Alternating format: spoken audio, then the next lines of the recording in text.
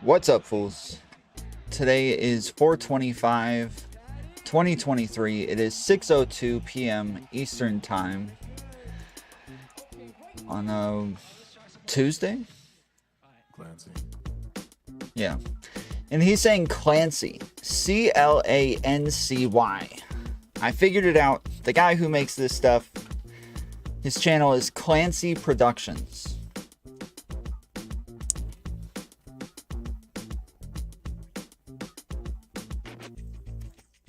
Yeah, not glancing. Clancy.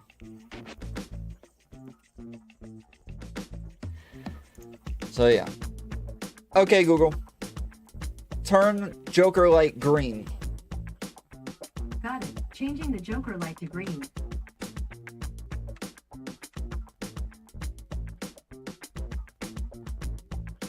Okay, Google. Turn Hawk's light blue. Alright, changing the Hawk's light to blue. There we go. Bing Chilling.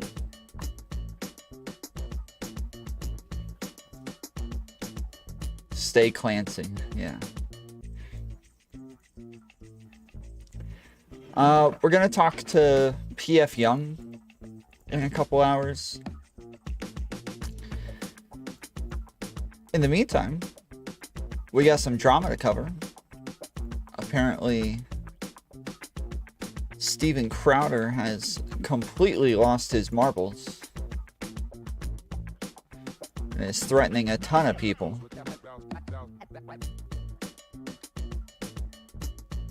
So we're going to get into that for a little bit.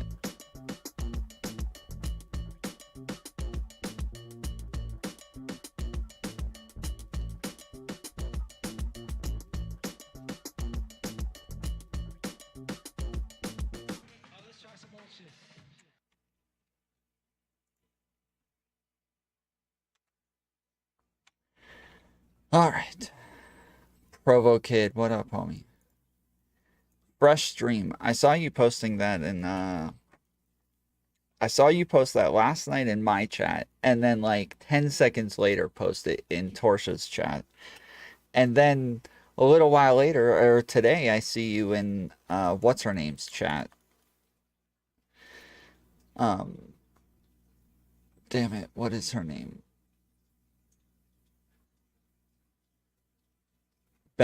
Yeah, Grace, yeah.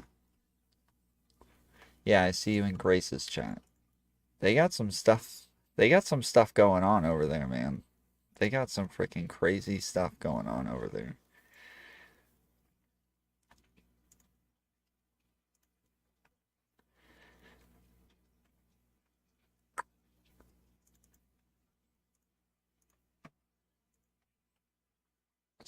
Some weird drama happening there. Tom, what are you and PF Jung talking about? I don't know. We almost always end up talking about free speech, so that'll probably that's probably what we'll end up talking about.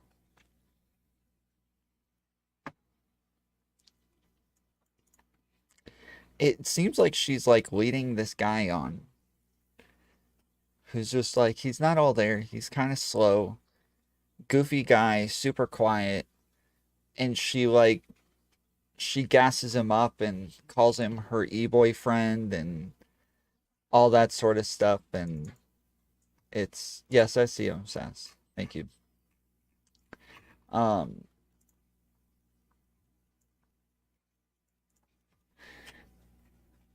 So yeah, it's odd stuff. It's super weird. Whatever the hell's happening over there, it is definitely weird. I have been living with a proverbial boot on my neck for going on years now. Bro, he's so dramatic all the time. Oh my goodness. He is such a drama queen. Oh my goodness. Right off the rip. Since 2021, I've been living through what has increasingly been a horrendous divorce. Now, let me say on the outset, to be clear, there is no infidelity, any kind of physical abuse at all on either side. And no, this was not my choice. My then wife decided that she didn't want to be married anymore. And in the state of Texas, that is completely permitted. It's been the most heartbreaking experience of my life, what I consider to be my deepest personal failure. In the state of Texas, that is completely permitted. Shucks. Should have been in another state where they don't let the woman leave the man. Should have been in another state where she can't just make a decision to take off like that. Freaking Texas, dude. What a hellhole. And just so you know, my opinions on parenting and families have not changed. I've always believed that children need a mom and a dad, that divorce is horrible. Freddie, stop trolling the bot. It's just here doing its job. And I still believe that children need a mom and a dad and that divorce is horrible. But in today's legal system, my beliefs don't matter. I can't tie her up to the radiator. It's not right. In this legal system, I can't force her to be my wife. After since feminism has gone too far, I don't even own her anymore. In Texas, divorce is permitted when one party wants it, period. It's really sad. It's a sad state of affairs. It's a sad state we're in. The woke agenda has made it to where women can just up and leave. They can actually almost do whatever they want these days. It's crazy. So for well over a year, in the best interest as well as physical safety of my children, we've decided to keep this issue private and to resolve it privately with the appropriate attorneys, what have you, legal jargon. And all this, one thing I want to be really clear about is certain. True north here is that my children are blameless, completely without fault. Sure, that's glad he brought that up. That's what I was wondering. Like, how much are the children at fault? You know, how much can we blame the children? What were they up to in all of this? That's what I was wondering. I'm glad he cleared that up. And so we decided to resolve these issues privately, as it's in their best interests, both emotionally and physically, to do so. Now, the other issue is... Yeah, he's got a cowlick. He's got his little Superman curl in the front. And this is something that I've kept private for likely far too long. Many other people knew about this behind the scenes. Some, not all, but some of them in positions of power, influence, leverage, knew of this. They also knew that the safety of my children included keeping it private. So if you're familiar with the idea of extortion, then you know the feeling well. Now, some of these... You're familiar with the idea, then you know the feeling. Threats were so thinly veiled that I'm frankly surprised you didn't all guess immediately. Stephen has a lot going on, I guess is the best way to say it. He has a lot going on, and that should be clear because people don't do stuff like this if there's not a lot going on in their lives. I would like to implore my audience and everybody that isn't paying attention to this situation not to condemn him, but to pray for him. Sometimes people need a prayer. Sometimes people need a scripture. You know, Stephen purports to be a Christian. I am unsure at this moment if it is my place to say more than that.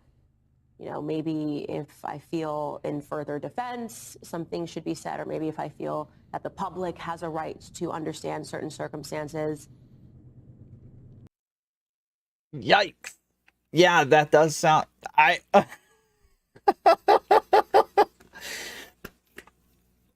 That does sound a little blackmail-y. It does sound a little blackmail-y, I'm not gonna lie.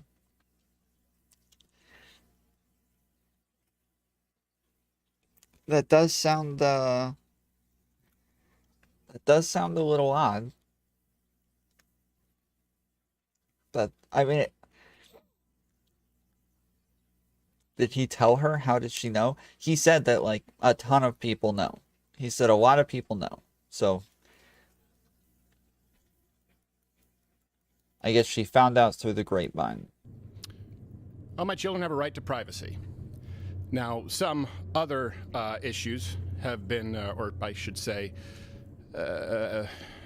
inferences have been more pernicious behind the scenes with demands and threats to use this information that they believe would be so publicly embarrassing to me and my wife at a difficult time that it could be used, knowingly putting my children in harm's way. So to those self-styled Christians, conservatives, and allies, well, not in my book. Now, if you find yourself, I don't want to get into details, so this is going to leap. Yeah, that's why he didn't take the Daily Wire money. He didn't want her to have that much more money to take from him.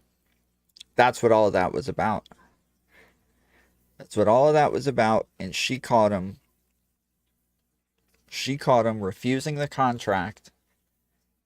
She was upset that she wasn't going to get a piece of that contract, and so he had to do a whole song and dance about no. It's it's about canceling.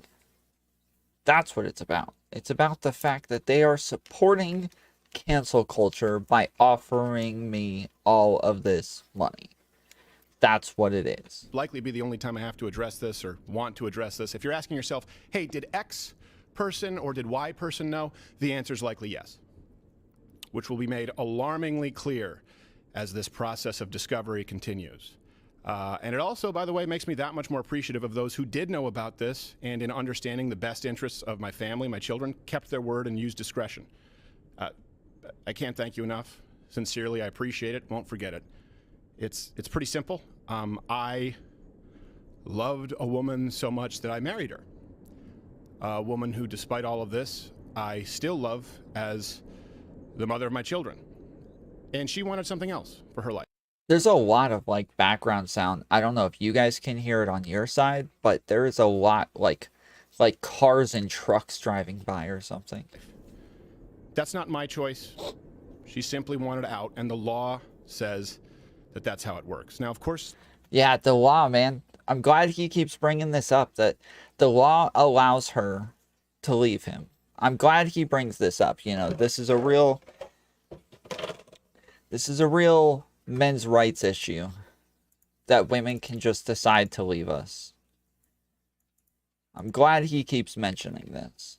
Look, I get it. There are multiple sides to every story, but one thing that is undeniable in this case is that it's no one's fault but my own in that I picked wrong, and that's certainly not the fault of my children. And I will say that what's in the best interest of my children is not internet drama, speculation, certainly not blatant or veiled shakedowns or dragging their father or...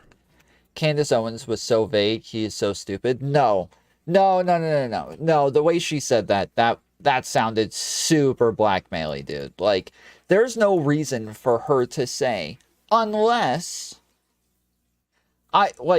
there's no reason for her to bring it up in the first place. But if she does, if she wants to bring it up and she wants to, you know, send thoughts and prayers and all of that, that's one thing. But then she says, and there's no reason for me to tell you guys about this, unless, you know, unless something was to come out, unless he decided to make things hard for me, unless I felt like it was necessary to shed some light on this scenario. That, like, no, there's no reason for her to say that. There is absolutely no reason for her to say that. It sounds super blackmail-y, dude. People don't talk like that. They don't do that. If they're actually trying to send, like, thoughts and prayers about something, they don't start, like, telling you all of the ways where they would start sharing your secrets. Nobody does that. Nobody says, hey, just by the way, Destiny told me this the last time I saw him. I would never tell anybody about this.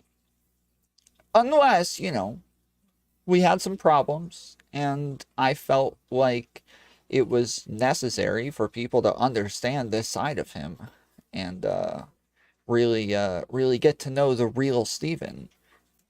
I might have to reconsider my silence on this. Like, everybody be like, oh my goodness, Tom, what the hell, bro? What is what do you see coming? What is happening? Mother, and I can't be clear on that enough, or their mother through the mud. And to anyone who tries it, I'm no longer going to pacify, capitulate, or sidestep because I love them a whole lot more than I love you. And I will continue to do whatever is necessary to protect my children. Discussing the divorce any further on social media or on this show or in any public space is not what's best for them.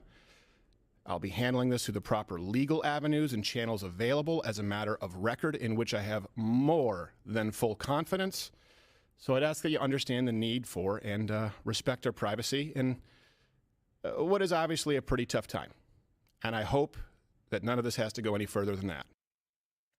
Yeah, I like even that, like, you know, I hope none of this has to go any further than that. Like, that is also a threatening way to say something. Steven Crowder drops the news on Rumble video that he is going through a divorce, basically accuses Candace Owens of extortion and hints he might take legal action if needed for anyone discussing his divorce in a way he deems too far.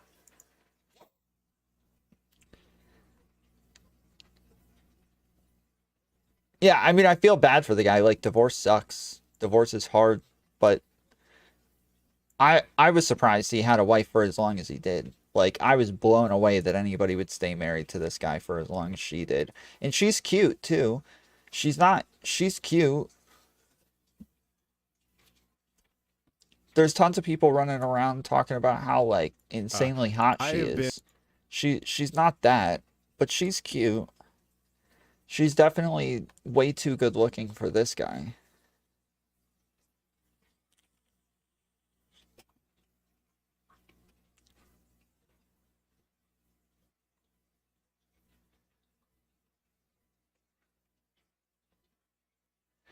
I used to have some respect left for Crowder, but damn, after the Daily Wire nonsense followed by his treatment of Dave Landau, and now he can't even hold his marriage together. How the hell is he supposed to be a Christian conservative leader?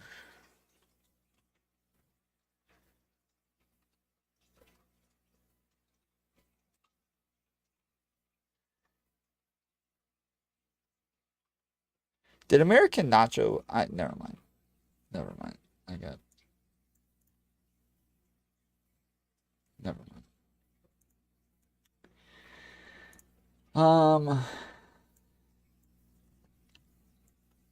So let's see. So Candace Owens, Steven Crowder accusing me of extortion is so patently insane that it honestly makes me question how there are still people who cannot see how thoroughly undone he has become. This is not stable behavior. He is a man on a spiral. Outright bizarre and concerning.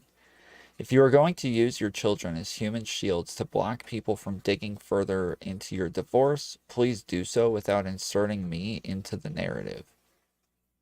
That's a really weird way of wording that. If you're going to use your kids as human shields, do it without inserting me. She has nothing to do with him using his kids as human shields. Like, one has nothing to do with the other. I don't know. That's such a weird thing to say. To remind people, the video Steven used in his show of me was a video of me responding to Steven's first set of bizarre attacks against me. Against the Daily Wire. Steven is not the victim. He never was the victim. He's just a bad person who continues to burn a lot of people. So yeah, so obviously, if this came from, like, the Daily Wire drama, then she was using that as a threat. Like, that is obvious she was using that as a threat. You know, I don't even have a question of the day for you guys today. I just feel like in the last 24 hours, things have just gone absolutely insane, right? Is it just me, or does it just seem like somebody pressed a button and the world has just gone, ah! First and foremost, we find out about Tucker Carlson. We're all shocked. We spoke about that a little bit yesterday. I'm going to talk a little bit more about that today. And then right on the heels, and unfortunately for him, it was after Tucker Carlson, we learned that Don Lemon is out at CNN. And I definitely want to talk about that because a lot of us are laughing, but we shouldn't be. There's a cautionary tale there. And just as if that was not crazy enough, as if it couldn't have gotten any crazier, time for the Daily Wire to get rid of Candace Owens. I find out this morning that Steven Crowder has made a video accusing me of extortion. It's unbelievable. I'm going to show it to you guys. It's actually unbelievable. And I fully believe this is a man that is on such a spiral. It is just shocking to me that any person cannot see exactly what he is right now. Lots to say about that. All of it and more today coming up on Candace Owens. A lot to say about it.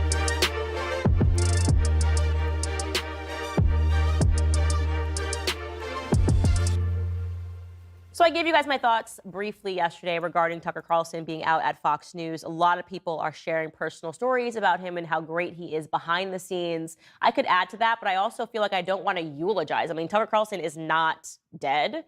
In fact, this is very much a beginning for Tucker Carlson.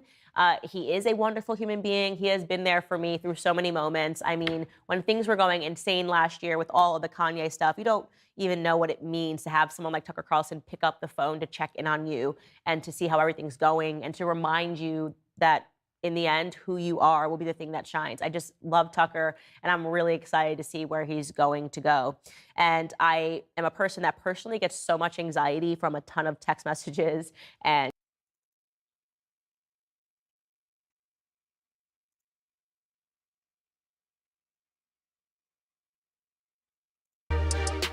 So first up, let's talk about Steven Crowder. A lot of you guys have probably seen his live stream this morning where he brings me up. So we're going to have to respond to that, obviously, because he makes some pretty heavy implications and insinuations in his video that are so patently false that it's shocking to me that a man with his following would be stupid enough to put this onto a platform.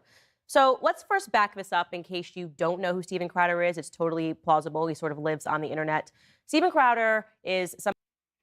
Tom says hi to Michael's kids, Gideon and Titus. What?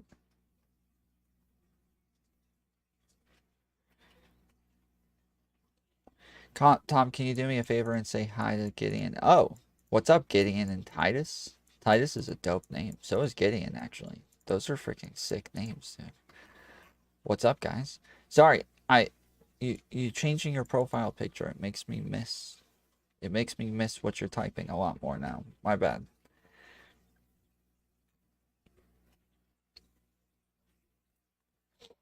Somebody who has a show called Louder with Crowder, who had something very terrible happen to him at the end of last year. The Daily Wire came to him with a $50 million term sheet. He was offered $50 million. I know, horrible, terrible. He was so upset by this that he then decided to do a video in which he calls out essentially all of the Daily Wire hosts, myself included, for accepting slave-like contracts. These were the very heavy implications of that video, that his followers needed to stop Big Con, talking about how we are all existing and we're kowtowing. And of course, we responded forcefully. Talking about how we're all existing? Is that what she just said? They're all existing? That his followers needed to stop Big Con, talking about how we are all existing and we're kowtowing. Is that what she just... am I mishearing this? Talking about how we're all existing?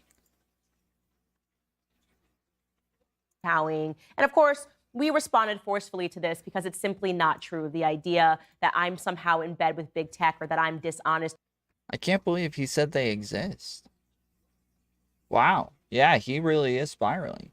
He's saying that they exist. And what I do simply because we didn't accept, I guess, his counter offer to the $50 million contract is pointedly ridiculous. Now, why are we talking about him again? Well, when in closing back in January, I essentially said that we were no longer going to talk about Steven Crowder, and I instead offered that people should pray for him because obviously when a man does something like that, he is broken. You don't do something like that to your friends unless there is something going on in your personal life.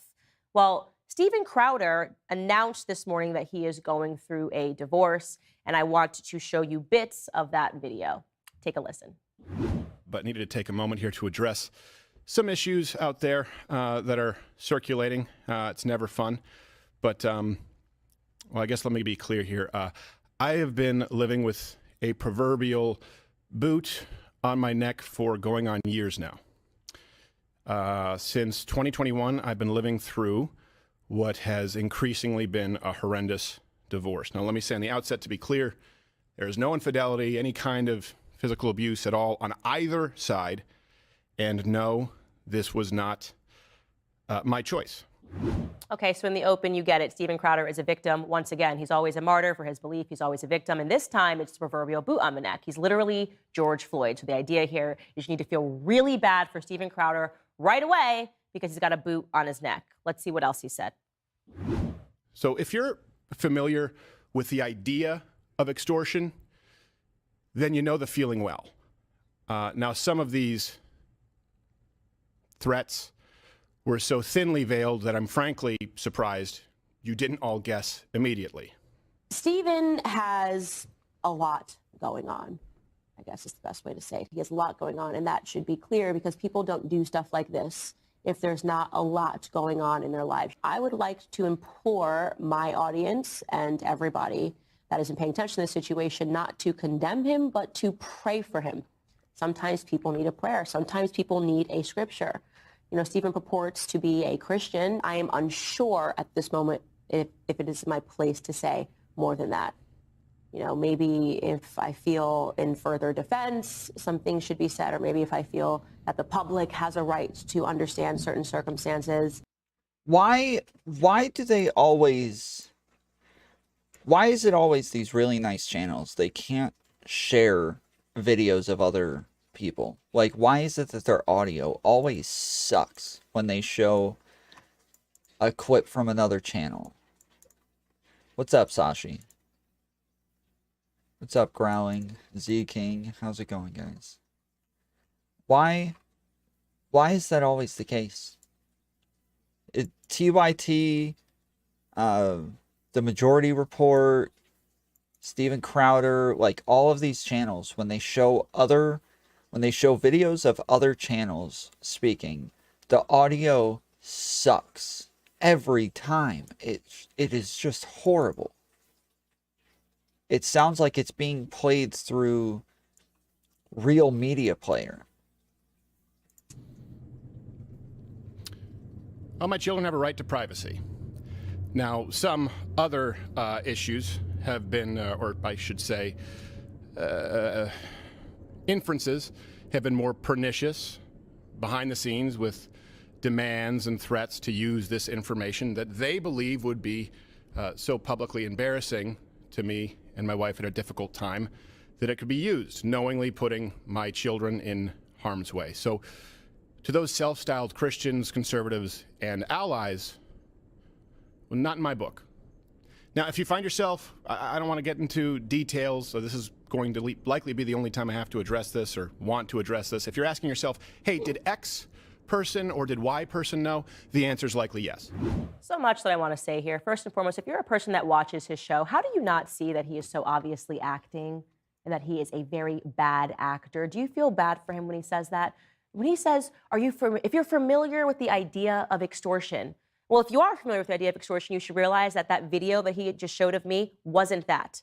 Nobody threatened him. Nobody made demands behind closed doors. His insinuation that I knew about his divorce before he decided to attack the Daily Wire is a pointed lie. Let me tell you what actually went on behind the scenes. Steven Crowder on election night was our friend. He was on the backstage with all of us, laughing, having a great time. He even sent me a retrospectively very flirty message thereafter on Instagram about how Oh my goodness. Yikes. nice I looked on election night, even though I didn't respond to it. Thereafter, obviously, he attacked the Daily Wire. He decided to record his friend, Jeremy Boring, and to release the recording out of context to make it seem like Jeremy Boring knows that he's employing all of us like we're slaves, right? This is what Steven Crowder did. Dude, she just threw that in there. Just threw that in. We were friends and he flirted with me. Also, what the hell, dude? She just threw that out there. That was not relevant in any way whatsoever. It was just like, oh, by the way, he told me I looked nice one day. We had a right to respond forcefully to all of his claims. We all did that on our different platforms. And then I said to myself, just sitting there one day, why is he doing this? It's a very simple question and an obvious question that any person would ask. This is not normal behavior. It's very erratic to go from being friends with somebody, being with them on election night, laughing, having a great time, to suddenly wanting to ruin their entire company and launching Stop Big Con. It's bizarre behavior. I turned to my husband and I said, where's his wife in all of this? Isn't she so supposedly a Christian? I'm just thinking about the way that I talk about everything in my life with my husband. Every night I'm talking to him about what's going on at work. I thought to myself, where is Hillary Crowder in all of this? How did she not tell him not to do something this vicious and this disgusting? And then I said to my husband, I bet they're not even together. I logged on to Instagram and I found Hillary Crowder's Instagram account and I looked to see, and it turned out that she didn't follow Steven Crowder and that Steven Crowder didn't follow her. He didn't follow anybody in her family and she wasn't following anybody in his family. Ooh. Wow. Damn. They're moving quick. Wow. Yeah, that's some tea right there, dude. Oh my goodness. That was my aha moment. Clearly, there was some sort of a separation. Now, this might sound like crazy CIA stuff, woman stuff. It's exactly what happened. I then spoke to Jeremy at the Daily Wire and I said, do you think that him and his wife were potentially separated? And he said, no. Obviously, it's his friend. He would have known whether or not they were separated, except he didn't. He actually had no idea if they were separated either. Finally, we decided in conclusion, Jeremy advised, that we just stay out of it, that this is actually not our business, but at least it actually felt good to learn that he was going through something privately because it assigned some reason for something that he did that was so horrific and so irrational to his friends. I actually agree with this. I mean, I think that it probably gives some sort of explanation to why he was acting so weird and why he would do such a stupid thing with the entire contract from the Daily Wire. Like, this probably does explain a lot here. And finally, we said, okay, this is a broken man. This is what I was thinking. This is a broken man who is on some sort of a spiral. It is likely his divorce that led to this moment. He's acting erratic. He's acting panicked. And this at least gives us some sort of an excuse for why he behaved this way. That's it. That's the big, scary story. Why is there so much bridge burning this year? I don't know, Sass. Why don't you tell them how Mars's shadow cast on to Jupiter and that's why the energy is off and all of the bridges are burning. I then went onto my platform and I said, pray for Steven Crowder, honestly, because that's what he needs. He needs a prayer. And apparently, nobody's answering those prayers right now because he's still acting erratic. He's now upping the ante and suggesting that I extorted him. I will not take that lightly, okay? Come on. That the way she said it, it was pretty blackmaily. It was. That was pretty blackmaily right there. It was. And to know that this was happening at the end of the Daily Wire fiasco makes it just that much more obvious. It just makes it that much more obvious that she was definitely threatening with that clip, for sure. I am not Hillary Crowder. I am not anybody in his family. I am not. He called me Sass. No, I was telling Sass to explain it to you. It's Mercury retrograde, bitches. Whatever is not good for you is gone. Going to take somebody going onto his platform and alleging that I either harassed, threatened, or did anything that would put his children at risk. That is very serious stuff that he is saying. And so what I did this morning after this clip was sent to me is I contacted a defamation lawyer and I am sending Steven Crowder a cease and desist. And I'm going to demand a full-throated retraction to the idea that Candace Owens threatened him or extorted him. Nah, come on. Come on, dude. This is all for play, dude. This is just for show. This is all for show. This is not real life. This is not real life. This is not real life. There's no way. Full-throated sounds hot. Yeah, it does. Yeah. And not that I simply did a little math. 1 + 1 = 2.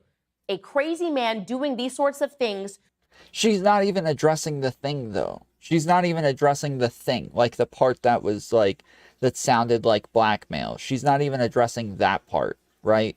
She's just addressing the part where she says, like, you know, thoughts and prayer for Steven Crowder, blah, blah, blah. But then she says, but, you know, I don't want to talk about this. I don't want to out his secrets. Unless... to his friends obviously means that something is going on personally. Honestly, this time, I'm not even going to suggest that anybody should pray for him. I am so deeply troubled by the idea that he is trying to insert me into this narrative pertaining to his divorce. Yeah, don't even pray for him. Now that I'm upset with him, I don't even care about God anymore. I'm frankly angry about this, so I'm going to hope that he does the right thing, okay? That he does another one of his live feeds on the exact same platform and via the exact same medium and offers me an apology and takes back every single word that he says. Dude, yeah, she's not even addressing the thing. She's not even addressing the part where it obviously sounds like she's holding it over his head. And, by the way, if you think that that's bad, here's how he decided to end this clip pertaining to his divorce. It's pretty simple. I loved a woman so much that I married her. A woman who, despite all of this, I still love as the mother of my children. He's so freaking dramatic, dude. He really is the biggest drama queen of all time. And she wanted something else for her life.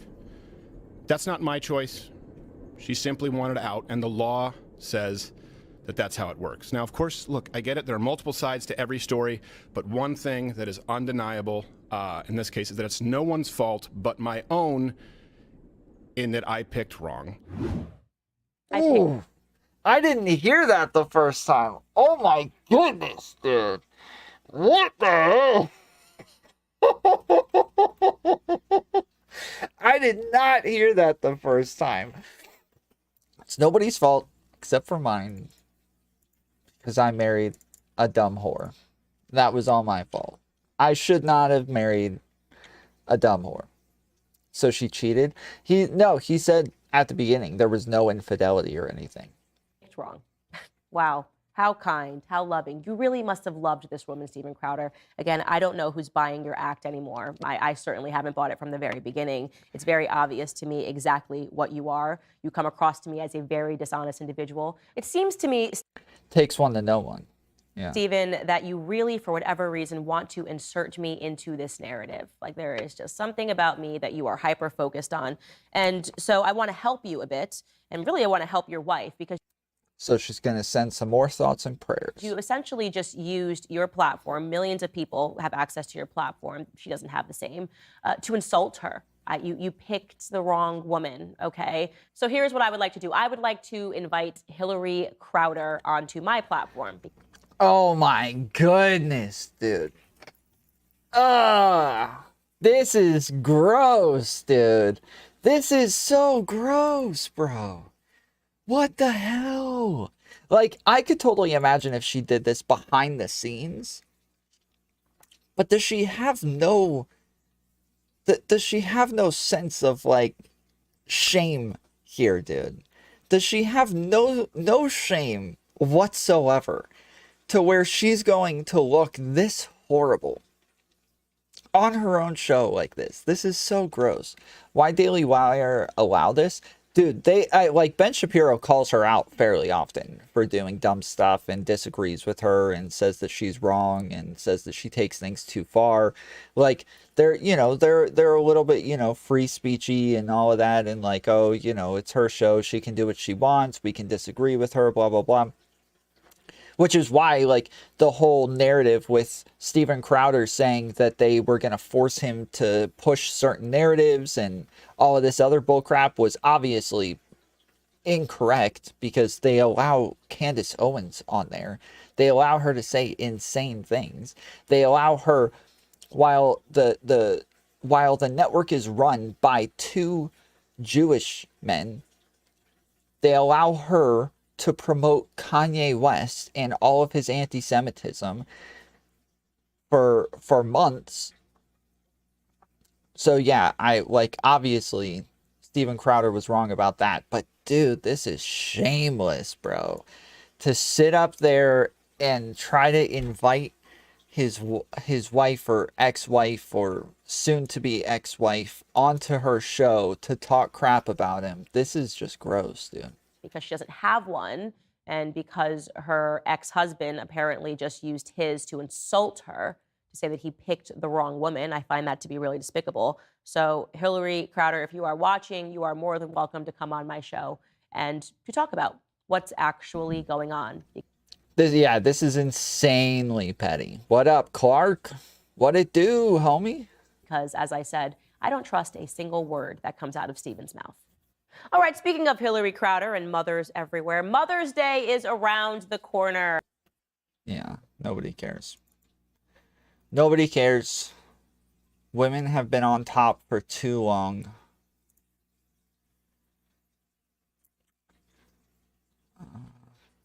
I was a bit upset with you when I saw your live coverage, but then I watched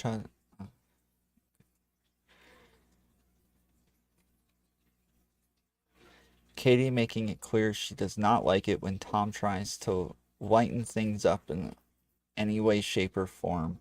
Carry on being condescending, smug, and generally all around unlikable. Well done. As someone also on Suboxone, Subutex to be more specific, props bro, I've gotten completely off opiates for years before, but ended up relapsing. Subs have definitely helped immensely. Nice, dude. That's dope. Yeah, there's a lot of people I know who have gotten on subs. I highly recommend them. It's there's a lot of people who look at me for taking Suboxone as though I'm not really clean. That's what I hear all the time. If you take Suboxone, you're not really clean. You're just taking another type of heroin, which you're not incorrect. It is like another type of heroin. It is another thing that is supposed to trick your body into believing that you're taking heroin or that you're taking some sort of opiates so that you don't have the cravings. And you can get high off of them. You can abuse them and like take way too much. But they do it in a way to where it's not going to make you super lazy. You have a prescription to it. It's legal. You don't end up robbing houses to go get more of it. You don't end up like stealing all of your friends and family's money. You don't end up going to prison over it. Like, it's just not the same thing. You're able to work a job, you're able to live a healthy life, and that's all that matters. If I could do heroin, if I could still shoot up heroin and live a healthy life the entire time, I'd do it in a second. Hell yeah, no problem. Heroin would not be a problem anymore. All of the bad things about heroin would be gone at that point. So, that's pretty much what Suboxone does. Suboxone is like, hey, you can kind of keep doing heroin, but all of the negative side effects are gone. All of the bad things that ruin your life, all of the things that make being an addict such a pain in the butt, that's all gone. That's what Suboxone does for people, and I think, hell yeah, dude, do it. Do it, and do it for the rest of your life if you need to. Just drink water.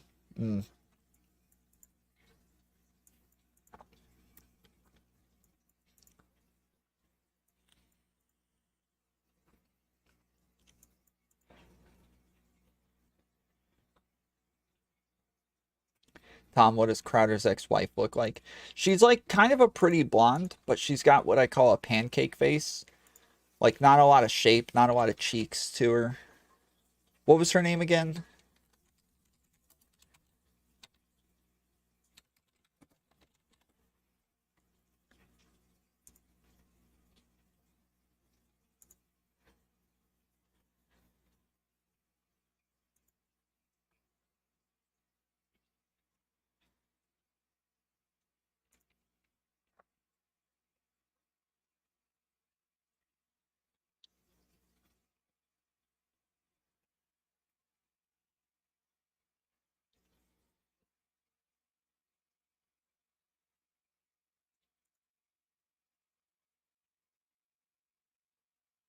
Nicole Arbor, we saw this stuff.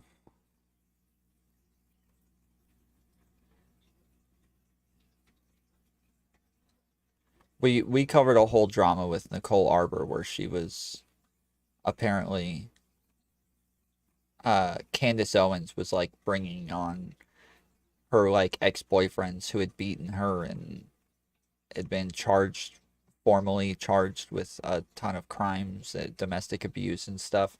And then Candace Owens was bringing them on and like helping them deny that they ever did any of this stuff. Flat chested, I don't know. She's uber skinny. I guess in these pictures she doesn't look like she's got pancake face, so I don't know.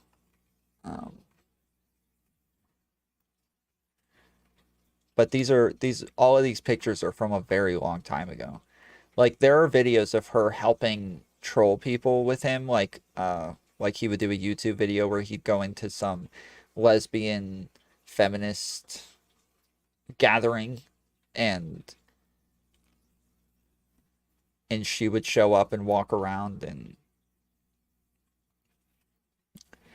yeah, it was all a bit crazy.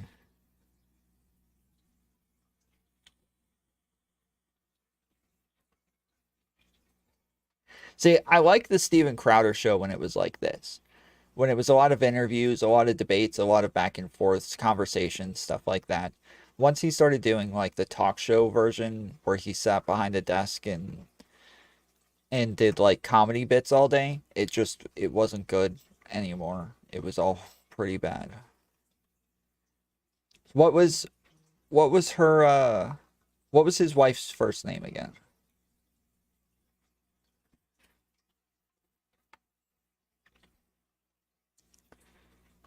Hillary.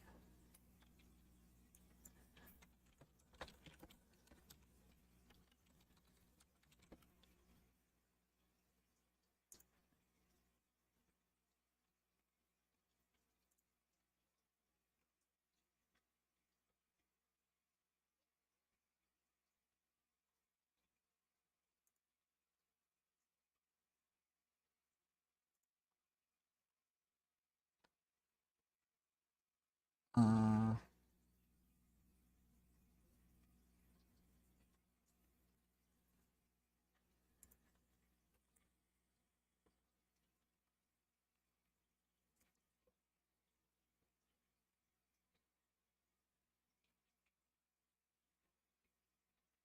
yeah, again, it's all old pictures. It's all stuff from when like they first got married. So this is all old stuff. And I can't find her Instagram, so I don't know.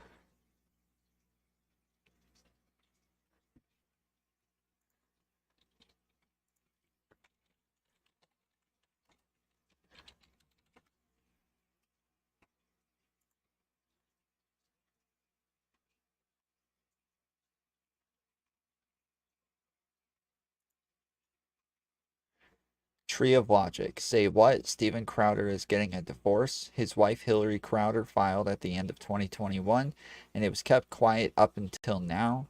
Receipts. She posted this yesterday. In the matter of the marriage of Hillary Crowder and Steven Crowder, in the interest of Magnus Crowder and Charlotte Crowder, children, case summary. In the matter of the marriage of Hillary Crowder and Steven Crowder, in the interest of Magnus Crowder and Charlotte Crowder, children, was filed as a family marriage dissolution divorce lawsuit. This case was filed in Denton County District Court. Denton County District Court located in Denton, Texas. Judge overseeing this case is Shipman Sherry. The case status is pending. Others pending. Wow.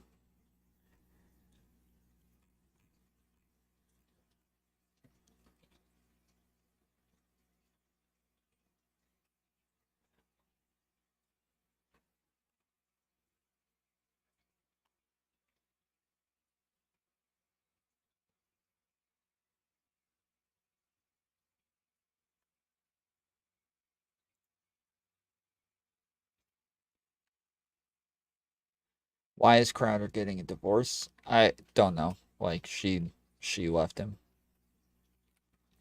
They said that there's no infidelity, but quieter with Crowder.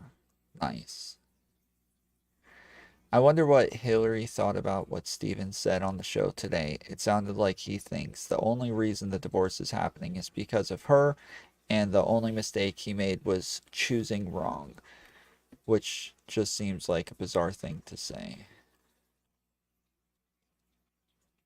Just reading up on Steven Crowder's divorce, not Candace Owens inviting Hillary Crowder on her show.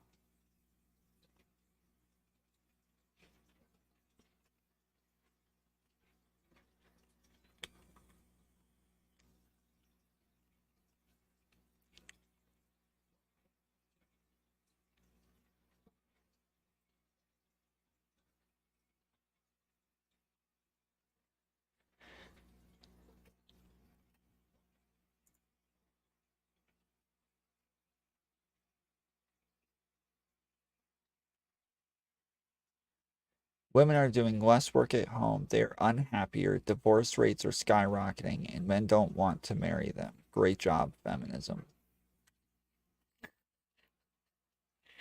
Wow.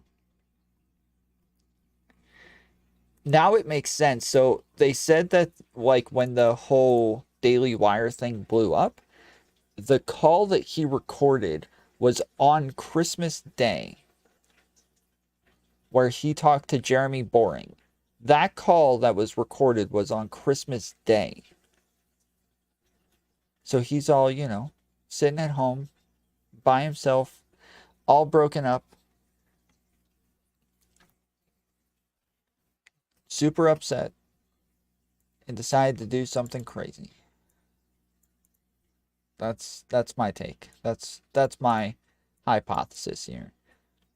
With more money comes more work, and more work comes less intimacy, and with less intimacy comes divorce. Yeah, maybe.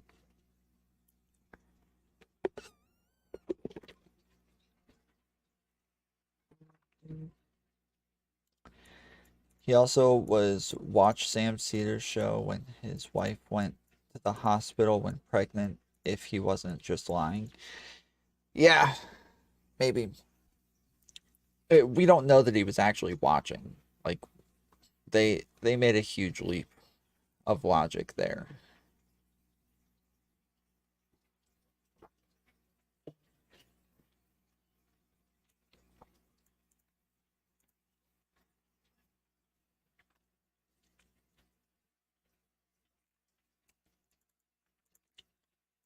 Because all of that came from the fact that he was suspicious that they were going to do something like bring Sam Cedar on.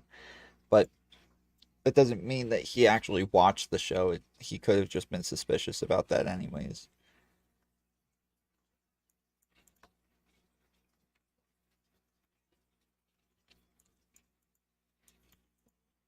Crowder's going to end up married to Lav at the end of all of this. Nice. That would actually be an awesome ending.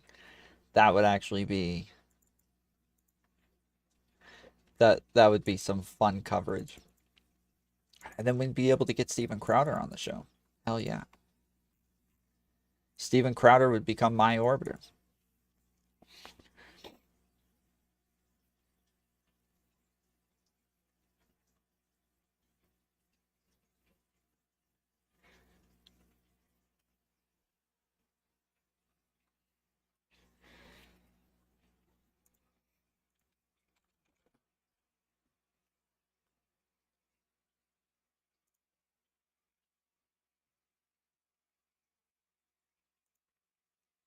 Crap.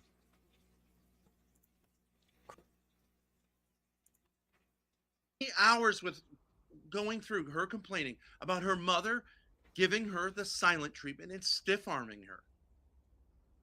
And she, I sympathize with that, but now she's doing it to her kids. And there is a point at which you say, like, my God, you've got to break the pattern. It's like the kid, it's like the guy who's been molested, who's molesting kids. Yeah, I get it, buddy. I get it. You're replaying it, and this time you're in control. I do get it.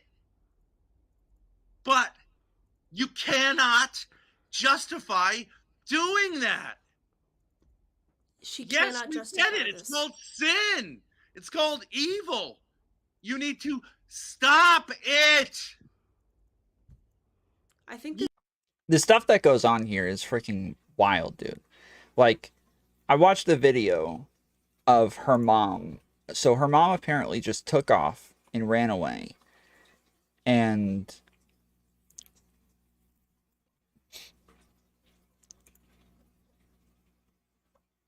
like talks to sock puppets in her car now. I don't know, like, one part of me is saying, like, why her? What's wrong with you that you wouldn't ask people for money? I agree. Like, I've given them a lot of good content for a long time. What's the problem? Don't yell at them. See, that's what you do. You're just hostile. You just yell. Do you think people are going to give you money for yelling at them? Yeah, you're right. I'm sorry. Like, I shouldn't have yelled at my chat, and I'm sure they want to give me money. I'm just not quite sure how to get it. I'm spiraling. Spiral then. Go ahead, see what happens. Okay, so I'm just gonna spiral. I'm spiraling.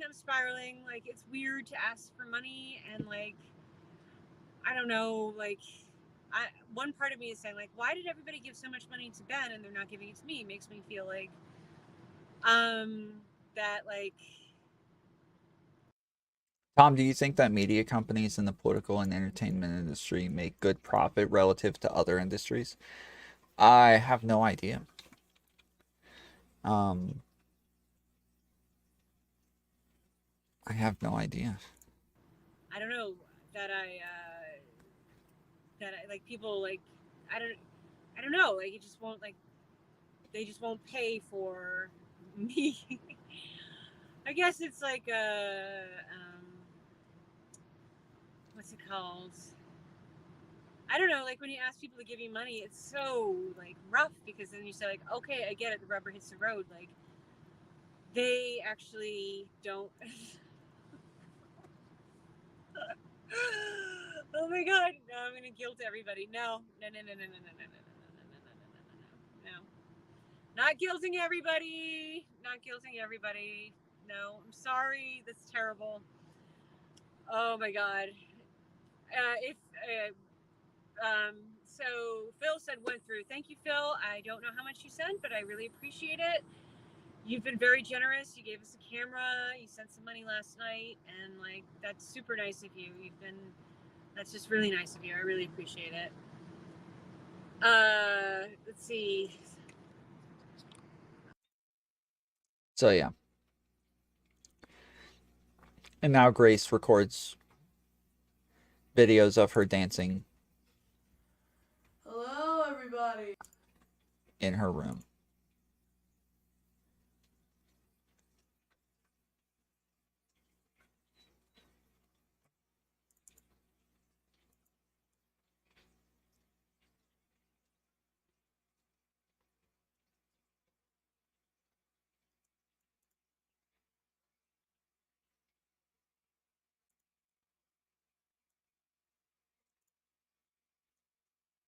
At least I'm you just could say- asking for interaction.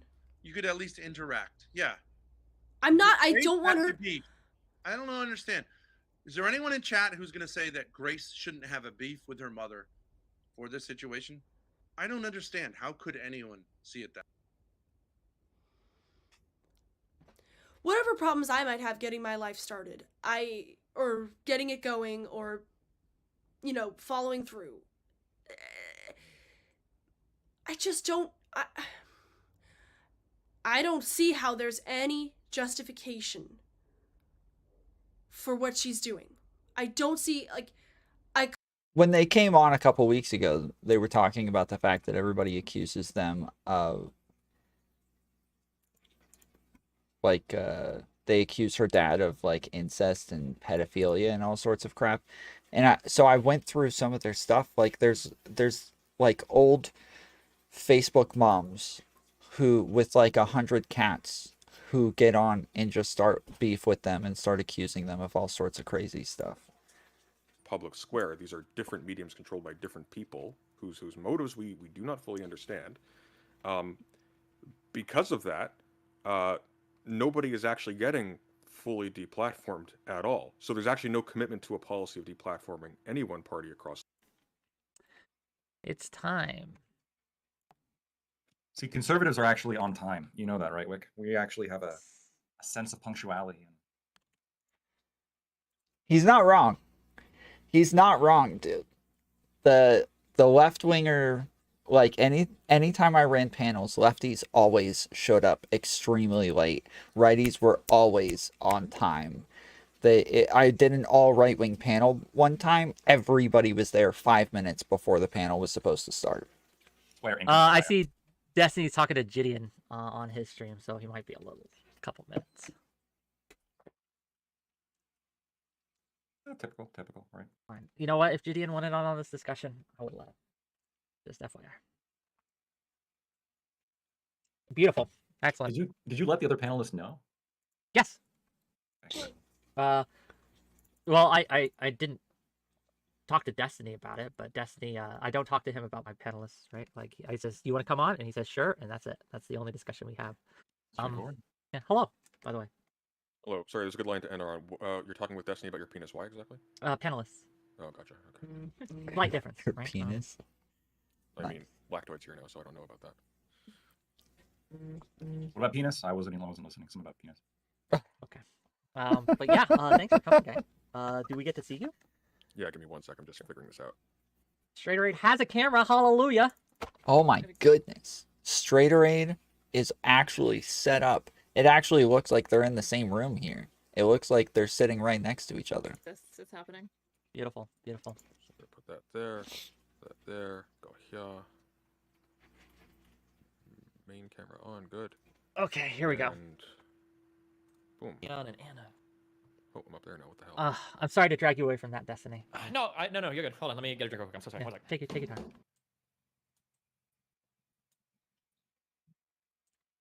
God, I cannot get this to fucking fit. The other day, I went into Whick's chat and I put in all caps, "Move it into the center," and he immediately moved it all over and straightened it out, got it all right in the center. It's beautiful now. Okay. You're looking good on my end. Oh no, I know it's on my end. Okay. We're still competing. Remember, I need to have a better presentation. As with here audio content. Beautiful. In that case, welcome to yet another episode of Whick TV, a cross-ideological space where people can come together from different walks of life to talk. And if Gideon wanted in on this, he's allowed to be in on this. I think he'd make an interesting thing, but I don't know if he does. Let me start by apologizing. Iona fell ill.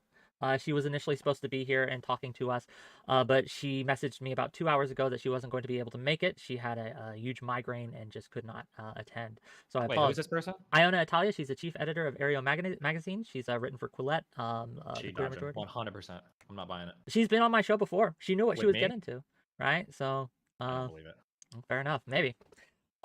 Regardless, she could have been a great show, but it'll be a great show because we have Lactoid to replace her. So Lactoid, Yeah. I appreciate you coming in last minute and talking to us. Thank you. And with this, we're going to talk about tech censorship today. I watched a panel with Destiny and Alex Jones at the Minds Fest that he recently did, and I was very disappointed in how that went. And I thought that this was an interesting enough topic that we could talk about it in a more productive manner. And so I've gathered a team, gang, to discuss this, and we'll see how it goes. And I guess I'd just ask, first of all, straight up, is Twitter and other social media companies, right, have they become the de facto town square? What do we think, gang? Are we going around in circles, or is this Up to you. Anyone wants to jump in, go ahead. I think that we would generally call them the town square, but I don't think that just because we call them the town square means that there's any sort of responsibility that comes with that. I don't think that I think lots of people are like, oh, well, they have become the town square, and so now we have to force all of these like laws and regulations onto them, and now they have to abide by the First Amendment. No, I don't think so.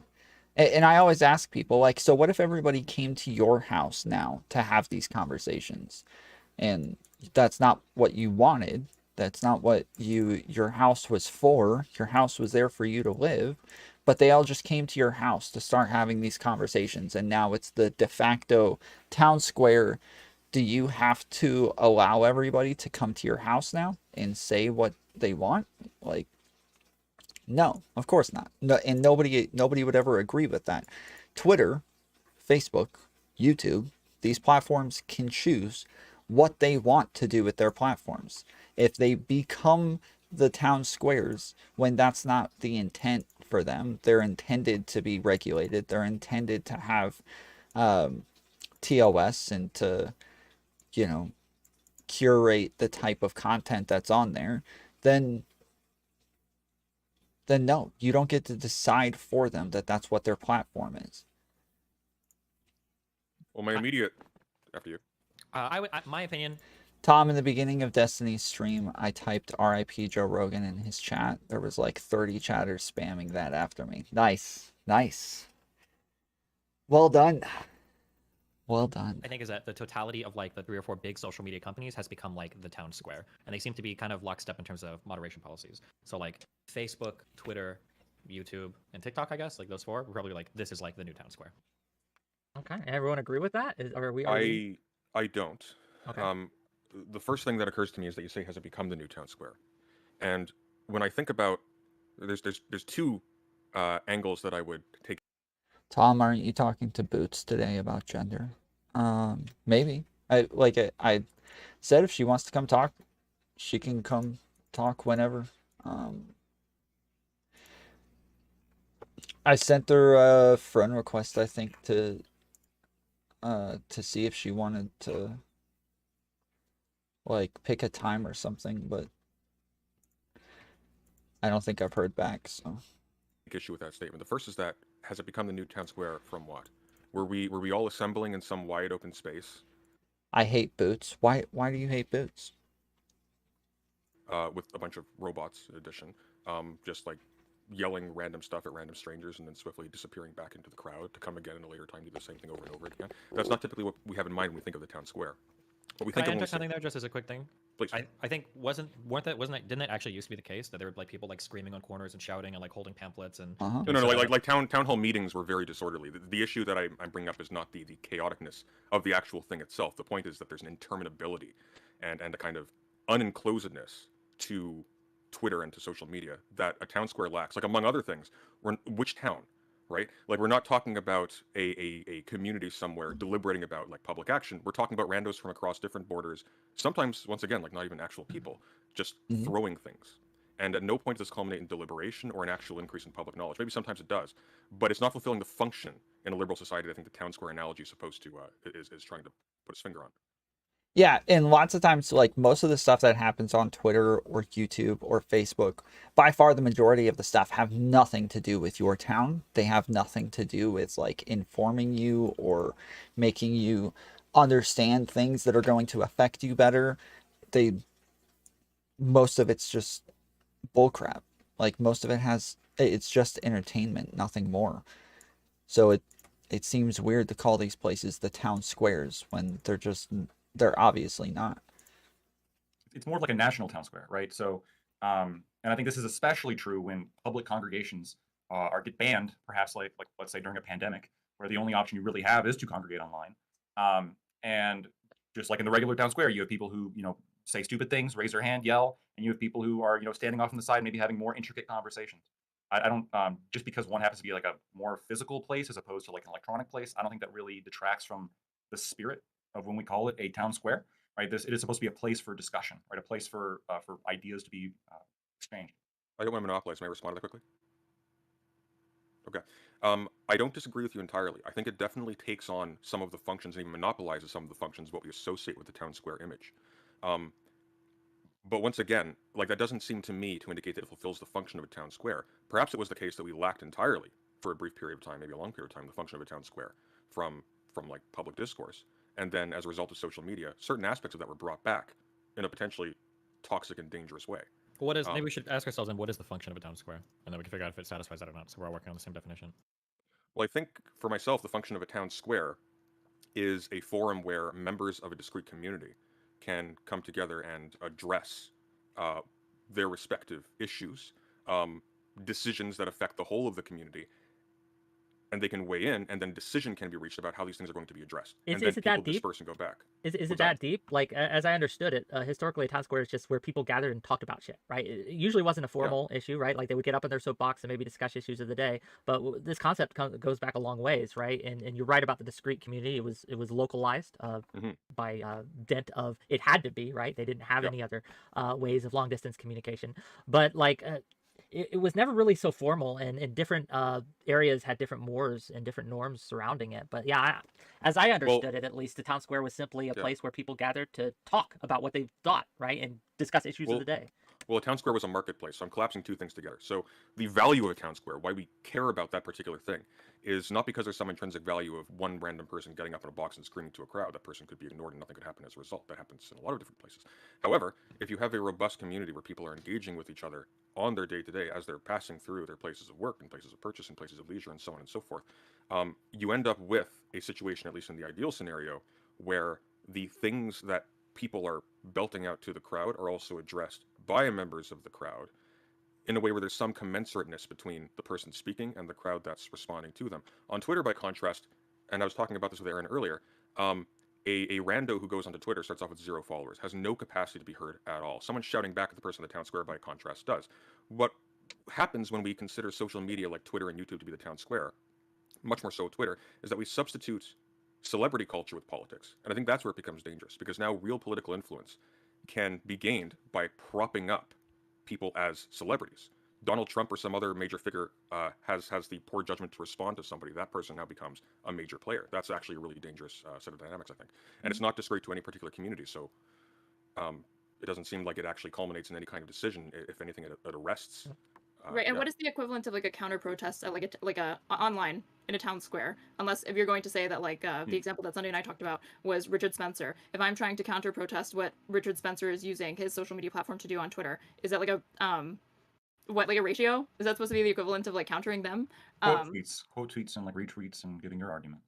Yeah, posting furry porn. Or, like I've seen people do a lot of weird things when it comes online. For one interesting form of a digital protest, actually, it's not exactly the same thing. But when that was it Texas? Posting furry porn. What? Why did he say that? Did anybody understand that reference? Opened up their lines to like report people for being trans or something, or was it Florida or Minnesota or something? That happened, and a bunch of people like did a bunch of fake phone calls and got the phone call line shut down. Right? There's ways to like protest people online, I think, and even on Twitter by whether it's ratios or posting images or retweeting or quote tweeting people, whatever. Right? Like, do people like post? Do they like comment a ton of furry porn to spamming the threads you don't like? Okay, so you just put like a bunch of furry porn in there to like to push people away? Is that what it is? If I saw furry porn, I'd probably become a lot more interested. Where are people posting this furry porn again? Can you link me just so I can kind of get the gist of it? Can somebody send me where this is happening? And hashtags, right? I mean, hashtag seems to be like that's the whole thing. That there's a reason why like they trend. There are ways to reply. Oh, sorry, go on. Just for like research purposes. So continue. But I asked that question to ask others, and I'm curious. But continue with your thought. Yeah, there are certainly ways in which individuals, even with no following whatsoever, can technically respond.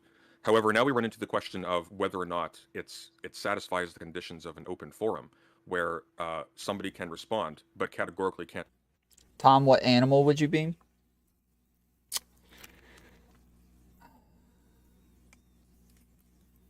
A wolf or a bear?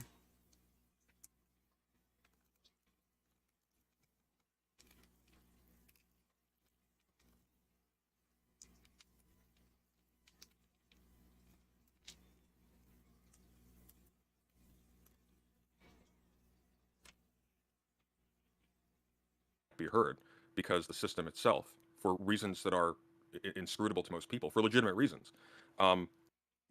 I would be a shark. Nice. Or a raccoon. No, not a raccoon. I'll spam it in your Discord. Thank you. We'll see how that works. We'll see how many people leave my Discord.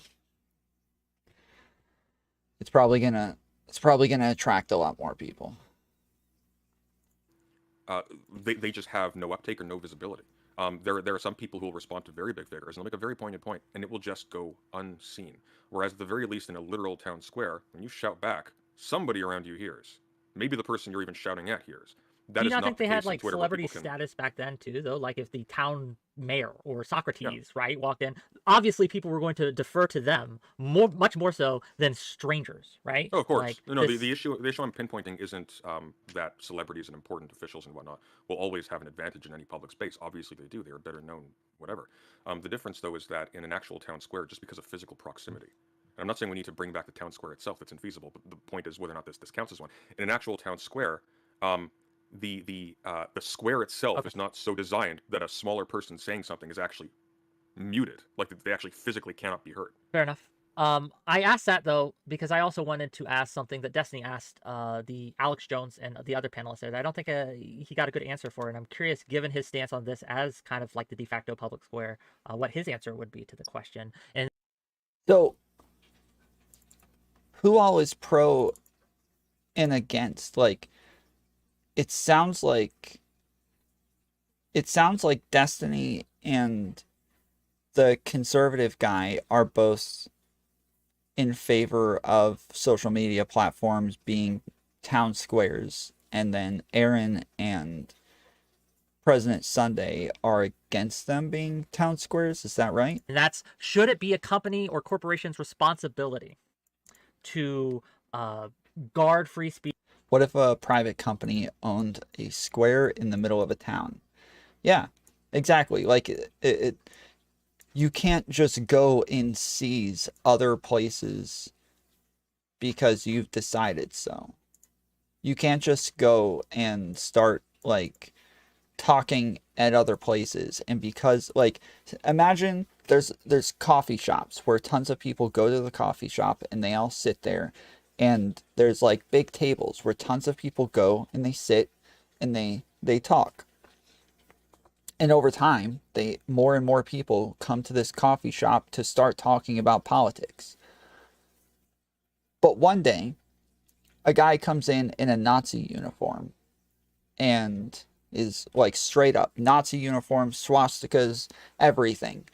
And they try to kick him out.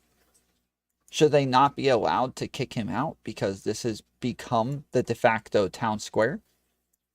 Should they not be allowed to force him out of their coffee shop? Because that's essentially the argument with Twitter, is because people have made it effectively a town square.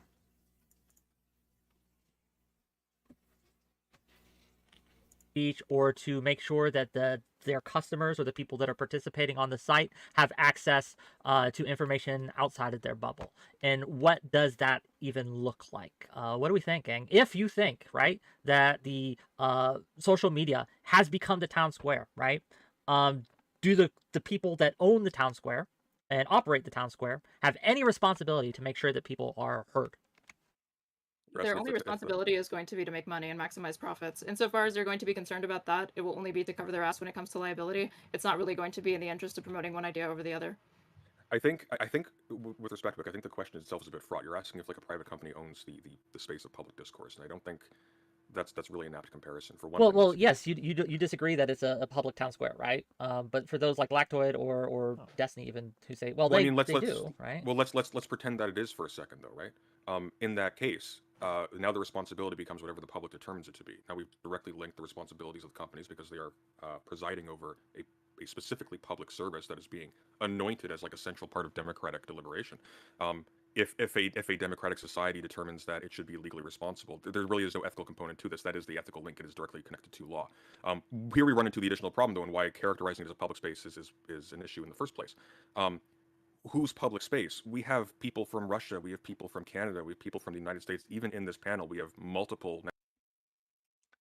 I think if you have millions of people with different political views in your coffee shop all the time, they should let him in too. Why? If it's a place with like 100 people, kick them out if you want. Why does the amount of people matter? The amount of people should not make a difference.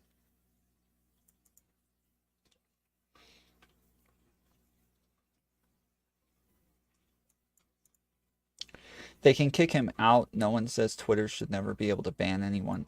The argument is that Twitter should not put their thumb on the scale of electoral politics. No, I don't think, no, it's not. The argument is about free speech. It is not about electoral politics. The argument is about free speech. It is saying that they should not be allowed to ban people. The argument is about taking somebody out of the public conversation.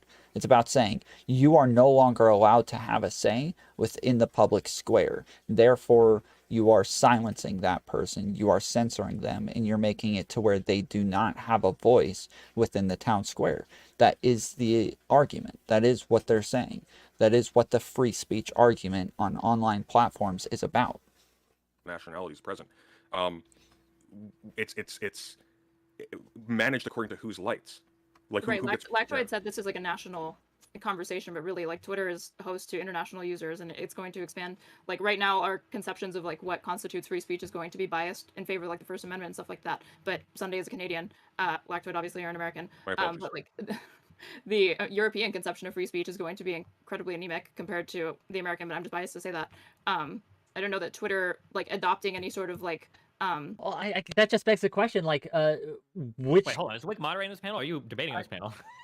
I'm trying to... Whick is, I'm doing Well, both. I got a few points, right? So to answer the question directly, This has been the criticism of Whick the last couple panels, as far as I understand, is that he interjects a little bit too much, but he can run the panel however the hell he wants. I think a lot of people, especially streamers and debaters, are going to be a little bit turned off if the person, if it's not like upfront from the beginning that person is a debater, right? If they interject themselves as this like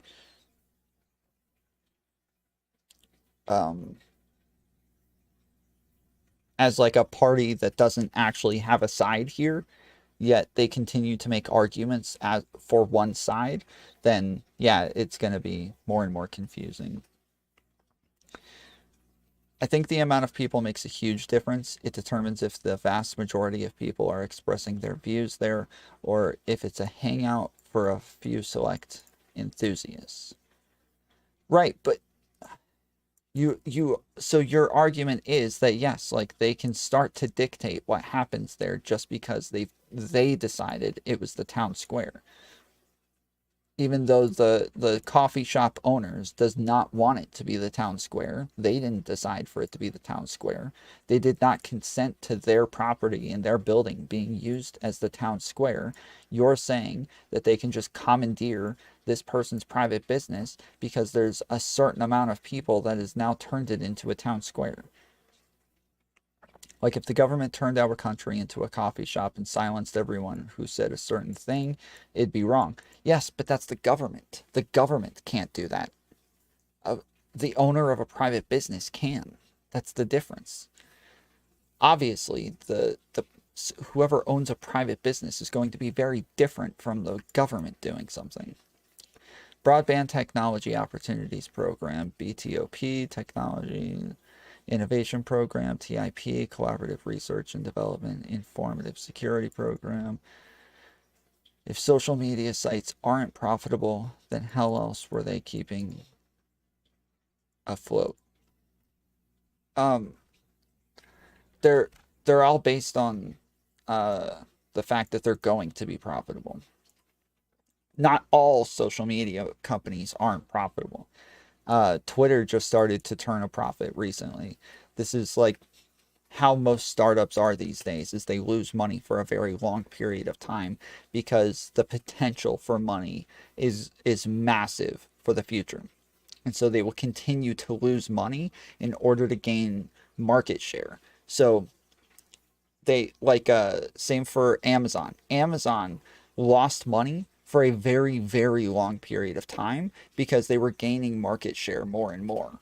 It wasn't just that they were trying to invest just to have like better things, but because they were trying to take over the market to where nobody else even had an opportunity to sell anything anymore. And then once they had a massive chunk of the market, now they could decide to be profitable. Now they could decide to stop investing, stop like, cycling the money, and now just let everything sit, let everything chill, and now allow money to start to flow in. That's how social media companies have been operating as well. It only started making money through drastic change. It hadn't done before. No, they are all more than capable of being profitable if they want to. They all social media companies are more than capable of being profitable if they choose to be. It's about the cycle. It's about how they choose to spend their money and whether they choose to be profitable and just allow the money to come in, or if they choose to reinvest everything so that they can have like a better better projections in the future. Yes. Yeah, absolutely. Companies have like a responsibility to freedom of speech. Yeah, I think if millions of people are expressing their ideas there, speech rights of the individual become more important than what the owner wants them to say. Yeah, I disagree. I feel like the freedom of speech, the rights to freedom of speech of the coffee shop owner is just as important as anybody else's. And I don't think a mob can tell this coffee shop owner that they are not allowed to have the right to freedom of speech. That is not okay. That is not an okay thing. Just as with Twitter, we cannot tell Twitter what they can or cannot do with their own platform. That is suppressing their freedom of speech. That is censoring their own freedom of speech. They should be able to choose what they do and don't want on their own platform. They can choose what they do and don't want people to say. This is all their choices. This is their freedom of speech. It's always so odd to me that like otherwise very lefty people will just like, for some reason, like when you ask them about censorship, right? This is why I think authoritarianism is actually often like their underlying motive for most things. When it comes to like terms of censorship, like they immediately flip into like the most free market, like ANCAP you can possibly imagine. Well, no, they're just there to make profit. We can't even criticize them, right? We shouldn't even be able to like come together and say, well, no, like fuck you, like you were managing freedom. They aren't saying a thing. They're stopping someone else from doing it. How is that freedom of speech?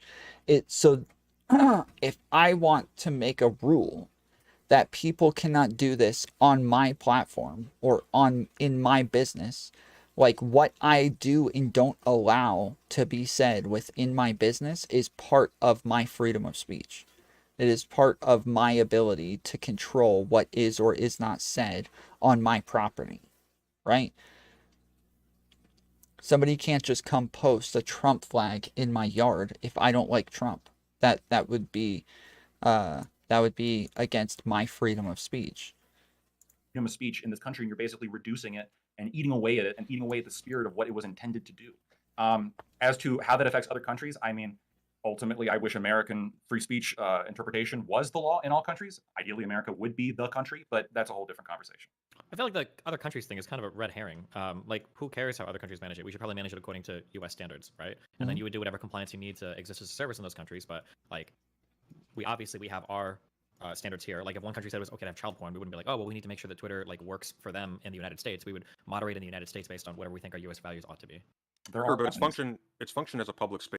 It's part of your ability to control what is or isn't said by others, but I don't think that is your freedom of speech. Can you show me in law where it applies? I could be wrong. Yeah, of course. Freedom of speech definitely applies to the way that you're being represented and you being able to choose the way that you're being represented.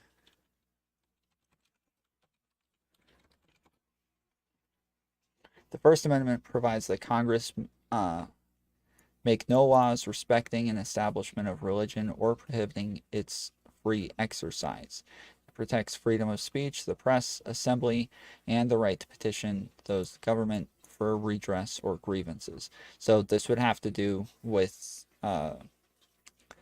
like, in order to make the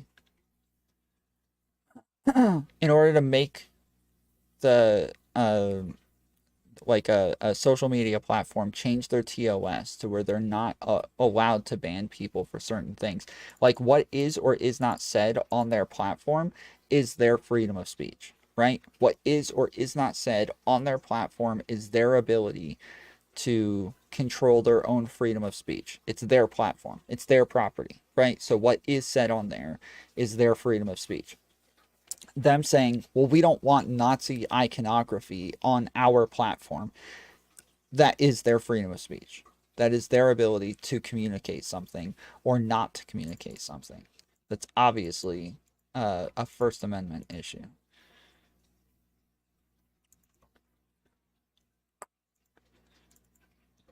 Base, though, is not dependent on the place in which its head offices are situated or where it's. Well, it kind of is, yeah. I would expect like a company that's situated in Britain to operate under British values. No, I'm not disagreeing with that. But what I'm saying is that the argument that it fulfills the role of a public square, that is satisfied regardless of whether or not the company itself is situated legally in the United States or elsewhere. For example, it fulfills the same function in Canada as it does in the United States. It fulfills the same function in the UK.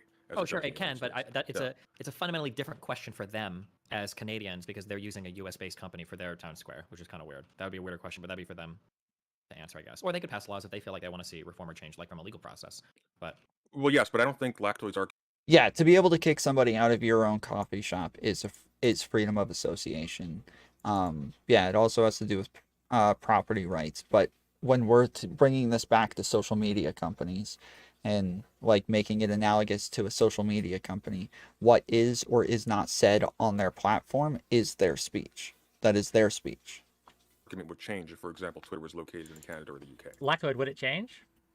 I mean, here, from we like can ask him. From like a legal perspective, yeah, I guess it would change because it would be domiciled in a different country and it would have different rules apply to it. But well, like, exactly. You're not talking about the legal. I'm not talking about that, right? I'm like well, the even from an moral ethical, responsibility. Well, no, yeah, exactly. Even from a moral responsibility, it would change. If Facebook passed a law saying that women needed to cover, or not a law, I'm sorry. If Facebook passed a rule saying that in every picture of a female, the female needed to wear the hijab, right? And males needed to accompany them in public in all public pictures. Obviously, I would protest the fuck out of this. This is crazy, okay? But if somebody made like a Muhammad book or something, and it was like from fucking Saudi Arabia, and it was popular online, that was their rules. Like, okay, well, I mean, it's Saudi Arabians like social media.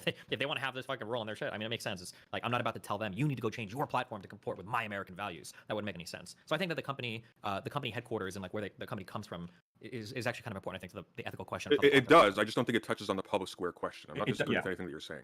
I think there's an ethical responsibility. If the public square is owned by a foreign company, well, it's not a public square then. It's owned by a company, which is. Well, but that's begging the question. That's exactly what. Yeah, that kind of. Yes, you're begging the question now. You have to make that argument because obviously people disagree on that point. It's a public square owned by a totalitarian country. Is that really like a public free square? Wouldn't think so. Like Saudi Arabia? Maybe, but isn't that kind of what we're at right now? Because Facebook and YouTube and all these things are in a way totalitarian. They don't answer to constituents; they answer to shareholders, right? Well, this is part of the problem. Should they? Well, on that, let me ask: Should they? Should the government protect people's right to, if quote unquote right, to be on social media and to have a voice on social media, such as. Are you asking if we have a constitutional right to a Twitter account? I'm asking if they should. If you should have the, since you do in America at least, have the right to freedom of speech, and the government does protect you, right, to be able to have your right of freedom of speech in a public space, right? Are Republicans a protected class? No. I believe there's only one state where they're a protected class, and that's California. Political association or affiliation is not a protected class in the United States or under the Constitution. If you're in a public space passing out pamphlets for your stupid ass belief system, no one can come. Can you have a coffee shop that says Republicans are not welcome in America? Yes. Yeah. And stop you from doing that, right? Not the government, not other people, etc. The government will protect you. Should they not do so in social media as well? I think if major politicians like Joe Biden and Donald Trump are tweeting out a good portion of their messages, maybe. I loathe being on the side of Lactoid in this, but unfortunately, if we're in a situation in which like these spaces are monopolizing over a specific type of political discourse that's very effective, whether or not I think that that's a good thing, I think you would need very strong reasons for excluding people from that. Yeah, I think we had a good reason when he banned Trump, right? Like it is like on what do you mean? To ban Trump? Are you talking about? Oh no, I'm saying Jack Dorsey single-handedly thought that he had a compelling reason to ban, a world leader at the time from his platform. And I guess he would defend that on the basis of I have the right to do that. It's my private company. This is not the town square, even though it's utilized by public officials. But should he be doing that? No, he should not. Or like he shouldn't have the ability to, as like an individual actor, decide that he is not going to host a world leader. I wouldn't be comfortable if Jack Dorsey had banned Obama. Well, so there actually is I want to say a law, or I don't know if it's a law or a rule, but I'm pretty sure it's a law that congressmen and women cannot block another they cannot block another politician or sitting representative on Twitter. They're not allowed to block them. That's my understanding. I could be wrong about that, but I'm pretty sure.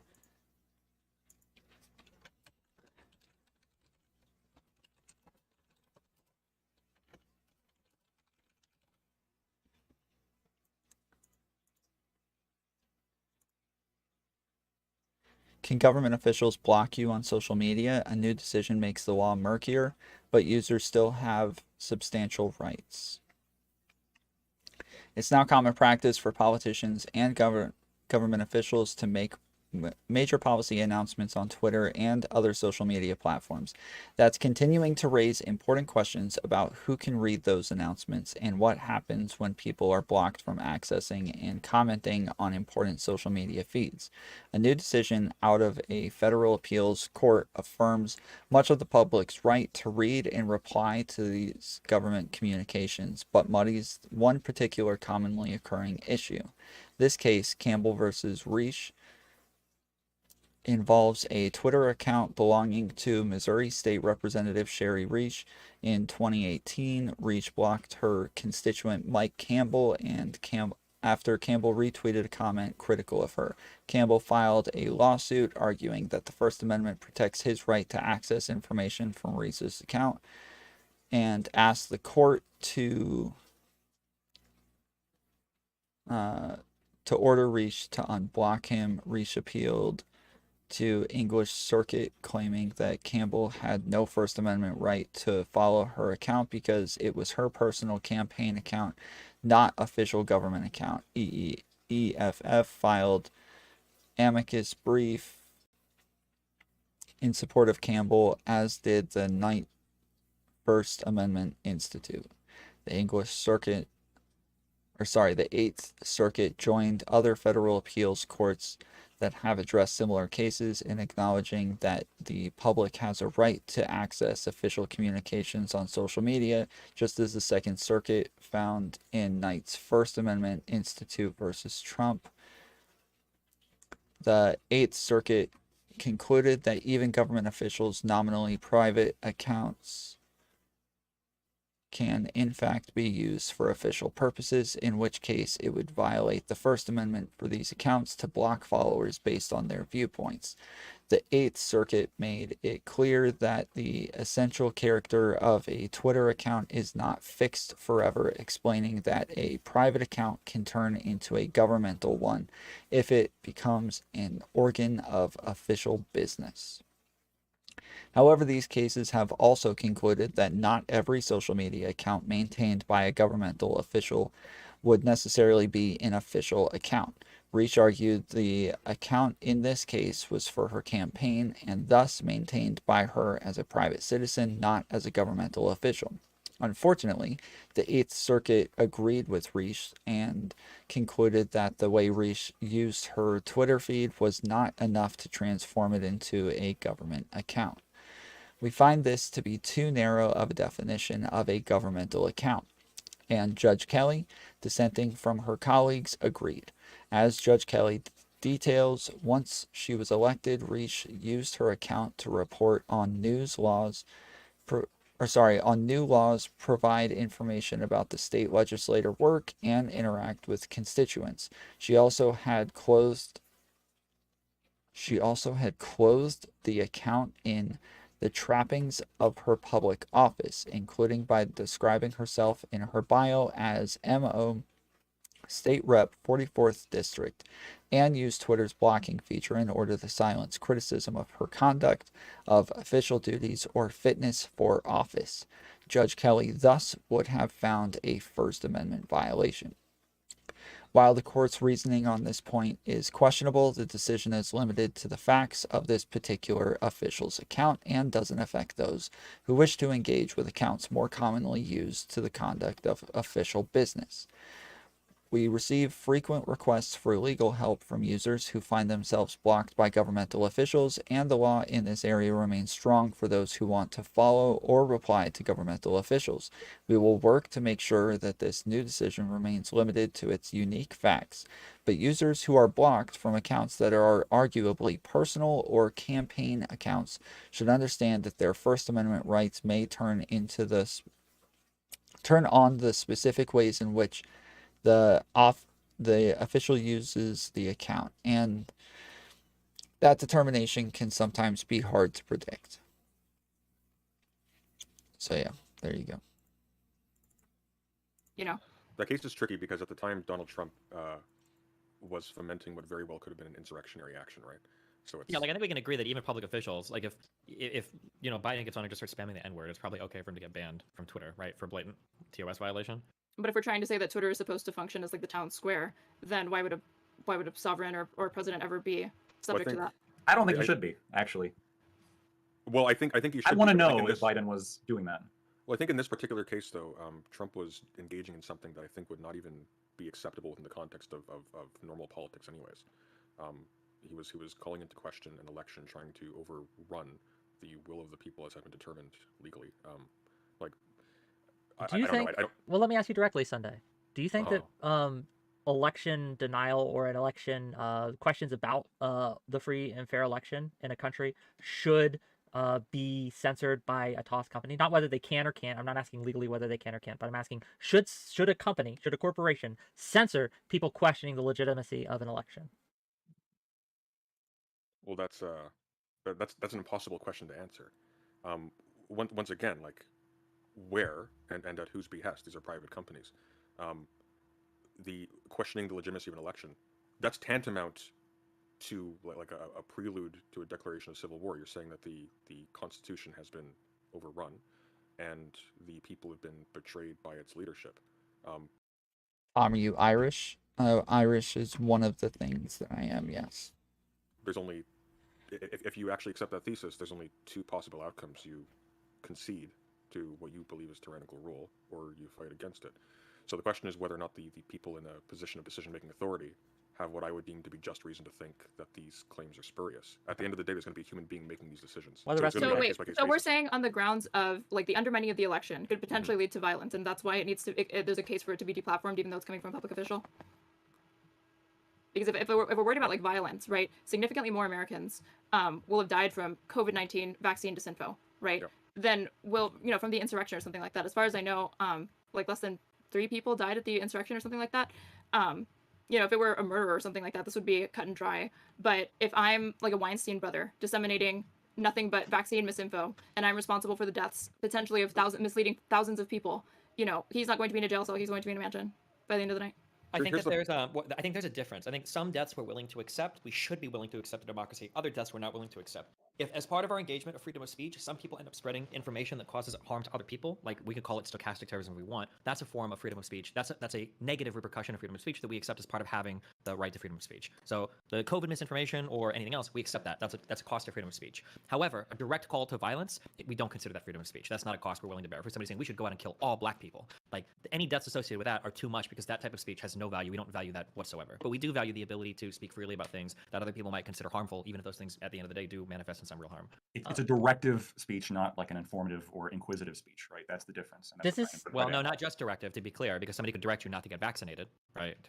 Technically, they can also direct you not to get vaccinated using implicature, not a direct statement that somebody can clearly point to and say, "Hey, this unequivocally means this sentence." In all cases, it's always going to be subject to interpretation, or in many cases, will be subject to interpretation.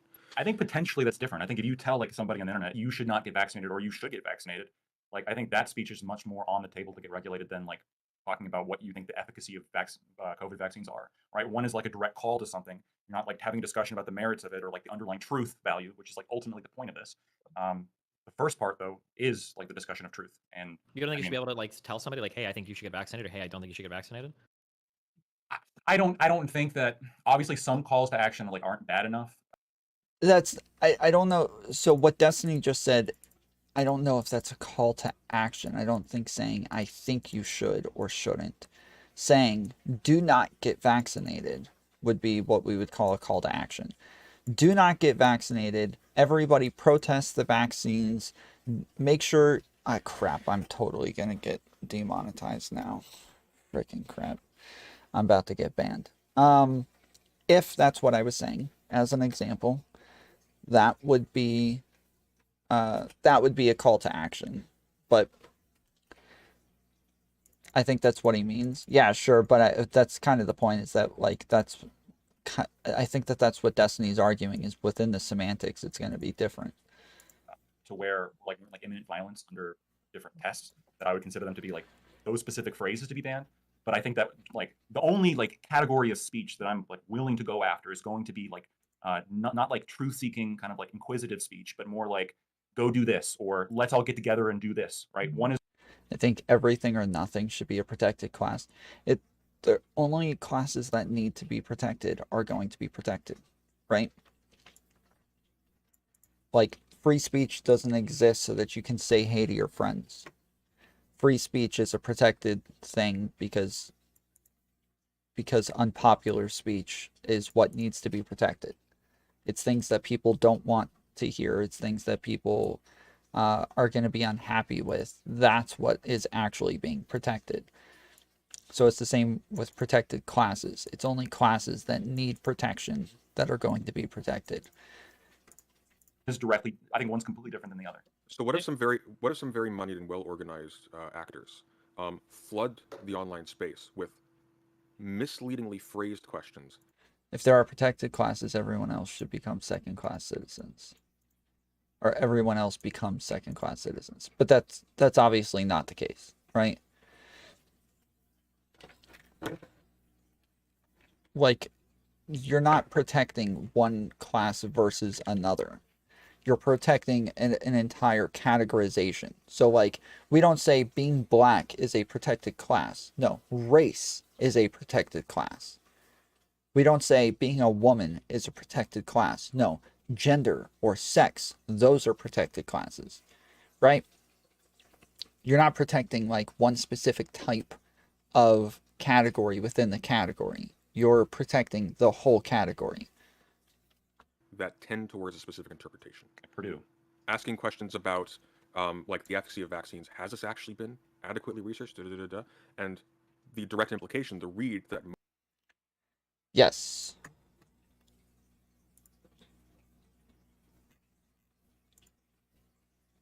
PF Jung. If you want to jump into my waiting room, I can just pull you in.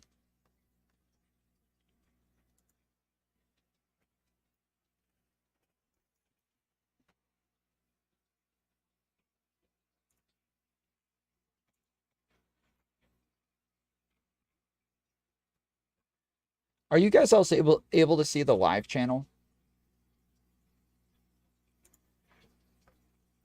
Can everybody see the live channel in my Discord? Or can you only see, like... Because I know mods can all see it.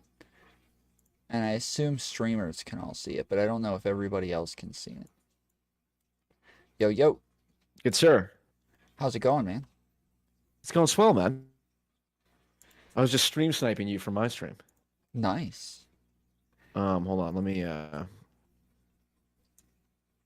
Wait, are we gonna turn video on in Discord, or how does this work? How can I see your face? Yeah, that's the plan. Okay. All right, so I need to change it on my end. Sure. I have a thing called split cam. And I can like send my camera to numerous well, that's fair. What I'll do is I will turn off my camera in StreamYard and then share my screen. That's what I'll do. Camera. Okay. Oh, you stream from StreamYard? Yeah, I just switched. I used to do that. And what do you do now? OBS? Yeah. Yeah, OBS was just getting frustrating with fixing the Discord to set up and all that, so. Well, if you Hold need on. help, let me know. Thanks, man. All right, hold on. Entire screen. Screen 1.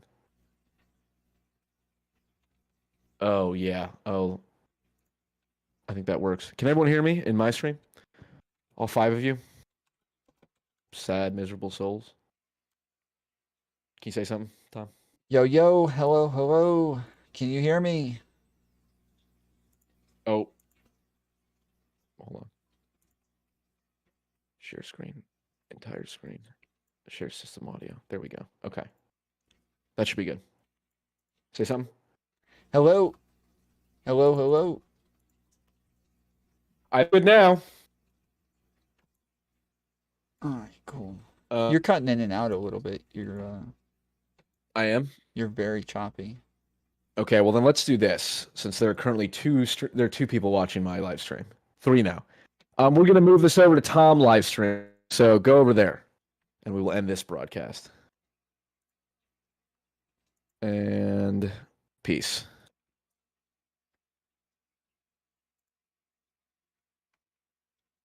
All right. Well, now I feel bad.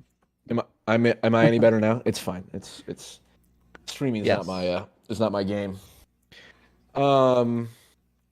Okay. Well, I heard you were talking fucking shit about me. Yeah, you're a piece of crap. You sound like my mother.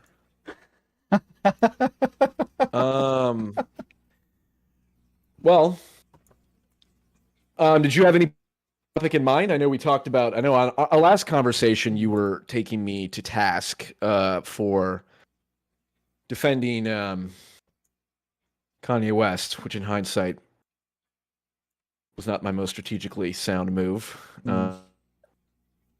But I hate for Jonah Hill, right? So we're back on track with him. I don't know. Anything in particular on your end? I mean, I'm like for the last hour we've been talking about freedom of speech on public platforms and stuff like that. We disagreed with this last time, didn't we? We did, yes. We said that we would come back to it sometime. That's right. Let's talk about that, and then maybe we can talk about a little bit of religion and morality or something. Because Okay. as you know, I'm no longer a Jordan Peterson fan. By the way, I'm only a Maps of Meaning fan because Jordan Peterson is gone off the rails a little bit on Twitter. So I decided it is not a sound move from a brand perspective to be associated with Jordan Peterson's Twitter presence. So when he removes himself from Twitter, I'll get back into things. I just recently so it started off. Do you know who Katie is? Yes, I think I had a debate with Katie about nihilism or something. Okay. So I had a debate with Katie about Jordan Peterson on Destiny's platform. First it started on mine. Then it went to Destiny's platform where he was moderating for us. Oh, I think I caught a little bit of that, yeah. We finished that, and then Not So Erudite wanted to moderate it. And so it ended up being like a 6 to 7 hour debate, like all day about Jordan Peterson. We're both like pulling up clips where her point was that he's like misogynist and illiberal and crap like that. Illiberal? Mm-hmm. Misogynist, I at least understand, like, you know, I understand there's enough stuff out there that you could clip to form that narrative. Illiberal, what was the argument for him being illiberal? Well, so that's kind of what I was saying is like, I think that you could take almost everything he said and it still works like in a liberal society. It still makes sense. And so you would have to show me that these things are actually like anti-woman in an illiberal context. And so that was like generally the way that the arguments were supposed to be formatted. What do you think about the claim that the United States is a Christian nation? I think that there were some people who had that intent for it, but it was obvious that they were also trying to make sure that it was not solely a Christian nation, that we had freedoms to like go against Christianity. but That do you think that the values of the United States, the values of endowing everyone with inalienable rights, do you think that's a Jordan Peterson called it Judeo-Christian. I would call it an Abrahamic ethic. Do you think that's an Abrahamic ethic? Do you think that the fundamental values that shape the United States are Christian in nature? Yeah, of course. Even like liberal values are Christian in nature. Okay. Well, hey, we're on the same page. Great. So why do you want to deplatform Kanye then all the time? I'm very godlike of you. I don't want to. So this is the conversation we had last time. Yeah, I'm not in favor of deplatforming Kanye. I'm in favor of. Believe that like Twitter is the town square. That was my argument and my belief. So that's a classic I believe conception. that they should have the option to get rid of Kanye if they want to. Yes. So this is what I was talking about earlier, is that like if a coffee shop all of a sudden had a ton of people, everybody from the coffee shop, they all come there, they all start congregating there to have talk about politics and what's going on in the town. And that's not what the coffee shop was meant for, but they're happy to have a bunch of new customers there. They're happy to have everybody there. And then a guy walks in a full Nazi uniform, swastikas and everything, and they want to kick him out. They should still have the ability to kick him out, even though they have become the de facto, town square. So that's a terrible metaphor, because as soon as you say coffee shop, it implies triviality. No coffee shop would ever be big enough to have enough people in it to influence an election. And it's indisputable that Twitter is a platform that influences elections. It could for that town. It could. So that's kind of the point, is it's the town square. Okay, and so for that town, yes. Okay, but that's not the scale that the conversation is actually having at. When you reduce it to a coffee shop in a small town, that's inherently diminishing the severity of the issue. It's not, because that's what the word town square is meant to actually say, is that like this affects not in a village, but when we talk about the United States town square, it's not like, oh, we're in this little hamlet and we're deciding what flavor of pie we have at our town hall meetings. It's who is running the country. That's why it's an analogy. Right. Yeah, that's why it's analogous. It's a terrible one. It's a terrible one. It's purposely reductive, because the simple thing is, this is my belief. As we agreed, the First Amendment is in part a religious idea, right? Freedom of speech. It's important that people be able to air out their ideas, because that's a mechanism by which a democracy thrives. And what it's the idea that we have to recognize, it's just a matter of scale, right? It's not even a matter of principle per se, because you could argue you have free speech in solitary confinement.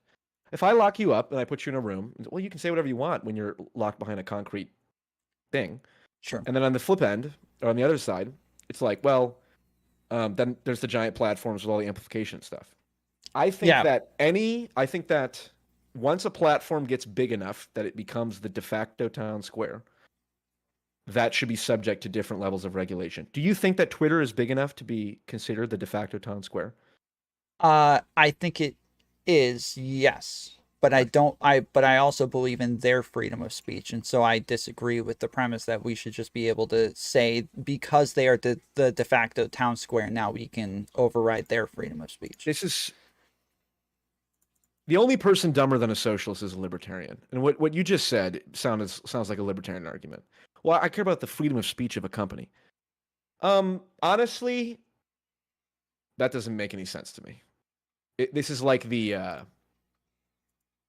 libertarian argument for allowing like, for example, let me ask you this: do you think that it would be fair for the government to force Twitter, Facebook, all these companies to make their algorithms public? Would it make sense for the government to make them their algorithm public? If the government wanted to pass a law, the federal government, the next president of the United States, Tucker Carlson, wanted to pass a law that said all major platforms that they've identified, Facebook, whatever, blah, blah, blah, you have to make your algorithm public. Would you support that? I would support that. I strongly would support that. I don't think so. Probably not.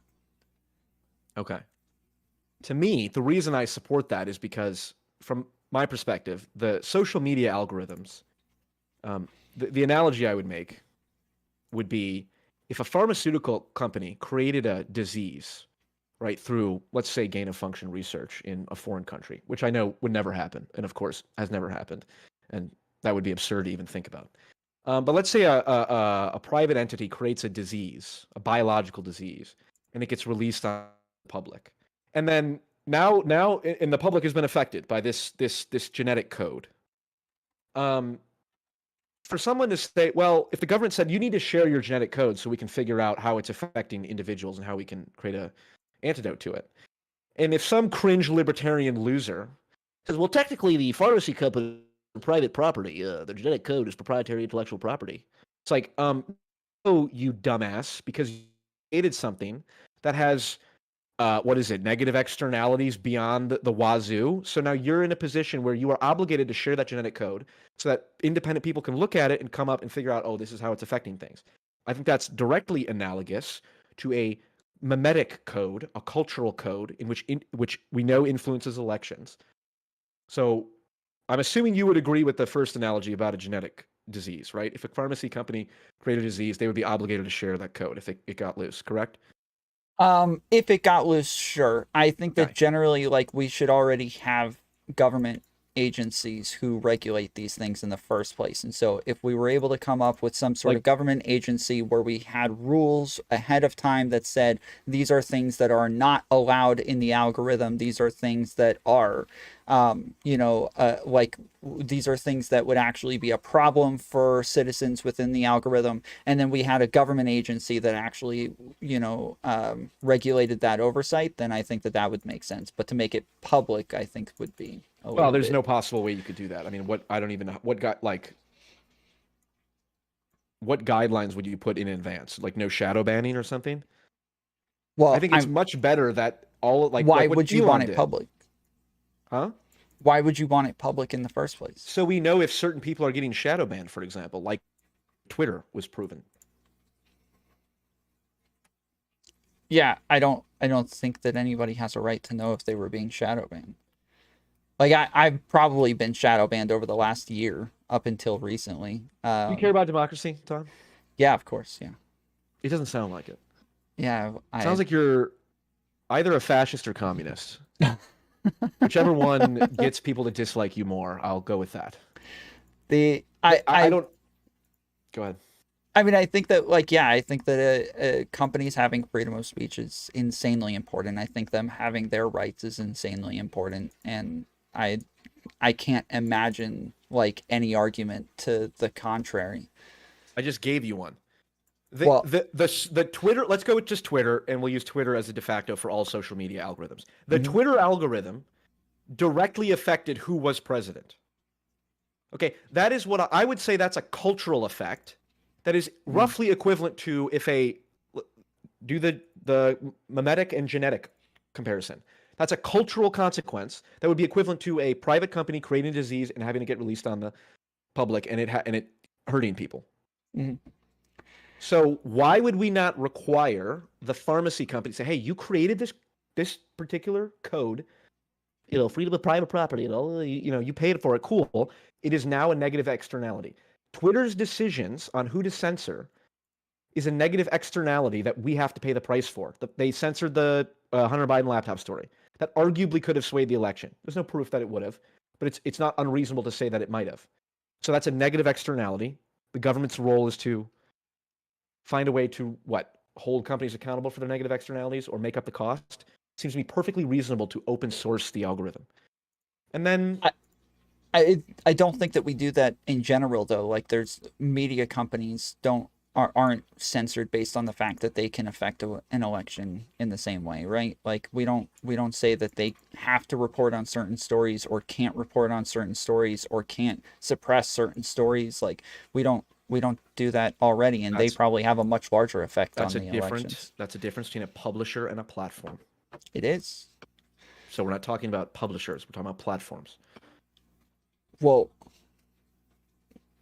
yes, but I don't think when your argument is that it affects the election, therefore, and so I'm saying if that's the argument that we're going to use, then that we would have to be consistent. No, I'm not just saying it affects the election, therefore. I'm saying the massive negative externalities of unregulated private behavior needs to be addressed. Well, why wouldn't that be the case with publishers? Because publishers are not eliminating someone else's free speech by choosing to publish one thing. But Twitter is eliminating some free speech by not platforming them, or not allowing them to be on their platform. Right, but we disagree on that, right? We disagree on what? On whether or not they're actually affecting somebody's freedom of speech.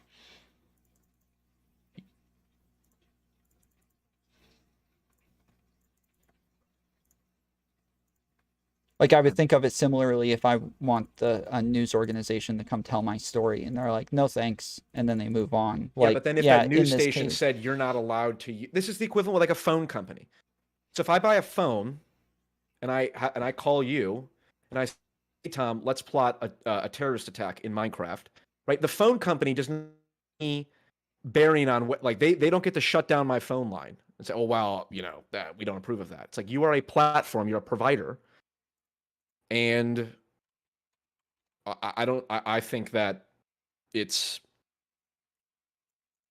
is a deeper issue. It is, but I think that people dumb it down to like publisher versus platform, whereas I think Section 230 kind of separates social media platforms from being either or, right? Well, Section 230, I think I think there's a large consensus that Section 230 is poorly written.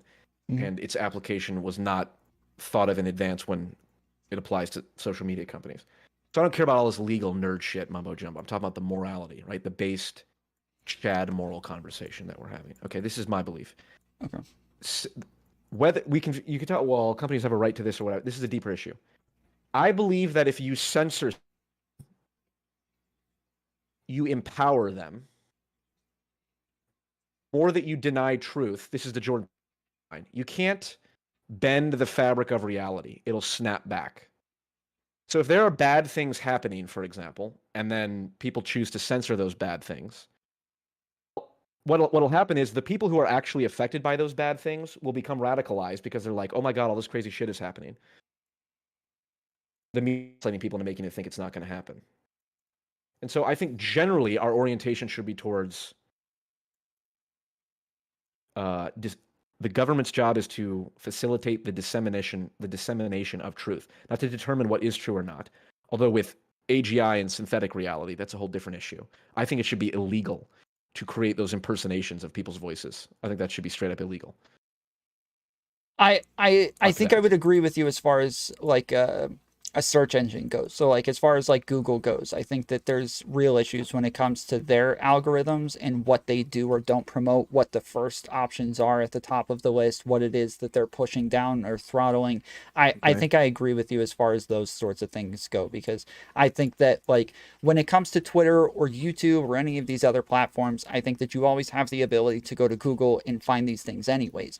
But Google is the one that I would say, yes, like you have to be able to find things easily if that's what you're looking for. And if they're making it hard for you to find things, then it becomes a problem. Okay, I don't understand what the fundamental distinction in your mind is between Google and Twitter in that regard, because I could just take your argument and move it a few yards to the left and move the goalposts back a little bit and say, well, you're infringing on Google's right. Google's a private company. Why does Google have an obligation that Twitter doesn't? Because I think that that's part of the utility that Google actually provides. It's part of their purpose. Their purpose is there for you to find information. Twitter is not there. Twitter's purpose is to provide a platform for people to speak their opinions. And who are you to determine what Google or Twitter's purpose is? Well, it's not, I guess it's not, it's based on what they say that their purpose is. So I think we can obviously look at like Twitter's TOS and see that's obviously not their purpose. That's obviously not what they purport to be. And what is Twitter's self-purported purpose? It is for people to... Yeah, exactly. Yes. So I would say by your standard that you just evaluated the purpose of Google, you apply that same standard to Twitter and... Well, I think in practice, that's obviously not the case, though, right? Like with TOS, with the fact that they do ban people, with the fact that they do have tons of rules, they say pretty clearly that they are not there for you to say whatever you want. They're there for like you to say what you want up until they don't feel like you should say it anymore. for example, I think that Twitter should empower users to be able to turn on and off like filtering or something like that, where it's like you can have a Twitter curated algorithm, and then you should be able to turn off all that stuff so you can see all the horrible stuff that people are saying, which you need to hear because you need to keep an eye on those horrible people so that they don't organize behind your back and commit a terrorist attack when you don't expect it. That's why I'm very much against the deplatforming to begin with. But sure. So what if they do that and everybody stops liking the platform and they all just kind of move over somewhere else that's essentially the same as Twitter? Then we do what we do in government. We adapt our regulation to our current environment. Right now, like Section 230. Section 230 was not a sufficient regulation for our current environment. We had to elect competent representatives, which is our first issue. Then we had to think, what's the best regulation to apply here? It's changed, as they will, certainly with artificial intelligence. We're so far behind from a regulatory perspective. There's no playbook for that at all. But we're going to have to come up with one. And I'm much less a libertarian jihadist like yourself, who are like, well, it's government, private property, and all that. I think that's silly. I think you have to evaluate things on the fundamental moral principles.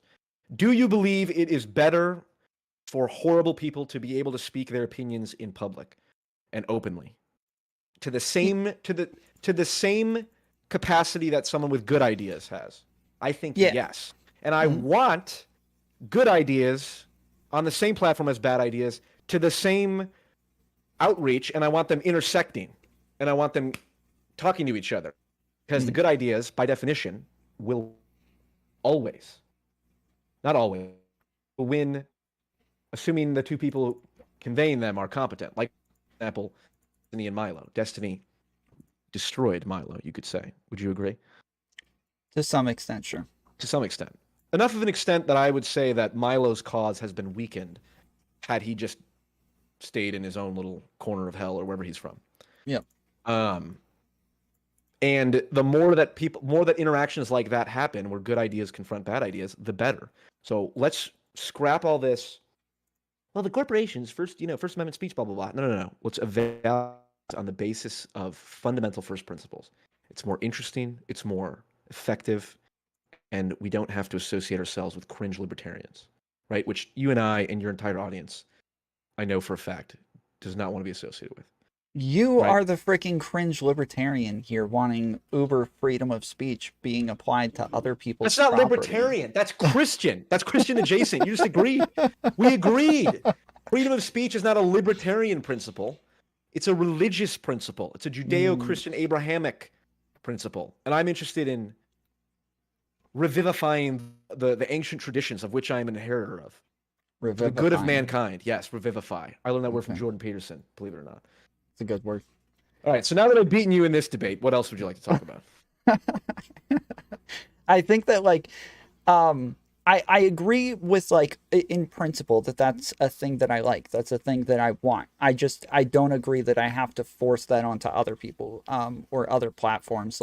I think that there is a slippery slope problem there, where now we have to tell other businesses what they can or can't do based on what we want their business to be instead of what they want their business to be. Do you think a business should be allowed? Do you think a firearm shop that sells guns and ammunition should be allowed to deny people access to their goods based on race?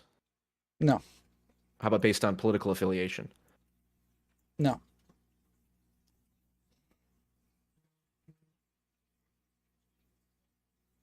Okay, I think I agree with you. I don't know what I was getting at there exactly. I was just curious. We were just talking about this earlier. There's only one. Do you live in California, or do I remember this? I live in the opposite of California. New York? Texas. I'm just kidding. Dallas, Texas. Texas, okay. Yes. It's slowly becoming California from what I hear, but I haven't been here long enough to know, but in my experience, all big cities are the same. I think people vastly overestimate the degree to which different places are different. But yeah, California is, from what I understand, the only state that actually has political affiliation as a protected class, which I think I like. I think it's a good idea. I think Interesting. it should be a protected class overall. But Well, if yeah. you believe as I do that your political affiliation is mostly a function of genetics and mostly a function of, well, maybe not genetics, but function of innate characteristics, biological, then I could see that. I don't think people choose their beliefs. Right? This is the other thing we got into last time. People choosing beliefs and truth and all that. Yeah, I didn't understand that at all. Like, I agree that. So one of the things that I talk a lot about is gender, and I debate gender probably more than anything. And one of the things that I talk about is the I'm fact non-binary. that I told you that, right? Say what? I'm non-binary. Are you? Mm-hmm. I did not know that. No. I am. Yes. Okay. Do you have different pronouns now? It's day by day. Okay. Nice. So I'll let you assume for this conversation, but you're on thin ice. Okay. So Oh, this is funny to you? This is a whole. Lav laughed at me when I told her I was non-binary. I was very offended by that.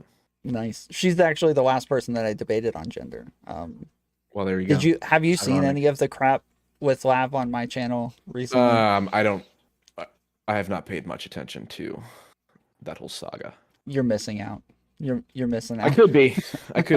Could be missing out on digital cocaine as well, but you know. True. So. Yes. So okay. So But I gender, do yes. think when I talk about gender, a lot of the times, like I talk about the fact that there does seem to be some sort of like biological component to it that makes you more feminine or masculine, and this has a lot to do with like your personality type. But people start to say that. Yes, but people start to think that I'm saying that it's like 100% biological now or something like that. Whereas I'm saying your genetics and your biology just have a say in what is more likely. But then obviously nurture is going to have its say as well, and probably more of a say than your biology. And I think that that's probably going to be the case in your political beliefs as well, is your personality types, the things that you think, the things that you're more likely to do are going to be biological, but whether or not you actually go in that direction is going to have your surroundings are always going to have a say. Yeah, I agree. I think males and females on average. Well, actually, I agree. I understand, but that's actually. We know for a fact that independent of culture, there will always be differences between males and females. You agree with that, right? Mm-hmm. Yeah. So I think that's largely innate. You know, like the reason we associate aggression with masculinity and males. It's like, well, women can be aggressive. It's like, yes, but almost everyone who is hyper aggressive is a male. That's why all the people in prison are males. So we naturally associate aggression with male. Of course, recognizing that females can be aggressive. So I don't see an issue. I think the general rule of thumb should be any individual should be free to pursue whatever they want in terms of career or whatever without being stigmatized. But this idea, I know you don't agree with quotas or anything like that, so I'm sure we agree on virtually everything gender related. Well, the reason that I brought it up is because I'm saying that I think that has a lot to do with your personality types, and your personality type is going to have a lot to do with what you do and don't believe. And so when you're talking about biology having a lot to do with what you do and don't believe, I'm saying that I agree with you up to some extent. I think it'll be similar to gender, where your biology is going to lean you in one direction or another. You'll have a biological drive towards something, but in the end, like, your surroundings are going to have their say. Yeah, it's like, what is more important in determining the area of a square, height or width? It's like, well, they both are, obviously. Mm-hmm. So. Well, so when you say like beliefs are biological, you just mean that like there's a biological drive that pushes you towards certain beliefs, Yeah, like right? conservatives are, for example, more disgust sensitive. So there's many different drives in human beings. There's many different fundamental emotions. Some people are more susceptible to anger, right? Short tempers. Some people are more aggressive. Some people are more open to experience. Some people are more willing to take risks. There's largely a biological component to that. Not completely, like we just talked about, but largely. And disgust is one of the defining differences between conservatives and liberals, or right wing and left wing, if you want to be more broad. Like, for example, when you make a disgust face, and I go like, eh. The reason you make that face is because it constricts your orifices on your face so that liquid doesn't get into it. That's the evolutionary reason for why you make a disgust face. Ugh. And we also know that the part of your brain that is active when you like smell rotten meat or dead flesh of some kind, stuff that's inherently disgusting, universally disgusting, same part of your brain that plays a role in, I don't know if it's entirely functional, or if it's entirely just as part of the brain, but it's a primary part of the brain that's active in moral judgments. So if I say like, oh my God, that disgusts me, I could be referring to a piece of rotting meat or someone's action. So the same part of our brain that processes food disgust processes moral disgust. So morality is literally a function in part of disgust. And conservatives are more sensitive to disgust. That's why they have stricter taboos. And liberals are less sensitive. So that disgust sensitivity, that's definitely a biological component to it. Yeah, sure. If my girlfriend makes that face every time I take my clothes off, which one of those is you think is more likely, just as a hypothetical? Is she trying to stop particles from getting into, or depends on how long you've had your clothes off and what you were doing in between. Just asking for. Yeah, no, that's where I was hoping this conversation would go. Yeah. But yeah, I think I agree. Sounds like we agree on it. Yeah, you and I are the only two reasonable people on this goddamn platform. You know that? That's what it is. Yeah. Do you consider yourself a centrist? People call me a centrist. I would say that I'm fairly center. Yeah. Like I don't like the I think a lot of people think of a centrist as somebody whose beliefs are in the middle, like a fence sitter, and that's not me at all. Right. I just have a fair mix of right and left beliefs. Yeah, I used to call myself a centrist, but then I realized, people associate centrism with like Joe Biden and Pete Buttigieg and Mitch McConnell and Nancy Pelosi. I'm like, ugh, God, no. Mm-hmm. It's the same reason, believe it or not. I know people are gonna not understand this at all, but I used to call myself a libertarian because I thought, social, like keep the government out of our lives as much as possible. Like everyone should be a libertarian. It's just common sense. And then I saw the Libertarian Convention where Gary Johnson was booed for suggesting that driver's license should be allowed or mandated. And I realized, it is dumb of me to call myself a libertarian, given that this is what people associate it with. So I don't call myself a libertarian. I generally don't call myself centrist anymore.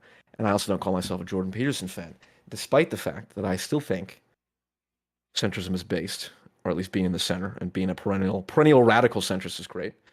And I think that I'm a small L libertarian, like generally keep the government out of shit, except when it comes to corporate power, fascism, that you seem to be supportive of. And then I'm also a huge Maps of Meaning fan. I think Jordan Peterson's philosophical work is arguably, not that I'm in any position to evaluate this, but I would say the Maps of Meaning is the most significant philosophical text created in the last 50 years.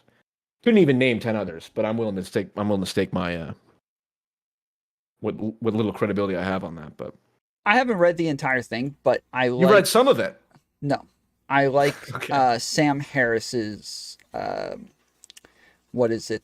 Moral Landscape. The Moral Landscape, yeah. Oh. Yeah, I kind of like the foundations of like this is kind of what all morals are trying to do, and so we can kind of use this system as like a way to just say this is what morals are, and just leave it at that. I get that.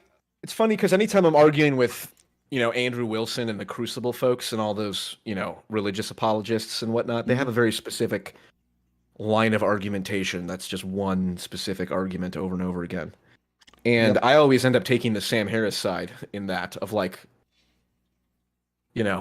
it's basically like you're not even allowed to use logic unless you accept the Eastern Orthodox version of God or something like that. And yes, for those who don't know, it's like they have these like talking points that always lead you to you don't actually believe in morality because it's not like fully objective and the foundation is not in a God that created it, and so you don't actually like your morals are just nothing.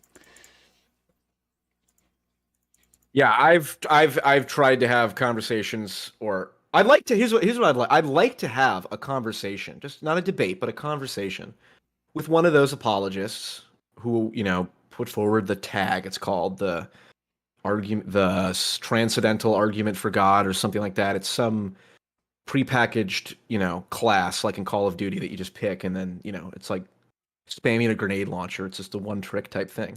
And I'd like to have a conversation about that and say, here are my issues, but. No one seems to take me up on it because they only want to debate. They don't want to explain. They don't want to educate. I saw someone in your chat said, "Nah, integral theory buries Patterson and Harris." To me, it means integral theory. Do you know what integral theory is? I've heard of it before. I don't. Integral theory is what's his guys? Ken Wilber, isn't it? I could be wrong. Hold on. Integral theory. Integral theory is Ken a Wilber. synthetic meta theory developed by Ken Wilber. Yep. Okay, I have to do more research into it because people have recommended it all the time, and I hear it all the time. But yeah, I generally have a belief that like morals are normally trying to do what's best for society, but we judge these things on an individual level. That like if we didn't live in a society, morals would no longer matter. We would just do like what's best for the individual, and that's the end of it. And it would be like survival of the fittest, or might makes right, like sort of thing. But because we live in a society, we have to have a completely different framework for morals that always benefit society overall. do you think if you die, the universe will continue to exist? Mm-hmm.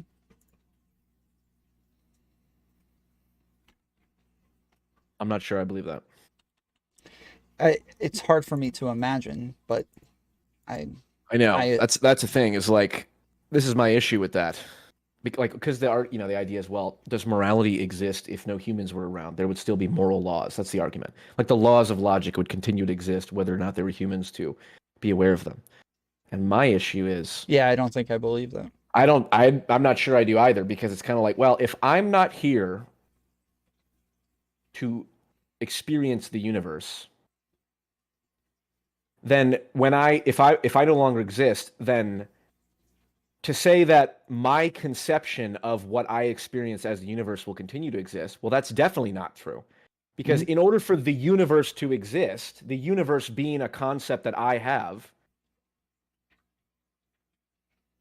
when I'm gone, well, who's to say that that concept continues to exist? And that's a purely metaphysical, Well, and so this is a fight that I get into with people a lot, where we get so abstract to where I start trying to explain that math and science don't actually exist in any like real way. Like 50 trees, like it's 50 because we as humans acknowledge patterns, but patterns aren't even a real thing. They're not an objective thing. It's just the way that our brains categorize things. And so because we recognize patterns in a specific type of way, we can engage with something called math. And so now, because we exist, there's 50 trees in that forest. But if we don't exist, there's not 50 trees. There's just trees.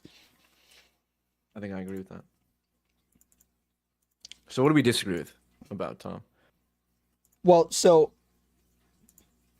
if morals aren't objective, which sounds like you agree with, right? Objective and subjective don't mean anything. Or they do mean something. They're just not, because intersubjective is kind of like objective.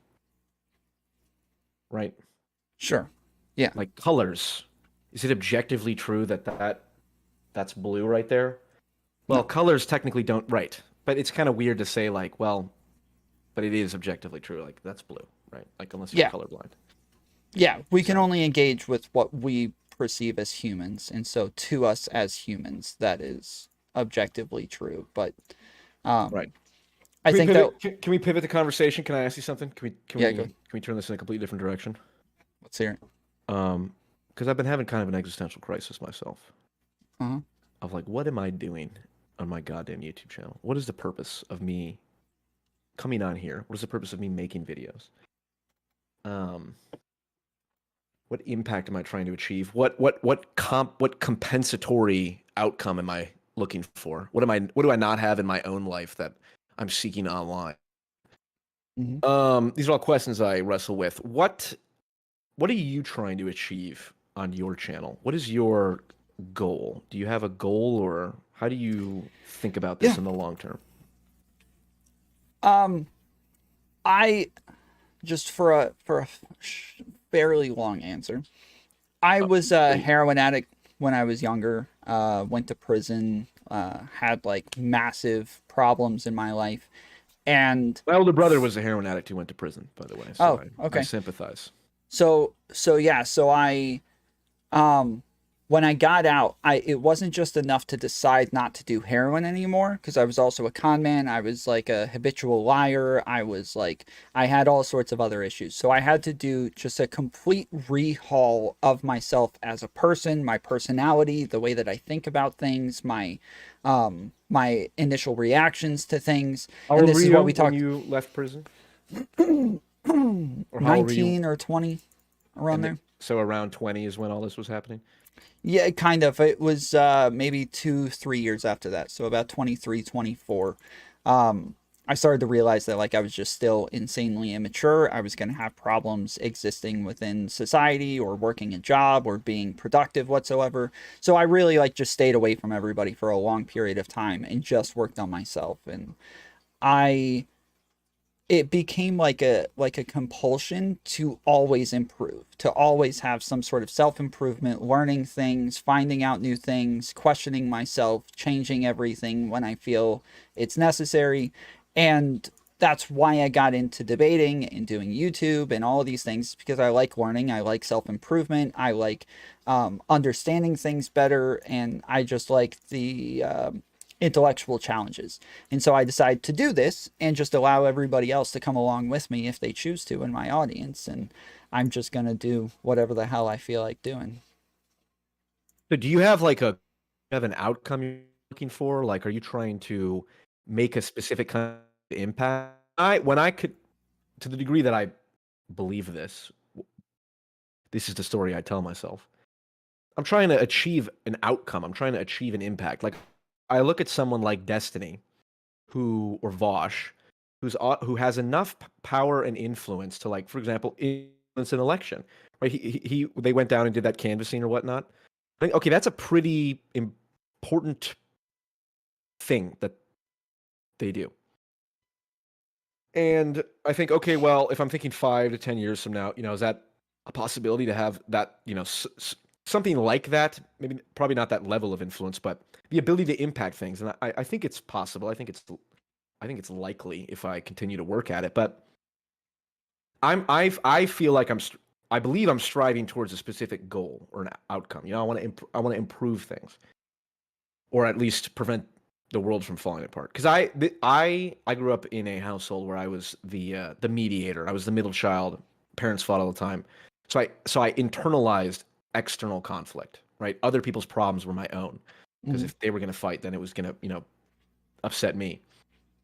So I naturally internalize all of this external conflict. Oh, there's all this polarization. All these different people hate each other. Okay, somehow this is my problem. I feel that I'm wired that way. Yeah. And I'm aware that I'm wired that way, so I'm aware there's a danger of assuming,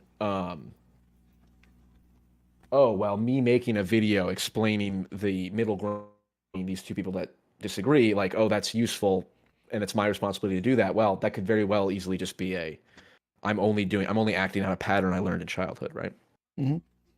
And so the justification I have, in part, I got from the philosophical work of a grumpy old Canadian who shall remain nameless. But the idea is, like, take on as much responsibility as you can, and that will provide you with meaning. And so I think, like, okay, let me do things. I do things in my real life, and I also do this as another avenue where it's like I want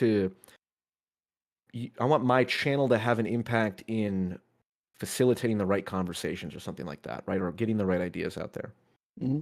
And that's the goal, so to speak. But you, it sounds like yours is more. You're just. It's the process itself, and you're not looking for a specific end.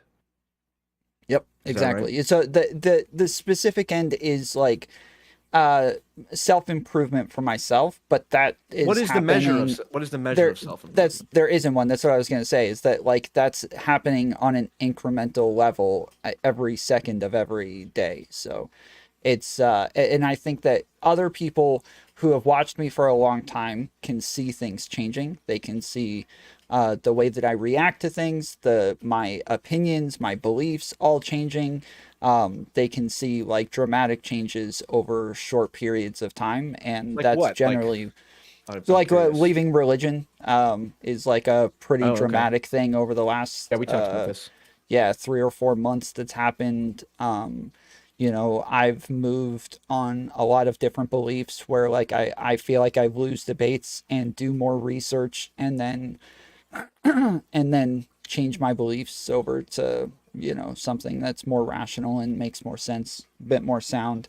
But I think that like similar to what you were saying, I end up being too compassionate or like a little bit too empathetic sometimes, to where I'm not playing the game right, where I'm not on a side that everybody can get behind. I'm not against them or for these guys. And so it makes it really hard for people to like gauge what we're doing here, or like whether or not we're fighting the good fight. And I try to tell them all the time, like, yeah, I'm not fighting a fight. Like I'm not in a fight at all. So how do you measure self-improvement? You said it's incremental. So like, how do you know you're improving versus like not improving? How do you know you're not spiraling or whatever? Like what is your metric for that? I'm curious. Because it's hard because it's like, well, views, right? Okay, I posted a response to ContraPoints that I think it's got like 2,500 views or something like that in the first 2 days, which is a lot more than I would normally get. And I'm like, okay, what is this evidence of? I'm not sure, because I don't see any material change. That doesn't mean there isn't any. That doesn't mean like, you know, people aren't impacted, so to speak. But like, it's evidence that ContraPoints is a big name.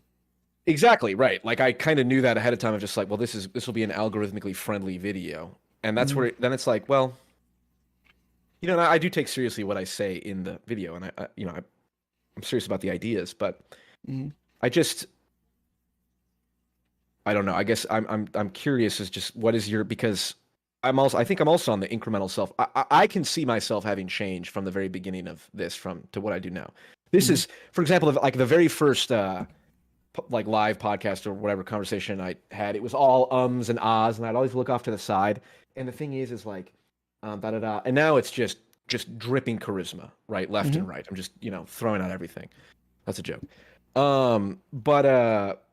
So I see that, but I just think long term, like, do you ever foresee yourself stopping doing this channel? Yeah, because I have said, okay, because I have said out loud, in part to affirm it for myself, like, if I felt that my being on YouTube was not the most productive use of my time, however I define that, then I would stop. Yeah. And you're in the same boat? Yeah. It was only maybe like 4 or 5 months ago that I was like talking about quitting and leaving. There's been one other time that I thought about quitting and leaving, but what brought you back, or what kept you? Growth. I see you were talking to Brianna Wu and some other big names. Yeah, that's cool. I mean, that to be at the intersection of like big, you know, big-ish people, and it's a network effect. So, yeah, you know, you're 1 degree away from destiny, or not even 1 degree. Well, I guess that would be 1 degree. So you've talked to Destiny. You're 1 degree away from destiny. In theory, what you say could influence him in whatever minor way, and then that influences the national conversation when he has a million or 500,000 view video with Alex Jones or Milo Yiannopoulos or Nick Fuentes. Nick Fuentes, the vanguard of the white nationalist movement, as per MSNBC. So it is a strange feeling, and it is strange to be like this close to I don't know, the people who have great influence, or obviously we're in a narrow view of things. It's probably the people who have all of the money and power and the AGI capability that have the most influence right now. But but yeah, you've definitely been growing. So that's a big driver. That's the dragon that you're chasing. Yeah, real quick, David, thank you for the 10 gifted memberships. I appreciate it, man. Damn. What is it? What is a membership? I see that all the time. It's like a sub on Twitch. I don't have Twitch. I don't know how that works. That's okay, the same. I was gonna ask what that is too. It's a recurring payment. Like you pay every month. You get like so on YouTube you get like emotes that come with it. You can send messages that'll be read on my TTS on my stream. You get in my Discord, you get like a specific type of role that'll give you access to extra channels that'll let you like recommend content, or if I do call-ins, you get to be like first in line. Interesting. Okay. So wait, so this whole conversation, have there been that little stream voice that will say shit while in the middle of us talking? I mute it when I'm on all right. with other people. So yeah, no, it's not. Yeah, that would feel weird. I'm gonna be so goddamn pissed. No. I see Destiny do that, but yeah, no, I mute it when I'm talking to people generally. When I was talking to Vlav last week, there was a guy who donated something that was like really rude too, and then started like demanding a refund in chat. I was like, no, there's nothing here that says that you get to. How do you even? How would you refund somebody?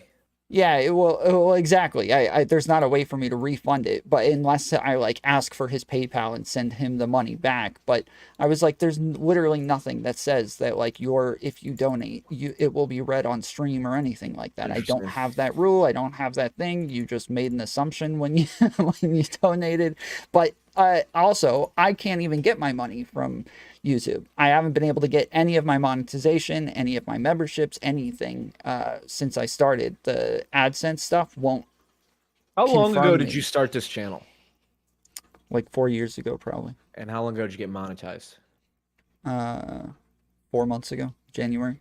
Okay, you have to get $100 worth of revenue before you can. I'm well over it. Are you? Okay. I am well over. Yes. It is kind of cool to see that first.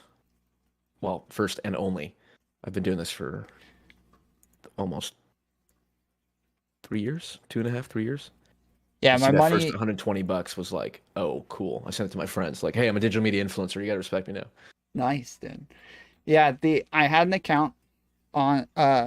It wouldn't let me get the money there, so there's hundreds of dollars sitting there now. I had to start a new account, link that to my YouTube. And then same thing, cannot get verified through AdSense and can't get my money. It's insanely infuriating. That's why you need the government to advocate on our behalf, Tom. They're holding our money. I have like 60, or sorry, I think I have like 40 members now, and a ton of ad revenue and a ton of super chats and all of this stuff. How much is that per month? You don't have to tell me if you don't want to, but I'm curious. So in total, it's probably about 300 to 400 per month. Damn. So yeah. Like my audience is so cheap. No, I'm just kidding. I don't monetize any of my videos just because. I do, even though I know I'm not going to get the money from it, I still do it because it pushes it in the algorithm way more. Like it gets me out there a lot more. I can see a drastic difference. Oh, it does? Monetization makes a difference? Oh, yes. They want people to see their ads, so they're going to push videos. I have been absolutely effing myself then, haven't I? Yes, for sure.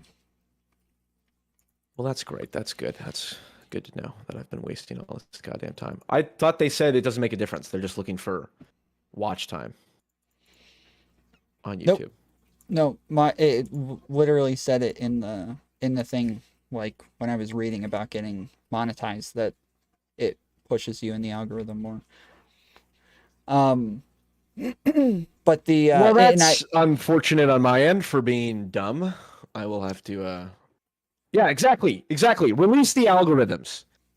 Your boy Sachi in chat knows what's up. This is exactly why the government needs to make this shit open source. Think of all the tens of dollars that I've missed out on. Mm-hmm. Unbelievable. Well, you need to stream more and then tell everybody. So I tell them like I'll be their best friend if they send me money. Really like exploit that parasocial relationship with them. Yes, yes, yes. Mm-hmm. That's also one of the worries I have. Like, I've gotten a couple emails of like, oh, this has been really impactful or blah blah blah or whatever.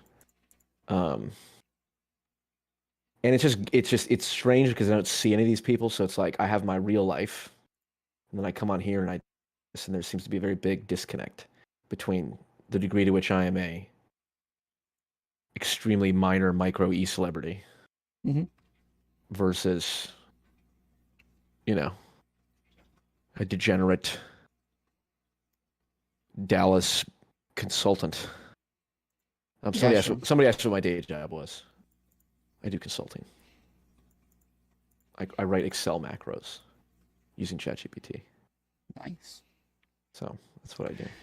Do you have like groups that you like, if somebody asks, because I would consider myself like in the Twitch politics or the debate bro sphere of things, like, do you have like a sphere that you consider yourself part of, or a community online? No, not really. Although I think that's one of the things that I'm hoping to establish with my channel as it grows, where I can, because I think I want to hit. There's a niche. There's a niche. I think Greg, if Greg's watching, my absolute Greg Utz, Senior Vice President of Discord Operations in PF Jung Media, calls it the Goldilocks zone. This is what we discussed. I think there's a niche. Okay, there is the political debate panels, which oftentimes are absolute shit shows. We would agree. Occasionally, there's some pretty good ones. Like Counterpoints hosts some good ones that I like, and I think there's room for. And then there's like nerd shit. You know who Coleman Hughes is? No. You know who? You know who like John McWhorter and Glenn Lowry are? Okay. Well, basically nerd shit people, right? Who talk like it's all Socratic discussion. So there's Socratic like nerd shit discussion up here. And then there's, just garbage, nonsense, political, like, let's just pick a topic for the sake of having a topic to talk about today. And then in the middle, I think there's some room for it where like some of the more like philosophy type YouTube channels can intersect more with the political type YouTube channels.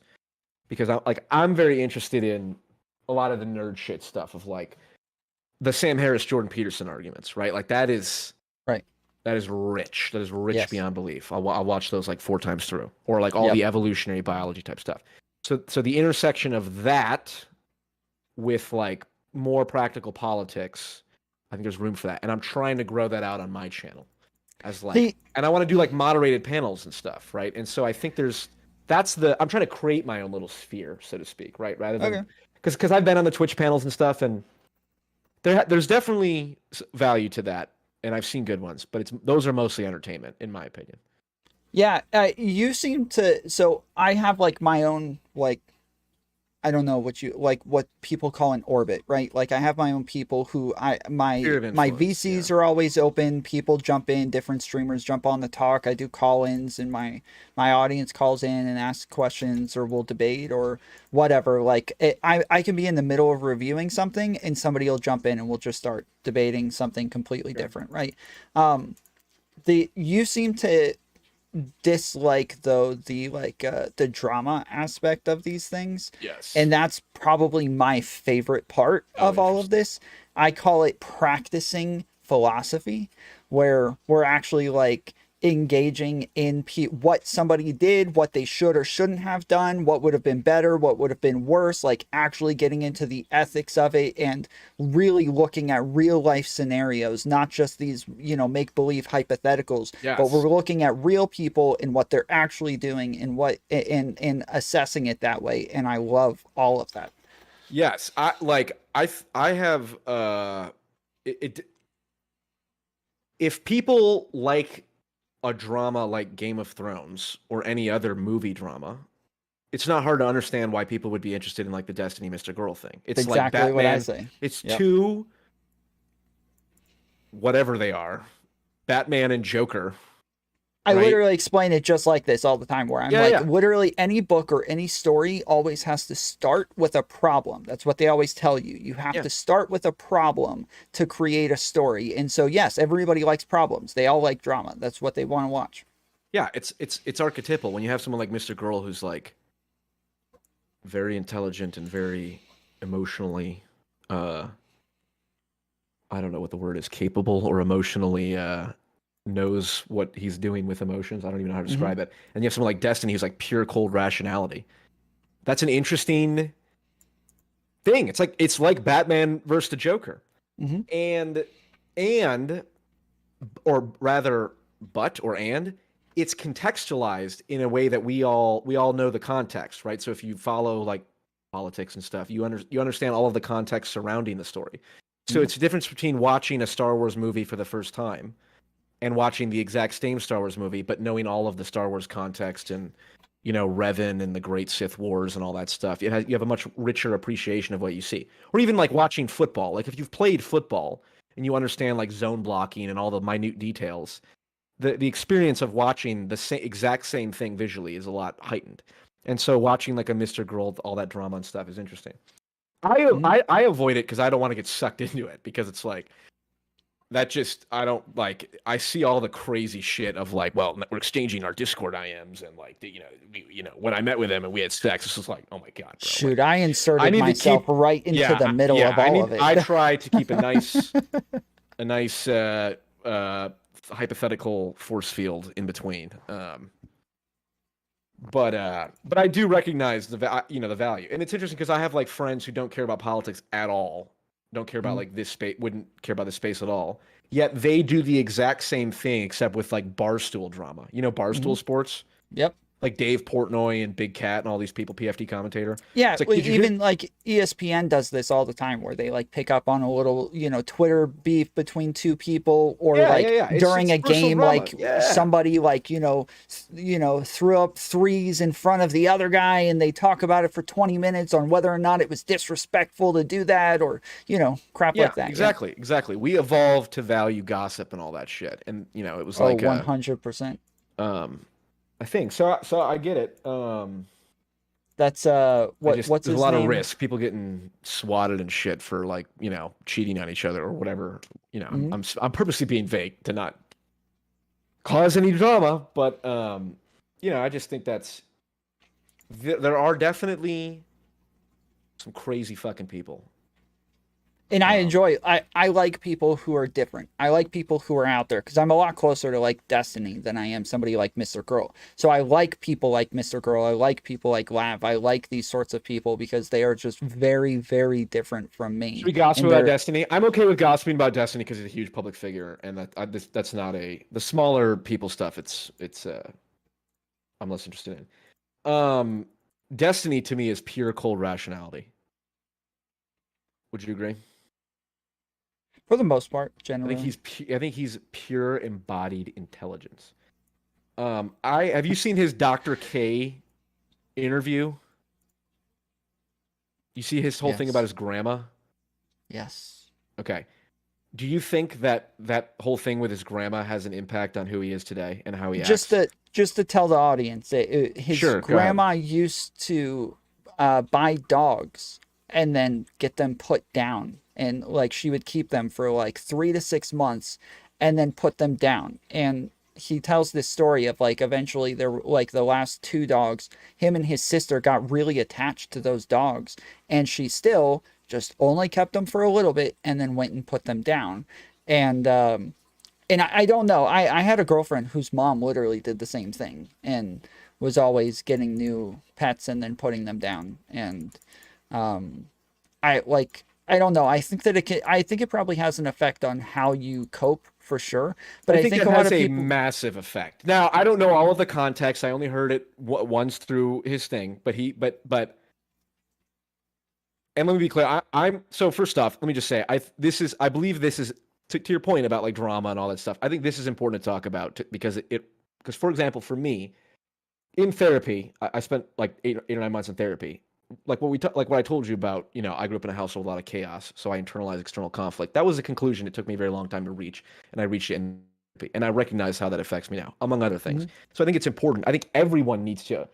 Who you are as an adult, I think, is utterly and fundamentally shaped by your experiences in childhood. I think that's like psychology 101. I think people who disagree with that are in massive denial and cope. And so with like the Destiny thing, him being a huge figure and him talking about this,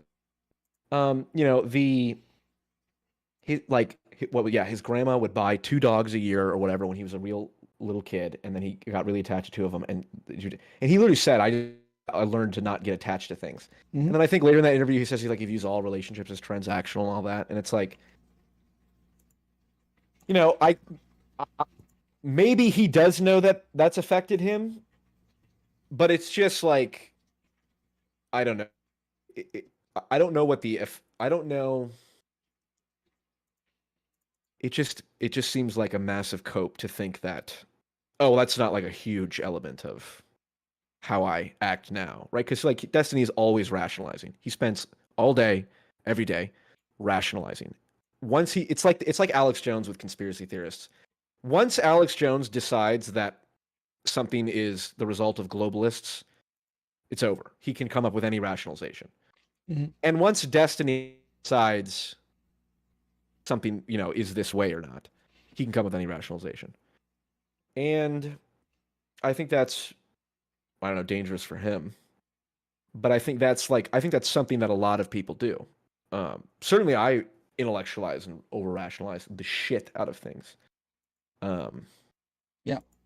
I mean, I think, so when I say that this is a way for him to cope, I don't want to make it sound like I think people automatically associate this with like a negative connotation. I think that lots of times events like that can help you really compartmentalize things and really like help you in life. And it doesn't necessarily mean that this is like, that this is unfinished issues that he has, like that's not unfinished, isn't the unresolved issues? Sure. Yes, not necessarily. These could be things that are actually helpful to a lot of people. I would say that a lot of my the issues that I had earlier on in life and all of the problems that I went through, I would say I'm happy that I went through all of those things because the they hottest helped shape fires me. hottest fires forge the strongest steel. Absolutely. Yeah, I think Destiny's success is owed in part because of that. Yes, he learned as a result. Right. Well, and so lots of people but that's will a very say that narrow I'm like, measure of success. I don't know how. Of course, I don't know what Destiny's life is outside. It only has to do with like how, personality and the way that you deal with things. And I would say that lots of people think that I'm like overly stoic sometimes or overly even keeled. And I would say I'm happy that I'm this way. Based on your comments about your libertarian cringe bullshit, I would absolutely not say that you're even keeled, but that's fine. Okay. I used to, when I first started podcasting, I called myself a conservatarian. Now today I call myself a right-wing progressive. So nice. Yeah. I call myself a radical centrist. Actually, I've embraced it. What I say is I refer to myself ironically as an enlightened centrist, unironically. I'm aware of the irony in calling yourself an enlightened centrist, but I'm also aware that I try to be as enlightened as possible, and I'm kind of in the center. So yeah, I enjoy being able to see both sides a little bit better than I think other people can, and whether or not that, I don't think that necessarily makes me right, but I do think it puts me in a unique position to engage with both sides. Yeah, well, my parents fought all the time, and I loved both of them, and they never, there was never any negative stuff towards me. It was between them, so it was kind of like, well, the idea of like picking a side, like, bro, since I was a child, the idea that I could pick a side is nonsense because it was they had a problem with each other, but I didn't have any problem with them other than the problems they caused by, all the chaos and whatnot. But yeah, do you think you have unresolved issues from that? I think I definitely think that I pursue what I do on this YouTube channel in a way that's not optimal because because I'm overestimating the degree to which it's making an impact, or I'm overestimating the degree to which it'll give me sense of meaning or something like that. You're saying the overestimating is the part that's not optimal? Yeah. Assuming that if I get 5,000 views on a video, that will bring me some sort of meaning or satisfaction or something. And it's hard. And I constantly go back and forth because it's like, I know for a fact I'm more sensitive than the average person to all of the crazy shit in politics and stuff, right? Because that's just how I'm wired. But then on the other hand, it's like, we could also be in a time that is uniquely polarized, and we're at where people are in their echo chambers and there is a high capacity. So like, which one is it? How do I know if I'm overestimating the degree to which it's a significant impact? Because, I have plenty of friends and whatnot who don't care about this at all. And it's kind of like, Paul, you need to go out and touch grass, right? That's a meme or whatnot. And they're probably right.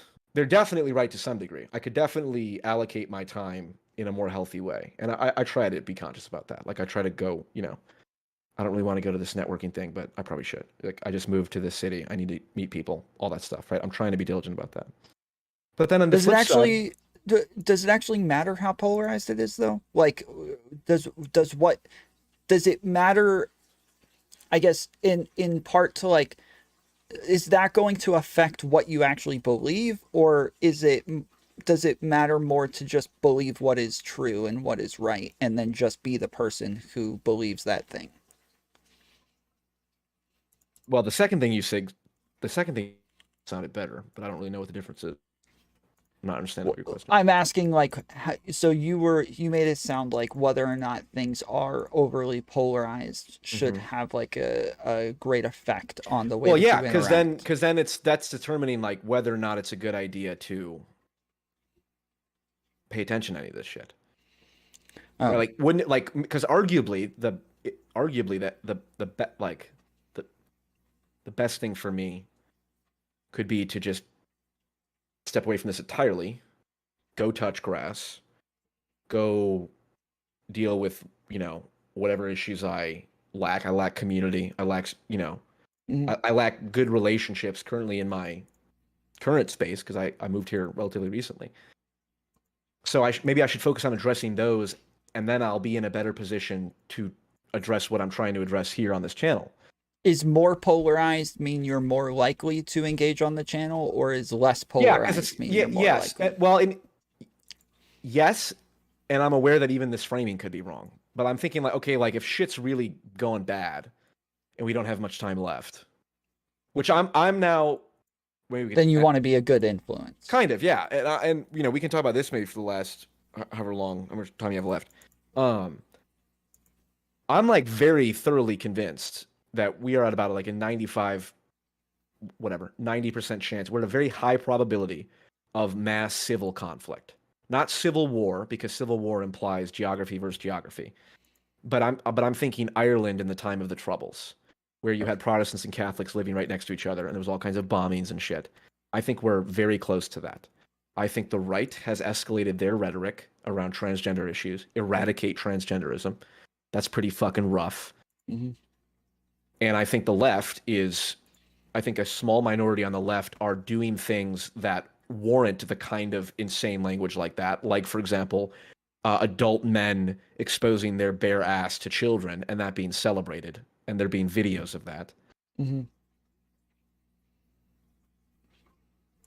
And I just and the only thing that hasn't happened yet that will set a mass conflict into motion is an economic collapse. That's the last thing we need. If the economy collapsed now and we got to 15-20% unemployment, I think there's bombings and shootings on a regular basis. That's my prediction. Yeah. What do you think? Yeah, sure. Am I crazy? No, I think that I think that an economic collapse will just, that'll fan the flames more than anything else. But I think that's very unlikely, but it is. What's unlikely? An economic collapse. What are you basing that off of? Our ability to continue changing things over and over in order to stay relevant, the amount that other countries are invested in our success, I don't mean it. I don't mean like the dollar becomes completely worthless. I mean like a 2008 recession. Yeah. That's what I mean by Maybe. economic collapse. I'm talking 15 to 20% unemployment is not like that's 80% of people are still employed. That's not like I'm not talking about the end of the world. I'm talking a large enough recession and then the accompanying hyperinflation, which I think is, I mean, I'm not smart enough to explain it, nor am I smart enough to determine whether or not this is true. But the I pay attention to, sort of like business finance type stuff, and my reading is that there's pretty much consensus that like interest rates have gone up from like historical lows to relatively high, not like historically high, but those moves precede changes, and then China and Brazil doing their whole currency combination or whatever. So if we get to 15-20% unemployment, if we get to a bad enough recession and enough people are resentful and dejected and lose their job, and you have the continued escalation on the right and left, it's rough. And yeah, I mean, I think the last part that you mentioned with China and Brazil, like that's why I mentioned the amount that they're invested in our success is that like they need us to continue doing well in order for them to do well. Yeah, we're the reserve currency, all of their bonds. Yeah, but do you think we could get to a point where there's like large scale civil conflict? Like maybe, yeah, Ireland like guerrilla warfare type stuff. Like the Troubles. That's what it was. The Troubles in Ireland. And this is the other thing. I never learned about this in like history in school. Of course, I didn't learn many important things in school.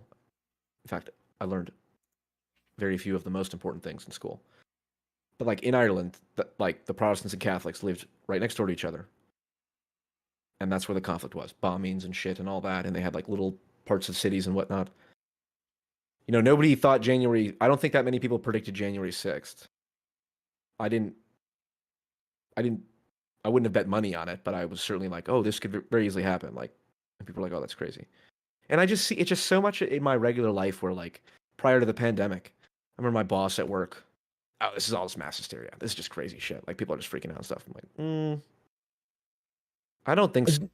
I do think rhetoric is getting a little bit too extreme on both sides. Like I hear the left all the time talking about trans genocides and stuff like that. And then you look at the right and yeah, you see them saying things like, yeah, eradicate transgenderism. And it's just, yeah, the rhetoric on both sides are getting way too extreme where neither side is actually being rational or coherent in any way. And I agree that like, yeah, being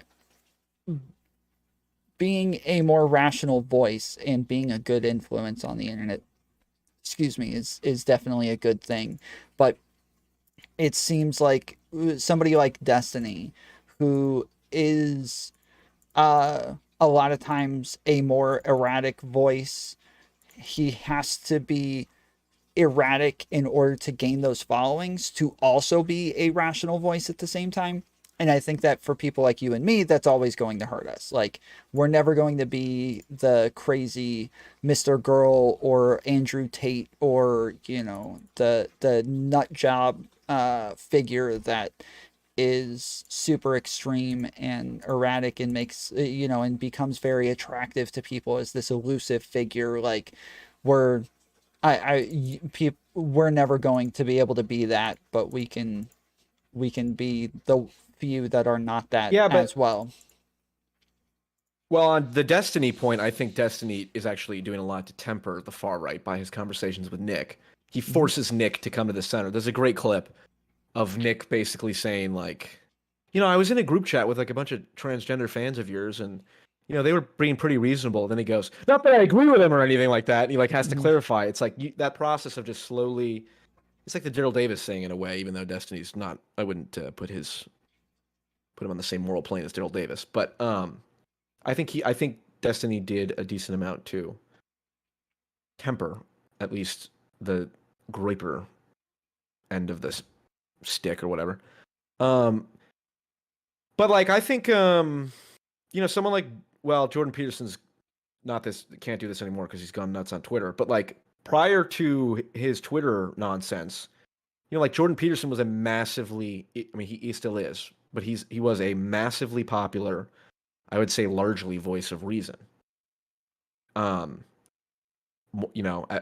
like it's like, well, it's only the extreme people that get voices. It's like, well, no, like like Jordan Peterson's podcasts on Joe Rogan were like some of the most viewed. He was on there like 6 times, like 10 million views each time. So I think there's an appetite for people who are reasonable in the center, but also can communicate and are emotionally invested in the issues as well. And those people have to win, otherwise.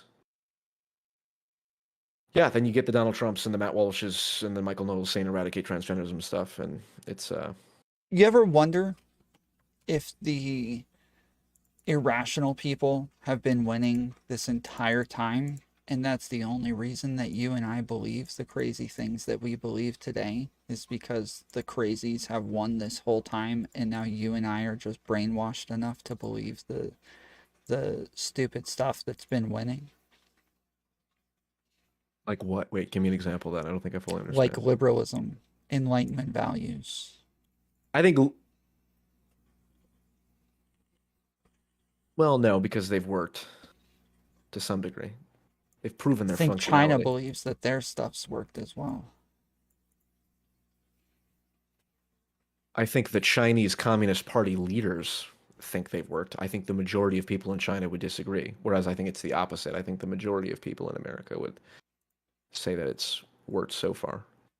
Yeah, I agree. I don't know if people in China actually disagree, but Yeah, that's fair. Well, I know very little about anything, and yet I'm willing to come onto a public platform and espouse my bullshit anyway, which is a sign of a true master narcissist. Exactly. All right. Well, was there any other topics you wanted to cover, or I've only peripherally been looking at chat. Are they? They all hate. Are they you. bitching at me? What are these fucking losers? They're ripping you to shreds, bro. Are they? Mm-hmm. Let's read this. Yeah, this guy's sounding like 2. I think he misspelled 2. Yeah, this guy's sounding like 2-3 notches away from stochastic. Sounds like he needs either a reality check or some comfort. I definitely need some comfort. Don't you love it when the person that's insulting you misspells every other word? That tends to be a pattern. It tends to be a pattern amongst my critics. They're all morons. It's sort of a prerequisite to have to criticize me. Yep. We all hate Tom PFW. Aren't PFWs? I'll take that. I feel bad for you, but I'll take that. I'm really here just to gather the clout, immaterial respect and clout of people I will never interact with in any real capacity. Nice. What did you talk to Lav about? I talked to Glink by any chance? Glink, I've heard the name. He's done like he does like not they're more than video essays because he's like out. They're like mini documentaries because he's like out and about interviewing people and stuff.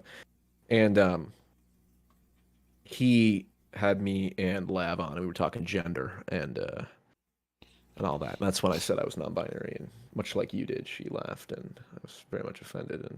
And but yeah, we're talking about like polyamory and how she and Glink thought that most people are capable of being polyamorous, and I was like,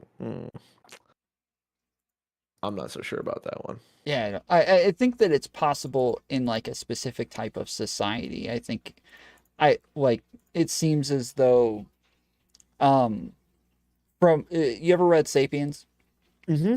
So in Sapiens, one of the things that they say is that there isn't like a human type of relationship, that it's always whatever the culture demands. That's it. And that's interesting. That's the opposite of what Robert Sapolsky in his lectures on human behavioral biology say, where he says no matter what society you're in, humans tend toward monogamy. And I wouldn't be able to tell you who's correct. Yeah, I do in know Sapiens, Yuval Noah Harari, the guy that wrote that book, is a World Economic Forum lapdog. So I kind of think fuck that guy, but one of the things he mentions is like a society, I forget who it was, where they where if a woman gets pregnant, she normally doesn't know who the father is, but she gets pregnant and then every man in the village has to come inside of her so that her baby has all of the best genetics, and that's what they believed. And like there's tons apparently there were like a good amount of societies like this early on in like hunter-gatherer type villages and things. Because they didn't know how to secure paternity. Well, I think with within like societies that exist today, I don't think that polyamory can exist, and I don't think it's a problem that some people are polyamorous. Me neither. I think it would Some be a people. problem if it became like The norm? insanely popular. Yes, I think that I would agree. be a problem for sure. Yeah, well, we know that we human beings, I think the average human being and most human beings are neurobiologically wired for monogamy because we're relatively confident that we can identify the neurological structures underpinning monogamous behavior. Mm. And it has to do with vasopressin receptors being attached to dopamine receptors and how there's monogamous species of voles. And then when those monogamous voles had those receptors surgically removed or whatever, they stop being monogamous. And all of the animals, like gibbons, which are monogamous, have that, versus chimpanzees, which don't. Something like that. I could be totally wrong. But I'm just repeating what I heard from Robert Sapolsky, who seems smart enough. Yeah, I haven't looked too much into it. I've heard the last time I remember looking into this is when Vosh was saying that everyone is naturally polyamorous. Yeah, I believe that's not true. Yeah, that Not true. Sounds a little ridiculous, but who Agreed. knows? Well, any final things you want to bitch about? Any of my videos that you've seen recently that you had a problem with, other than my Kanye one? Because you're an agent of the state of Israel. Did you see I put out a video essay shortly after that one about Vosh and Xanderhall and Demon Mama talking about the Balenciaga stuff and Shoe on Head, that one. Mm-hmm. That Shoe one, on Head, our queen. Yes, Queen that of the one did centrists. very well. Okay. That was a real like.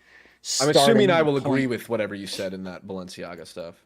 Maybe there's a lot of points where I get, so it's 2 hours. It's a 2 hour long like in-depth video essay talking about like grooming, LGBTQ people, conspiracy theories, like all sorts of stuff, talking about like lying, why it's harmful, like all sorts of crap, but it's doing it in a very like entertaining and funny kind of way. And I'm hoping to do a lot more video essays like that, but most of my time gets taken up by streaming instead. So That's fair. I like being able to stream and then turning it into clips. It's a lot easier and more sustainable in the long term than cranking out videos. Well, now I know that they should be monetized. I will work on that. Are you pretty lenient with your monetization? Like if you swear or talk about like transgender shit, is that okay to monetize and all that? So almost every time they'll demonetize it and then you challenge it, and almost every time it gets remonetized. So yeah, they will demonetize it. You just have to request a review and it will be remonetized. So I should try to make videos that are non-controversial.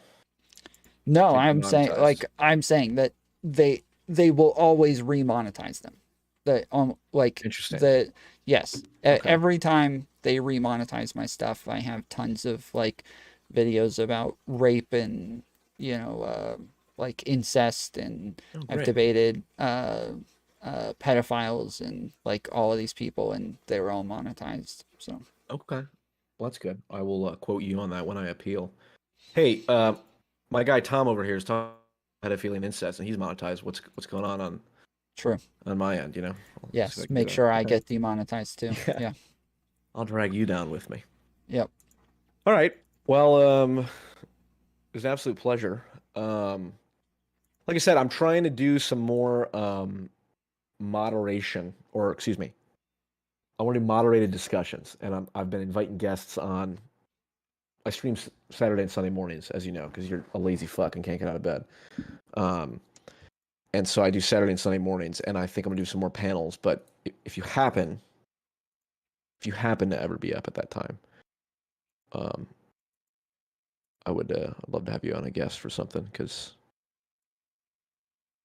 you seem smarter than the average bear. I'm a trained con man, so I'm just capable of making you think that. Smarter children learn to lie earlier. Mm-hmm. It's a reliable finding, I believe. Anyway. All right. Yeah, if I like it, the main issue is I normally work on Saturdays and Sundays, so I'm.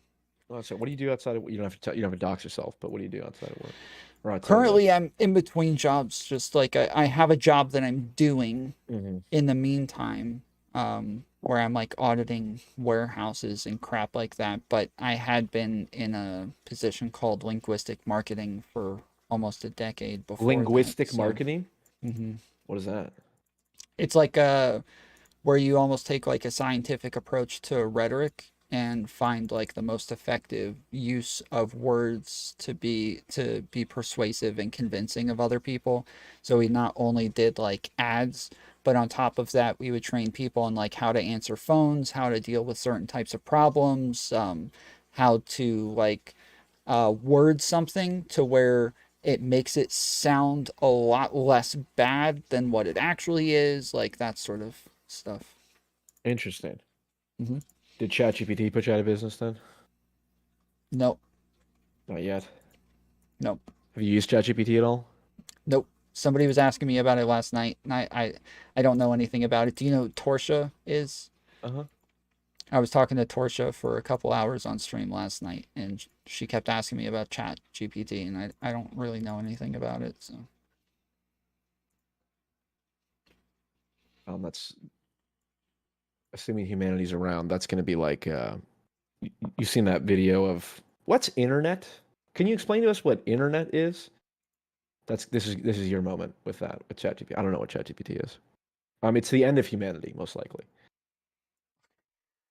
But there's no point in thinking about that. So, okay. Anyway, I will look into it. On that note, thank you very much for having me. Thank you for destroying my faith in humanity. Yes. Right before you leave.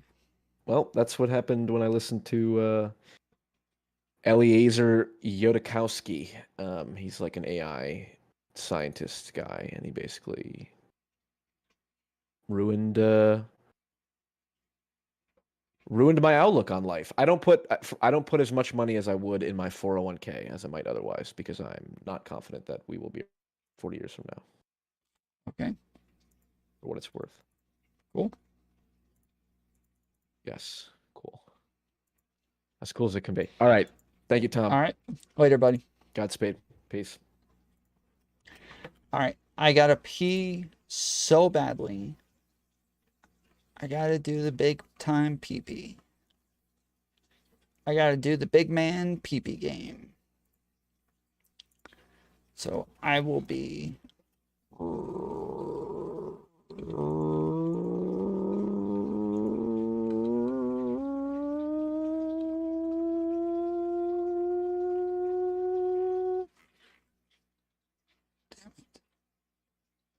right back.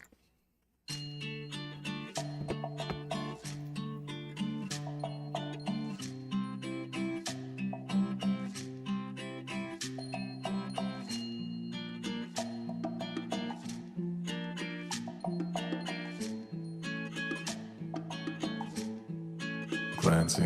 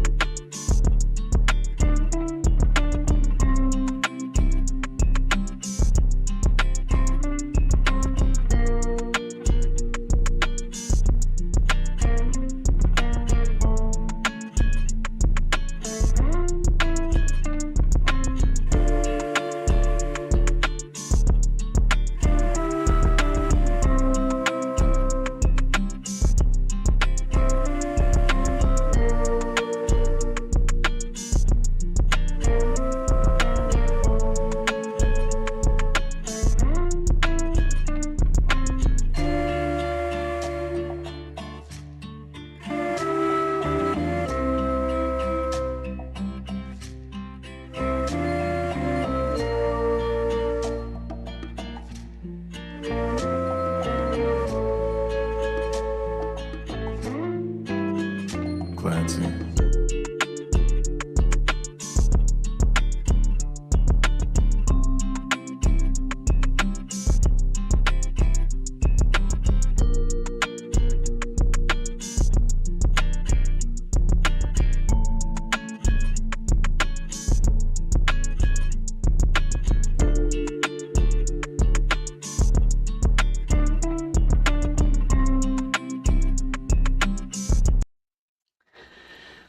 Oh, okay. Bro, we got 40 people watching. We got 18 thumbs upsies. You guys need to fix this.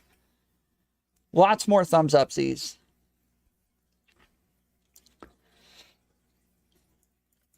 Lots more.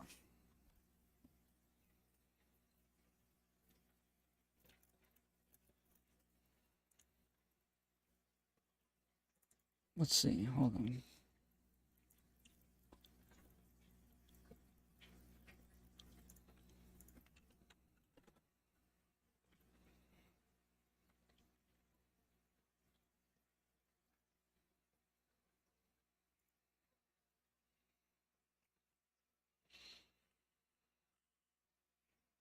Athleticism and longevity.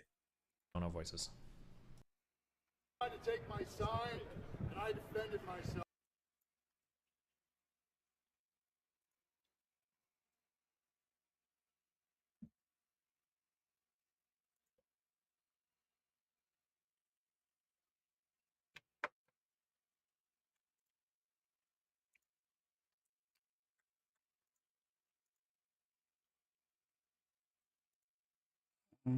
My computer's frozen.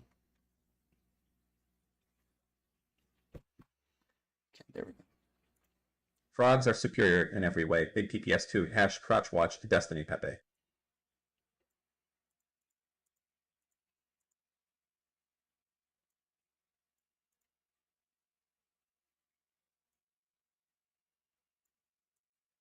Frogs and Dinos out, Destiny Pepe.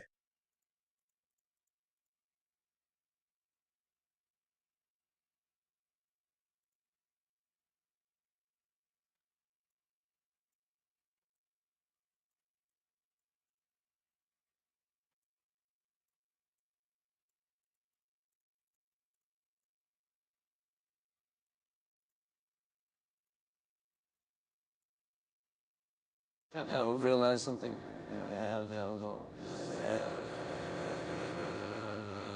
This is how I rise. No cancer, don't know me having a stroke. I think begins.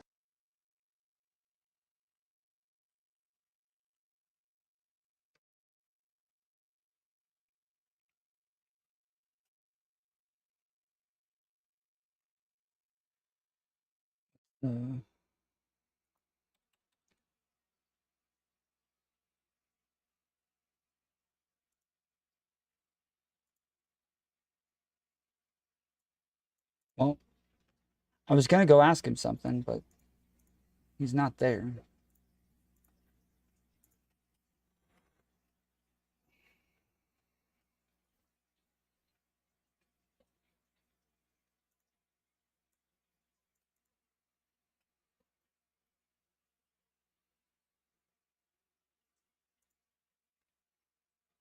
All right, where's the...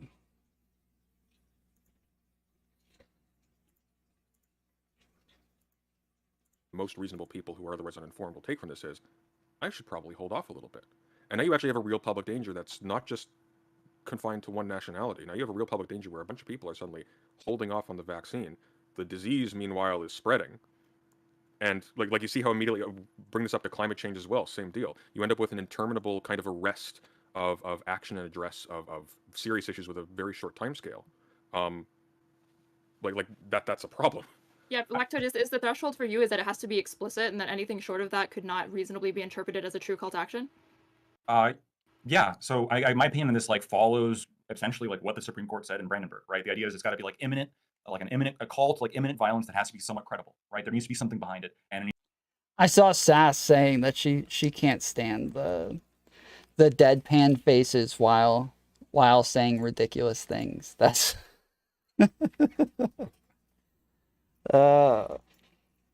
it's got to be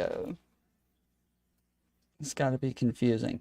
Dude, I had to keep like checking over here. I had these like 2 or 3 very sharp mustache hairs that just kept poking into my freaking face the entire time. It was so obnoxious. Tom, because I'm super gullible, well, okay. That's a woman thing. It's biological, because if you start to question whether or not your baby is sincerely crying, then you won't be a good mother anymore. And so it is a necessity.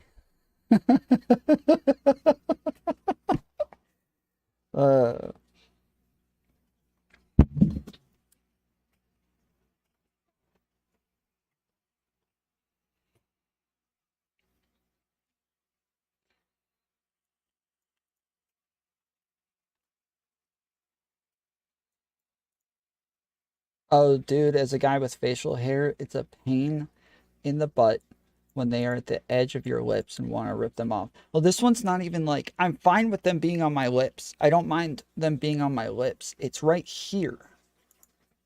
Like, it just, I don't know what it is, but they get like really sharp, so they can be on my lips all day. There's times where my mustache will literally cover my top lip. No problem. I don't care. Doesn't bother me at all. But like when they curl onto my face, like on my cheeks or through here, it hurts. This is why I get laser hair removal on my cheeks, so that I don't have to worry about the sharp edges anymore. Tom, makeup tutorial when? Soon. Soon.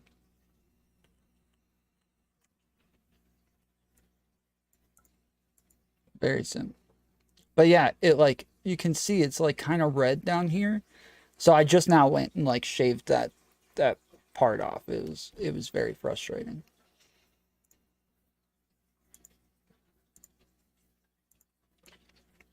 Dude, my eyes look beautiful with this background. Oh my goodness, I am gorgeous. What the hell?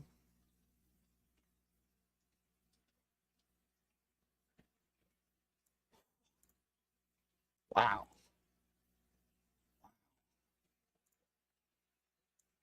That is quite the face right there.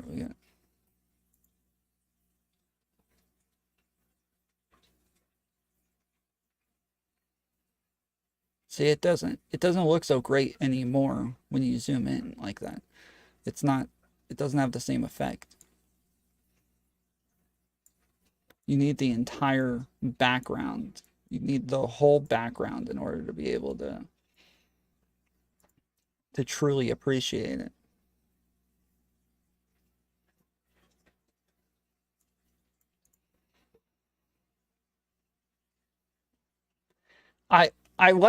Dude, my background looks really cool because it looks like, I've always loved the way that like clouds change colors in the sky.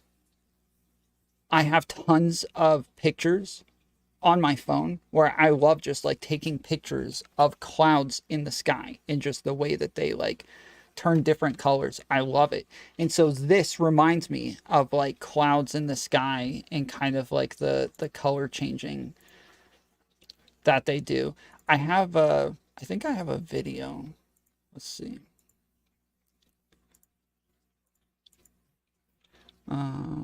Let's see.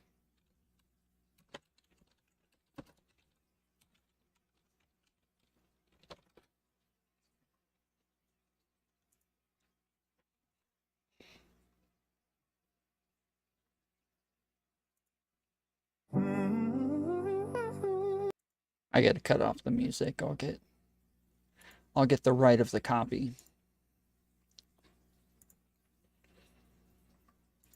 We'll turn on the other music instead. We'll make sure we still get some music up in here.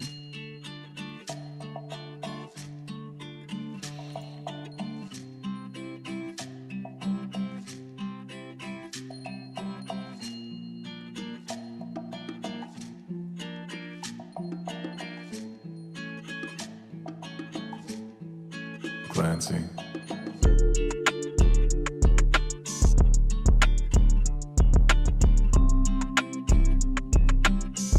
This is my sister and her wife at their wedding.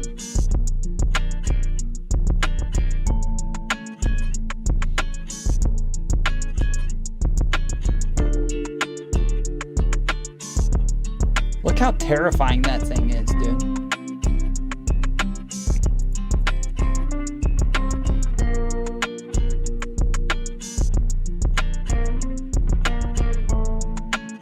That's my brother and my mom.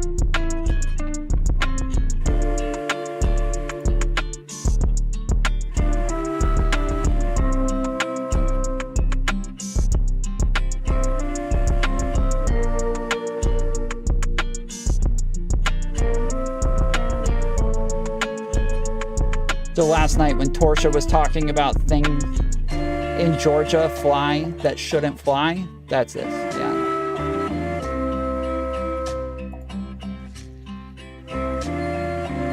I take lots of pictures of bugs as well, but I like skies, landscapes, and bugs. I love them. Clancy.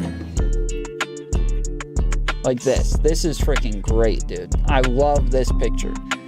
I took this on my phone, but like the way that the sky, the red sky, turned the wet ground red. It was so cool looking.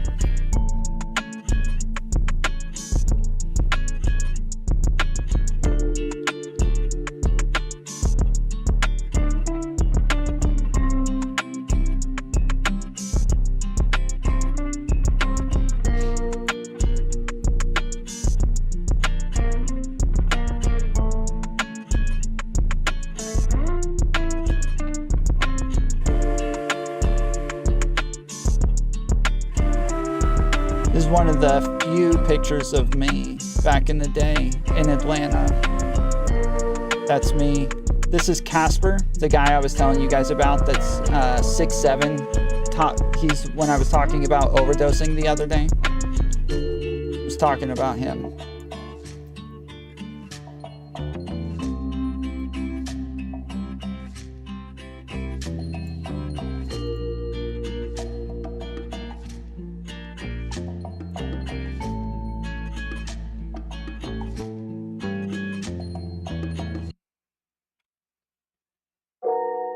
Wanted to turn off the music, not the...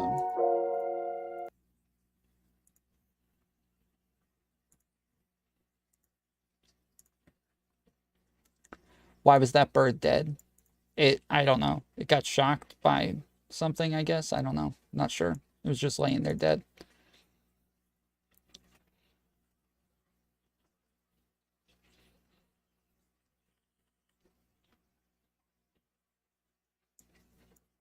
It was a hawk. So on that day, the Hawks were playing the Celtics in the playoffs, Game 7. And I had a bunch of friends from Boston. We were all talking tons of crap to each other on Facebook. And then I walked out the back door of my work, and there was a hawk laying dead in the grass. And so I took a picture of it and posted it on Facebook, and I was like, oh no, this is a bad omen. A dead hawk surrounded by green. This means that Boston is going to win Game 7. And I was wrong. The Hawks won.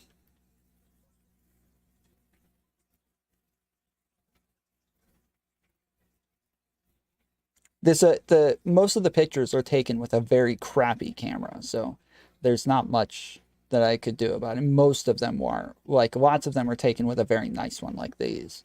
But yeah, most of the pictures are taken with a very, very crappy camera.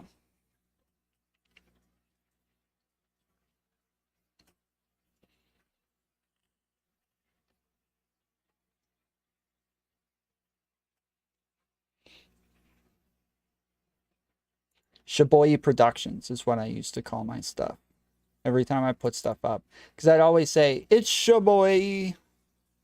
Walk into a room, it's Shaboy Tom. So I called my stuff Shaboy Productions. This is a picture. So I was at a bowling alley robo tripping. I had drank a ton of Robitussin and I was tripping balls. And I went to go take a picture of myself at this bowling alley. And you can see this little line right here.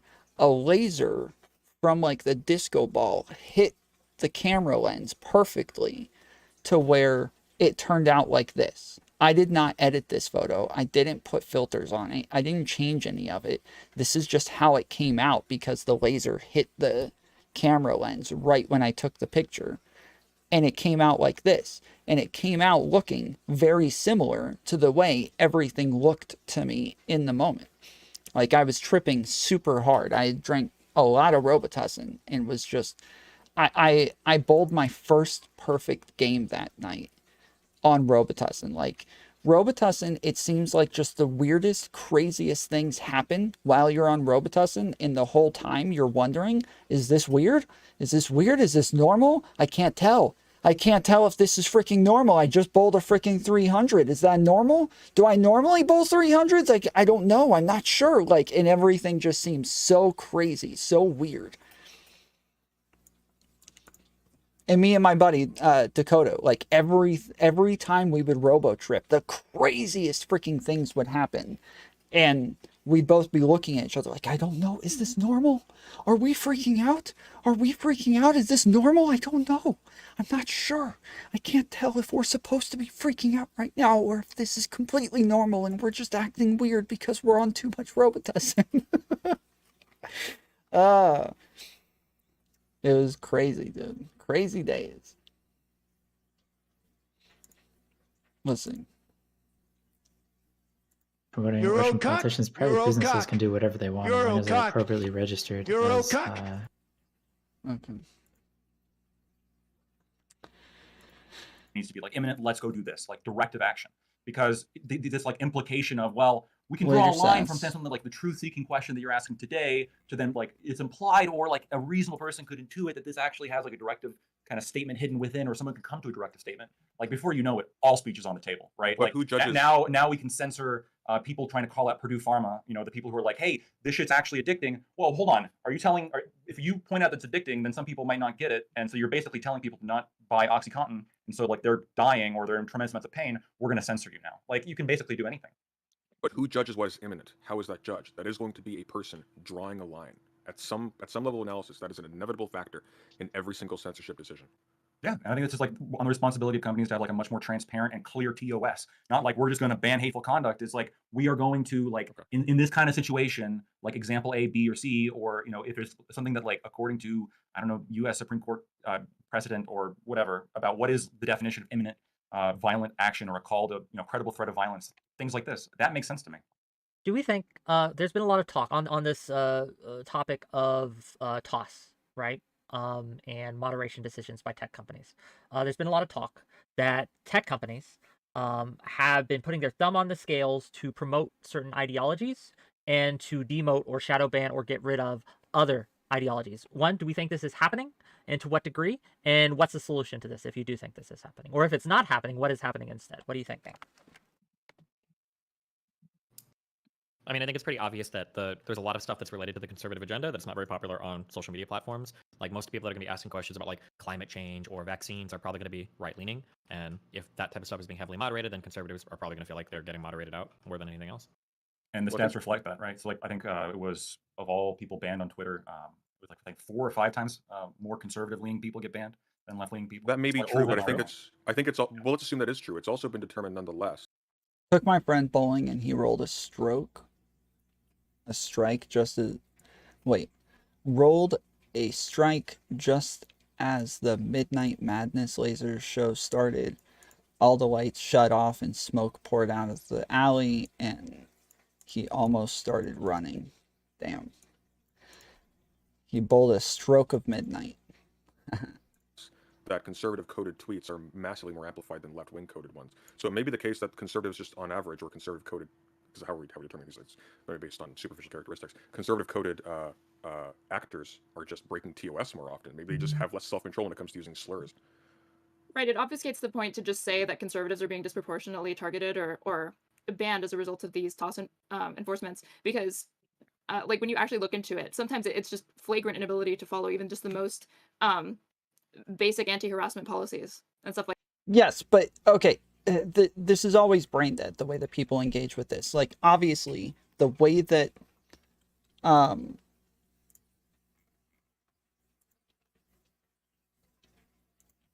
on.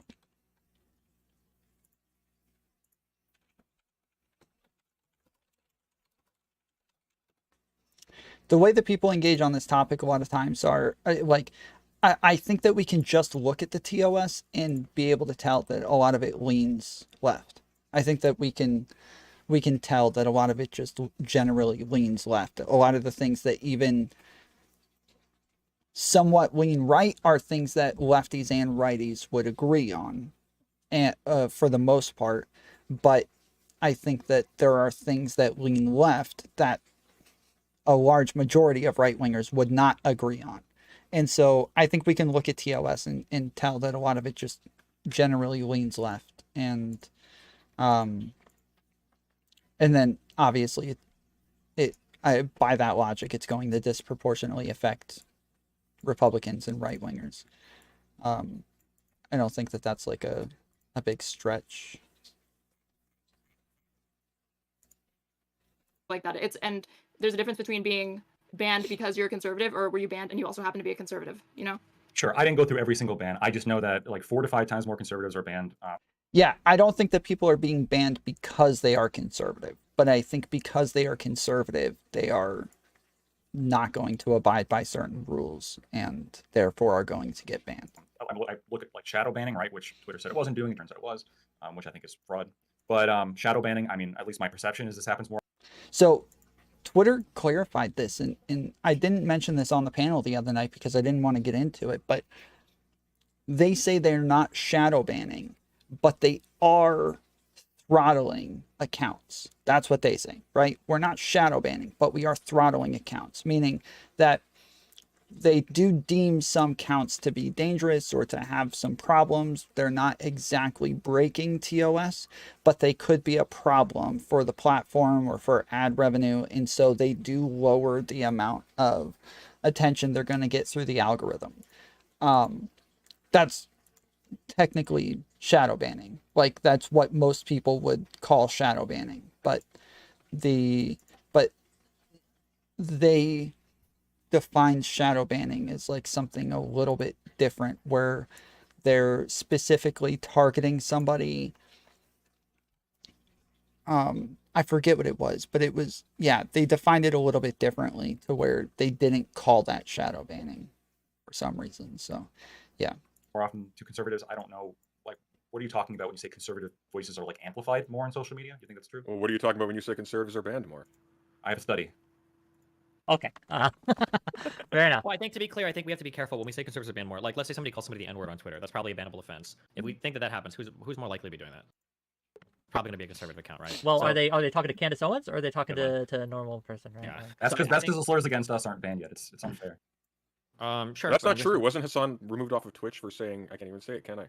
The C word. Maybe. We're on YouTube. We can say cracker all we want over here. Yeah, but was Whick on Twitch? Oh, you're not on Twitch. No, Destiny's. No, that would be terrible. We can't be on Twitch right now. On the Twitch ward. Oh, that's a good question. Sunday. Do you think that they should lift Destiny's Twitch ban? What was the ban for initially? It was you were saying something to the effect of rednecks need to mow down BLM rioters or something like that? That was why he got demonetized on Twitch, or departnered.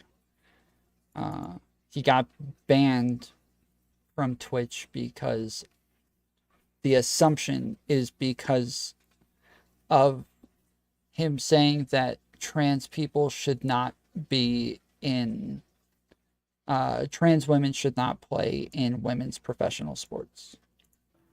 No, I don't know what my ban was for, but it definitely wasn't that because that was a long time ago. Okay, well, if it wasn't It was for a that, truth then- statement, and he got banned for it. This is the evidence of the problem. Well, what was the truth statement?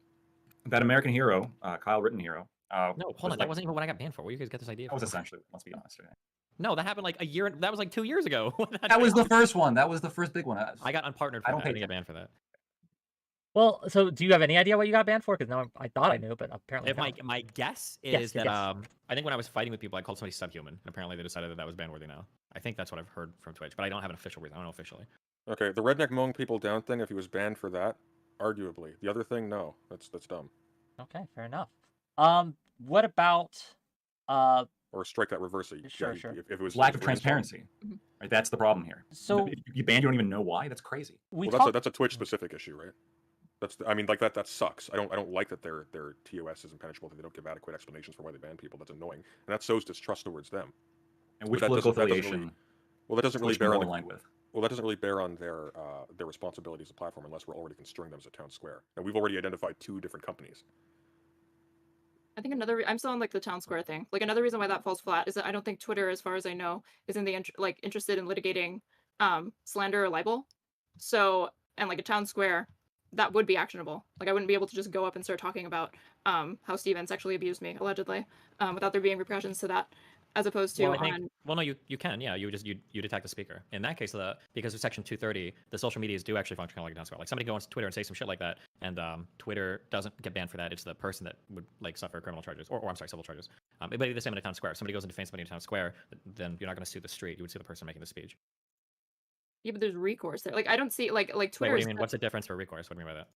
Because in a town square, if you do it, you can take them to civil, potentially criminal court. As opposed to if you try to like report another user on Twitter, they said this thing about me. Can't they just always back up and say this is a matter of opinion? Even if there are slanderous or libelous statements within what they're saying. And Yeah, they could say it's a matter of opinion, but it's going to be the exact same whether it's on Twitter or in a town square. Where the defamation happens doesn't make a difference. Or they could deny it was them and say they were hacked or something. I don't know if that defense has worked for anybody yet, and I imagine in Discovery you could probably fight that. Oh, I didn't realize my Discord logo is still sitting on top of Destiny. I'm gonna put it right there. I like this. I came up with this idea the other day when Quibbles and in Speakeasy were talking, putting this little logo right here on the screens of the people who are talking. It's a great freaking idea. I need to do it more often. It looks awesome. Yeah, I'm not sure the specifics of how a legal case would go about in the differences between a legal case brought online versus brought in person. I'd imagine they'd still have the same standards of evidence needed to convict. And defamation is, at least in America, historically pretty high, right? Like the standards you need to meet are actually very hard to meet. And it becomes... That's not necessarily Especially true. for public figures. Yeah, for public figures, the standards are very high. But for a private citizen, not necessarily that high, I don't think. What's the threshold for being a public versus a private citizen, though? Yeah, I'm not sure the difference here. Something you fight about in front of a jury. Fair Well, enough. you'd have to convince a judge, probably, I guess. Yeah, the lines here are He's not like, researched this definitive. one. The lines here are not definitive, but even among How did my talk give you that idea? Your talk didn't give me that idea. I just happened to have that idea while you guys were talking. When you and Quibbles were debating on my show, I thought, hey, I could just add their names, because it's always frustrating to me that they don't have the names on Discord, and the only way to have the names pop up is for me to put my mouse like over the hang up button, and then the names will stay up there. But as soon as I move my mouse off the hang up button, all the names disappear. So I moved this little thing over everybody's videos. So if you go back and watch my stream where you guys had that debate, let me see, I can probably pull it up in just like a couple of seconds.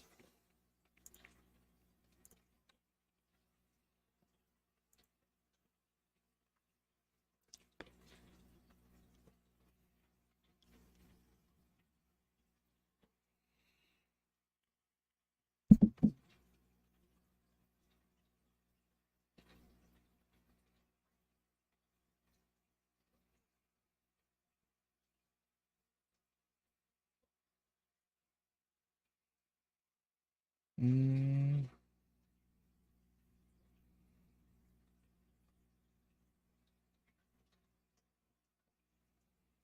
Yeah, I don't know when this happened, so.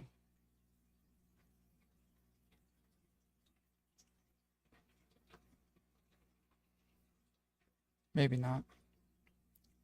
I guess I'm wrong. Yeah.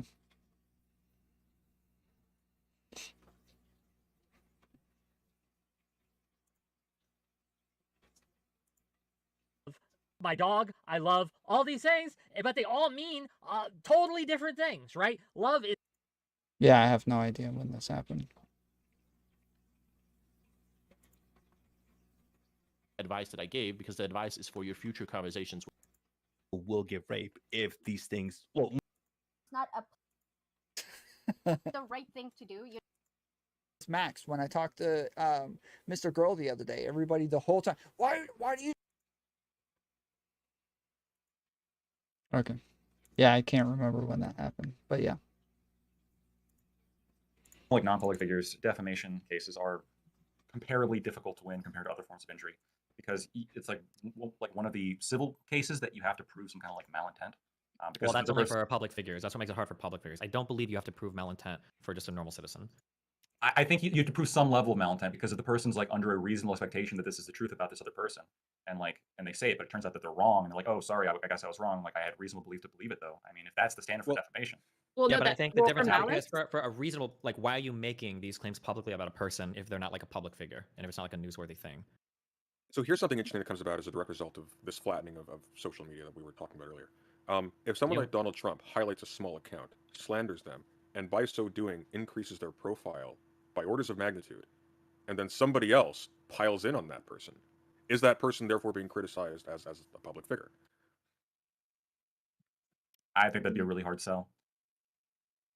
The difficult part is, yeah, like when it comes to a lot of this is case law, a lot of this is jurisdiction dependent, and a lot of this is going to be defining the exact lines is it's just going to be, there's no real clear answer here as to like what's a public figure, who's acting in the course of a public figure, like what level of like malintent you have to show.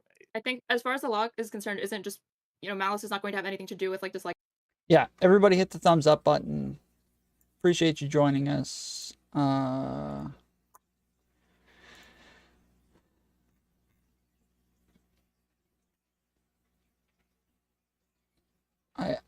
There's a couple other possible conversations that I was supposed to have tonight that I'm not sure if they're still going to happen or not, but we'll see.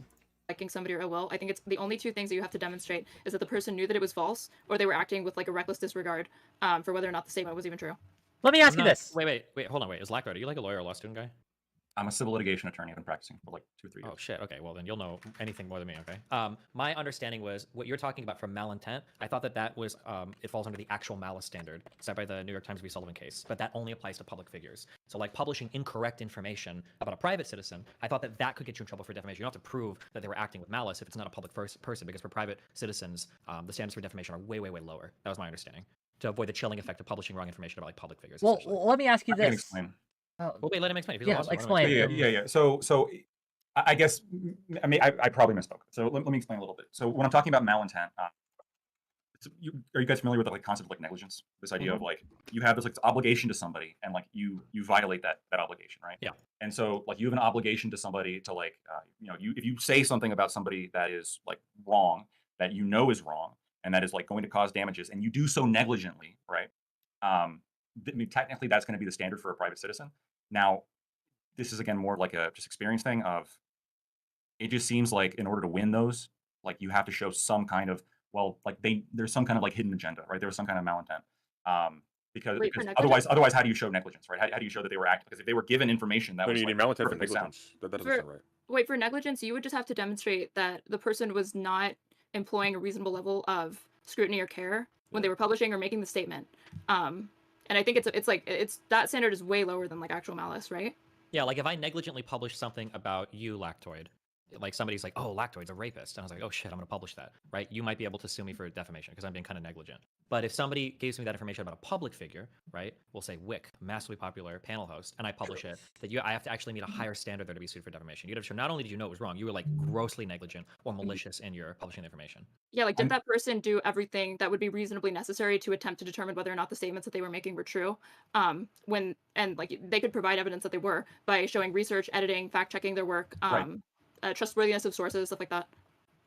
Right. That's what. Yeah, right, exactly. Like you have to show like some level of, hey, like I wasn't negligent because of XYZ reason, even if the evidence is false. Out of curiosity, just for my own edification, do streamers count as public figures? So, for example, if they could. Okay, so does there have to be a threshold? Like, for example, do you have to be Destiny sized, or could you be? I'm pretty smaller? sure all of that. None of this is gonna be hard. I think this is all gonna be argued in front of a judge. You gotta try to.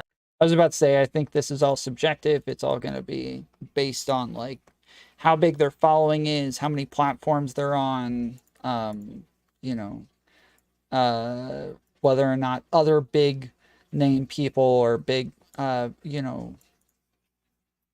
other people who are considered mainstream or who are considered to be public figures know who that person is or have talked about them or have had them on their show. Like it's not an easy case to make. Makes sound like this person for these purposes ought to be considered a public figure, essentially. Okay. It seems like it would always be relative too. So like someone like Destiny versus someone like, I don't know, like Asmongold, for example. I don't know off the top of my head what the relative sizes are, but I think it's roughly 50% larger. Like would Destiny be considered a public figure in the light of a suit against? I guess what I'm asking specifically is if someone were to read like the Destiny report that Mr. Girl released, or see some of Lav's accusations, and then spread that, believing what they read, believing what they heard, right, and saying, "Oh wow, Destiny did this," and started talking and just spreading it to all corners, would they be liable under the law to be considered defaming, or because Destiny's kind of a public figure, they wouldn't really be able to be targeted that way? I'm just curious. My guess would be because that report deals with me utilizing a large platform. In that case, I would almost de facto be like a public figure because I'm writing a report around a public person using a platform that like reaches a lot of people. That'd be my guess. That'd be pretty easy to argue. Should social media companies be enforcing standards to defamation? So if someone is engaged in what could reasonably be assumed to be defamation, should corporate media companies build that into their TOS? Should honesty be built into TOS? So if someone is purposely spreading misinformation, should TOS put a stop to that, or should it be allowed? What are we thinking? Well, I don't think Lactoid can answer that question because fundamentally, once again, this is up to human interpretation. Someone's going to be making an inference that this claim is untrue, or that this claim is defamatory, this claim is being made in a misleading fashion. So even like the asking of certain kinds of questions, for example, can imply like a certain statement, and that can have like serious social effects individually or broadly. And so it's going to be up to some person's, hopefully, some person's judgment whether or not that passes muster. I think in the case where it's been determined by law, I think it's trivial at that point. Like obviously they shouldn't allow that kind of thing to be spread if it's been determined legally to be defamation, but otherwise. Can you ask the question one more time, Whick? Sure.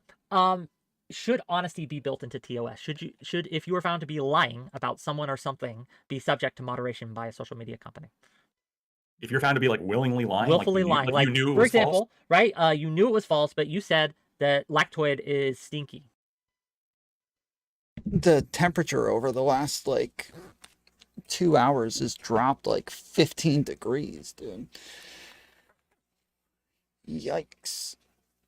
He has super stinky feet, and you just continually told that lie to one and all, right? Should a corporate media, a social media company say, we're gonna pull your account, we're gonna stop you, we're gonna block you? If you can demonstrate that this person was like knew that they were lying. Sure, you have text shown that. Yeah. I'm way more sympathetic. I'm way more sympathetic to like that, to like regulation of that stuff and removal of that stuff than I am about somebody genuinely believing that this is like a truth statement and then making that statement and the powers that be don't agree that it's actually the true statement. Wait, well, I don't think social media companies should have anything to do with defamatory claims. That's not. If you want to settle defamatory stuff, then you go, because otherwise, like, what is the burden of research put on social media companies to figure out like if a statement is true or false? Like, hey, John said that like Destiny's back.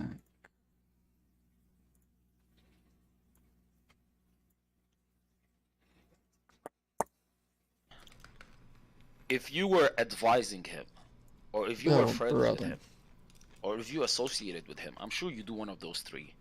Well, what would you say to him then? That's not cool, but I don't think you would give a fuck what my moral standards would be for that, right? Yeah, would you interact with him knowing what he did? Or what he does? Like going on his shows and stuff? I'm not sure. You're not sure. Okay. Interesting. Debate Carantos. What are they talking about? Andrew Tate? Yeah, because I was just thinking about it. I was like, you know, with people in his position, because I'm assuming he holds a position like Nick did, right? Where it's like, I'm not cool with this guy, but I butt head with him because, you know, he has his Or is he continuing the Sneeko argument? people, I have my people, and I'm trying to appeal to their people, blah, blah, blah. Yeah, so a little if bit. you Like, cut I'm off not Nick like, for the, yeah, so go. yeah, you're not cool with him. So if you cut off Nick for like the deplatforming shit and how he didn't take a strong stance for it, I'd assume you'd cut off somebody like Myron for being fucking creepy. Well, I'm not 100% sure if I would have cut off Nick for the deplatforming stuff, because he had already engaged in it with him and Ralph had like fought over it. It was the fact that he was deplatforming people in my community, like my friends. I mean, to be clear though, it wasn't that he was deplatforming; it was people on his platform. Well, it that was, were... yeah, people on his platform, but like his platform was very limited. He okays everybody that goes on that site, and he didn't seem to have anything strong to say about it. And his community had already been involved in that kind of stuff in the past. Him direct. I don't understand this. I could have sworn that Nick was the one who burnt that bridge. I remember afterwards making an entire video about the fact that Groypers kept saying that Destiny burnt the bridge, but Destiny kept saying that he was open to talking to Nick, and that Nick was the one who wouldn't talk to him. Directly with the Ralph stuff. Interesting. So I don't want to be associated with the community, but it's also going to be like trying to actively destroy my friends. And at that point, I liked Max more than I liked more than I liked Nick. So. Yeah, but now since the Mr. Girl dude is out of the picture, Nick could come back into it, right? I don't know. It would be different now because now Nick is way more fucking extreme. Which is good for you, right? The more extreme they are, the bigger the fucking bounty on them, right? If you fucking actually meet them and meet them at their points and fucking go head to head, it does better for you, right? Doesn't that make any sense? Because ever since he left you, he went with the yay shit. He's become much bigger. Well, I don't know now. I'm not sure. I don't think the really extreme look is good for him, and I think they know that. That's why they were trying to get away from it. But then they went really extreme on the yay shit, and now I think he might have a hard time getting back from that. I don't know. Like, he got publicly disavowed by Trump. Like. Interesting. Have you seen the anime Death Note? Oh yes. Yes. You remember at the end when Mikami is standing in the doorway and Light looks at him and Light's like, I don't know that guy. So basically because he's fucking, you know, nobody wants to fucking touch him with a 10-foot pole. You're like, I don't know if I should even get near him. He's radioactive. Yeah, and he's like dying off and everything. Like, I don't know. And he basically said fuck you to me when he had the Kanye train that was stupid. So I don't know. Maybe in the future we'll see. We'll see. Wait, my order came. I don't like eating at the same time as you boys. I'm not fat. So I'm gonna go get my order. Hey, listen, enjoy your stream and stop eating with your mouth open. That's kind of nasty. Also, waffles. Mute him. I saw all the things that you were saying. Orange name. I'm a white name and I'm proud of it, ladies and gentlemen. But yes, I'm a big fan of your stream, right? Especially when the chat doesn't move for 2 hours. Big fan. Yeah, Destiny, you take care, buddy. Bye-bye. Be careful, buddy.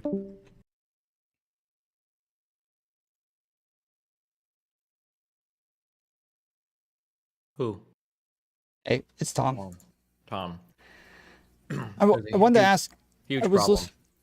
I'm a huge problem? No, there's a huge problem right now. What's that? There's an owl in this room. An owl? Because you're saying who? Never mind. Okay, what do you want to talk about? Go ahead. You ruined it. Sorry. I wanted to ask, so I had like a whole stream where I was talking to a bunch of Groypers about whether or not you burnt the bridge with Nick. And that was one of the things that I was arguing with them about, because shortly after you were saying that he wouldn't talk to you and that he was upset with you and that you were still open to talking to him.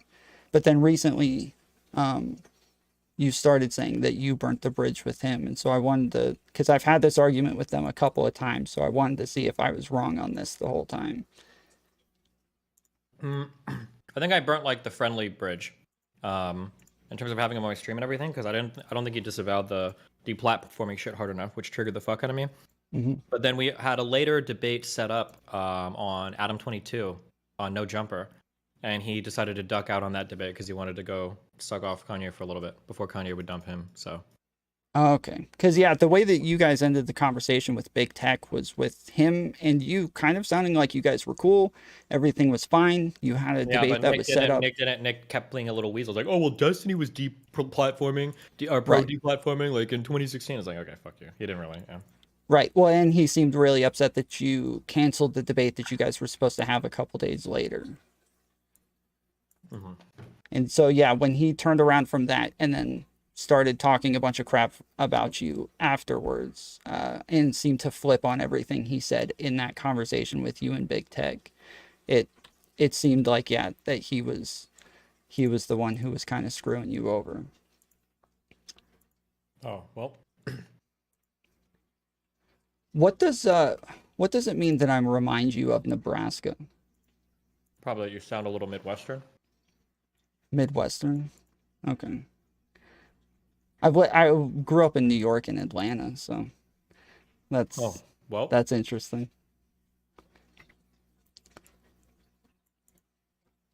Well, I did want to come tell you. So I've gotten a lot of crap for being anti-Destiny lately. Wanted to tell you, I am not anti-Destiny. I think I said that Lav wasn't lying about one thing, and people think that that means I'm on her side now, or that I believe need to her. come and tell me this. Why are you guys all acting so fucking weird now? Because, like you said, it does seem a little dickish to have somebody on and allow them to say a bunch of stuff without pushing back all that much. And I did think, like, throughout the Britney drama that there was, like, I was surprised at how upset you were with that. And so I guess the boundaries arc is a good thing. You did not tell me not to talk to her. You never said not to have her on or anything like that. But you have been, like, insanely charitable to me and helpful to me. And so, yeah, I would feel bad if I dicked you over or had somebody on and you felt like I was just, like, overly allowing them to shit on you. Did you talk to Torshaa? Yeah. How did that go? It was interesting. I did think you were being, like, really short with her when you talked to her. Were you, like, in a bad mood, or did you think that she was, like, trolling you? I don't think I was short at all. I think she was acting insane, but that must be, maybe that's just a matter of perspective. I didn't make it the whole way through your conversation with her. It was just very awkward the whole time. Agreed. So you thought she was being awkward? She would, like, ask me, like, what does it mean for patriarchy? And then I'd explain it. And then she would start debating me. And I'd be like, well, this is just what it means. She's like, okay, but I don't think it makes sense. And I'd be like, okay, well, let's argue about it then. And then she's like, I don't want to debate. And it's like, I have no idea what the fuck our conversation was supposed to be about. Okay. Yeah, I guess that makes sense. Because, yeah, she doesn't like to debate, apparently. So. Yeah, but she would argue with me every time I would try to explain what something is. Was she arguing with you, or was she, like, trying to understand it better? And it felt like she was arguing with me. She'd say, like, well, I don't agree about the male gaze, or I don't agree about, like, and I'm like, okay, well, I mean, this is just what it means, like. So I don't know. It's kind of weird. Okay. Have you ever heard of a restaurant called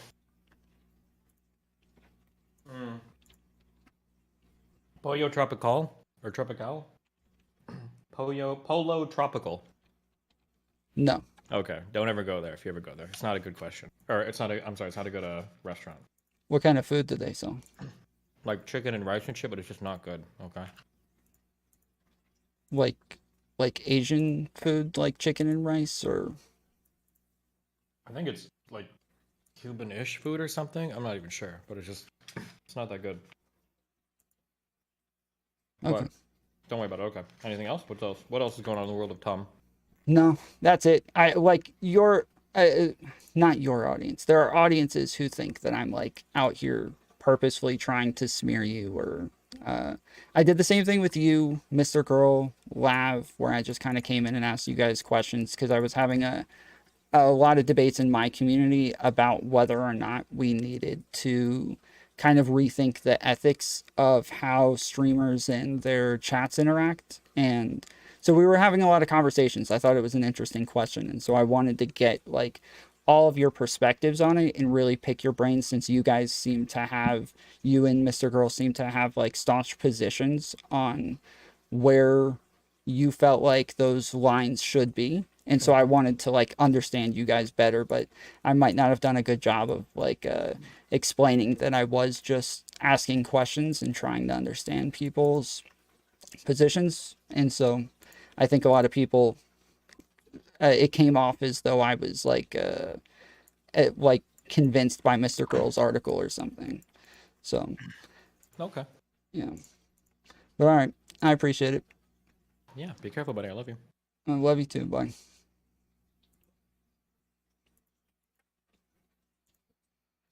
Okay. They're all spamming RIP Joe Rogan.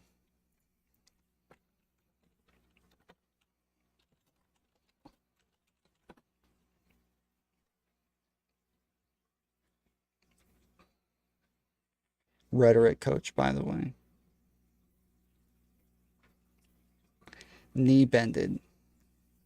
That is, yes, that is essentially what I wanted to do. Yes, I wanted to go ahead and bend the knee. Yeah.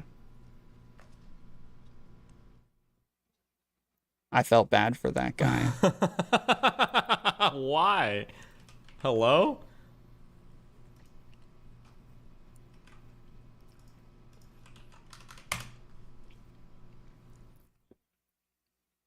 Well done, guys. RIP Joe Rogan.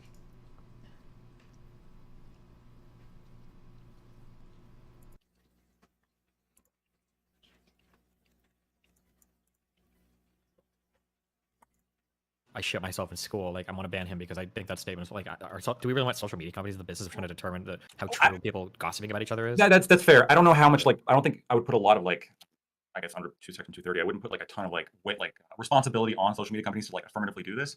But like I can imagine a scenario of which like, oh hey, it was determined by a court that this was false, or hey, like even though we didn't do we did like a minor investigation and we found out like it was a lie, like this person. How about this? How about this? Here's a good. Then question. I guess I'd be okay with it. Here's a good question. What if an account in Pakistan?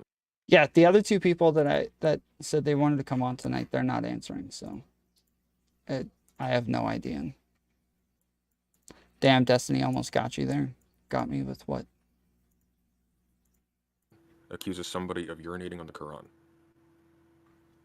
See, that can culminate in an actual immediate violence against that person if they're identifiable, right? I just don't think it's just not. At what time? If PF Jung coming on? Wait, oh, PF already came on. PF, yeah, we already talked. Is that still in my title?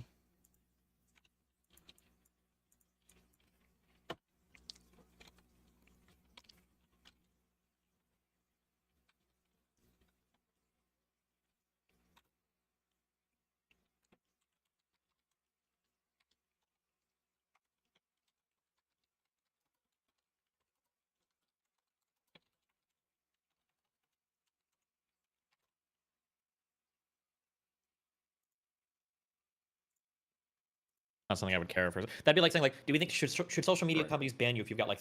As soon as the PF Jung conversation was over, I'm like insanely tired now. Thomas Fair, Tom let Destiny back in his orbit. That means Destiny is fair. The fight video? What was the fight video? What do you mean he almost got me there? 3 felonies. Like, I don't know. I don't think that, like, if you murder someone, should you get banned from Facebook? No, sure, but like in the event that defamation or something sort of in the broad category of defamation results in immediate extra-legal harm to an individual, or can be predicted to result in immediate extra-legal harm to an individual. This can go from like the example I just gave to like accusations of somebody engaging in child grooming, for instance. Is there not an argument then for a social media platform that becomes aware of this as a pattern? PF brought up an interesting point. Do you think Tucker wants to run for office? I've actually heard a couple of people talk about this, that they think Tucker's going to run for office. I'm assuming PF Jung was trolling when he said that. I think it was a joke. OMG, Tom, what? Stop saying that. Oh my goodness. Wow. I don't know why you always have to do that. It drives me freaking crazy.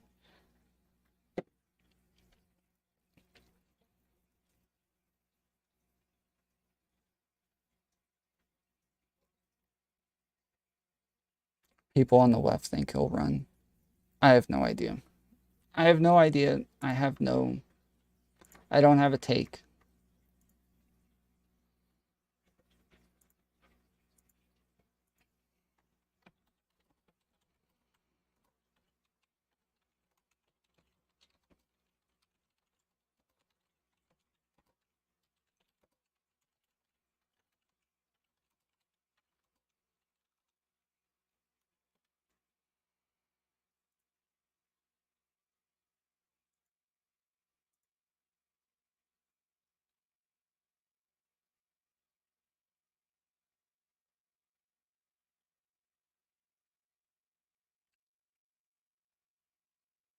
Wow. Okay. So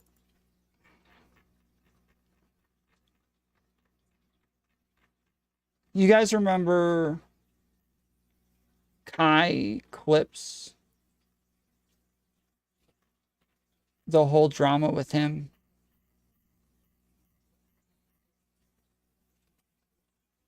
Where a guy named like Rich, what was his name? Young Rich or Jiggy? Jiggy. You guys remember Jiggy? So she posted, "You are a rapist. I was not aware of anything that was going on. WTF, you are evil as fudge. You decided to speak up now that I have moved on with my life. Why didn't you speak to the police when they questioned you? You have a whole video raping me. Sick MFer." Okay. So Jiggy posted the actual video. He posted like the actual video. So she said in the original claims that he had a video or like filmed him having sex with her or raping her.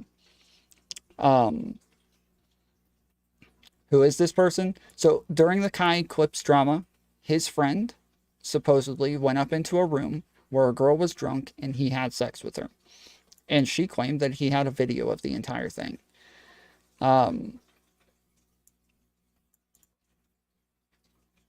He posted the video recently and showed it and said, "Yo, look, she acted like she was asleep the whole time. She's not. She's facing away from me. She's on all fours. She's turning around looking at me. She's moaning. Here's the freaking video. You can tell this is consensual.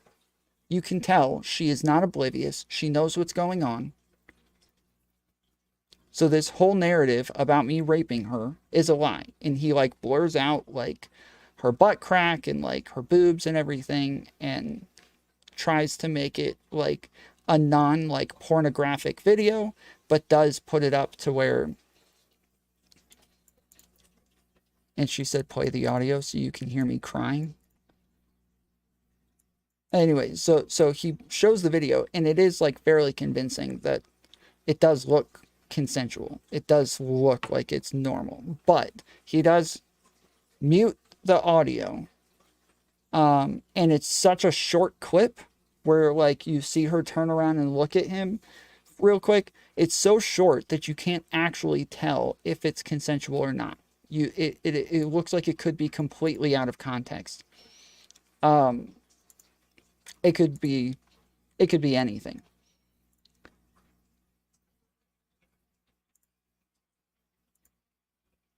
Let me see. Yeah,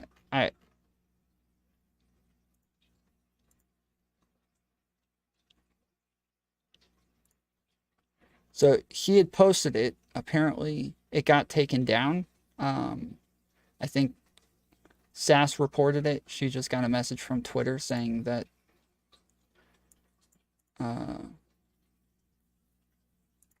that her report was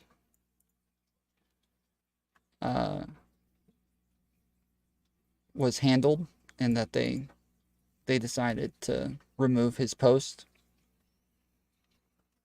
But yeah, it is fairly convincing, but it's also not convincing, especially the fact that he took this long to do it. Like, when did that happen? Do you guys remember? When did that happen? That was the whole, can y'all hear me? Can y'all hear me? That was in like December, right? That was in December, wasn't it? Am I crazy?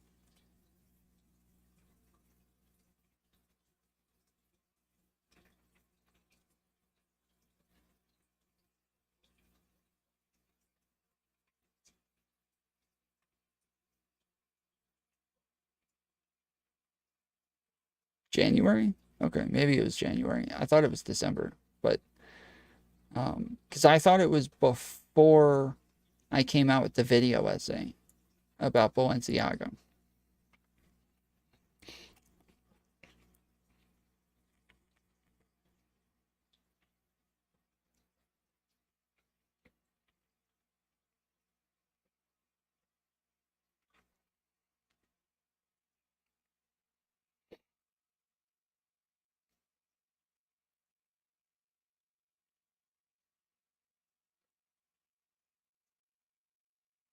So yeah, now she's posting all of the evidence again, it seems like, but she said, please post the evidence you refused to give the police months ago, you dirty roach. To post the audio so they can hear me crying. You have to be the devil reincarnated to rape someone while they're literally unaware and then take a video. Then after she finally heals, bringing it all back up again. I let you off the hook. I let you off the MFN hook and you still came back. WTF do you want from me? My life? But everyone swore I was lying and that it never happened. Why the fudge would I ever? This man not only took advantage of me, but recorded. TJ, I begged him to delete it, and he kept it and then posted it. Now everyone knows he really did rape me, but still, I will be blamed. I knew you had the video, and I let you be. That shit is over with. I swear on my life, on yo ass, dirty MFer. Let's see. Blank called me and told me that, someone just told him that I was raped because they saw a video. Told you what? Bitch, no. Jovi, no way. Why? I don't know what am I supposed to get from this? knew you had that video and I let you be. I actually have consensual videos of me throwing it back. They look nothing like this. Y'all are sick. I'm a stiff body trying to move and can't. I happen to have a nice figure that looks good from that angle. So now it looks consensual to y'all because it looks good. Y'all are sick.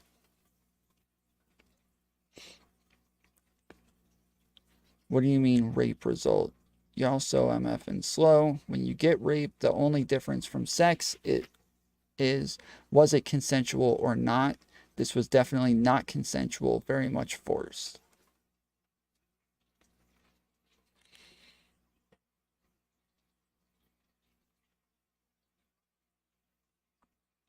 You just want to prove to people that you get girls now, but you don't.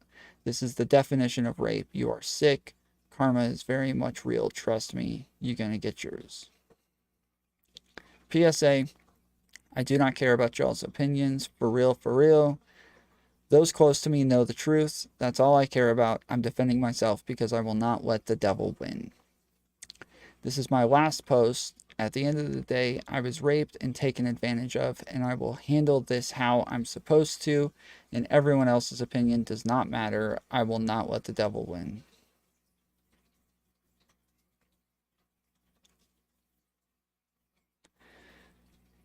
You had zero evidence. He came with evidence. I'm not saying you're wrong or he's right, but it's looking like he's right now. I don't know. What evidence aside from a rape kit and a bloody tissue do you expect a rape victim to have? Make it make sense. You raped me without consent. I don't think you can rape somebody with consent. Recorded me without consent. I didn't force anything. Wait, I didn't force shit, you fucking loser. You did it to yourself. I left you alone after I exposed you.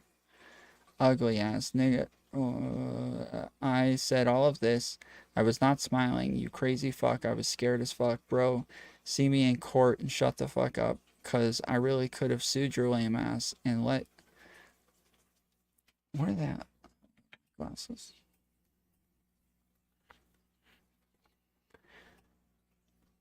And let you be because that's what I said I would do. I was also spreading awareness and I was going to let you be. Maybe because none of this happened. Let's see, why didn't you tell them you were kissing on my neck? Why didn't you tell them we had sex for like 25 to 30 minutes that night? Why didn't you tell them how we was cuddled up? Why didn't you tell them lights stayed on the whole time? Maybe because none of this happened.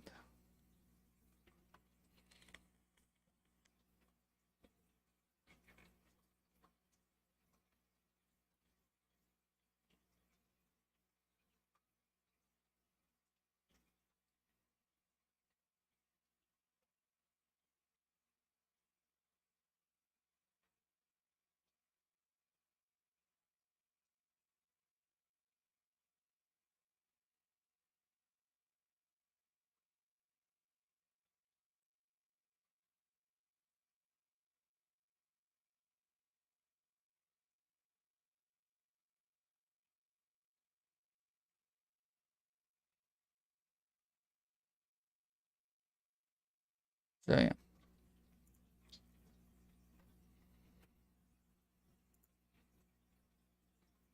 So the post got taken down.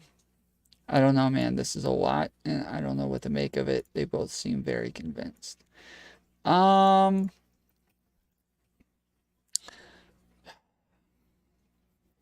If there's like... This is disgusting, but if there's like a place where the actual video is posted, I would like to know.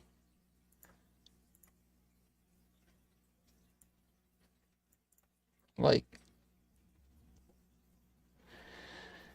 as outraged as she seems, it seems odd not to take him to court. So now I'm wondering if she's going to take him to court.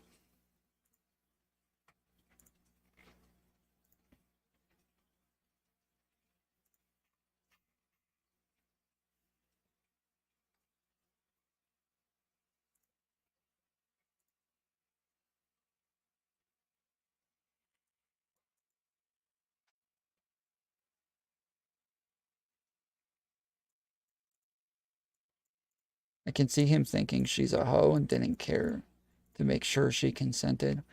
I mean, from what I understand, she was asleep in his bed.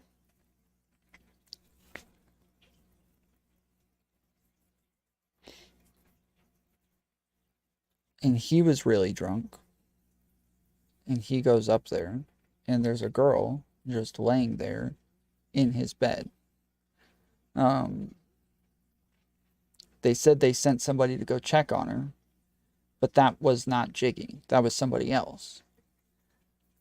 And when they went to go check on her, she was fine, and then they left.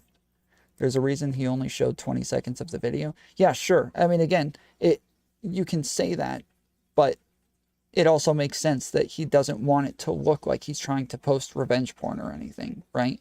Like, the excuses that he's using are real, legitimate reasons. And so the most sus part about it is that it took him this long to post it. That's the part that's super sus.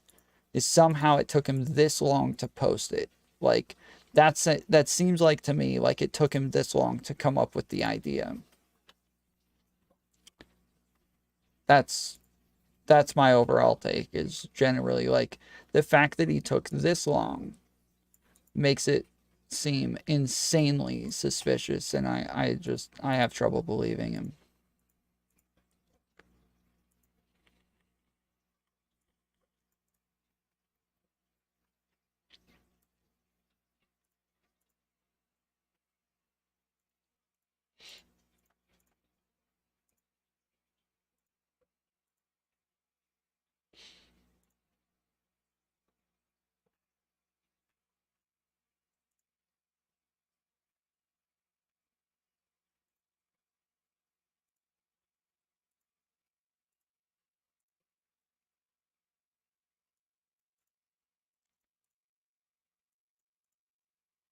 I hope she has a copy of that video and takes it to court. I mean, I don't understand why that video hasn't been like subpoenaed or anything. Like,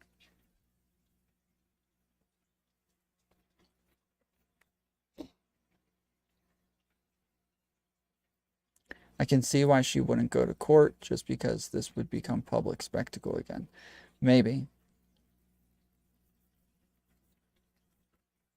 She did. You mean like the cops asked if it existed? Because if she called the cops, then why didn't he get arrested? That's my question. Why didn't he get arrested?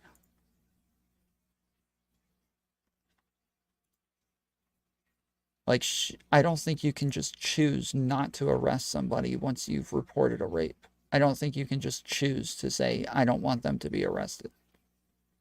I'm pretty sure once you've made a statement that you've been raped by a person and you, like, to the cops,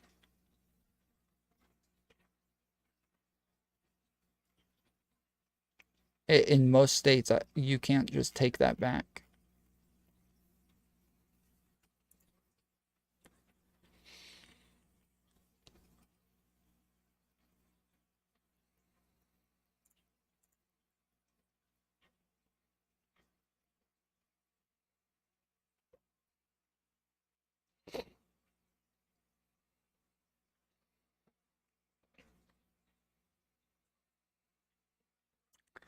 Why didn't you tell them that you said out of your mouth that none of this was my fault?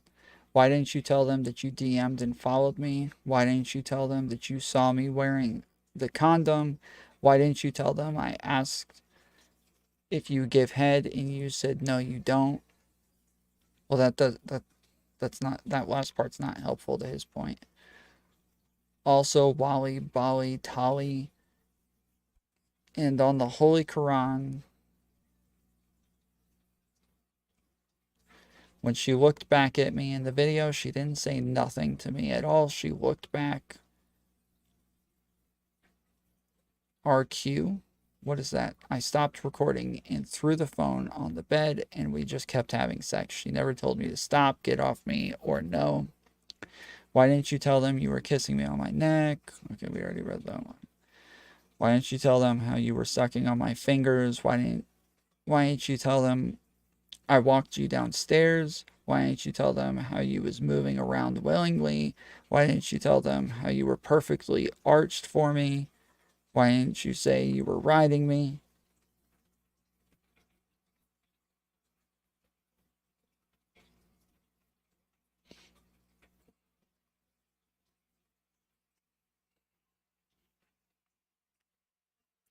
All rape kits do is show that indeed sex did happen, which is something the battle is then if it was consensual or not at the time. Right. I mean, like, sometimes they can tell, like, if there's, like, there can be, like, tissue, what do you call it? Tissue aggravation and crap like that, but that's rare.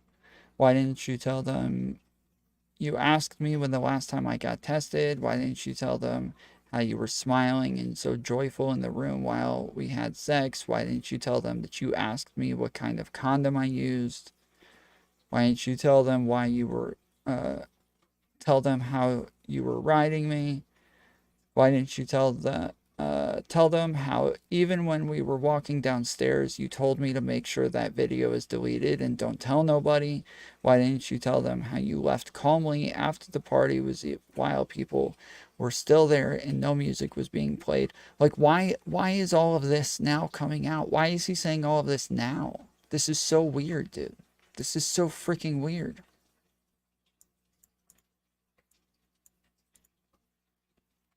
If they have enough evidence to convict, they'll go through with it. Yeah, that's the way that I understand it. The state chooses whether to prosecute or not. Yep. The only way that they don't prosecute is if the defendant changes their story. So normally they can't choose not to press charges. The state presses charges. The person normally, the victim cannot choose whether or not to press charges in a case like this.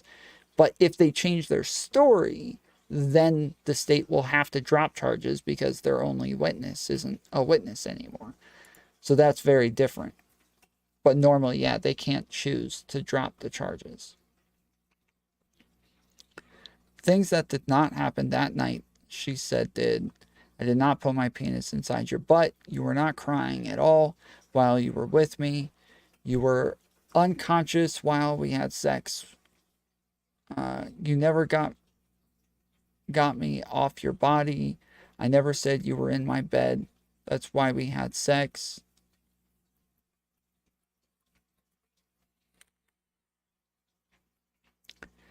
You never said I was a rapist. You just told me you don't remember any of this. You were never bleeding whatsoever. You also said the encounters did not last long, but we had sex twice. I let you speak. I let you say whatever about me. Now it's my turn. We don't want to hear anything else you have to say. You already lied about so much. WTF can people believe from you now?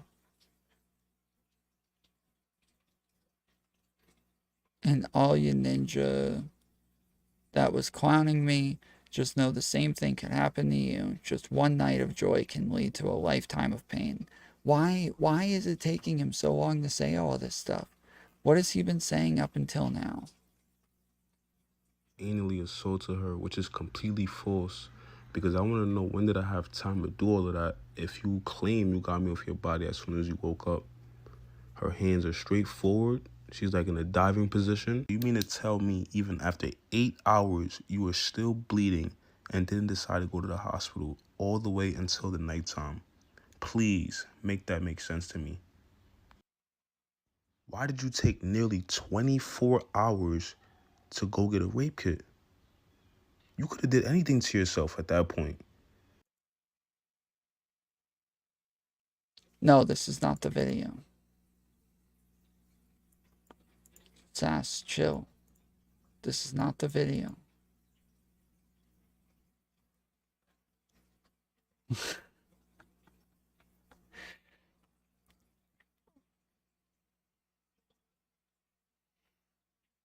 There's like 3 videos. Let me make sure this is... Yeah, this is the one I thought it was. Chill. My goodness. Some more alcohol, just so I could look like the bad guy even more. I know you clearly regret agreeing sleeping with me, which is completely understandable. We all have regrets in life, but I don't appreciate you lying on my name and making up a story about me. I would have respected you way more if you would have said the actual story and not something you just made up. What can you possibly say? Why didn't you tell him that you were kissing on my neck? Why didn't you tell him we had sex more than once that night?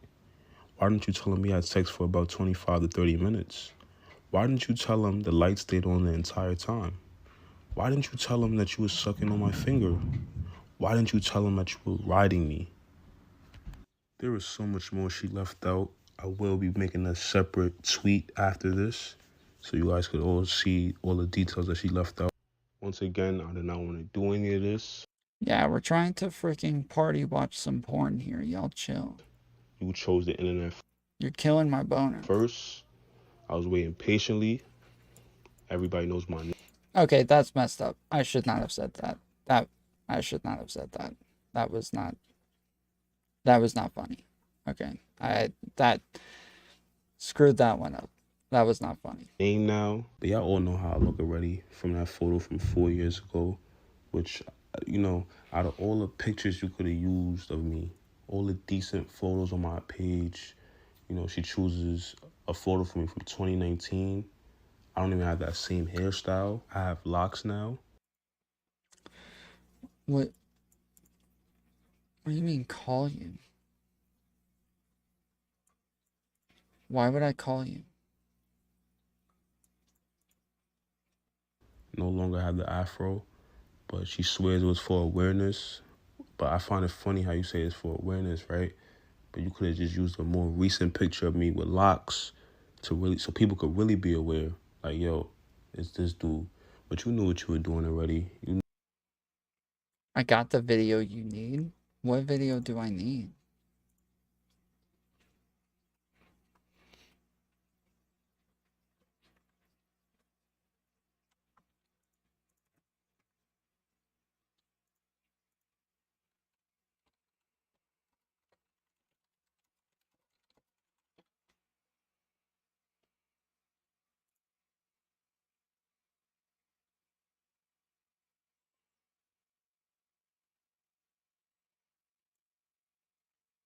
Carlos Martinez, 10 minutes ago.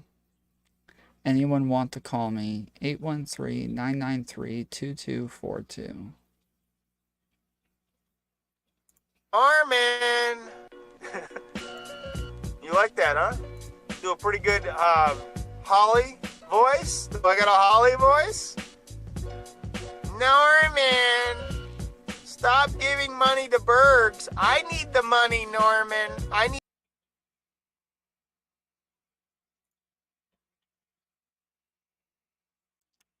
So yeah, so that's the new on the Jiggy situation. It's really weird that he waited this long to come out and say this crap. It's super strange.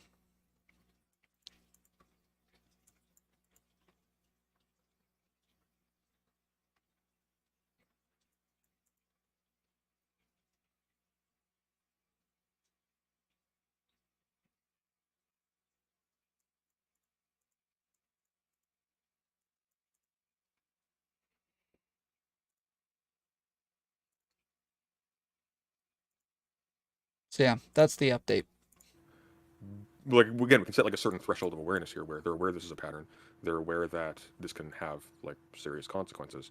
However, of course, given who they are and how they're operating and where they're situated, they don't have a way to actually determine the truthfulness of the statement. Or, in the case of the person who pissed on the Quran, if whether or not the statement is true. Arguably, like it seems to me that it's fairly trivial. Like the value of curtailing that is greater than. So to be clear, you would be okay with banning false accusations like that, right? I think it's a. See, in Destiny knew I talked to Torshaa. He's a huge fan of my show, apparently. He's watching all the time. Gray area where I would allow some level of flexibility. What if I did? What if I did piss in the Quran and this is like the one guy that saw it and then he accuses me and I just deny it? Well, what I'm getting at with this is that it really depends on where you're situated. So where you are, that will result in nothing happening to you. Maybe a couple of Muslims will get mad at you online. If you're, for example, a woman in Pakistan who's accused of this, that might result in your death. So it's different stakes. Again, though, should the social media company, right, be responsible for moderating that? And I don't know if they should, right? Well, it's like there's a different question of responsibility versus do they retain the right to do so? Fair, Yeah. right? Like, but rather than asking can they, I'm asking should they. Well, I only asked the question of can they because I think it's only going to it's going to come down to a matter of size, like Truth Social, right? Isn't this like a much smaller like kind of ripoff of Twitter? Or am I wrong? I think Truth Social is this, but like it looks very close, right? It's a much smaller version of that. So if the creator and CEO of Truth Social comes out and they say, I don't want, as far as I can reasonably know, I don't want to assess or like I don't want to host like convicted felons on my platform or liberals or people who I identify to be part of like XYZ faction and stuff like that.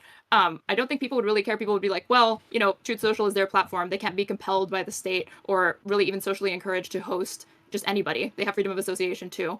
And people wouldn't care. But if it came to Twitter, and suddenly the CEO, like the boardroom of Twitter is starting to say that we don't want convicted felons on our platform or we don't want conservatives, just now it's just a matter of like practicality and size, where previously people would be defending like, well, as an owner of, you know, CEO of a social media company, you don't have to host anybody who you don't want to. But when it comes to Twitter, people are much more like, no, Twitter should basically be compelled to like host these people or not deplatform them so frivolously. They're taking 230 protections, so it makes sense to some extent, right? Okay. Wick, are you asking Wait, a why moral would question or a 230 pragmatic question? Moral. I don't know why 230 when you can't ban whatever users you want to ban. Well, no, I'm saying like not right now. I'm saying you could wrap it up in the obligation. Destiny name drops Tom all the time to impress the ladies. Yeah, apparently. Right. So once you become like a social media company in which, hey, you're like distancing yourself from the statements that people make from like a liability perspective, as opposed to maybe like a smaller organization. I think you could all, you know, working that into Section 230 where we're giving you that liability shield in exchange. You know, you're also the public square now. You got to be pretty transparent about your TOS, and you can't just like act arbitrarily and remove people without explaining to them what they did. I don't understand. I've never understood the 230 arguments. This just seems insane to me. If I host a forum and I want to host a forum for like people that love cats and people step in and start posting dog pictures, am I not allowed to ban them now because I'm going to lose my Section 230? Yes, exactly. This is I've always made this argument about like Christian platforms who want to create a platform where everybody streams, but they do a stream for like prayer groups, and every time somebody goes live on there, everybody in the chat like gives them like prayer requests, and then they pray for everybody in the chat, and it's like a Christian platform. And then somebody else goes live and they're a Satanist, they're a Luciferian, and they go live on the same platform and they want to pray to the devil, and they want to praise the devil, and they want people to come give, you know, prayer requests for the devil. Why would we force that platform to keep them on there? That just seems wrong. It seems like the platform should be able to choose what the purpose of the platform is. Protection. I think the Section 230 arguments, I've never heard a good one in favor of that like should be stripped of these, or you're like all of a sudden not allowed to moderate your platform. Like I think Section 230 very explicitly applies to publishers. I don't think moderating your platform all of a sudden makes you a publisher. That seems weird to me. Well, it applies to non-publishers, right? Because if you're a publisher, or non-publishers, I mean, yeah. Right, yeah. I was about to say, it means that you're not a publisher. I'll be one second. If you're a publisher, you don't get the 230 protections. I don't know. The off-topic example, I think that's an interesting one where like, hey, this is a cat forum, please keep it to cats. You know, perhaps that's something where there needs to be maybe some other form of like section involved. But that like Twitter's TOS literally is that thing. Like Twitter's TOS is saying, hey, this is not what this platform is for. This is what we are not about these things, and we don't want this stuff on our platform. Tom, you should have used that example with PF. I think I used it with PF last time. This time I used the coffee shop example.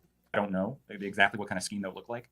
I do know that when you have something like Twitter, which is a public forum of politics, where certain political views are repressed and certain other ones aren't, and we also generally with the Christian platform, people say things like, oh, well, if they're a small platform, then it doesn't matter. And I'm like, okay, well, at what size does it matter? And they're like, oh, I can't draw a line. I just know that the line needs to be there somewhere. And it always gets caught in like oh, well, if you're a small platform, then it's okay. It's different. It's more about large platforms.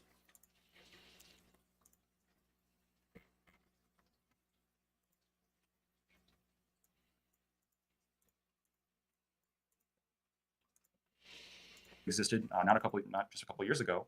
We existed at a time in which like a bunch of public places that a lot of these people would normally congregate was shut down by the government. Right? Where are you going to go if your shit was shut down by the government and you don't? Okay, I'm bored. If there's not anything else, I'm probably just gonna jump off. I'm super tired.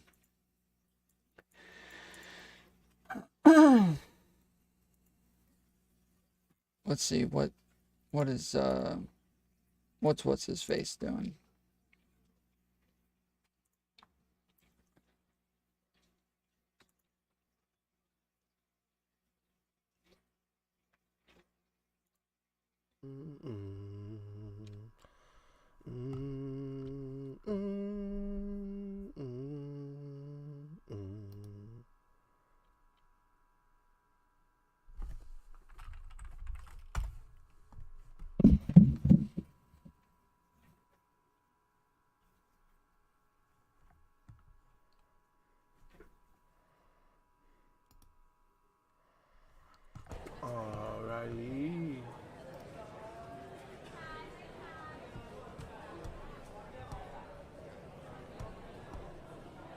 It's just some pay shit. Alright. Alright, fuck that. Oh shit.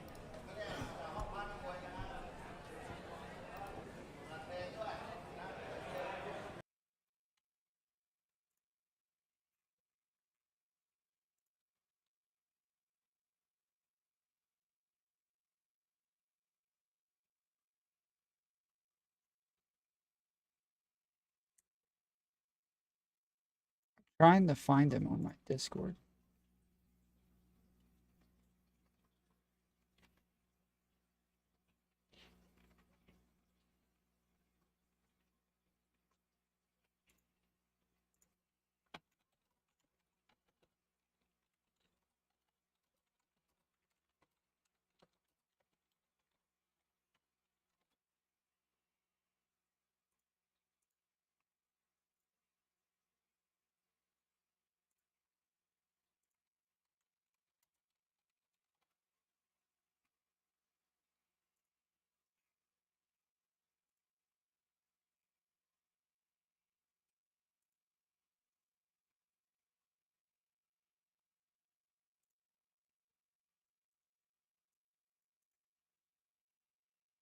Did Speakeasy have Riz? What is Riz again?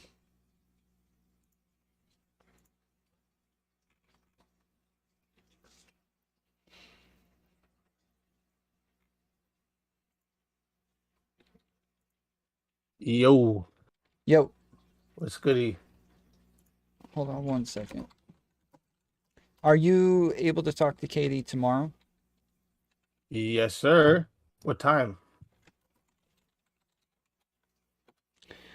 I'm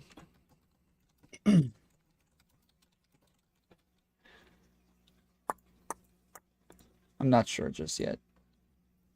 I messaged her to see if she's available tomorrow, and so. What was the conversation again? It was about whether or not. Well, because I was telling her how she confuses misogyny with like just sexism, and then how sexism is actually needed in society. Because we look at sexism as a negative, but it's actually a positive in a lot of society. So you understand my argument when I'm saying that, like, you would have to use her definition because you're using what she said on another platform, and you're saying, oh, she's wrong about what she said about misogyny. So if she says, this is how I use the definition for misogyny, you're trying to understand what it was she was saying on that platform in order to argue against that. So you would have to know her definition for it in order to argue against it, right? Okay. Yeah, okay. I get what you were saying. Yeah, because like after I thought about it, and I was like, okay, so it probably makes it better too if I can do it that way, because then like she can't like say, well, I don't mean it this way. Yeah, you need her to give you a definition that you're able to hold her to. It sounded like she was saying that sexism and misogyny are the same thing, so you're still able to make the same argument. Yeah, that's what I came up with after. I was like, well, she's just saying it's the same thing, so I'll just say misogyny is needed then, like. Okay. What's your take on the platforming stuff? I just started it up. The censorship? Yeah, we didn't really watch much of it. We watched like half of it, and it seems fairly boring, so we moved off. Oh, damn. But are you, because I just had a conversation with PF Jung about it. I think you were there towards the end of the conversation. Yeah, I hopped in right at the end there. Yeah. So what's your take on that stuff? Well, on censorship, like, okay, so if I think there need to be more clear on the terms of service, because like when you have like when you're banning people because of like words they use, like then I think it should be very fucking specific to which words you can and can't use, Like or else what? then you're doing like which words? No, like what's an example of them banning people for saying a word? Okay, well, okay, so like they took down all those videos from Matt Walsh recently um because of him calling transgender women men, right? Okay. And so it's like dead naming, right? Or whatever they call it. Misgendering. Or misgendering. Okay, so they do that for the misgendering, but then they have people like Vouch saying we should shoot at people from our apartment windows. So like, what are we allowed to do and what aren't we allowed to do? Like it seems like it's very, they just pick and choose. So like, Well, I don't know I that think they Bosch need. said that on Twitter though, right? He said that in a YouTube video. Yeah. Oh, so they're strictly talking about Twitter's censorship. I think they are talking about censorship in general, but like I'm saying that if you're comparing Twitter banning somebody for something and then saying they should have banned this person for the same thing, but that person No, was on a different platform. No, on YouTube. On YouTube, they just took down all of Matt Walsh's videos and Oh. demonetized. Yeah, yeah. Oh, I didn't know that. He got demonetized? Yeah, they took down all the Wow. videos of him fucking talking about anybody, like the Dylan Mulvaney shit is what set it all off. Even when he asked like for the reasoning of the demonetization, they said it was all three of the first or three. They said there was a bunch of them, but the three that they mentioned had to do with Dylan Mulvaney. Maybe he should go join Steven Crowder's network because his contract probably says that he's going to lose a lot of money now that he's demonetized. Yeah, well, he announced that for now they're doing where on the dailywire.com you can get his content for free. Yeah. Yeah, so like I don't know where they're gonna really go with that, but yeah, he's probably gonna fucking lose a lot of money because of that shit. And then he just got hacked. Like the guy's just getting fucked.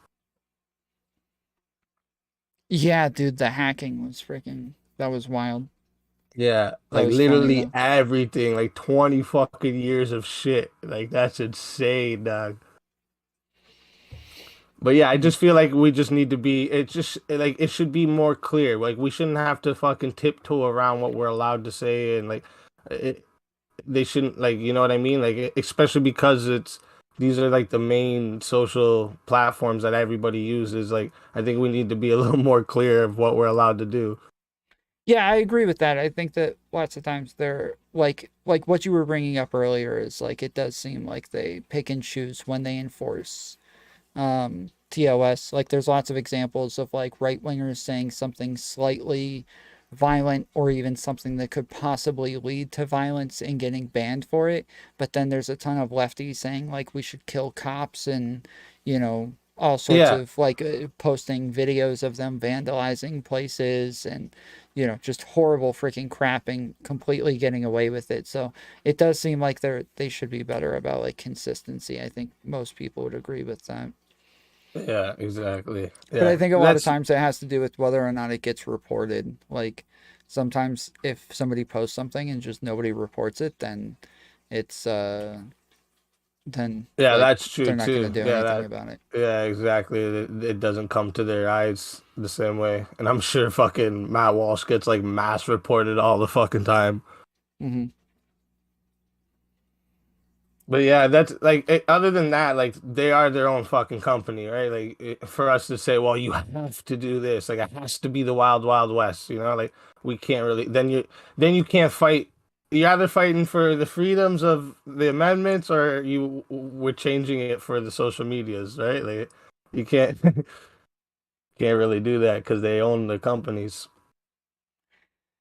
Yeah, yeah. I mean that's like the conversation that I was having with PF Jung earlier. He makes it sound like he is completely in favor of the government telling private companies what they can and can't have on their platforms, and I think that that's a violation of their freedom of speech.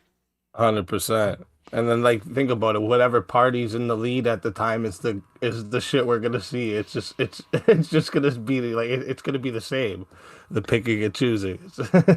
Yeah, maybe. I mean, normally, so like something like Section 230 is put into place, and it doesn't seem like there's been a whole lot of changes to it, or Yeah, it doesn't seem like whatever party gets into place makes a bunch of changes to what they can or can't do on there.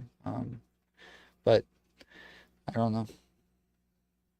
I just think with a social media platform, right? They use this as it's like a almost like propaganda, right? Like they can fucking put whatever they want in front of you. They control how the algorithm works. That's another thing that's like really trippy. Like we don't get to know exactly how the algorithms work. So like we don't know if like we're actually watching the shit we want to watch sometimes, or it's because they're forcing it in front of us. Yep. Okay. Well, I'm about to get off, so I'm probably gonna send Alrighty. everybody your way. All right, word. Yeah, let me know whenever you hear from Katie. I'm good. Just tell me what time. Okay, cool. Alrighty. All right, later, dude. Later, dog.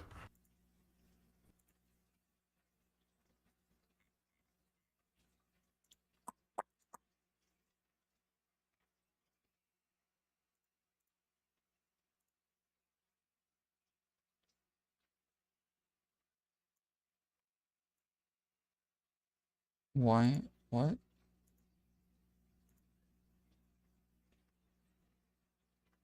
What is this? Dark t-shirt, Biden Harris. Back to JoeBiden.com.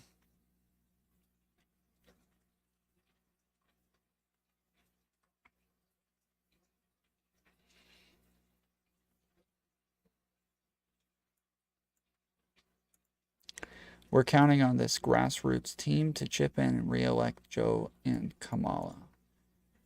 Is he running with her again? Let's see. Has he already said that he's running with Kamala? Tom, tell me why I got censored when you and Easy were discussing censorship. I don't know. Did you? I don't see it. I saw you saying you got censored, but I don't see anything. Nothing was taken down. Not by us, at least.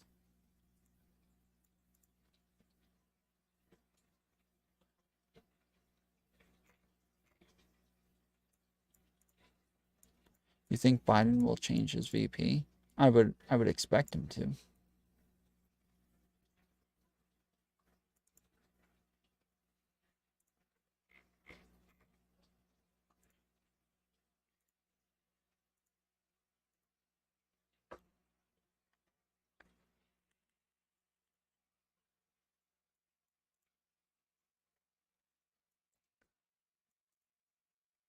Kamala's a freaking idiot. Like,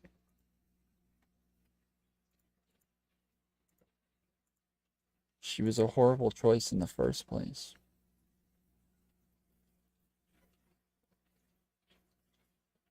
Has any incumbent president done that before? Why would you expect him to? Am I crazy, or didn't Obama have 2 different VPs?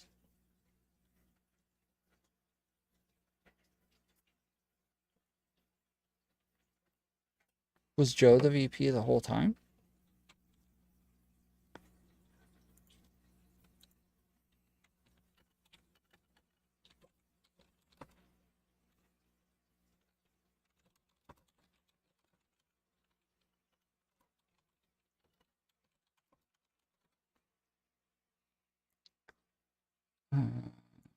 Okay, yeah. 2008 Joe Biden. Okay. Tom's too sleepy, yeah. I'm not even all that sleepy, I'm just tired. Like, I'm not ready to fall asleep. Just worn out. Had a long day, so. I don't think an incumbent president has ever changed VPs, and I don't feel like they ever would. Huh? Who are you voting for, Trump or Biden? I don't. If those are the only 2 options, I don't know. I gotta hear them out.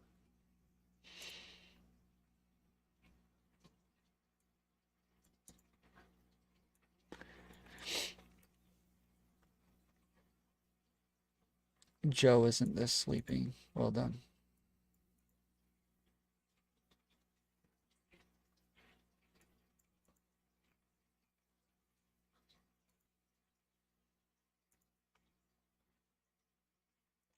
Centrist to the core. Yeah, gotta hear him out. You know, maybe Trump can win me over. Hold on, I feel like there is something I'm missing. Hold on. This is just a friendly reminder that we don't cry over men, okay? We cry over low savings accounts and we cry over those really sad dog commercials. You know, just once, I want someone to show up for me. Just once. Just once, be in my corner, support me. I hope I don't feel this way forever. I'm sure you won't cry again, ma'am. I'm sure of it. Because how many times? How many times do I have to put myself through this?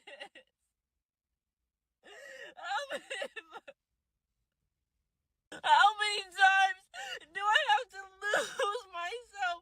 How many times do I have to lose my sanity to be worthy of something good? To be worthy. And the cycle continues, guys. But they don't like toxic men. They don't. This content, this accent is very interesting. He sounds like every bad guy from every Bond movie. Without war, I can't eat.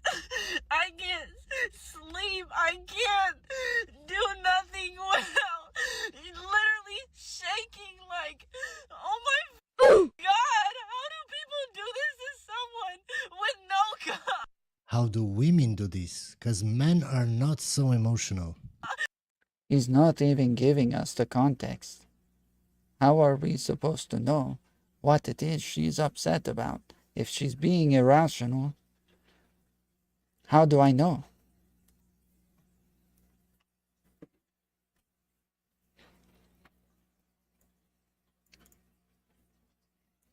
We do not have the information.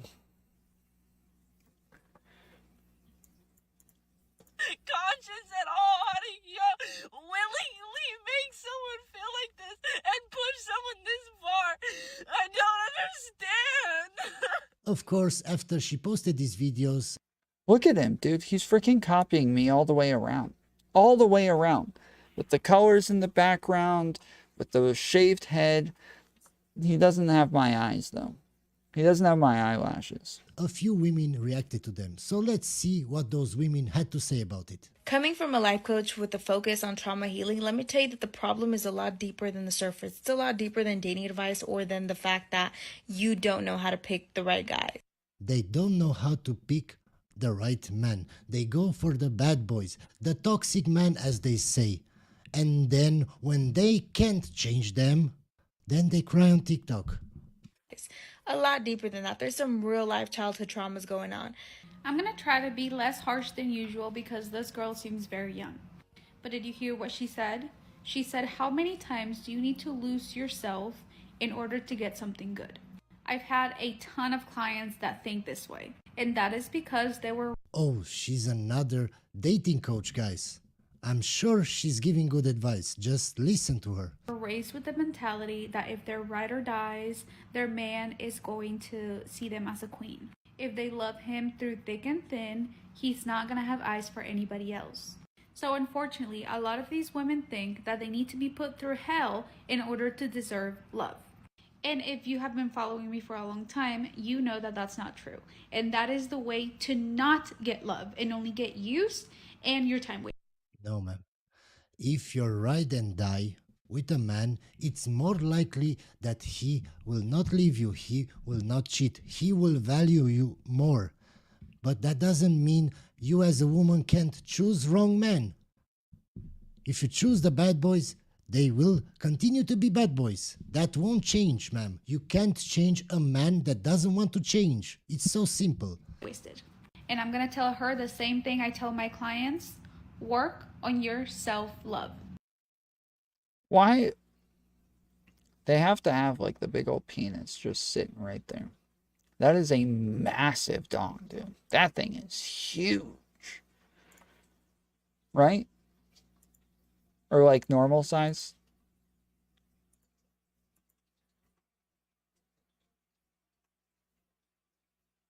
Or it's big. Right? Ladies?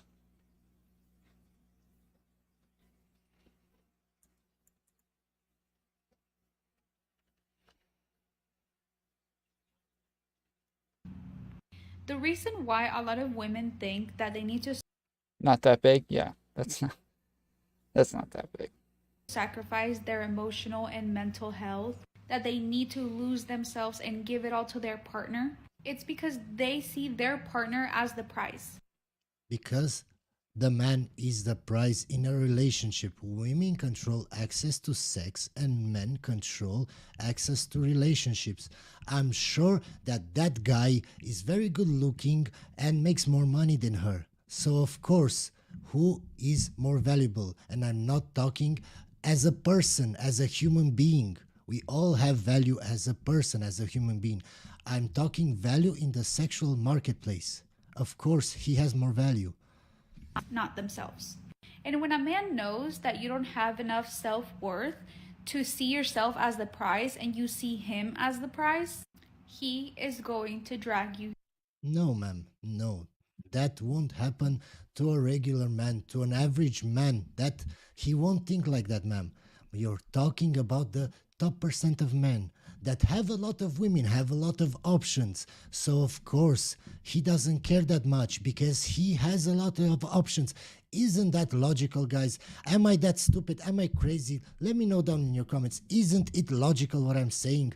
If a man has a lot of women that throw themselves at him, of course he won't care, especially if he's younger. He's not thinking about marriage. He's not thinking about kids. Of course, that guy won't treat you like a princess. I still can't get over Kidology thinking of the sexual marketplace in a non-sexual or in a non-metaphorical context. Yeah. Yes. She is hilariously dumb. Of course, because he has a lot of women. So he doesn't care. I think, I don't know, maybe I'm stupid, but I think what I'm saying is logical. Through hell. He's not gonna change, is he? No, babe. He's not gonna change. You gotta leave. I'm gonna have to start all over again, aren't I? Yes. Yes, you are. But what if he does? He won't. He won't. He's not gonna. What if he does? I don't understand why so many women want to change a man after they start dating him. Just look at these guys. He's not gonna change, is he? No, babe. He's not gonna change, is he?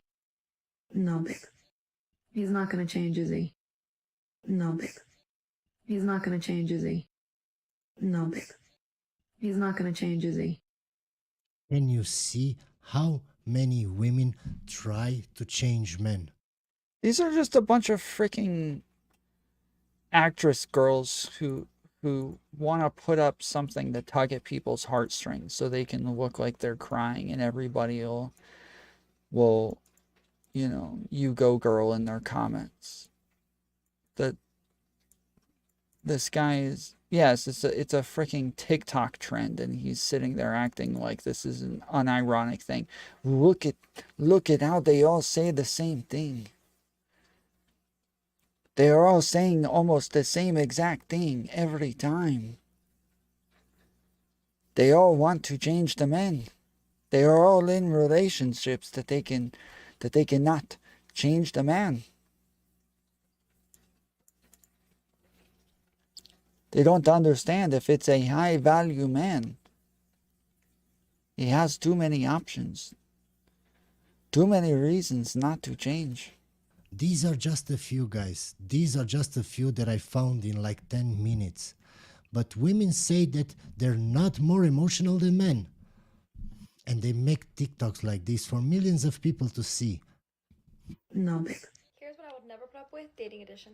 Before you guys come and say that my standards are too high, I already found somebody to meet them, so number one is Yes, she found the same, guys. splitting the bill. So in the beginning, splitting the bill is just a no for me. I want princess treatment only. And I'm not even gonna lie, I always test guys. If you see a woman or talk to a woman that says she's a princess and wants princess treatment, just run, guys. Run. This is so stupid. All of these red pill guys are always like, oh, you think you're special? Oh, you think you're a queen? Oh, really? Oh, you think you're a princess? Really? Oh, you think you're the prize? Wow. Oh, what makes you the prize? How are you the prize? Why aren't guys the prize?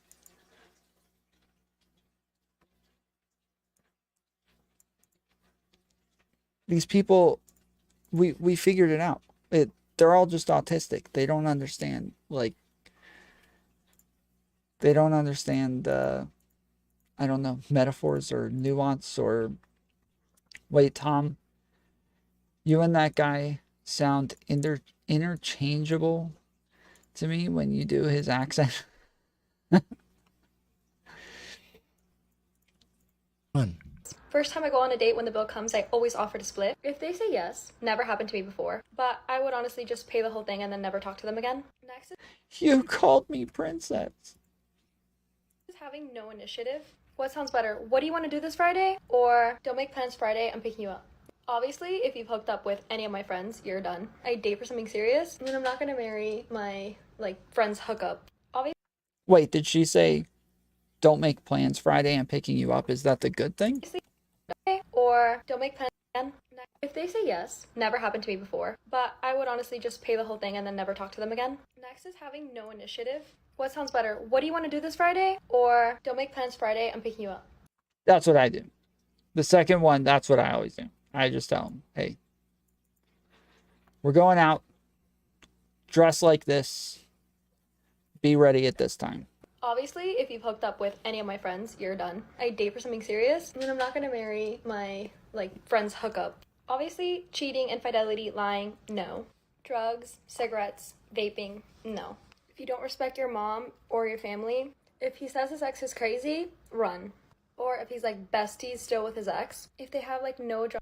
But all women say that their exes were toxic. All of them. And all men say that their exes are crazy. Which TikTok did we see, guys, that she didn't say that she had a toxic ex? All of them say that. Job, no career, no aspirations, no goals. If you try to change me in any way, you know how I dress, you know how I post, if you have a problem with it, don't date me, that's fine. There's a lot of fish in the sea, and there's no need to settle. But that's just me. 3 early red flags that suggest you... Whoa, oh my goodness. That scared the hell out of me. That was, you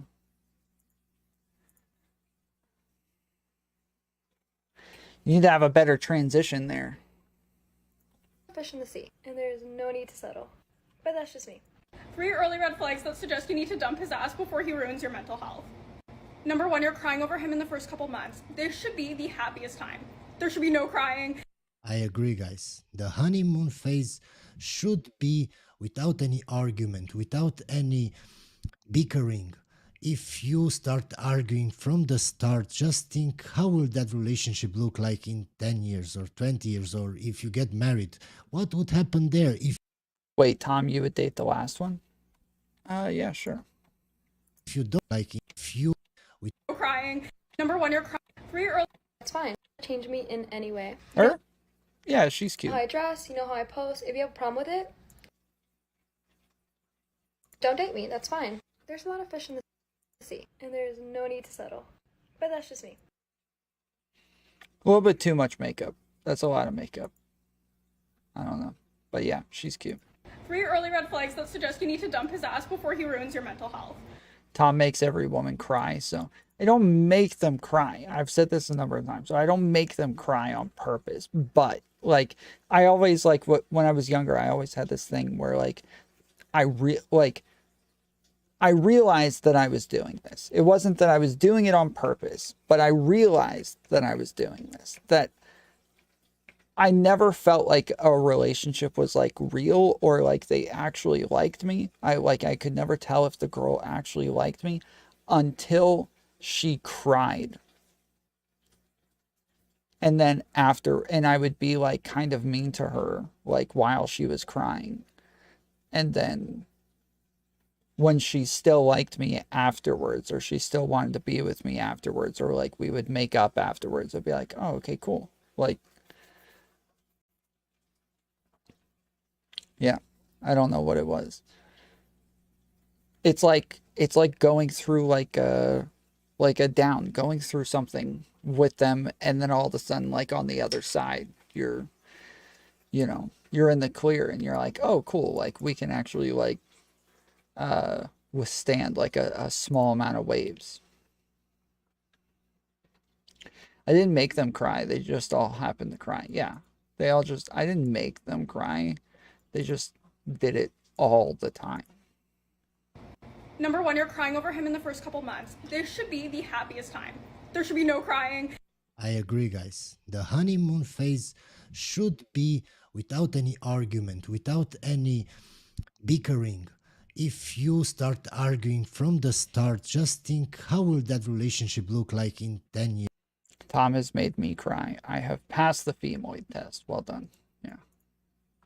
Years or 20 years, or if you get married, what would happen there if you don't get along from the start? That's why I say to you guys, you need to vet a woman properly. It is a sign he's bad for your soul.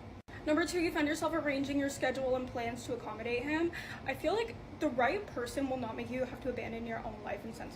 So we should all change our lives, our schedules, just to benefit the women. We should become all simps. That's what they want, guys. We should have no life. We should treat them like princesses. We should treat them like the only thing that matters in our life. Number three, he's conflict avoidant. Not in the sense like he's a bit avoidantly attached and needs some time to cool down by himself, but he's not willing to work through problems or communicate with you.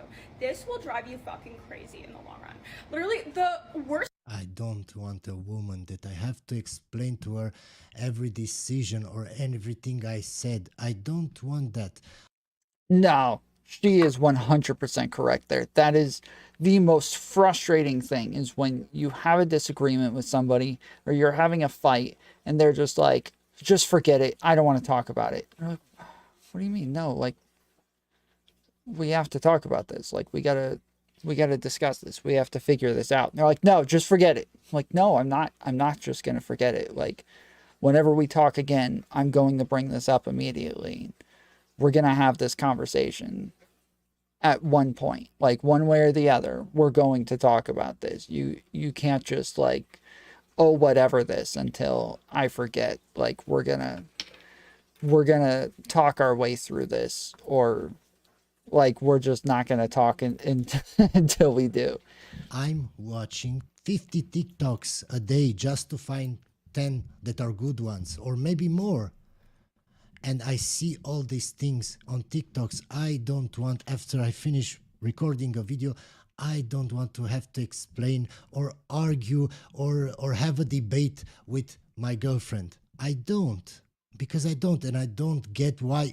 Yeah, what he's talking about is so different than what she's saying. Like, having to explain every little thing is one thing, but if you actually have a fight or a disagreement and you're refusing to like explain your side or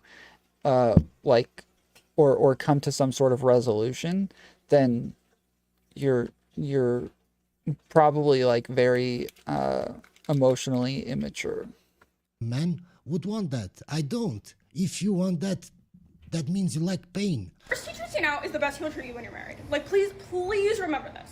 That is the whole theme of this video. Like, the worst he's treating you now, like, it is not getting any better. Comments. I know that women typically like to use dark colored towels, so I have these dark gray ones here. And this mostly just has to do. If anyone sees this man in the wild, either marry him or call me, because I had an ex-boyfriend who got me a huge, expensive set of nice white towels for Christmas one year. I never met a woman that cared about this. Maybe that this is a problem only in the West. I don't know. Specifically, so I would stop using self-tanner and wear less makeup. Oh, I get it now. That's funny. Rating my ex-boyfriends who dated me for a green card. First up, Jose from Ecuador. I give him a -1,000,000 out of 10 because he thought getting me pregnant would get him a green card, but he just got the bill for plan B. Next up, Jean-Luc from France. 3 out of 10. I let him live with me the first 2 weeks he was in America to help him get his feet on the ground. And at first he was so sweet, so romantic, taught me a new French word every day. We got passport hoes. Damn. Got me chocolates, but he definitely made out with an older woman one night while I was at home and definitely had an petit. This is Dragos. I give him a 5 out of 10. Dragos was actually really sweet and She really is, dude. She really is. She's a passport hoe. wanted to be in a relationship, but he got so wasted one time, he made me watch him take a bath while he went on and on about his exes while he was chain smoking and chugging Diet Coke. So I had I drink Diet Coke, so what? to cut that one short. Like for part 2. Y'all, I hate to do it, I hate to say it, but a Then don't say it. It's simple. bitch just fucking has to. Oh, Today I get I woke it. up from a text message from none other than my ex-boyfriend. And he said that people are sending him my TikToks. He searched my name on TikTok and found it. No one's sending you shit, dumbass, but that's besides the point. Who wouldn't want to be with this lovely woman with her lovely personality? I don't get it. He said that I'm being unkind. Well, you know what? It was really unkind when you emotionally and mentally abused me for a year. Yeah, she is obnoxious. She is insanely obnoxious. I cannot stand the way that she talks. That is so frustrating. I don't get it. Why did you stay? That's what's unkind. Wah wah, bitch. I wanted to change the mood, guys, so the next video will be more funny. I just found out that there were at least 12 dogs on the Titanic and only 3 of them survived. One lady was in the lifeboat. She had a spot I had to put this in, guys, because it's so funny. I mean, I love animals, but this is so funny. on the lifeboat, but they wouldn't let her bring her Great Dane on the boat.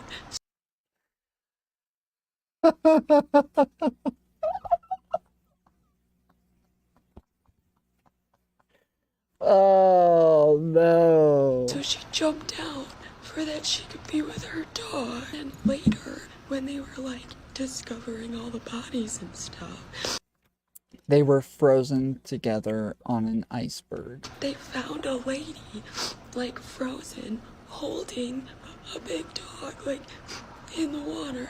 Like all the bigger dogs, they kept them in like a kennel thing, like away from all the people. Ma'am, you should think about how many dogs or animals died in World War One or World War Two. The Titanic is a very small incident. And as the ship was going down, someone like let them out of their kennel, so they were just running around on the decks and stuff. Like, probably so scared. The dogs that they were able to bring on the boats were like tiny enough that they could be brought on, and they were just like huddled in like blankets and under their coats and like. She's really crying about freaking dogs that died like 70 years ago, dude. It's so sad. One of the dogs that survived, his owner didn't, and like imagine like being the dog and like Sorry, guys, I don't even know how to react, what to say. you're already so confused and scared, and then you never see her. It was like 53 years ago. Like, again, oh my god. We're supposed to have a dog show, like a cute little, dog show on the 15th, and so obviously that didn't happen. Hope you enjoyed the video, guys, and I'll see you on the next one. This guy is ManospherePodcast.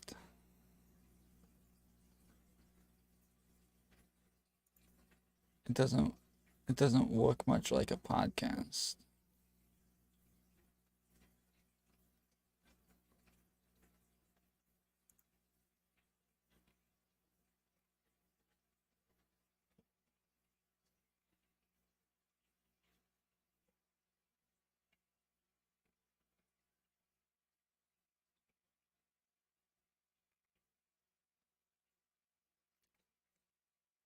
His first video is from 3 weeks ago and it got 38,000 views. At least that's his oldest video. I don't know if that's actually his first one, but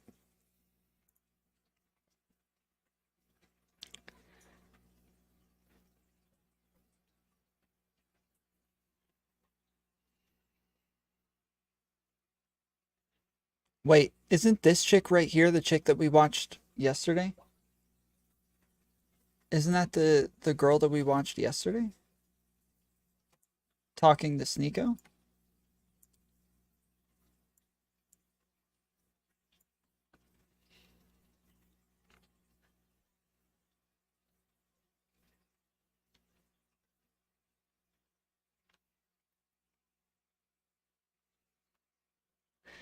Yeah, this is a bunch of channels, this exact same style of content. Yes.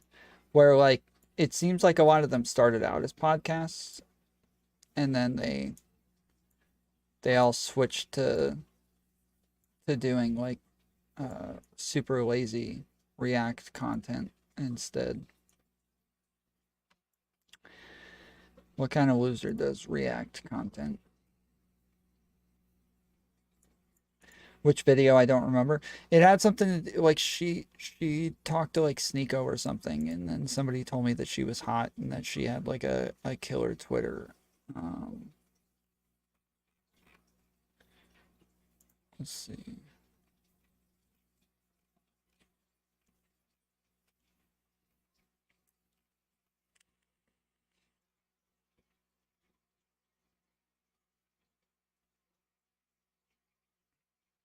This is the stuff that I watch when I get off. Nikola Tesla, inventor of the modern world documentary. Immortal Egypt. The rise and fall of ancient Rome.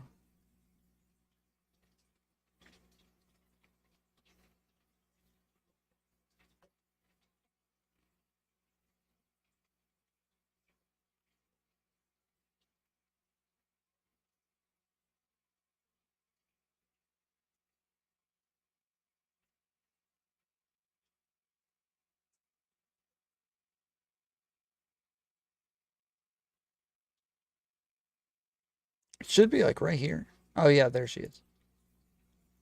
Yeah, that's her. A video.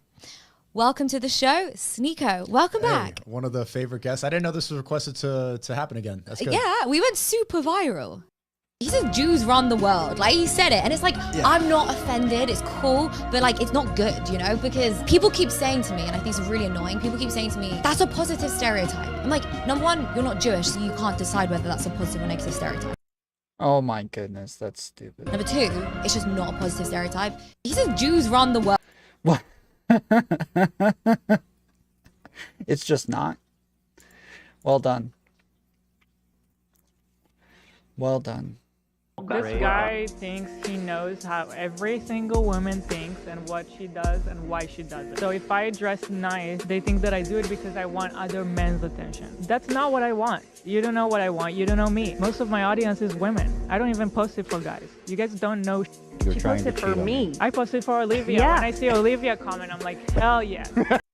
This is all such cope, dude. It really is. It is such cope. This is insane when women say crap like, oh, I don't dress nice for men. I dress nice for women. Like, okay, but what other women like is going to be based on what men like as well. Like what other women find attractive, what they find stylish, like all of these things are still going to be based on what men like and what men think are attractive. It's all still going to be based on Tom, no.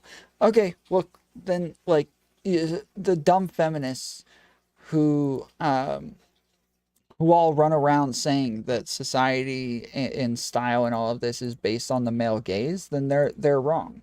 Then that's what you're saying, is that they're wrong, and that it actually has nothing to do with patriarchy, it has nothing to do with men. Women are completely independent. And because it goes the other way as well, like what other men like and what other men think looks nice is always going to be based on what women think is attractive as well. It's dumb. It does not, these do not exist independent of one another. They don't, ever.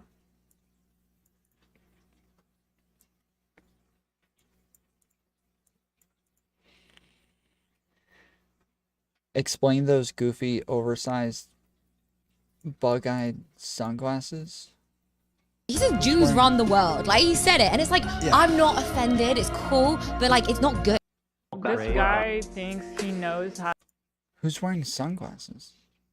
Right there. Press pause if you could. So this is a recreation of a glyph of a painting that once existed. It was destroyed. This is the only example of them even doing anything with stone depicted. But this... Oh, you're saying the ones that women wear? The big, like...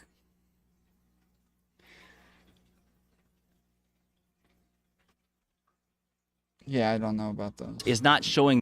Okay, so here's the trick you're having a hard time with. Stunning. Oh, thank. I've lost hundreds of thousands of dollars. How? Owning an esports team. And everybody likes to make fun of me because it's a failing industry. But it all became worth it when one of my players had the greatest comeback of all time. And I'm not exaggerating. For some context, if they lost this round, they were out and it was one person against 4 other players. Emily has to come up huge. Look at You got time. Goes for the plant. It's safe. 2 smokes available. One Judge Bucky Vandal. Get out of there! No more bullets left. Has to reload. And thankfully, there's no showstopper, no paint shells.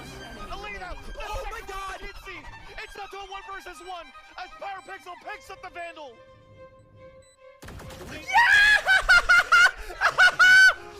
It's time to put a plunger on the leaf of the apple sign. It requires tremendous accuracy, so I need to get permission from the Apple employees. So Andre, what is my shoe size? 7. Okay. What's my favorite color? Pink. Okay. Where did I live for 5 years? Oh. Belize. Okay. What's my dad's name? Samuel. Wow. What was the name of my 2 dogs when I lived in Philadelphia? Dior and what is this?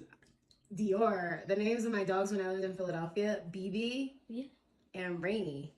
Well, what is it, Dior? Dior is from Florida. Oh my gosh, I don't know your other ones. Oh, okay. There's this term in video games called carrying. So when you carry someone in a video game, you basically, they suck a video game, you have to do all the work, and you bring them to the win. Is this mansplaining? Is this what mansplaining looks like? That's how men feel, most men feel when it comes to courtship with women. We have to do everything. Ask you out, pay for the date, set up the date, plan the date, and then, go for the first kiss, move things forward, handle everything. So women have the privilege of not really acknowledging or knowing all the work that goes into actually going from matching with you on the dating app or meeting you all the way to sex and then moving forward from that. So him pulling back is just him being like, well, I've been carrying you. After a period of time, if you aren't starting to put in mutual effort in meeting him. So basically women are right and perfect and men suck, right, Tom? Yes. Nerds explaining dating concept with gaming. Yes, of course. Best way to explain it. Then guys are going to be like, either she's just not interested or I'm fucking tired of carrying this relationship. There's this term in video. I lived for 2 weeks in the bottom of the sea. Oh, Jesus. The scariest thing I saw, one night I was taking a dump. The way you do this, if you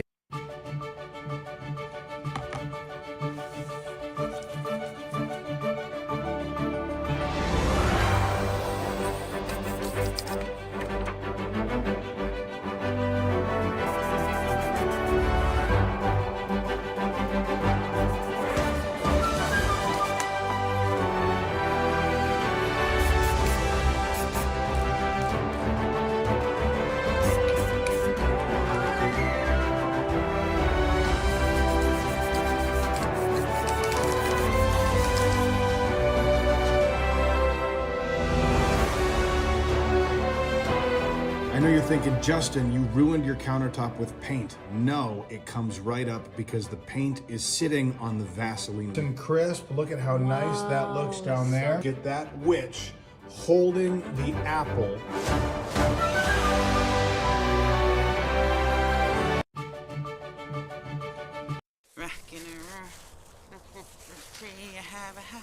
Oh, what the heck is that thing, dude?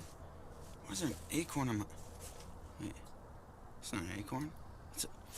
Oh my god, is that what I think it is? Is that a wiener?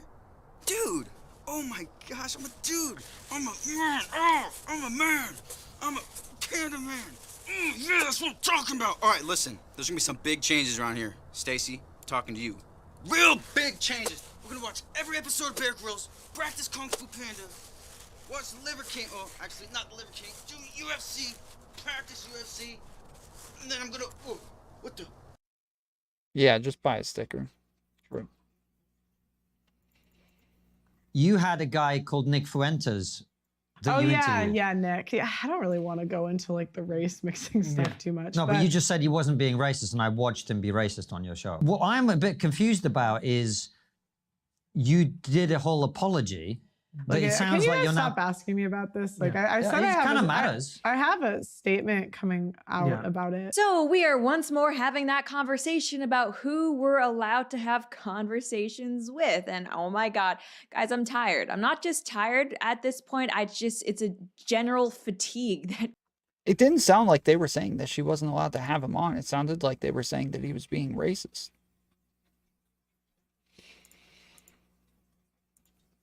That's what it sounded like to me. It's Bay. Yes, it is. Hello. We meet again.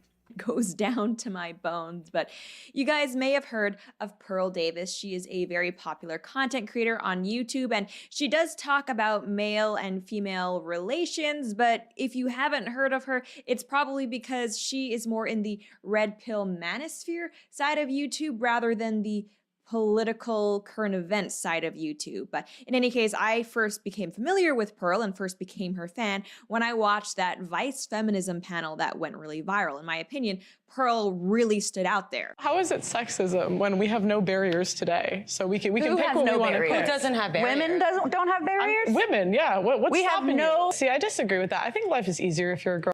That was like the cringiest part of the entire thing. It's where she's looking down to a woman who has no legs in a wheelchair saying, what barriers do you have? Actually, you I can think use it as there's a an lot of advantage. benefits that men don't have. Women want to sleep around and not have any consequence for it. Hell yeah, we do. Yeah!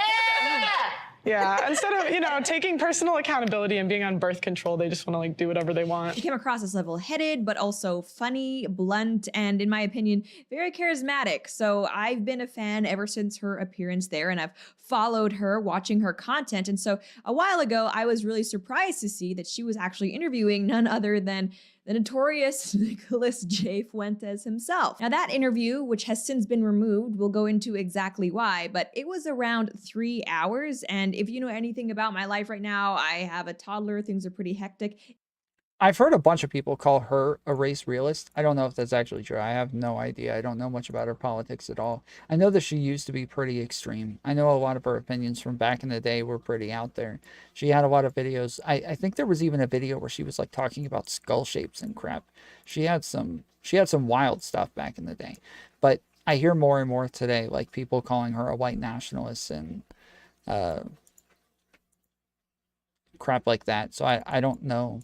If any, do you guys know, does she still have some pretty racist opinions these days, or are people holding on to old stuff? It's very hard for me to find time to sit down and watch something that's 3 hours, but I actually did it with.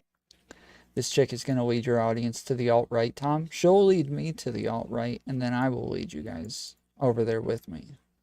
We're going to go wherever the babes are. This interview, and I'm asked a lot about Nick Fuentes. I don't know. I'm expected to disavow him for some reason, even though I've never avowed him in the first place. And anytime anyone asks me about Nick Fuentes, my response is always, I don't really watch his stuff. So despite all of the things that have been said about him, I had never really watched much of his content aside from clips people post, which I'm always skeptical of because you can take that out of context. But this interview with Pearl was the first time when I was able to sit down and just listen to Nick Fuentes talk and have it not be very combative. And I thought it was a great interview. Pearl asked him about how he got started in politics, his upbringing, and then went through a bunch of different issues, essentially I think his Wikipedia page, asking him about some of his most controversial stances. And it was great. You could tell that Pearl isn't someone who's really into politics, but in my opinion, that's what made the interview so genuine and good faith. It was just two people sitting around having a chat. I do want to make it clear that Pearl, there was plenty she didn't agree with Nick on. Immigration, she pushed back. Nick is not for immigration. Pearl said, hey, actually, I hire a bunch of Africans. I don't mind. It's good for me as a business person.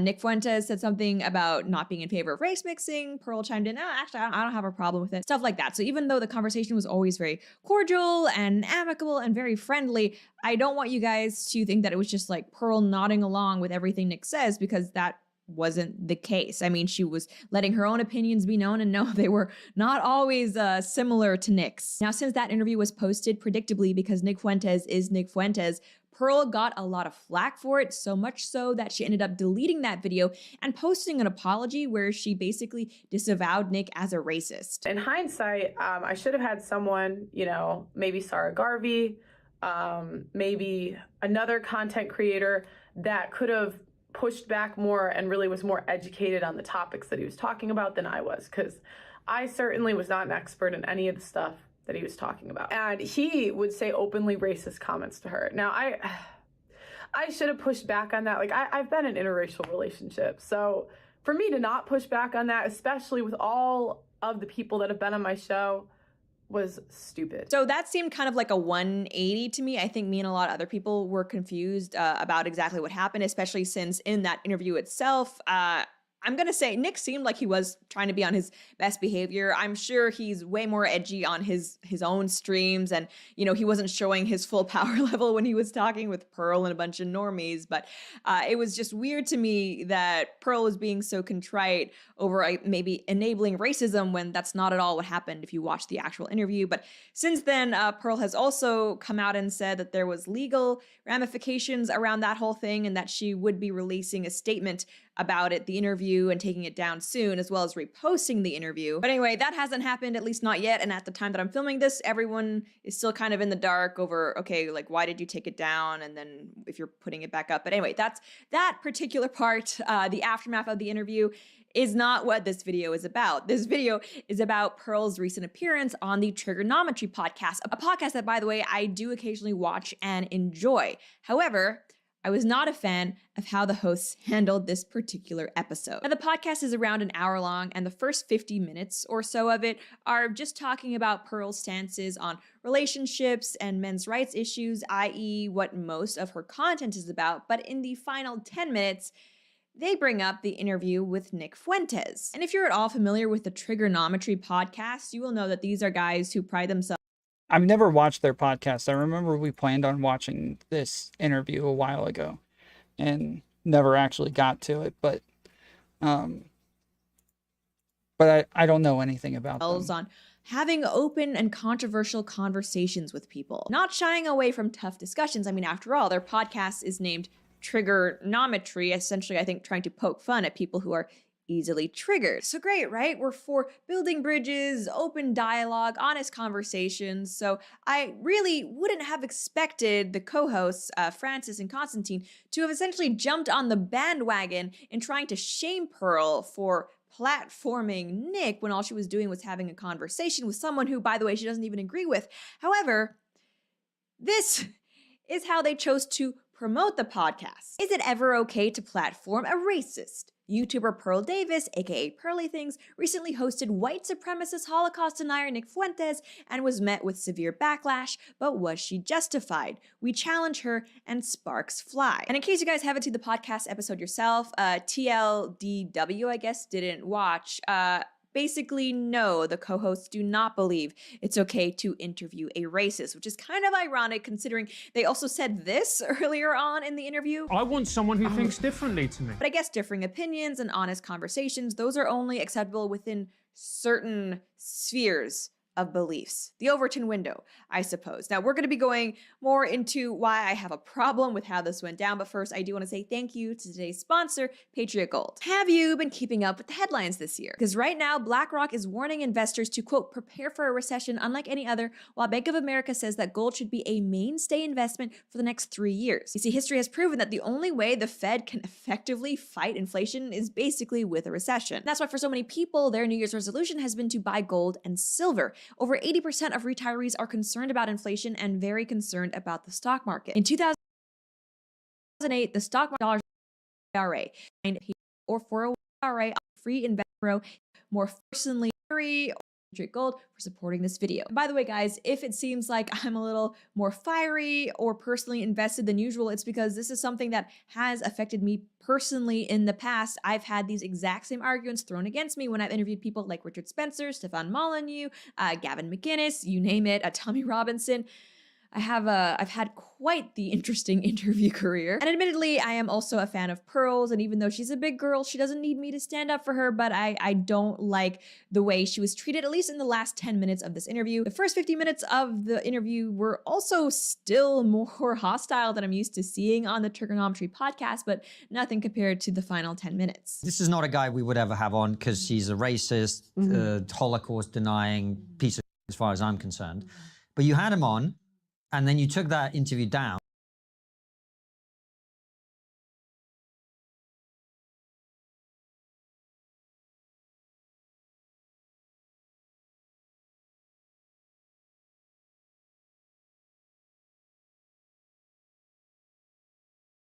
And apologized. So what happened with that whole thing? Oh, I can't talk too much. There's like legal things going on. There's legal things going on. Yeah, there's not with Nick, but just but there's I have a video coming out about that whole thing. So you guys have to wait for the video. Well, but I will say I did not find Nick to be racist. My staff actually did not find him to be racist. So, I mean, the premise here, hey, Pearl, you recently had Nick Fuentes on, who's a racist, a Holocaust denier, piece of crap. I would never talk to him, but you talked to him right off the bat, not loving the framing there. But in any case, Pearl says that in regard to taking down the video and the apology, she has legal stuff going on. She can't really get into it. People are going to need to wait a little bit to find out more about what exactly happened. And Pearl then does say that, you know, when we spoke to Nick, he wasn't racist. My staff didn't find him racist, essentially saying like my experience with him was fine, which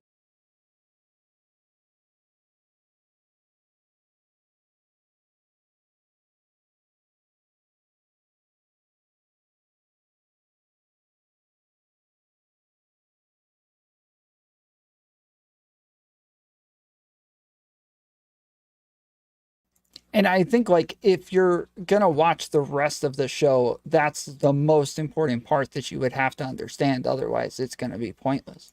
Which, you know, if people disagree with Nick's views, in my opinion, they should be talking to Nick about them, not someone who has merely interviewed Nick. And by the way, Constantine does admit later on in the interview with Pearl that he didn't watch Pearl's entire interview with Nick, which is like, if you're going to have a problem with someone producing a certain piece of content, you should probably at least watch the content. But in any case, next, what Constantine essentially does is misrepresent what Nick says in order, it seems. Show the tweet.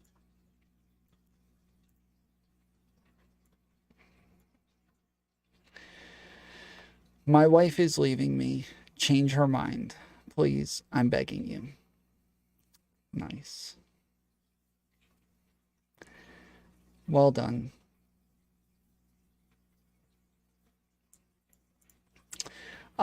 Looks like we're gonna stick around a bit longer. I think I'm gonna go talk to Chaeiry in a little bit, so that's happening.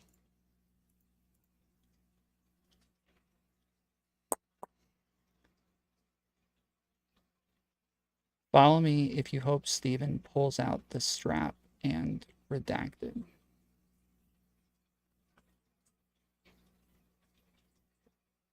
Damn, dude, these people are freaking vicious, bro. What the hell? I hope it's brutal. I hope it gets drawn out in court. I hope there's discovery. I hope his private life is leaked. I hope he goes through the what he wishes on others. Damn, bro.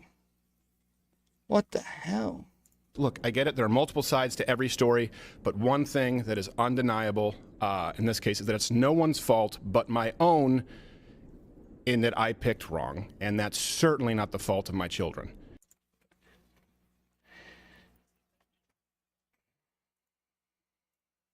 to try and say that Nick was racist.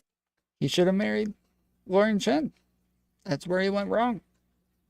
We watched her yesterday talking about this, and she was obviously, or not this specifically, she was talking about his old co-host leaving, and she's obviously super salty towards him, so maybe that's what it is. She's mad that he didn't pick her up.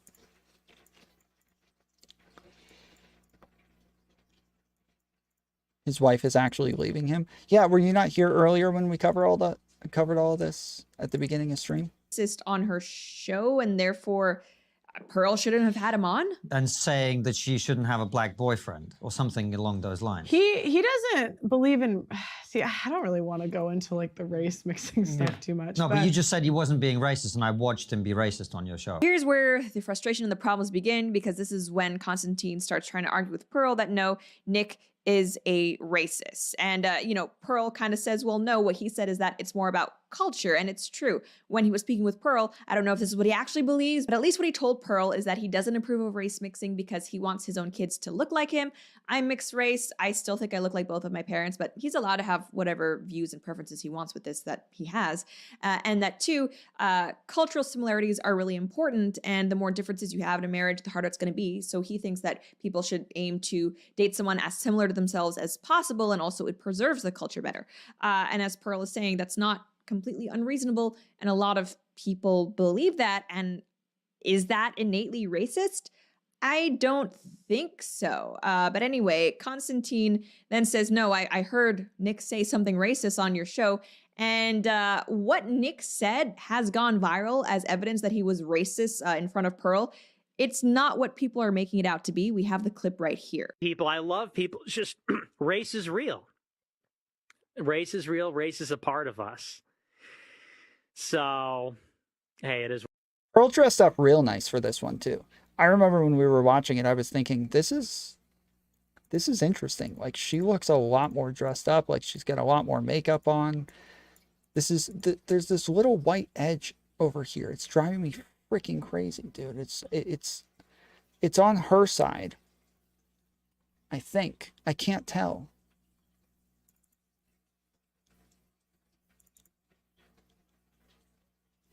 Oh, wait. Okay, there we go. Okay. Never mind. It was on my side. But yeah, here she is. Getting all slutty right in front of him. Is what it is. And the Italians, we do not claim you. Oh, hey, the Italians don't claim you. You're the one dating a black guy. The Italians don't claim me. They don't claim you. Oh, no, they claim me. They claim me. I don't think so. They do. No, dude. Yeah, no, nothing racist happened there. What were they? What? Dude, he had like a serious back and forth with that chick, dude. He was saying some insane things to her. It was wild. It really was. Italian guys, yeah. Tell an Italian guy about your affinity for black guys. That'll go over real well. Good one, Nick. Maybe some brajol. There's some Italian. No, but you. I will make my black boyfriend some of that. Ugh, wow. You don't know any better. Ugh. You don't know any better. Oh my god, dude. It is so cringe, dude. It is so cringe. Like, my goodness, it just, the guy, I thought for a long time that he had like a lot of self-awareness and that he knew better than to say stupid stuff like that when he's on major platforms, but apparently not. So people have taken that clip to mean like Nick shaming her for like dating black guys. Nick is accurately pointing out that this girl is trying to gatekeep Italianness because she doesn't like Nick Fuentes' views.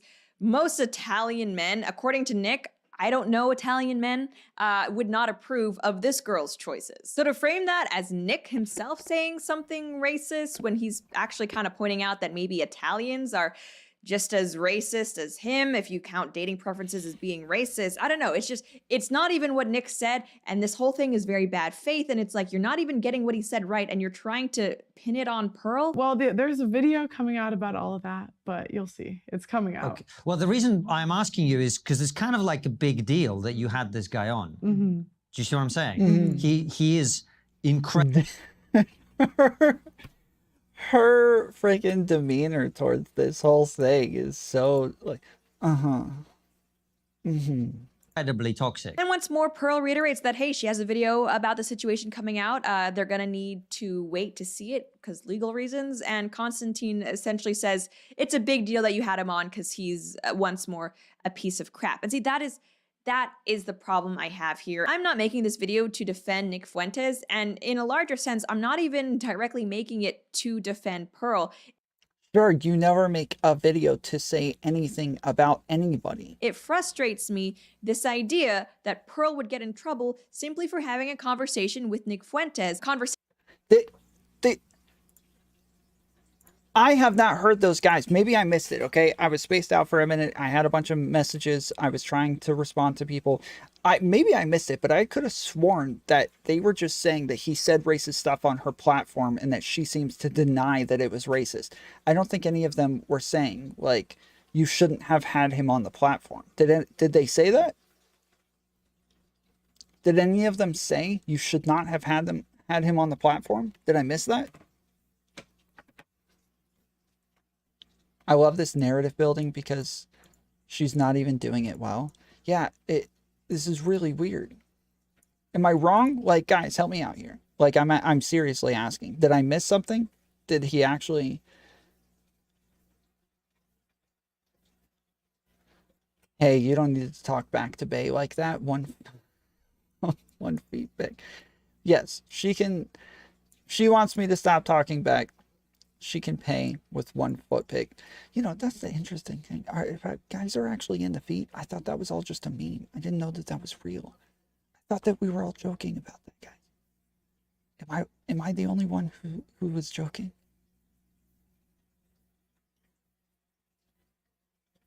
I thought I was joking about this.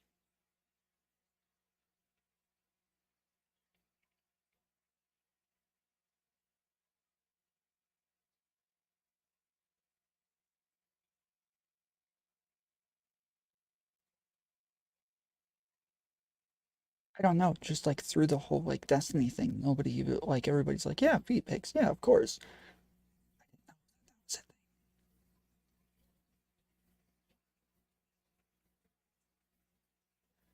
Bro, me too. I was sure it was a meme. Then I heard an interview about it being like a thing and my mind was shattered. Like, I knew that there were some people who were into it. I knew it existed. What is Tom Foolery's show crying about today, chat? I'm crying that I was not born gay.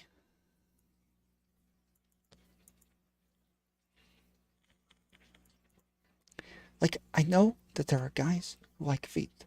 I know this, okay? I'm aware. I know that that's a real thing. Is it a common thing? I thought every time there was a girl on screen and all the guys started spamming, show us your feet, I thought they were all like, I thought it was a meme. I thought we were all joking. It's hella common.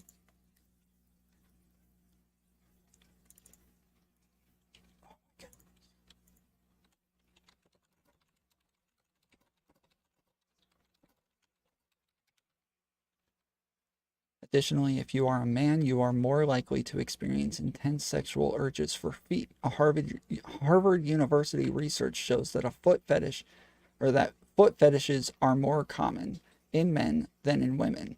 The study reports that over 8.3% of men reported to have a foot fetish compared to 4.6% of women. That's about where I would have thought it was. That's about where I would have thought it was. Okay. That makes sense. conversation wherein, by the way, she said nothing racist, and Nick Fuentes was probably on his best behavior, was very tame, and the points where he wasn't, Pearl did push back. This essentially is no platforming. It's a more gentle no platforming, and I'm sure people like Constantine and Francis would deny that they were trying to essentially hold a struggle session to encourage Pearl to no platform Nick, at least in the future, and admit that she was wrong to do it, but that's exactly what's happening here. You do have controversial guests, as we do, and there's nothing wrong with talking to people who are controversial, but Nick Fuentes is a very different kettle of fish, as we say here, right? My opinion is that he was polite overall. He was a good guest. He was also denying the Holocaust, from what I remember. Look, I'm not with that. Keep me out of that one. I'm not with the race. Like, that's not my thing, but I just think people are allowed to have their opinions. So, but I thought she started off by saying that she didn't think any of it was racist, right? If he has crazy opinions, let him have his opinions. And I think he should be allowed to talk about it on a podcast. But isn't it also the duty, Pearl, of the person interviewing them to push back on those opinions when they come up and actually challenge them and investigate them and to basically push back on it? And to me, this is just ingenuous. They're saying like, oh, well, you can have these conversations. It's just, we wanted you to push back more. And it's like, okay, Constantine admitted he didn't even watch the full interview. Pearl does push back when Nick says that call it Holocaust denial. Nick Fuentes does not deny the Holocaust happens. It seems like he disputes the number and also the existence of gas chambers.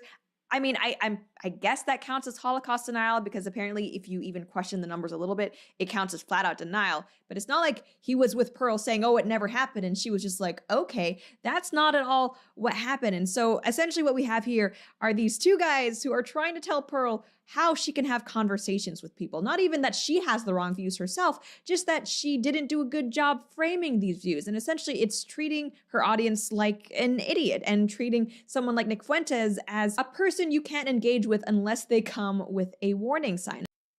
Tom push back more on Lav. Tom push back more. True.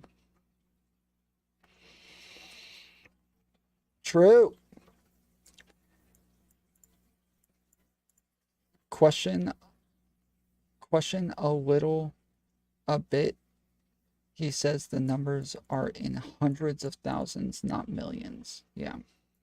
And I have a problem with that, especially considering, let's just face it, the history that the trigonometry guys have with controversial figures on the left. You see this idea that it's not okay to platform extremists or people with unacceptable views. It only ever goes one way, and that's toward the right. And anytime this happens, essentially we are moving the Overton window further left because we can't even engage with the fringe people on the right. And yet we platform fringe people on the left all the time with no problem. And so what happens then? If we're always engaging with the fringe left, but never the fringe right, we can't even acknowledge they exist, everything moves leftward. And frankly, I think for some people at least that... True. I agree with this.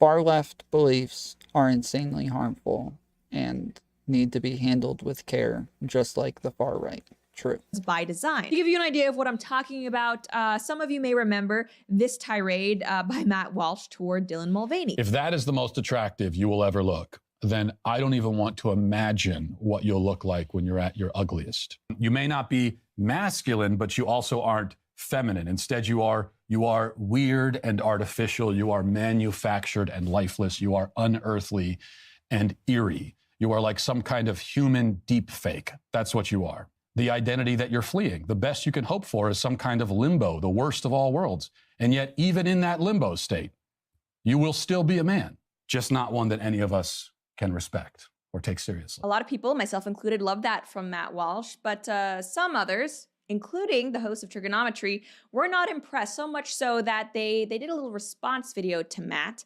and this is what they said. This is what they had to say about the fact that Matt Walsh was essentially too mean to Dylan Mulvaney, who, I want to be clear, advocates for the mutilation of children. Dylan Mulvaney is not just a TikTok influencer. He's an activist who has spoken with the president defending and advocating for the mutilation of children. This is what the Trigonometry folks had to say. Look, factually, he's not wrong. Yeah. Is he? No. Factually. Yeah. I don't look. If your job is to win hearts and minds, I don't think this is the best way of doing it. What if it's your job to get clicks online? Again, but do clicks lead to changing of opinion? No. I don't think he's trying to change anyone's opinion. What do you think he's trying to do then? Get clicks, obviously. He's trying to make people on his side feel like he's done something cool and said something that they think, I think. Well, as you know, we believe in telling the truth as well. Yeah. We've interviewed Matt. But that was mean and, Yeah. and nasty and mean-spirited. Am I sometimes mean and nasty and mean-spirited? Yeah, but I'm not proud of it. And I don't think that's the way that you advance anything, personally. I think the problem is that all that type of rhetoric does is just dive a deeper wedge between opposing factions. And actually, if you have the same message, but you make your tone more conciliatory and more accessible, then you would stand a better chance of your message succeeding than by using that type of language. But again, it depends on your definition of success. If your definition of success is to make people feel good about agreeing with you, is to advance your narrative with the people that already think like you, is to get attention, is to dunk on somebody who your side and your team dislikes, then I'd say he's very successful. I mean, like I say, people in the chat are very, like, they're totally on board. They're like, yeah, but Dylan Mulvaney is, disrespecting women all the time.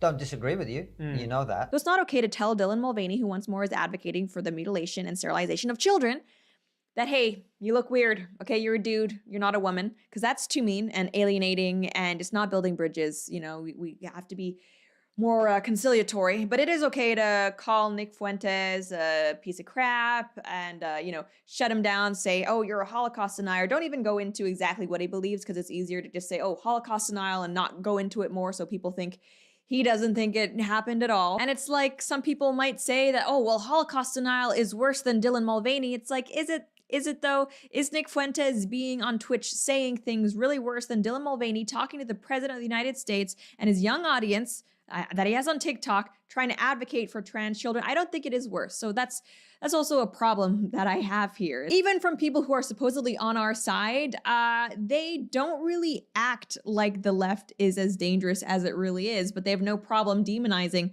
the far right. They're fine doing that. And this is the conversation that I always get into with people about this stuff. Like when me and Speakeasy talked about this crap, it's always like, let's save the children. Oh, you can't do this to children, but they're children. And they don't really have arguments past that. So I always start testing them on their beliefs with like, well, what about medication for BPD if you're a child? What about medication for schizophrenia? What about getting surgery? What about getting, what about this? What about that? And it seems like they separate just this like one thing from everything else when it's not separate from everything else. It's a medical treatment just like everything else. It's a way to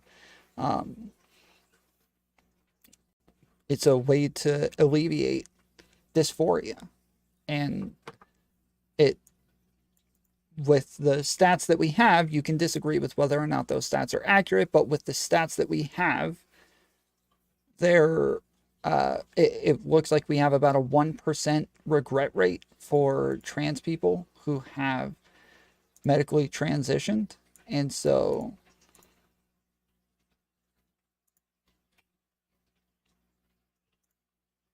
yeah. This is especially toxic, not only because it very equal comparisons. They are equal comparisons. That's the entire point. That's the whole point, is that like getting surgery, taking medication, like things that we generally use for really 1%. That's a good stat. It is a good stat. It is a very good stat. It is 1% out of 8,000. And remind me when we're done with this, because a bunch of people always question me on how that information was obtained, and I don't remember. So remind me when this is done, and we need to go look it up and see exactly how that 1% regret rate was obtained. But yes, like this is the argument that I had on Crucible the last time that I went on there to debate. Like, it is medical prescriptions from doctors. It seems like it's ideological to oppose this. You have to have some sort of ideological opposition to it. It's not, let's just save the kids. It's not like, oh, but this is so different. It's none of those things. It is more so just like, it seems like you have to not believe in gender dysphoria in order to be against this. That is the thing. That is the thing. That is the end of it. You have to not believe in gender dysphoria, because if you believe in it, you would want these children to get the medical treatment that they need. Now, I believe in barriers to access. I believe in like testing. I believe in therapy. I believe in all of these things. I believe in a process to the process. Like, I believe that you should make sure that they are truly dysphoric before they get any sort of treatment before they're 18. Like, that is insanely important, that this is all, I don't know, means tested ahead of time. Like that, I am on board with barriers for sure. Just once you go through all the barriers and you still get through, then yeah, like, it seems obvious, like, it's better to get the treatment than not to get the treatment. No offense, the trans debate is not interesting. It's gotten so in the weeds and everyone is hyper focused on it. Enough already. How the F are economic issues not being talked about? We are all puppets. I mean, so I talked about this with my Dylan Mulvaney video. It seems like it is like right-wingers that are pushing the issue more than anybody else. Like, lefties definitely bring it up in topics and stuff like that. But if you go watch TYT, CNN, MSNBC, The Majority Report, all of this crap, they're not talking about any of this stuff. They don't talk about trans people at all. But right-wingers, like, their entire thing is about trans people. Anti-trans stuff. Dylan Mulvaney is getting shoved in our faces all freaking day. We can't go anywhere without trans people getting shoved in our faces, shoved down our throats. I got trans people down my throat all day. I got a trans person down my throat all the time. We can't get away from it. You know why we can't get away from it? Because people like Matt Walsh and Ben Shapiro and Steven Crowder will not shut up about it. They won't freaking shut up. They're shoving it down our throats all the time. They will not leave it alone. Clark, I'm in the middle of a rant, man. What are you doing? I was on an awesome rant there. I can't go anywhere without these people posting freaking pictures of Dylan Mulvaney all over the place. Look at this. New York Post, 10,000 views. The Hill, 59,000 views. Fox News, 245,000 views. Do you see this? 245,000 views. Let's go to Dylan Mulvaney's page. What does Dylan Mulvaney get? Oh, what? They got 20,000 subscribers. But it's Fox News who keeps wanting to shove trans people down my throat. I always have a trans person down my throat. Because of them. They are trying to trans our children. It's time to boycott them. So yes, this is like, it does seem like most of the time if I'm hearing about trans people, it's from the right. Like, those are their headlines. Those are their major stories, is about somebody like Dylan Mulvaney. Whereas the left, like, they don't really talk about this stuff very much. They might put it in like a TV show or in a commercial or something like that. They'll put out representation, but they're not like, it's not like very direct trans advocacy or anything like that. Whereas the right is very directly against this stuff, very directly talking about it, bringing it up. It's their major headlines. It's the main topic of the show. It's you know, they're putting out documentaries about it. It is all they talk about. It's all they talk about. They love to talk about trans people. And like, it is just, it's kind of obnoxious. Like, if you really don't care about this stuff, if you really want to stop shoving it in everybody's faces, if you really want to make it to where it's not that big of a deal, you should probably stop talking about it so much. Like, for real. That does further the Overton window left, when we constantly won't even engage with the fringe right, but we will gladly lap up everything the fringe left has to do. Do you think these people would say no if Dylan Mulvaney agreed to an interview? Of course not. But they wouldn't be worried about, platforming some sort of far left pervert. Why would they be? This Something about being super racist is just insanely attractive, dude. Like, I don't know. There's something about these Nazi girls that just, they got something else going on, bro. They definitely do it for me. Like, start screaming the N-word, please. Mommy. is acceptable. This is mainstream, and we're going to keep it that way. Second thing, also frustrating because not just that, Nick ends up being demonized, even though it's very unfair. He's on the no-fly list and can't bank. That's ridiculous. That's political persecution. Now even people like Pearl get dragged into this cancel culture simply for associating with him. And it's not just people like Pearl for associating with Nick Fuentes, by the way. It's Candace Owens for being friends with Kanye West. It's people like Joe Rogan for being friends with Alex Jones. I am so sick of the idea that you are not allowed to talk to people who have certain opinions, and if you do, it is only if you have the correct, virtue signal, and you let the world know that you don't believe in this and this is wrong and here's why. But anyway, those are my thoughts on the matter. And as always, I would love to know what you guys think. Did you see the interview Pearl did with Nick? And if so, what did you think of it? Do you think it was a good idea for her to interview Nick? And what do you think about the backlash Pearl has gotten from the interview, specifically at the hands of the trigonometry folks who claim to be on the side of open debate? Let me know down below. And as always, if you enjoyed this video, please be sure to like, share, and subscribe. Until next time. Okay. But I do want to highlight. Let's let me find, I think I have that stat pulled up somewhere, or the study.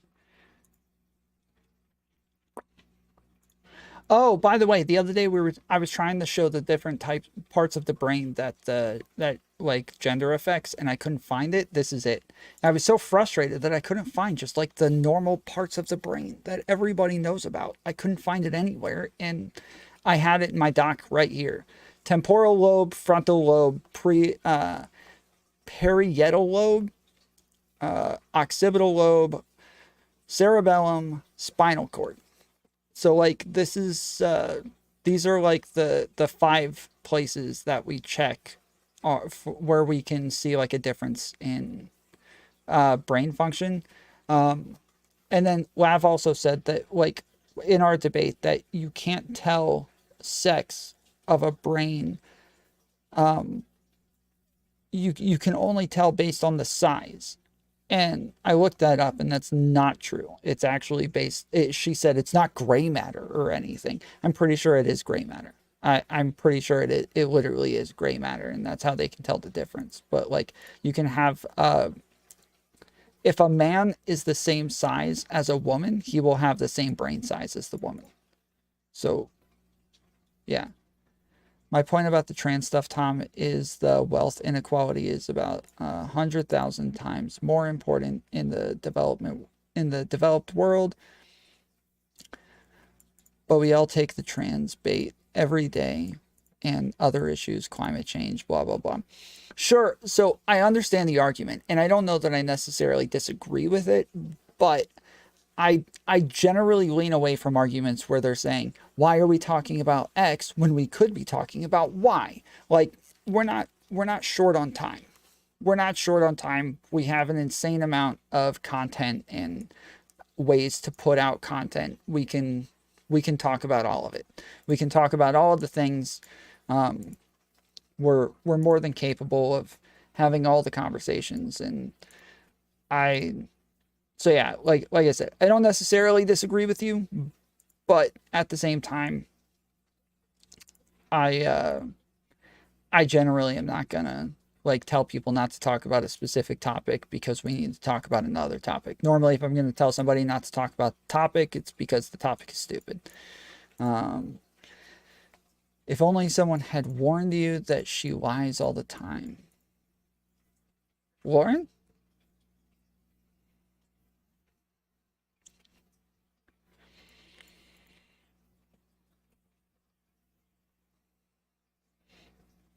Oh, Lav?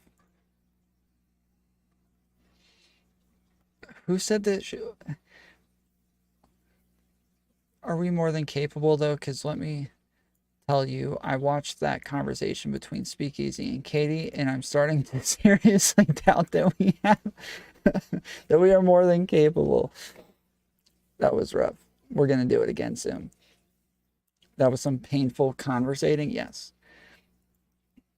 I don't know why you're saying that. Like I ever denied that Lav lies. Like, this is not a thing that I have said.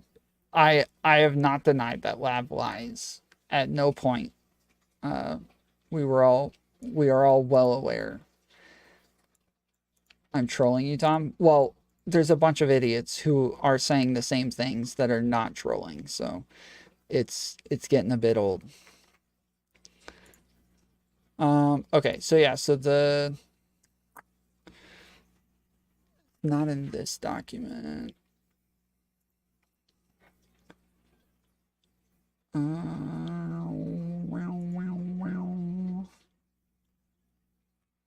Nope, not this one. Hey! Look up Irma Grease, Beast of Belson, your type. Irma Grease.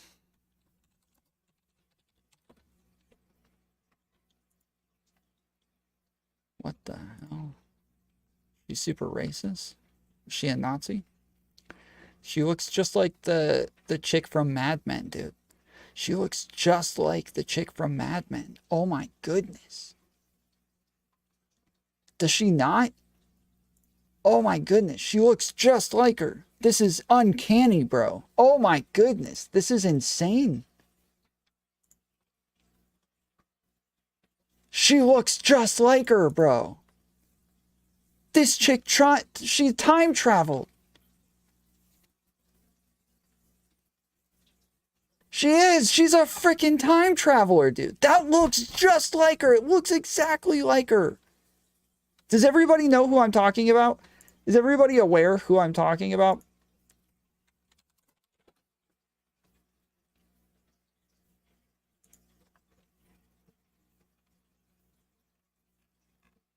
Let me see if I can get a good picture of her.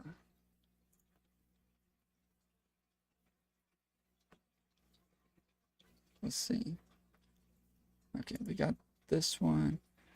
What's her name? Elizabeth Moss? Someone's probably already done it.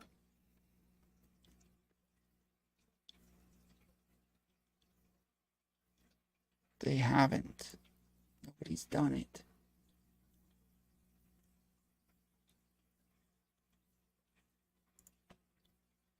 I think Elizabeth Moss from Mad Men looks a lot like Irma Grease. Yes. True. He's right. They're right.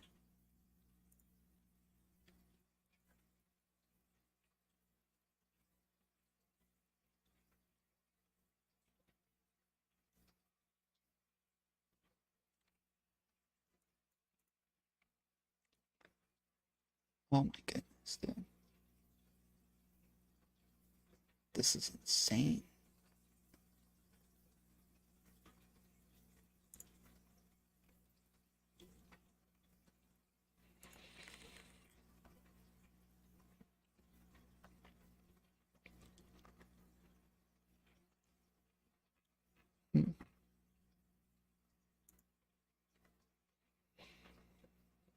I guess I thought it was in this one.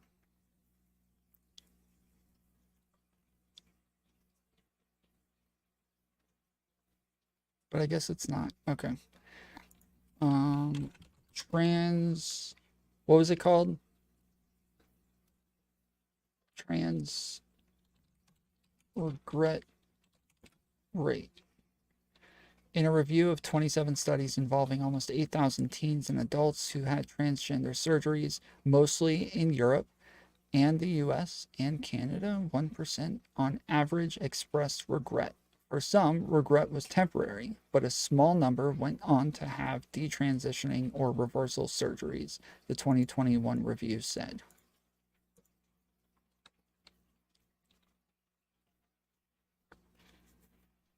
So it looks like the AP did it themselves, the AP News.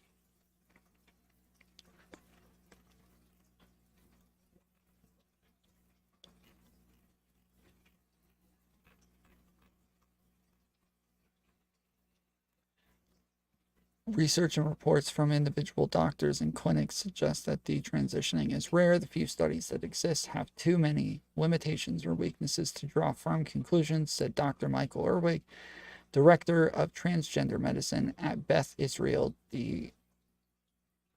Deaconess.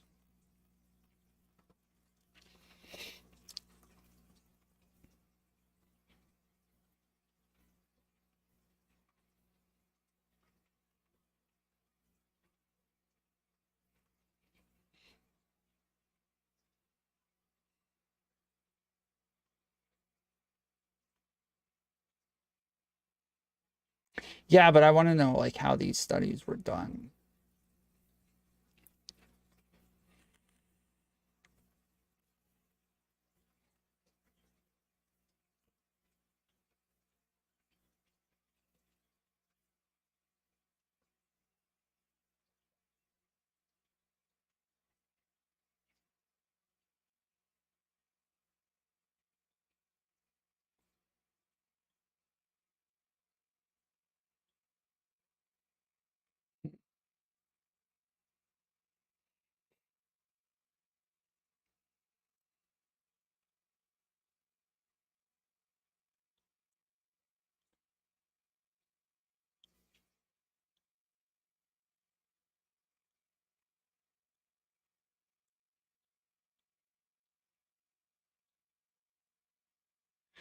Dutch research suggests that most gender questioning youth on puberty blockers eventually choose to use these medications, which can produce permanent physical change.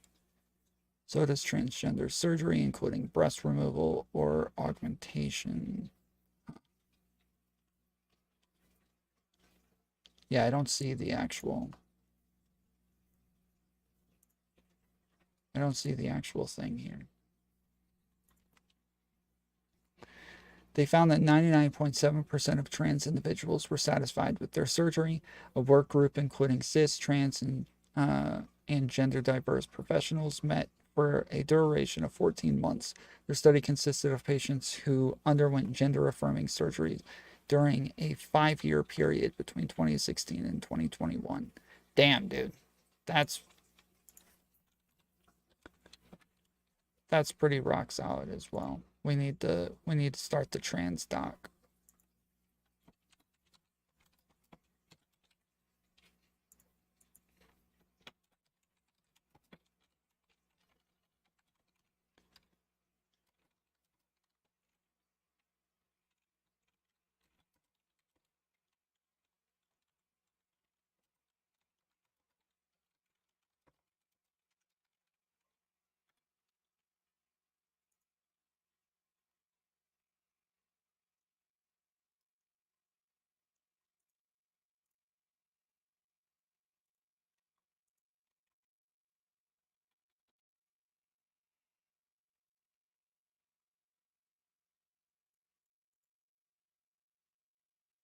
Later, Z King. Have a good night.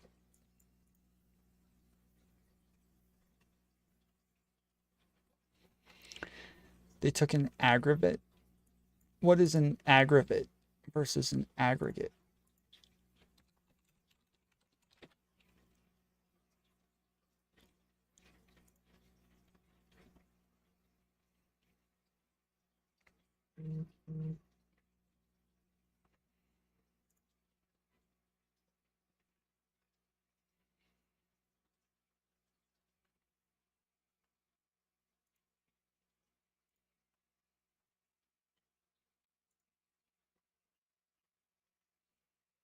Was it a...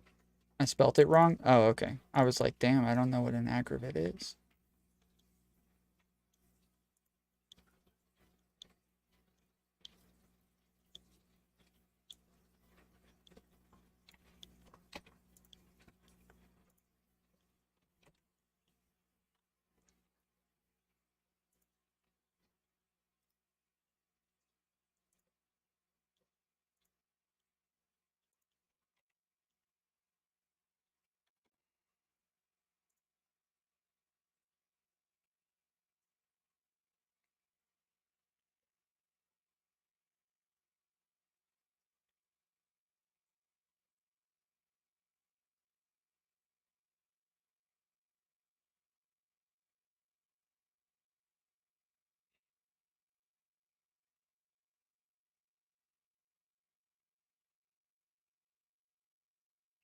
This one says a 2.2 regret rate.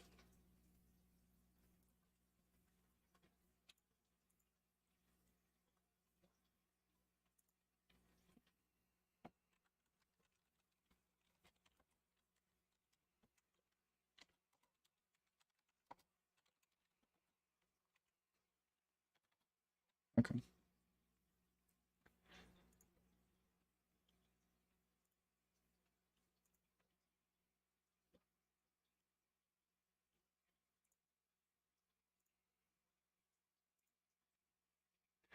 North Korean defector Yeonmi Park tells about how she was robbed in Chicago by black women and was called racist for calling the cops. I was robbed on the street in Chicago in front of my son by black women. This girl was punching me and took my wallet out. And I was trying to call the cop on these thieves. And people surrounding me, looking at me, screaming at me. Why are you doing this? You're racist. Why are you doing this? Why are you... Because I was trying to call the cops on these thieves. That I'm the problem. Because they can never be oppressed, right? Because of their skin color. Mm-hmm. I don't deserve justice. I don't deserve compassion because of my skin color in America. I mean, this is another side of madness. This is another side of injustice. No place to go. We don't. This is the last hope for humanity. This is the last hope for me. And this is the only hope for my son. I have to... Her face looks fake. Fight. Because I know if we keep going this path of this equity, we are going to end up like North Korea. Her face looks super fake, dude. That's racist? Well, whatever. Tom, that's an Asian person? Oh. That's why she looks like that. Okay.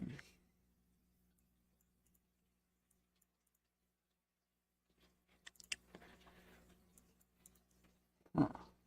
Interesting. Yeah, Tom, she went heavy in cosmetic stuff once she got to the West.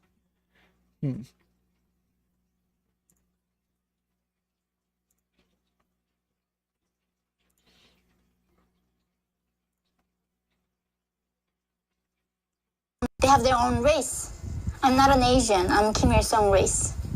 Oh. That's what they told. I never seen the map of the world. They don't tell me I'm Asian. But can't you also be Asian? I don't know what Asian Oh, I think I've seen her on this. What is the name of this show? Asia is. They don't show us the map. You don't have a map. We don't know what the world looks like. Let me tell you something. You're Asian. She looks a lot better there.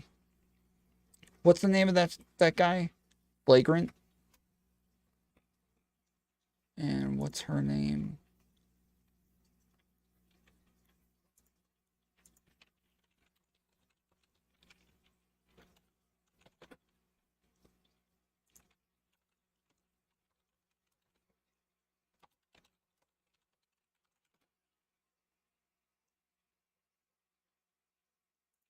All the people at home are wondering one thing right now. Yeah. Do you know about the heavies?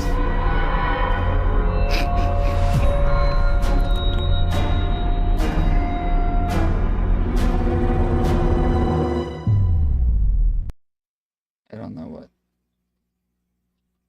what that is.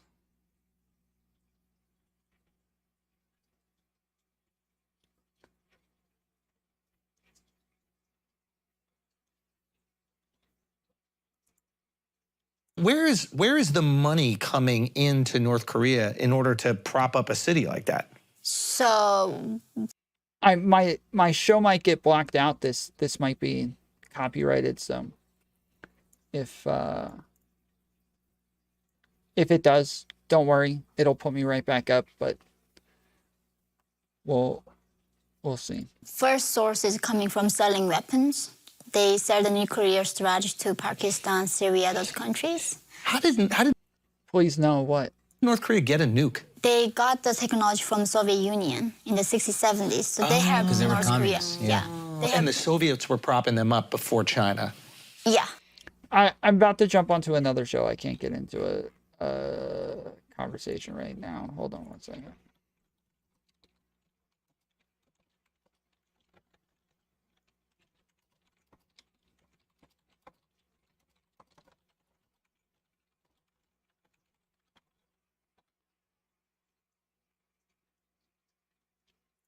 During the China, they were like using North Korea as a buffer zone from South Korea, Japan, and America. Right, During the Cold War, they helped North Korea to build the nukes. Okay, so they build the nukes, so they have the nukes, and that's their one, what we would call like a trump card. Yeah. Not actual Trump, but it's a term, right? A trump card, where it's just like, if they didn't have the nuke, most people would probably just go in there and, do regime change or something like that. But the fact that they have the nuke, it's a very dangerous proposition. Right. Right? Yeah, but even before the nukes, they would not go do anything there. So I don't think there's people interested in North Korea. I don't think the argument where there's no oil is a real thing. But just somehow, I don't think the world cared about human rights that much, even till this day, that they would like go in there and change the regime. Oh, I wasn't talking about even human rights. I was talking about like for example, if I'm China, right? Do I really want someone who I don't trust, who has nuclear weapons, leading a country, or do I want a puppet? Oh, China is so grateful because North Korea makes them look good. Imagine, like, without... You remember when you first met a black guy? Yeah, in South Korea. Oh, in South Korea. And I did not know what black was. So what did you think? So human. Be honest. They're so human. Be honest. Yeah. If you had a purse, you would have moved it. No, that's the thing. I literally had no idea about race. So when you see a black guy for the first time, did you ask someone? Was it like you've heard of what happened with the Native Americans when the boats came and they couldn't see them? I did not know what Native Americans were, right? Like, I did not know what Jewish fucking was. idiot. I did not know what anything of it. Yeah. She's lying? About what? So literally when I met like my friend Casey, I just became friends, and then several years of we became friends, and he was like, "Oh, I'm a black." He's like, "What do you mean you're black?" He's like, "I'm black. Did you not know?" Like, I guess so. But when you looked at them, you were like, "You look different."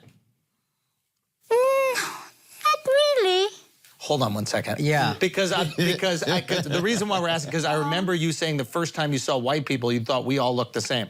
You do. Yeah. We do. Black people look all the same too. I'm telling you. That's what I'm telling you. I'm sorry. That's it. Indians look all the same too. We say the same about you. They do. Now, Asian people, when you look at Asians, do you think you guys look the same? Oh, I'm sorry, we're different. No. No, because No, because this blew my mind. You said you had 65 different nationalities in China, and my first question was, how do you know? Most of them are Han Chinese. 90% of them are. And can you see, when you see a Han walking, can you see? 90% are Han, where I was like all Han. But what I'm saying is, when you see them, the way that they walk, do you know? Yeah. No, how they dress, I know. You know how they dress? Or how their features, face features. Okay, so you can see you can. She didn't feel surprised seeing a different race. Look at a Han and be like, "Ooh, that's a Han right there." That's Chinese. Okay. I know that's Chinese. Okay, where is this Asian from right This here? is great. Yeah, Okay, we played this game before. Where is Oh my this God, Asian so- from? China, Thailand, or Vietnam? He's China, Thailand, Vietnam. Okay, that region is, he does not look Chinese. Maybe Thailand or Vietnam. What is that shirt he's wearing? So is that mice? Are you hungry? Wait a minute. Calm it down. Calm down over here. All right, final answer, Thailand? I'm gonna go with Vietnam. Wow. Vietnam? China. That guy was Wrong. Wrong. All right, we got a competition. All right, Schultz, this one's for you. This one's for you, Andrew. Which one? What do you think? She's from, oh my gosh. Hold on, this is one. Okay, you go for it. Okay. I got to guess. Okay, I don't know what that thing she's wearing on her head is. What is that? I'm gonna go Malaysia. That was my guess. Yeah. Let me say. That's correct. I know Asian. All right, so you're winning. I You're winning she was 1-0. Okay. What is Let's see. Ooh. I met him on Bumble. On Bumble? Yeah, so during the pandemic in Chicago, I couldn't go anywhere. Yeah. So my gay friend, who's my stepbrother, said, like, darling, you need to go get laid. Wait, your gay friend is your stepbrother? Yeah. How does that Yeah, I'm doing the math. Yeah, so he wanted to adopt me, but I was too big, so he couldn't Sorry, adopt me. Erin. So we became like stepsisters, stepbrothers since then. So see, I'm not a bigot. They keep saying I'm a right-wing and conservative. I'm like, I'm liberal, classical liberal. Like, seriously. 100%. I got divorced. Yeah, exactly. Yeah. Women's rights. I'm not that conservative. Yeah. Okay, this is good. So what does your Bumble account look like? Yeah, how come you're not on Raya? Lots of questions. I was on Raya. Okay. But guys were so like creative types. He was and on I'm Raya. very like classical. I like more like conservative man. Right. I like the man who asked me out formally. Like I did not know going dinner means date. Oh, what did you think it was? Dinner. Your dream come true? No, it's just like having dinner. Yeah. And then they tried like, may I kiss? Like, what the heck are you doing? Like, I was so surprised. Because we were just went out to dinner. I was like, can I kiss you? I was like, no. I was like, oh, I thought you knew this was a date. Like, no, I didn't. Hold on. This is actually really fun. So you met on a dating app. No. Just generally, like, you meet people. Literally don't believe almost everything she says about her racial experience. Why don't you believe her? At the conference, they said, oh, join us to grab some dinner sometime. Like, okay, that's a good idea. We grab a dinner, and they said, can I kiss you at the end of the date? Yes. And I did not know dinner meant a date in America. Now here's a question. Have you ever gone on a few dates with a guy and he didn't kiss you and then you started to get angry and you had to become the empowered woman that you are and you had to go get that? No, luckily, this was my first guy from the first person that I met on Bumble. Oh, really? Yeah. Oh. So, and then other times when I was on app, they were like, is this really Yummy Park? She's married. You got to be, like, lying. You cannot do that. I was like, yeah, I got divorced, but Wikipedia, I think, didn't update it as fast as they could. People thought I was, like, faking it. Right. So they were like, you cannot do that. You cannot lie about your identity. They don't believe you for anything. They don't believe people at all here. Okay, so you go on a date with your fiance. Yeah, new partner, Where does yeah. he take you for the date?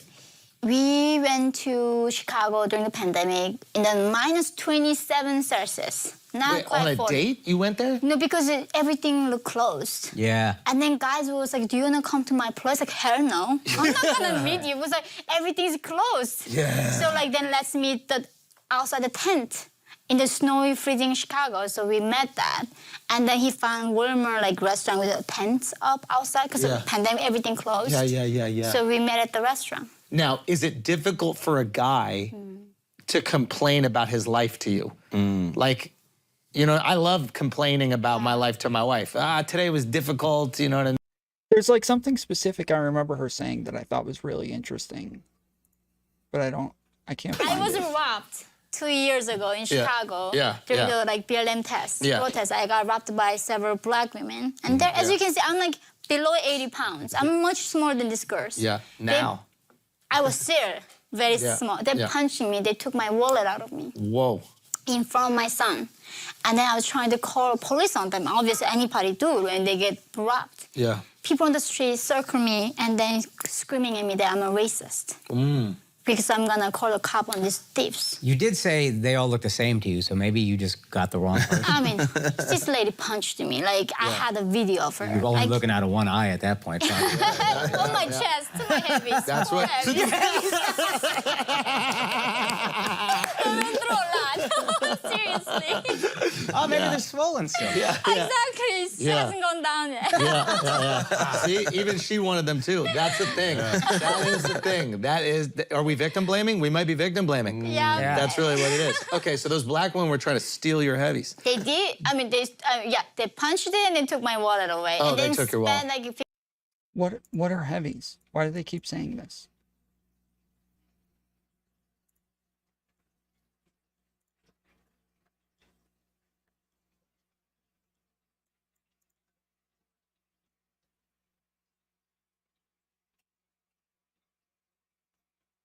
Hello.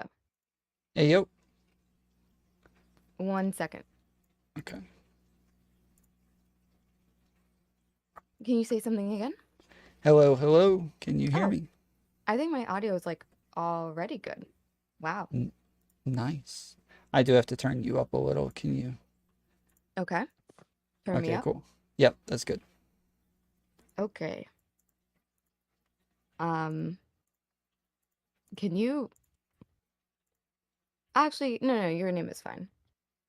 If you want, I have split cam if you want a camera. No. Okay. I don't want to Sure. get too bold. I got you. Yeah. How have you been? I've been good. How have you been? Good. Tired. Been busy. Tired? Oh, you've been streaming for a bit. Yeah, I'm hour 7 right now. Nice. Normally stream long days on Tuesdays though, so Okay. So you were gonna stay late anyway. I'm not keeping you. no, you're good. All right. Where do we start? Honestly, before we get into lab, can I tell you something that's stuck in my head? Yeah, sure. One time we were on Cozy and you told people Chaeiry is retarded. Do you want to elaborate on that? I feel like that's hurt my feelings. When was this? I think I was going in on some people because someone had like a really weird maps panel. Oh, yes. It Yeah. wasn't And I was actually being all the way reasonable. Yes. I had good opinions. I was yelling at the right people. Yes. But before I even got to make my point, you were like, oh, fine, but Chaeiry's like retarded. No, okay, so it wasn't that he was frustrating me because I was trying to get him to like keep moving on to the point, and politically like Yeah. they kept having all of those annoying people interrupting, and so I was getting really pissed off. So I wasn't meaning to like take it out on you, but he kept asking like, well, so what should I do about like the, platforming thing? Should I disappear for a Yeah, he while? was And I was like, no, bro, it doesn't matter. Like nobody cares. Like it's fine. Just put your head down, move forward. And then I was like trying to get back to like him answering questions, and he kept going like, well, no, I want Chaeiry to answer this. And I was like, so that if I remember And then you correctly, throw me under the bus because you want the fucking conversation. Jeez. I was fine with you nailing him to the wall. I was happy that you were there because I wasn't really, I'm not normally that person. So I was happy that somebody was there to nail him to the wall. But I was, I was insanely frustrated with all of the people like interrupting and making it to where I couldn't ask the questions that I needed to ask. And so, yeah, I don't actually think you're retarded. Yeah, okay. That's what I need to hear. Because after I talked, it seemed like we were on the same page. But I think it does stick with me when, like, before I even open my mouth, that someone thinks that I'm retarded or something. And I don't know. I think, is that like your initial... Well, you just said that you were just frustrated that day. Well, and also I felt like we already had like a past to where I could be like a bit more playful with you, and so I didn't feel uncomfortable saying that. I apologize if that's No. That's Don't apologize. If you're being playful, then I'm all the way fine with it. I just can never tell who actually is like playing around with me or who has actually taken up the mantle that like I'm bad things. Well, if we're clearing the air real quick, the last time I was in your chat, you banned me. That's kind of stuck with me a bit. Oh, you have to request unban. I ban people when they type an emote while I'm playing League. You might have been playing League, actually. That might. Yeah, make I just sense. don't know. It could be anything. Okay. Yeah, I said, "What's up, homie?" You got really upset with me. Oh, were you saying "What's up, homie" when I was having like a conversation about Black issues? No, but you said that you were feel like it listening could've to been. rap, and that's generally how I like jump into chats all the time. It's the first thing I say is "What's up, homie?" or "What's up, homies?" or something like that. And so, yeah, you said because you were listening to rap, I was getting too comfortable with you making like a race joke by saying "What's up, homies?" And I started to like try to explain that that's not what I was doing. I was just saying "What's up, homies?" and you ended up banning me. And Oh, okay. yeah. I don't think I remember. But I also don't think you've ever called me homie. I don't know. Maybe I picked up a weird vibe, but if that's like how you talk, then that's how you talk. Okay. Yeah. Okay. Can we? Do you want to just jump right into it? Yeah, sure. What you got? Okay. What? Just to lay out the groundwork, was this conversation with Lab wasn't your first time talking with Lab, was it? No. I had talked to her once before. I met her on Politically Provoked. And then during that panel, she had mentioned gender. No, since the stuff, I had talked to her since about gender. So I had a debate with her about gender like 2 days before that conversation. Oh, okay. Did any of the like other stuff spill out from there, or not in that debate? No, not in that debate at all. We didn't bring it up or talk about it whatsoever. Okay, and how did that debate go? If I can ask. It went well. Like at least for me, like it was. She ended up like kind of agreeing with my entire point by the end, and what was your point? Do you feel like summarizing it, or is it too nitty-gritty? Yeah, generally, like I talk about gender a lot. Basically, like how we come to use words like man and woman colloquially, and that when she says things like the word woman can never refer to anything but a biological female. I brought her on to disagree with her on that point, and she ended up agreeing that it can refer to other people, and it's mostly going to be based on like femininity or masculinity and things like that. So yeah, And it what was a was the- fairly heated debate for the most part, but Maybe I should go back and go back. I never watched it, but yeah, maybe I should watch it. What was it that you said that changed her mind, got her on board with you? If I can also ask that. Just give this like opportunity to lay out like your gender argument, because I don't think most people know this debate topic. I haven't listened to it in a while. It was like an hour and a half in, and I think what I said was, if you look at somebody who looks like Hulk Hogan and acts like Hulk Hogan, but they turn out to have a vagina, you're gonna feel really uncomfortable calling them a woman or saying she, her pronouns. And I think, yeah, she agreed with that like if somebody looks masculine, you're generally going to refer to them as a man. Her argument the entire time was that if you refer to them as a man, then you'd be wrong. And I kept saying, well, if everybody refers to them as a man, then they can't be wrong, because that's what they're communicating. So everybody can't be wrong. It just means that they're all communicating something different than what they think they're communicating. So you're basically saying if everybody acknowledges that this person looks this way, but they are something else, that what? If they identify as something else, I'm saying that gender isn't really like as much based on identity. Your identity is going to be like how you present yourself. And we're all going to look at the way that you present yourself and categorize you based on that. So if somebody looks really feminine, they carry a purse, they wear high heels, long hair, makeup. Oh, so this is the argument that you're not actually genital checking people. Right. Like you yourself, kind of the way that conservatives will almost like trip over themselves and work against their own minds to be able to misgender somebody. Because that's how unnatural it is when somebody presents properly. Exactly. And that's one of the things that I brought up, is that like there's tons of clips of like Matt Walsh and Ben Shapiro accidentally calling trans people by the right pronouns and then stopping and correcting themselves to use the wrong pronouns just so they can be consistent. And that took an hour and a half? Yeah.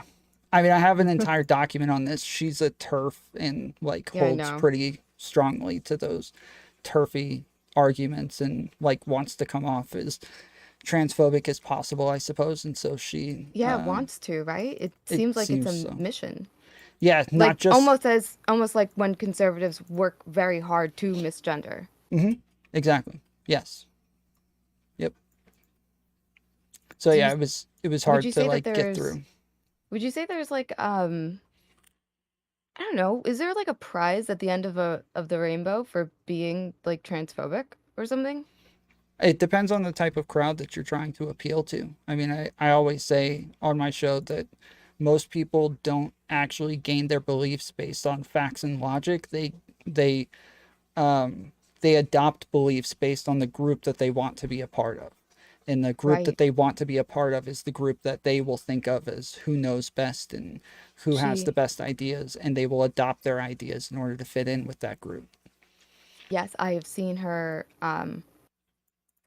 hard signaling out to, what is it, to rad femmes.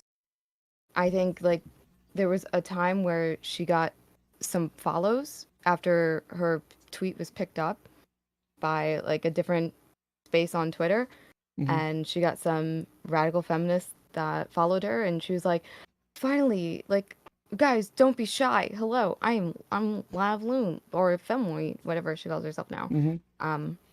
Basically just trying to get into that space, be in that space.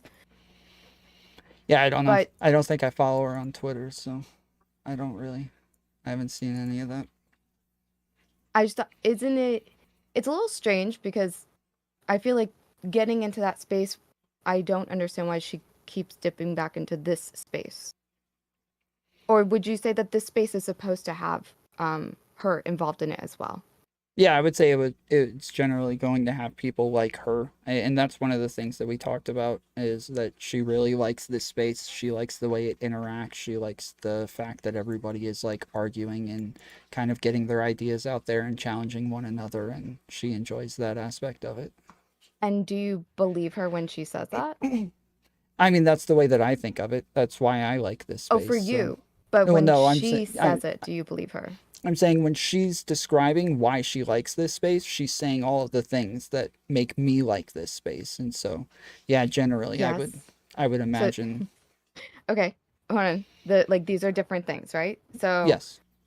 I am able to tell you the things that you like to hear, and then you will feel like I'm like you and that we Right. are on the same page. Everything that you know about Lav, would you say that it makes sense that she would think and like the same things that you do about this space? I don't know. So I would say generally, if somebody's able to explain something the same way that I would, then I would be more likely to believe them, unless I have a reason, like something specific to distrust. So like, not just like, oh, they lie a lot, so they're likely to lie to me. It would have to be a lot more specific than that. Like, oh, I know that they weren't telling the truth in this case because they said X, Y, and Z, or did this or that, something like that. Okay. And what about a pattern of saying what they need to say to get what they want? Like a pattern of behaving like Mitch Jones and saying what you need to please a room, saying what you need to gain favor in a room, and then later coming out and being hard against it and almost playing a victim to having put themselves in that situation. Yeah, sure. Like, I think that would be a good reason to distrust somebody for sure. I think in this case, again, I guess I wonder if like also, a lot of. Can I just be clear? Because I know you having conversation with Lav, Relevant having conversation with Lav, the other motherfucker having a conversation with Lav. I am not here to reprimand you. I'm just sort of here to, as somebody who refuses to talk to her, to kind of make you think about the things that I think about, which would deter me from talking to her, and see if they make sense to you, if maybe it's something that you just hadn't thought of, hadn't considered, or it's something that you think, actually, I'm the one who needs to be more flexible. So this isn't shade at any of you guys. Fair. Yeah, I like, one of the things that I do wonder is based on the people that she's spoken to, the other people that she's spoken to, like Irrelevant, like if she is trying to get in with people who are close to Destiny, because that would be like a great own on him, or a great way to like get back at him, is to get in with his friend group. I'm not really in his friend group, or somebody that I think that's especially large, or somebody that I think would be noteworthy at all for her to use in that way. So I wouldn't think that. I would literally just consider you somebody who is in this community. Mm-hmm. I would just consider you another person who is going to record and upload a conversation. Mm-hmm. That's all it takes. Literally, anybody who's going to have a conversation with her, they're going to stream it, they're going to upload it to YouTube, and that'll get her done, right? Because the people who maybe have more reach, or who are maybe closer to said person, or maybe can get like more eyes, like those people are going to react to you, and you, because of her. No offense to you, but like she is like the main ticket on that one. Yeah, of course. Okay. Yeah, and it got a lot of views. Like I definitely like question her motives in these things for sure. Mm-hmm. And so when I see somebody who is,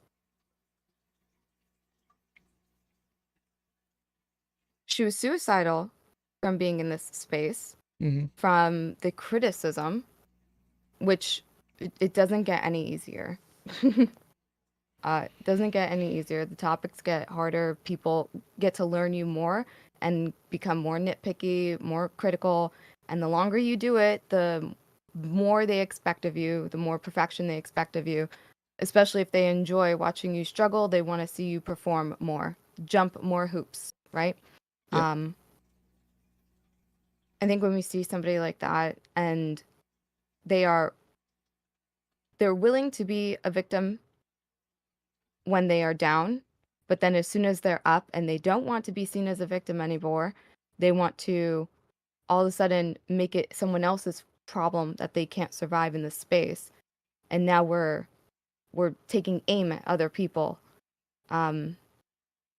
Do you not feel concerned for yourself, or like how do you react to that situation? Concern for myself in like what way? Like, this is a person who is suicidal, who hasn't actually reconciled with the space or what's going on. They made their own 10-page manifesto. They got featured 60 pages in another person's manifesto. They were suicidal and blamed a community, and then later changed their mind and decided their suicidality was actually because they were weaning off of medication, which doesn't make sense to wean off of medication at a time that you say was the most stressful in your life. Like, their stories just don't line up, but they keep getting more fantastical. I'm just curious why anybody is like, yeah, this is somebody I want to talk to. Yeah, I guess generally in those cases, like I would kind of put that on her to like make that decision for herself. I think she is like a interesting person. I think Mr. Girl's a very interesting person. I think lots of people who think differently from me.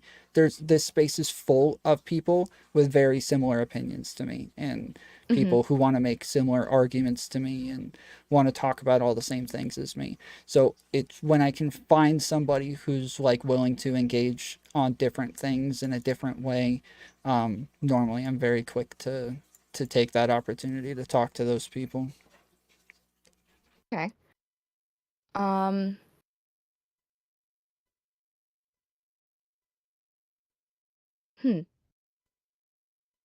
So you overall, you would say that you're not concerned if she's a harm to herself, and not concerned if she's a harm to you. Like, you don't feel threatened at all that you might, I don't know, cause her emotional distress. Yeah, that wasn't really part of my thought process. No. Yeah, no, not really. Okay. And her speaking about Destiny, you didn't like, when she says that this is her abuser and his community attacks her when she speaks about them, there's no desire to instantly cut that off. Like, here's somebody, they're sitting in a call with you, telling you, if I do this, it's going to contribute to the harm that I've been complaining about for months. Yeah, And you're just again, like, yeah, I let's do would this. put that on her to make that decision for herself. Like, I know that I get attacked for a lot of different things, but generally I kind of enjoy it in some sort of weird way. And she talks Yeah. about how she enjoys the attention, how she like craves attention and stuff like that. So it She seems like says she's that. yeah, seems like she's gonna seek it out one way or the other. Yeah, so she says that, but then we do know that she becomes, like, she says she loves it, but then it actually is detrimental to her. That it causes her to feel suicidal.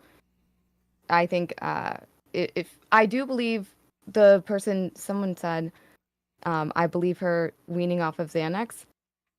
I believe that she probably took Xanax. I have no idea if she was prescribed it. I think if she's seeing a psychiatrist, it doesn't make sense that while she's seeing a psychiatrist and a therapist during the most stressful times that she says in her life, that she would be weaning off of it. That doesn't actually like logically make sense. Yeah. That seems like that person would be added stress by doing that. So for her to be weaning off of it, if she is telling the truth, that means that she's self-medicating, or that she's taking, or she's doing therapy and not being honest with her therapist about what's going on in her life. Either way, both of those are irresponsible. This is Yeah, it someone could who be- doesn't. Yeah. Could be a number of things. I mean, I've known a lot of people who took Klonopin as a prescription. Sometimes they would have issues where they couldn't afford it and they would have to wean off, or they would have The or they affording couldn't. thing isn't an issue for her. Okay, yeah, then yeah, I would assume that that I don't know why she would choose to come off of it, especially at a hard time. That sounds weird. And then also at the same time, she's upset that certain people that she thinks that should be her caregiver or worry about her mental health. She acknowledges that I want attention so much, even if I was suicidal, I would just lie so I can get on stream. Like, we know that even if she's not okay, she's not going to be honest about not being okay. And so for me, this is what I grapple with. I don't like feeling responsible for someone else's emotional state. I feel like sometimes I have made certain people responsible for how I feel in the moment, and it happens for like, I think I can sit there for like 4 hours and then I like snap out of it. Like, it's a bad juvenile coping. It's bad coping. It's very juvenile tactic to not have to deal with your own feelings. No bueno, not good. And so I can recognize it, and I like to distance myself from it, especially when I see that behavior, there is no self-responsibility within her. She's still pointing the fingers at other people. I don't know how do you demonstrate to people that she will come into a space and just lie to make it seem like everything is fine, to the point where like even you felt like, yeah, this is fine because she's talked to me and said the things that I agree with that I like about this space, so I feel like we're on the same page. But this is somebody who has admitted that they will lie to get on whatever platform, even if they are not in the right mental state to do it. Am I being too wordy? Do you know what I'm trying to say? I do. I want to be clear, though. Can you summarize what I'm trying to say just real quick? Yeah, you're saying that she is saying all of the right things to so that other people will continue talking to her and platforming her, even though it's obviously a detriment to her, and she's just refusing to admit it or tell other people about it. Yes, and I think like a big red flag to me is the fact that it did work on you, that you did see like, oh, she feels the same way I feel, so I know that she can handle it. if she is able to be manipulative in that way, I just don't see how like that does not continue on in every other part of what she's doing, which falls in line with like the new lies that she's starting to say about Stephen and about other people that she's interacted with. I think including what's her face, Brianna Wu. Like that's a new person she wants to go after. I feel like she's such a cancer on this space.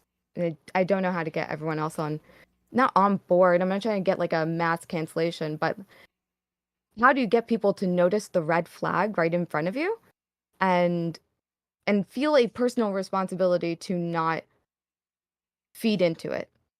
Well, so that's the part. So I like when you say it worked on me, she started talking to me about how she liked this platform at the end of my interview with her. So I'd already had my debate with her, then had my interview, and then towards the end she was talking about how she feels healthy and she feels a lot better and she likes this space and all of that sort of stuff. It had never entered my mind to think of whether or not she was capable of doing the interview. Like that was never even something I asked myself. It was not something that I was thinking about at all. Do you think it's possible that she does like all of this now? What do you mean? Do you think it's possible that she enjoys the debate space now? I think it's possible. I think she can have conflicting things where she actually enjoys the attention and she enjoys the space while also like getting upset about other aspects of the space that she doesn't enjoy so much, right? So she can enjoy the attention, she can enjoy having lots of viewers, she can enjoy the debates and the conversations while not enjoying a lot of people coming after her, talking about her in a negative way. Like, I think that that's a lot of people, especially like I hear this from a lot of people who seem to really enjoy streaming and really enjoy debating, but then they have really bad mental health problems because of it at the same time. And they keep coming back anyways. They keep taking breaks and then coming back and then taking breaks and coming back. And I've always wondered, like, why, if you have to take so many breaks, why would you come back? But it does seem as though they really enjoy the space. They like the way that people interact here. They still like the debates. They do like the attention. There's just other things about it that are negative as well. Yeah, I will say, as someone who's very open about my mental health issues, and I'm very open about the times where I do feel like, whoa, this is a lot. This is a lot, and I need to take a break. I'm gonna go paint for a while, you guys. For me, it's coming back usually requires like radical acceptance of what felt bad, and it usually has to do with like me not living up to like someone's standard or a certain situation. There are times where I will see a debate that I had or a conversation that I had. A conversation. I will see a conversation that I had. And I don't know. I'm not perfect. I am not the most articulate. And my memory, honestly, I feel like most people have like not the best memory. So trying to recall things from like a year ago, that's fucking rough. That's difficult. I will see people feel disappointed in my performance, even though they're on my side, and be critical of it, and I'll just feel bad. Because, like, I'm just having a conversation. I'm not fighting World War II. Like, not much is on the line here. It's me and one other motherfucker. It's okay if I'm not perfect. Do not make me your champion. But that tends to be the case. So it can feel like a lot of pressure. It can feel like expectations are so fucking high, even though you're just a normal motherfucker on the internet. I understand when that is like, that causes people to step back and then step back in because, you know, you forgive yourself. And sometimes it takes a day or two. Some people a week or two. Some people a fucking year. You forgive yourself and you accept that you're not perfect and trying is better than just sitting on the sidelines. I completely accept that. But I think when you get to the point of blaming others, of starting to see what the space is and starting to like label everything as abuse, like life is abuse, then it just you ruin these words, you ruin this sort of dynamic when like online bullying is equating to like sexual abuse or something. It's very, for me, that's huge red flags. That's like that's a sign of somebody took a step back, but they didn't figure out what in themselves like caused the fallout, caused the burnout. They tried to figure out who else's fault is it, because it can't possibly be my own. I can't possibly be the person who fucked up here. These people are setting me up for failure. These people are so critical. Like, instead of looking at it as, man, everyone's gonna take every conversation way too seriously, and they're gonna judge me way too harshly, and I need to be way more not empathetic. I need to be way more forgiving on myself, because certain chatters aren't going to be. Mm-hmm. And how much forgiveness you want on yourself, you're supposed to put to others as well, because you understand what it feels like to be in that situation. She didn't do that. She does the fucking opposite and looks for someone else to fucking blame. And we still want to engage with this. Why? Yeah, so I have trouble like empathizing with that entire thought process. Like really? I try to I try What's my your best. I like, me personally, I just don't care. Like, I don't care what other people say. I don't care what they think. Like, generally, like, I care as far as like self-improvement. Like, if people think I did poorly, I can look at a scenario and try to figure out a way to do it better in the future. But I don't care about like what other people project onto me or their like expectations of me.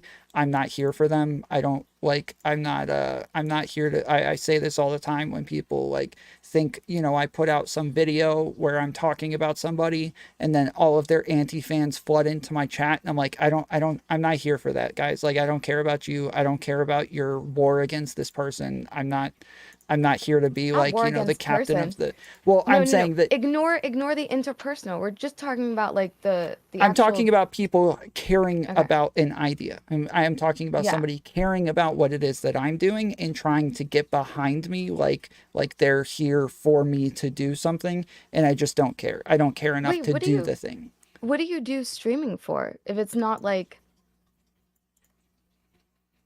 It's like generally just personal self-improvement. Like I enjoy the intellectual challenges. I enjoy learning things. I enjoy thinking about things. I enjoy...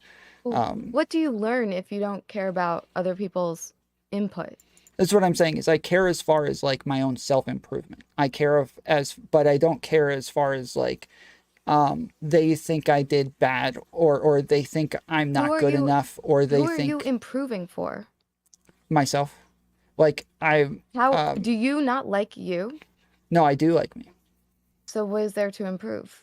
Everything. Why?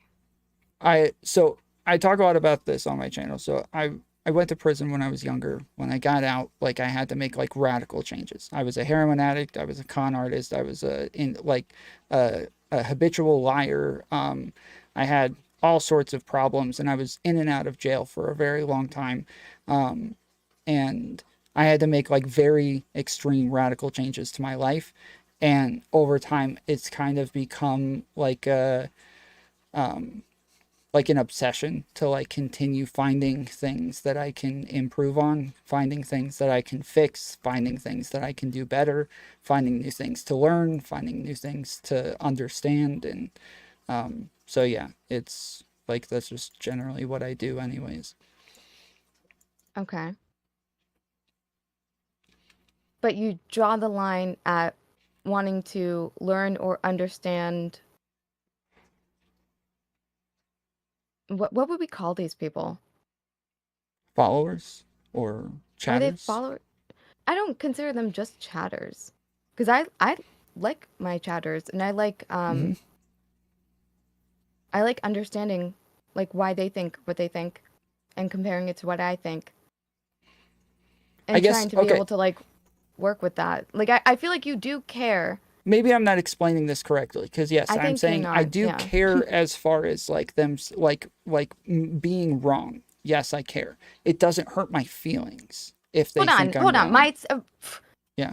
Yeah. Easy Star Trey.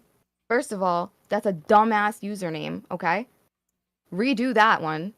Hopefully you haven't done it in the last 3 months. You probably have a chance to re-fucking do that. And you're saying he's got self-esteem? You think that's what this is? You think what he's saying is exuding how much self-esteem he's got? This is fucking copium, okay? This is what is fucking wrong with all of y'all. Y'all will hear somebody just sit here and tell you something and you just fucking believe it. You don't read between the lines, nothing. This motherfucker... Lav will sit on screen, on camera, and tell you guys how much she loves herself, and y'all would really fucking believe it just because she said those words. Y'all don't think she fucking hates herself every fucking day? Read I think between there's the a fucking big lines. difference between somebody who has to take breaks from streaming consistently and somebody who never takes breaks and never goes offline and continues streaming all the time and doing the same things regardless of, you know, how many people are talking about me or how many Reddit threads there are or how many people reviewed my last debate or whatever. Like, there's a massive difference between me and Lav. Self-esteem is not the difference. Okay. I'm just telling that to the chatter. If you want to tell me that that's the difference, then you can. I would feel like, yeah, I think a lot of that is the difference. Yes, I think that I don't You think have... that you...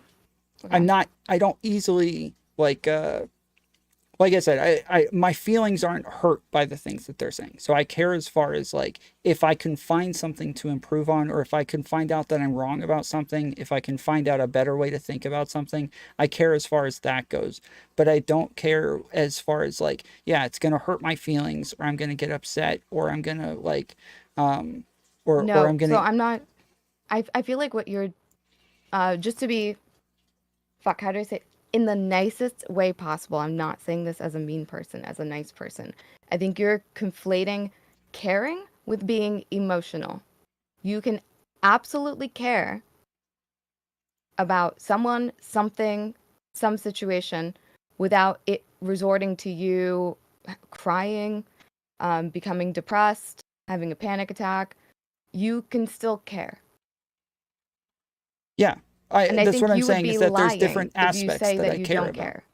Yeah, I'm saying that there's different aspects that I care about. There are some aspects that I care about. There are some aspects that I don't care about. So, like, yeah, as far as, like, you know, what it says about me as a person, or my own, like, intelligence, or my own ability to engage, I don't care about those things. I don't care, like, if as far as that goes. I do care as far as, like, being wrong, or not being able to articulate something correctly, or like, I care about, like, being efficient and effective. Yeah, I would say most people just have more resiliency when it comes to criticism and when it comes to backlash or something, setbacks specifically. I think you have a lot of resilience when it comes to setbacks. Let's not talk about why you had a setback. I am live, but I remember that part. I remember that time. That's why I know that you fucking care. I would often get the receiving end of, oh, me and Chaeiry started around the same time. I would be where Chaeiry is. These are Chaeiry's numbers. If I should be around where Chaeiry is right now. I told you back then that I compared myself to you all the time, because we started together. I was always, like, checking your numbers and, like, messaging you saying you're doing a good job nothing and like stuff. Me. I got a full head of hair, Tom. We are not the same. You should never compare yourself to me. It wasn't that. It was more so there's not, like, another way to gauge how I'm doing. The only way I can is by looking at the other people around me. That's the only possible way to do it. I also think that that's a really bad way to go about. I think that's the wrong path to caring. I would rather care about if I see people that I respect criticizing me, that's something I care about. If I see my frequent chatters bringing up something that I'm not doing right or having a criticism of me, that's something I care about. Even new chatters that let me know instantly, hey, this was like a shitty thing that you did. Like, that's something I care about. Like, I care about things that are in my vicinity, within my control. I do not care about the number of someone else who is, they're going to be a different person. They're going to have a different personality than me, different likes than me, different mannerisms. Like, how can I compare to a different motherfucker? Do you know what I mean? Yeah. That's what I'm saying, is that, like, I understand all of that. It's just there's not, like, another way Yeah, you to understand, actually but gauge you'll it. do it anyway. Yeah, there's not So another. Tell me what the other thing is to look at. What, like, that is like the closest thing is somebody else who is in the same space as me, going on the same panels, talking about the same topics. That weren't- is like the best way to gauge these sorts of things. Also, I think this was another thing that you said incorrectly. I think you told someone that I was on one of your panels. I was never on one of your panels. I could have been on your panel. I could have been on your lib panel. But I think you You were had on one like of my panels. I think you had like denims instead or something. You picked a different brown girl. You were on one of my panels. We had think did a new streamer panel. It was you, me, Stardust, Hans of Harkir. Yeah, Okay, but yeah, you know that panel was not one of your successful panels. Okay, fuck Okay, you. sure. You, I was on your one charity panel to see if you could still do it without a big name on it. Thank you so much. No, I'm just kidding. Goodness. But yeah, it's just it's a mistake comparing it. I think.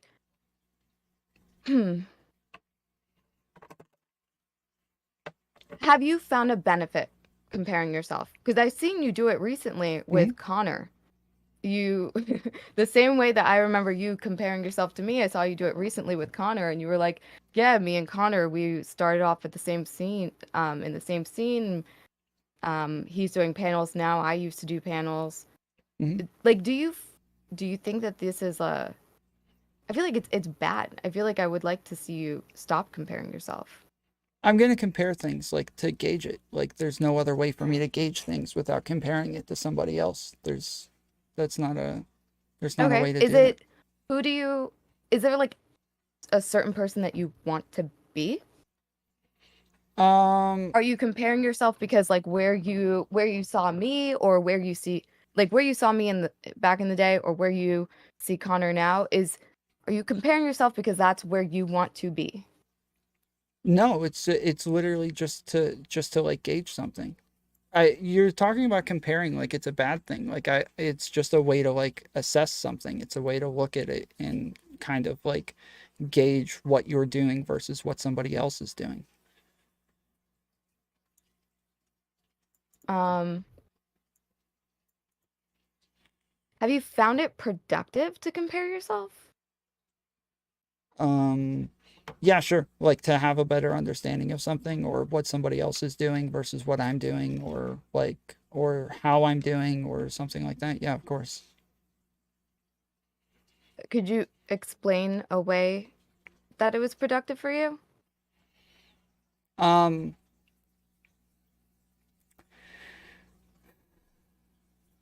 I like the example that you gave, like when I'm first starting out in Twitch, like being able to see so that I know if I'm growing fast, or if I'm growing slowly, or if I'm stagnant or whatever. Like I can't do that without like looking at somebody else who is starting around the same time as me and doing similar things to me. And so like that, just knowing that is the benefit. Like just being able to understand it better is the benefit in and of itself. No, but I'm trying to understand how it benefits you.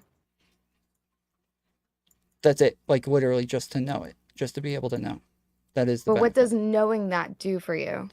Does it get you that much closer to thinking, okay, I have to stop doing this? Like, are we gauging how long can I test this out before I eventually have to, before I eventually see that I'm not up to par with people who started with me, so then I don't have what it takes and then I have to quit?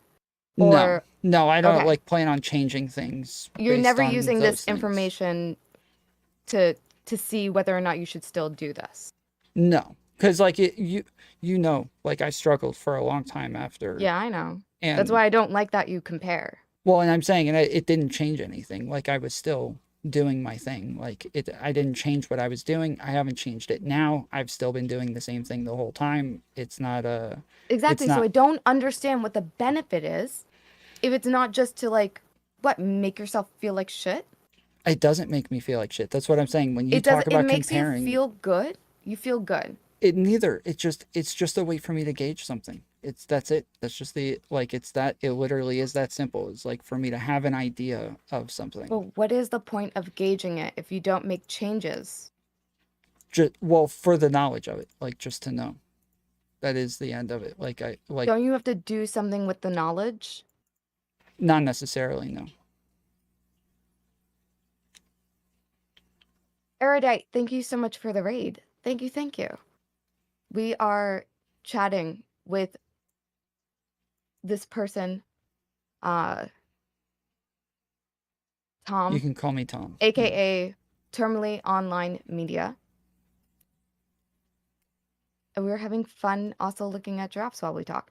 This is just an open-ended conversation about platforming, and now I'm grilling him for comparing himself to other streamers and saying that it's to just have knowledge, but there's no application for the knowledge. So I'm really just trying to flesh out what he's doing, if not just looking at other people's success and thinking that should have been me. It's barely success if we're being honest. Yeah, sure. I've done that, and I've looked at what other people were doing and thought, damn it, like I could have done that if X didn't happen or if Y didn't happen. Sure, but like I'm not really like I don't know how to say this without like sounding like I don't know if I'm like dense or something, but I just don't. It doesn't affect me in like a negative way. It's just like Okay. I don't get upset about it. Obviously, I've been here for a long time. I know you don't have. Yes, you have the resiliency.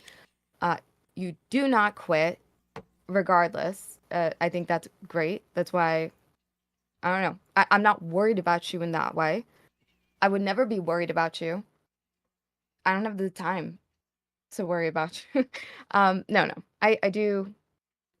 I understand. Right? You're not gonna fucking have a panic attack or anything like that. Like, you're good. You're not gonna cry yourself to sleep at night. But here's the problem. Even though you don't have like an emotional reaction to it, is it possible that like it does affect you and affect, I don't know, your rigidity in what you're doing in a way?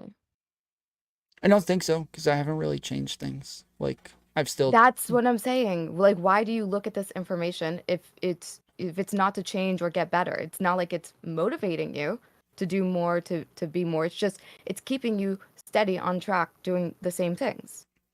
Yeah, I get like, and that's why I'm saying that like it is just for the knowledge. Like I look at my own analytics for the same thing just to know what's going on. I look at other people's analytics just to know what's going on. It's literally just for the sake of knowing. I don't know. Okay. I don't know what else to say. I think you're lacking a little bit of I don't think you're dense. I actually so agree with you to the fact that like you don't, well, I think that you care. Okay? I think these things, you would not seek out this information if you didn't care about it. But I think it doesn't affect you. And it doesn't affect you so much that it doesn't even make you, I don't know, alter anything. Like, that's how much you don't care. You're kind of just grooving, gliding. Mm-hmm. I mean, again, if the point, so the entire idea when I started doing this was that I just wanted like a better way. So I started podcasting initially, and I wanted to be able to debate with people's. Wait, was it you who did it with crowdsourced politics or? No. Oh shit. Okay. But yeah, I initially started a podcast, and I liked having those debates, but I then saw streamers and saw that they were interacting with their chats and thought, oh my goodness, like I can debate more people now. Like that's awesome. I can talk to more people and have more input on things. And so that's what I started doing. And it was still the idea of like just learning more things, understanding things better. And if other people want to come along for the ride, then that would be freaking awesome. And it feels good to get views. It feels good to like grow. It feels good to have all of those things, but it doesn't seem to deter me much. There are times like once in 4 years where I'm sitting there thinking like, I don't know why I keep doing this. Like I probably should just stop doing it. Like I probably should be offended at this point and just go Offended do by something what? else. By like the lack of growth or the lack of like engagement. But it didn't, and I just kept doing it anyways. And because yeah, like the part that the reason I do this is just because I enjoy doing it. Like it's really that simple. Okay. I believe you. I don't think you would be here this long if you didn't just enjoy it. I just enjoy it, not particularly good at very much, but I do my best. You haven't moved to doing panels on YouTube. Is there like a reason for that? It was a lot of work, and I didn't like I didn't like all of the work that went into it. So yeah, It's a lot of work. Yeah, it was like Can an we easy. stop the cap? Is not a lot of work to host a panel. Why is It that? is. Why It- is that a narrative? You guys are you guys are Oh my criminal for that. No, it was insanely stressful. Like trying to find people who would debate the topics, who would disagree on the topics. Like that was already hard. 2, to find topics, like enough topics to where they're different. They're going to be something that isn't like the same thing you've heard 1,000 times already.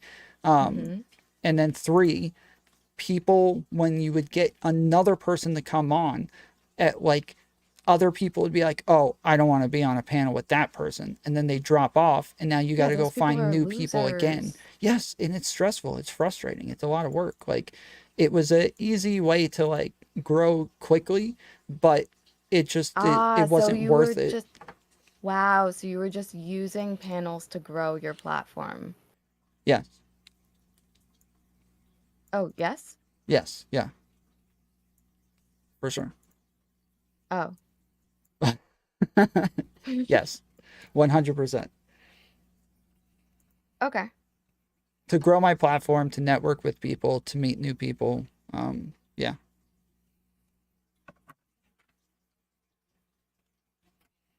But yeah, I could have done it when I got And on you don't YouTube, and and you don't want to keep growing your channel by doing that. not by doing that. No. Okay. Maybe someday, but right now, I don't. Yeah, I just don't feel like it.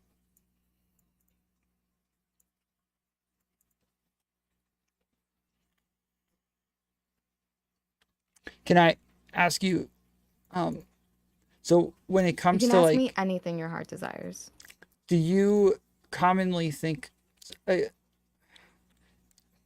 outside of lab, do you ever think of other people? Like, do you think of like responsibility towards them in having them on, or like how it's going to affect them or anything like that? Or do you think lab is such a yes. special case that I No, probably I've should done have this- thought about it? I've done this with with you? I'm Or saying just in no. general? Do you do this in general? And I do this in general. Okay. I do this in general. I have blocked people, banned people from my chat. Like when this is why I have such a conflicting feeling, which is also why I understand why some people they think that I'm mean because I do certain things to like protect myself from feeling responsible for other people's emotions. While I'm essentially doing something that looks like it's really valid for them to feel emotional. Like when I was going over the Anna lore, I think it's well within her right to feel some type of way about that. I absolutely don't want to be responsible for those feelings. So I banned her. I blocked her from my chat.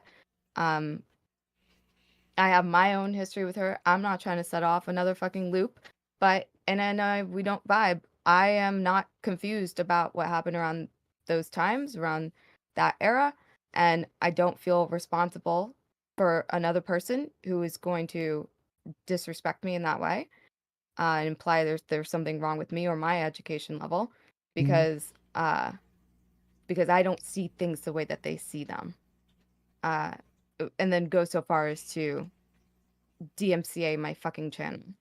Yeah, no. She was gone. I refused a conversation with a lot of people that I would consider like fucking low-key schizo. Blocked and removed.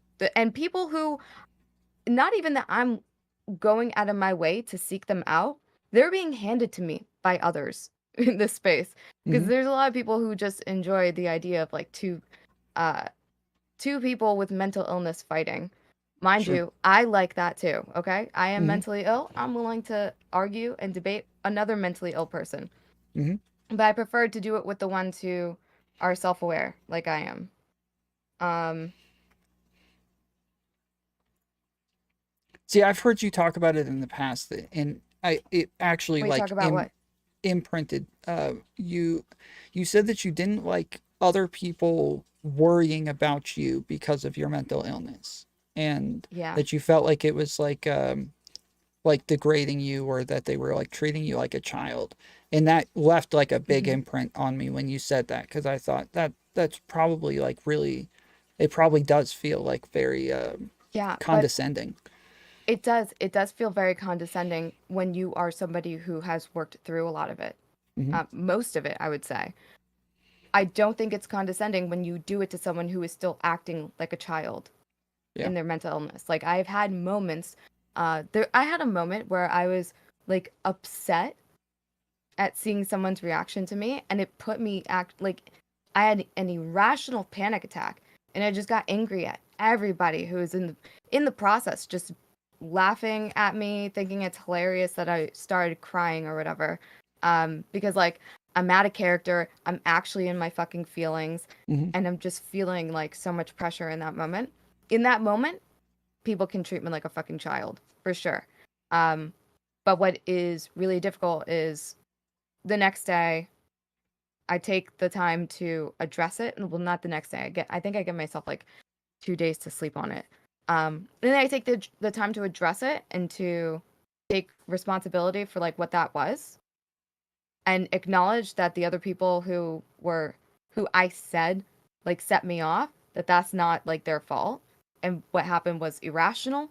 And this is like just kind of what it looks like when you're in my position, when you have like my shit. Sure. And then from that point on, I shouldn't be treated like a child. Okay. And a big problem that I have with Lab is she doesn't ever hit that point where she acknowledges what she did, and she removes the responsibility from these other people that she likes to point the fingers at, and that she wants everyone else to villainize. She doesn't do that, so I will forever treat her like a child. Sure. Yeah, when I tell you like it's not part of my thought process, like it's not that I'm choosing to think like, oh, I don't care about that, like whatever. It's that it never like crosses my mind at all. Like I just remember her and I had numerous conversations about talking about gender, and then all of a sudden I saw she was back and she was debating somebody, and might have even been debating them on gender or something like that. And I was like, what the hell, dude? Like, she canceled on me on our gender debate, didn't come back and then debate somebody else. That's freaking messed up. So yeah, my only thought is like, okay, like if she's back and she's willing to debate this topic, then let's go. That's literally all. That was my entire thought process behind it. Now, I'm curious because there's a lot that you don't necessarily care about. I'm trying to drag maybe the more human aspects that maybe you don't want to just like lean into, because it can make you seem more emotional in the space than you are. But like, you do care about the feedback that you will get if it's productive and it goes towards you like learning like the issues and stuff like that and how to get better, right? I think that's the agreement that we've come to. Yeah, of course. Yes. Yeah. But you don't care about the stupid comments that are just going to be antagonistic and just nitpick at you that has nothing to do with like the actual issues. Exactly. But you did care to go on Steven's stream to make him aware that like you don't mean to like, I don't know, Be what is it, like antagonistic towards disrespect him or Yeah. Yes. that is something that you care about that has nothing to do with like the debate or the issues and shit For like sure. that. So where did that come from? So one of the things that a lot of people wanted to talk to me about after my talk with Lav is irresponsible platforming. And I kept saying, I care about irresponsible platforming. I care about it a lot. But generally, when we're talking about irresponsible platforming, it's some group that I'm affecting. If I irresponsibly platform somebody like Jewish people or black people or something like that, right? But in this case, the only person is Steven. And I was like, and if he cares about this and if he's upset about it, then I would feel bad and I would want to talk to him about that. But other people being upset on his behalf, I don't want to hear this. Like, I don't care about that. Like, you guys all being upset about irresponsible platforming, because you don't like what she said about him, that's kind of ridiculous. I like, that's insane. But if he says that he's upset about it and he like feels like this was messed up, then I'm happy to hear that. Of course, it's about him. Like, it's the whole thing only affects him. It doesn't affect anybody else. And so of course, like, his opinion on it would matter. Now,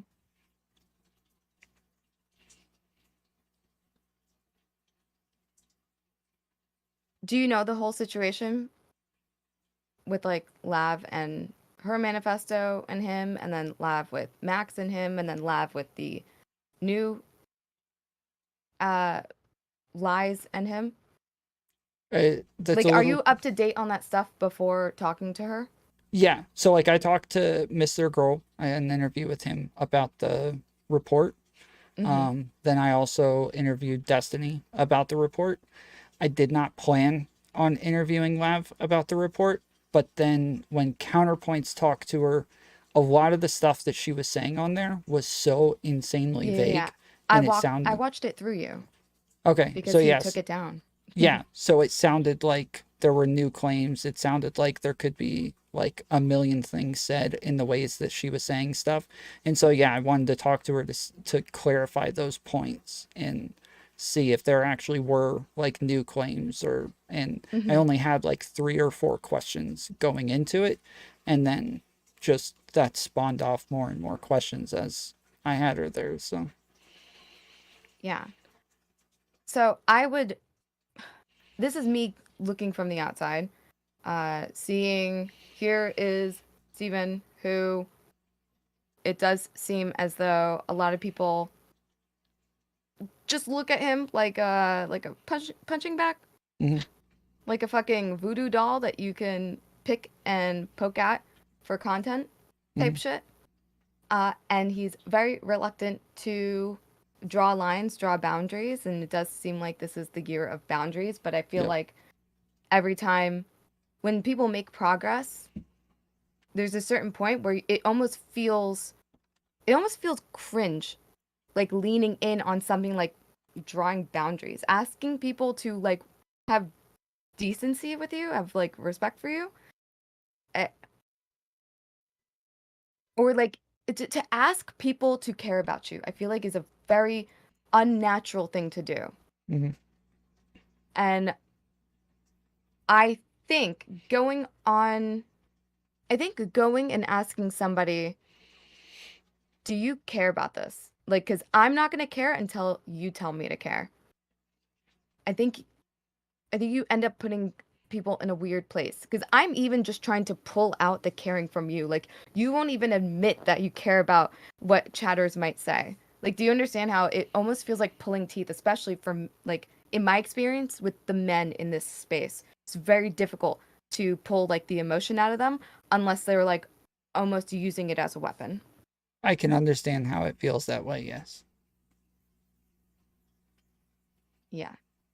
How do we, like, overcome that? I don't know. I did talk about this after the interview with somebody, I forget who, but I was saying, like, yeah, I think he does seem as though like he doesn't care about everything, and that can like trick people and even trick me into thinking that he wouldn't care. You know, him making this stuff into content and getting a lot of views off of it, and And doing the same thing could make it seem like, yeah, he feels one way about it when it could be very different. And I think the only time that I started questioning these things is when he had the whole thing with Britney happen. And I was very, very surprised at the way that he reacted to that, and that he cared about what she said in that way. And that made me like really start questioning, like, okay, maybe the way that he talks about this stuff is very different than the way he actually feels about it. And that I think that's the only reason that I ended up like questioning whether or not he would care about the interview as well. So the way I okay, how do I want to tackle this one? So I do think that he's already made it clear that he cares about this.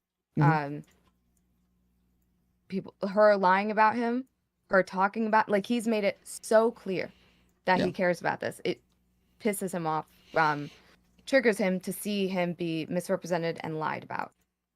So I don't think that part is missing, or that he's made that unclear. After the interview, yes. No, before the interview. I hadn't seen him say anything about it before the interview. The whole reaction, Max making the manifesto, like, he cares about all of the lies that they keep perpetuating about him. He cares every time they go live and they talk about him. Yes, he's going to talk about it and turn it into content. It's, first of all, it's his way of correcting their lies. Yeah. Secondly, they're making a name for themselves and gaining like a platform and monetizing, just dragging him. So why wouldn't he do it in return?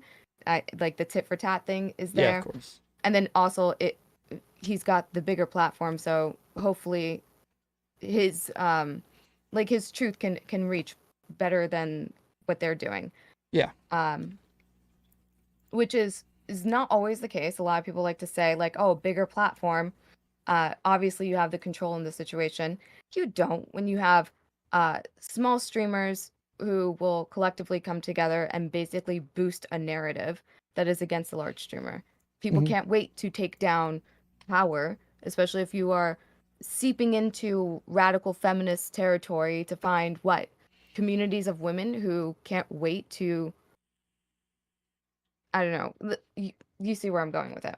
Yes. I think he's made it clear that he cares about this. I think the way that he handles it shouldn't make people view him as like, oh, if he can do it, then I can do it and it's no problem.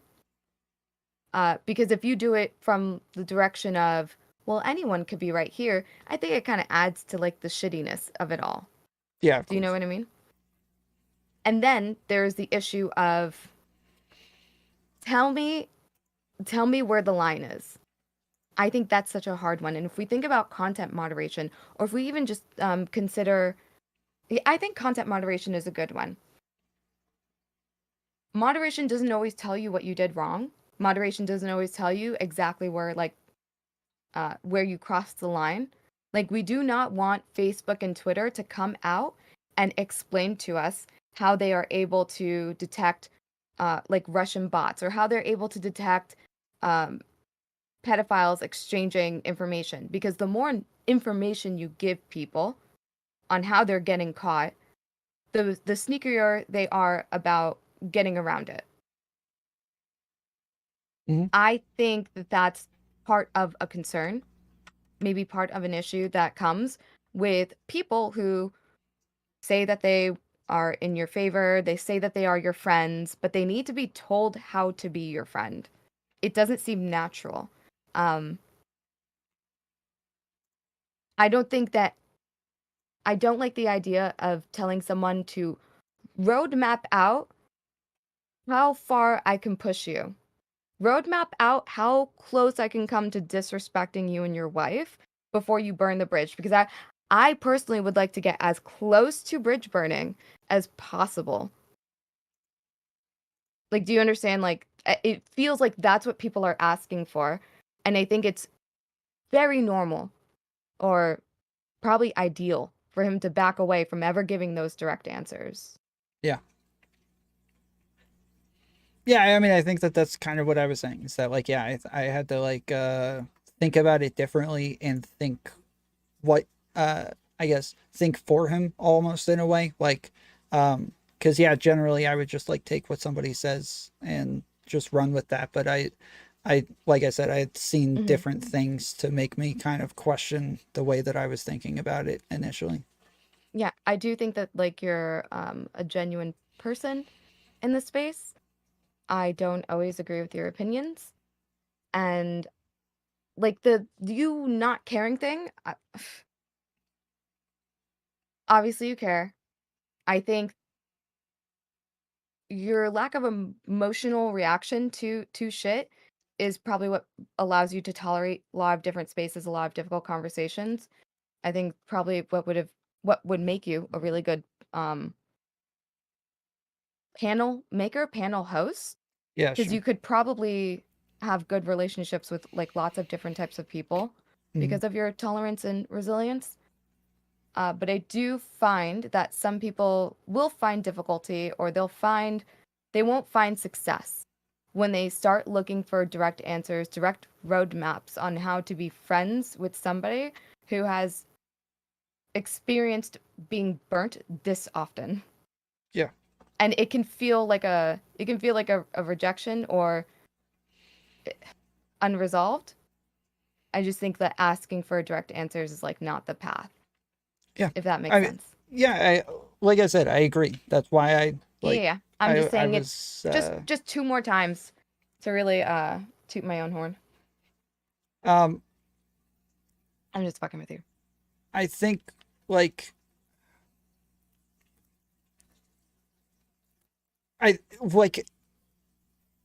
it's more so because I'm not close to him. I don't know Stephen very well. We've had like a number of interactions, but they're normally like us debating something or something like that, right? Like we don't really like sit around and hang out. But I do respect him. I do appreciate like him giving me opportunities and like he's helped me out numerous times, and yeah, he's been very gracious towards me. So it's more so like not that I need to be a good friend to him, but that I don't want to be a dick. I don't want to be I don't want to be. I completely that's exactly what I saw when you were doing that. Okay. For sure. So yeah, that's like it's it's not that because I think I do think that like generally I would think of the way of like interacting with him and other people around him generally, like I said, I think that he's put on a suit of armor to where like there's an assumed it's assumed that the line doesn't exist. And yeah, I think that I should probably rethink that more. I like that. I think that's pretty cool. I hope more people do that, but without asking him like where the line is. I didn't ask him where the line is. I want to be clear. Yeah, no, I know. But I okay. feel like I've seen a lot of people like trying to find the line, and yeah, it ends up being counterproductive in my mind. I think that like normally you have to take somebody's word for it, and like if you do ask them and they say something's cool, like you have to be able to take their word for it. And I would, or at least I wouldn't fault somebody for doing that. I think like I'm trying to go past that, but I don't know that I expect other people to do that. Okay, this is enough dick sucking. So can we move the topic along? Unless you're done for streaming for today. No. Don't let me keep you too long. Nope, I'm here for it. Okay, what are new topics that you're hitting on now? Because I feel like, holy shit, politics is like pretty fucking dead. Besides Cozy has all the drama, but that's not even politics. Yeah, I'm trying to engage with like different people outside of this space, but a lot of them, I don't find them very like interesting, and I like talking about like a lot of red pill and incel stuff, and people don't seem to. It seems like everybody in this space is sick of all of that. I've never all talked, of those people. or I've never heard you talk about red pill stuff. What are you want to hit me with a? I don't know. What's one of the things that you? Generally, like I talk about like incel issues a lot. I think that like what they struggle are you with. an incel? No. Okay. But what they struggle with is very real, and I think that there are like systemic issues that cause it to be worse, and like men have trouble with communication already growing up. Like they are always slower to learn communication and language and is that body true? language. Yeah. I always knew men were slow from the fucking jump. Thank you. But then on top of that, you add like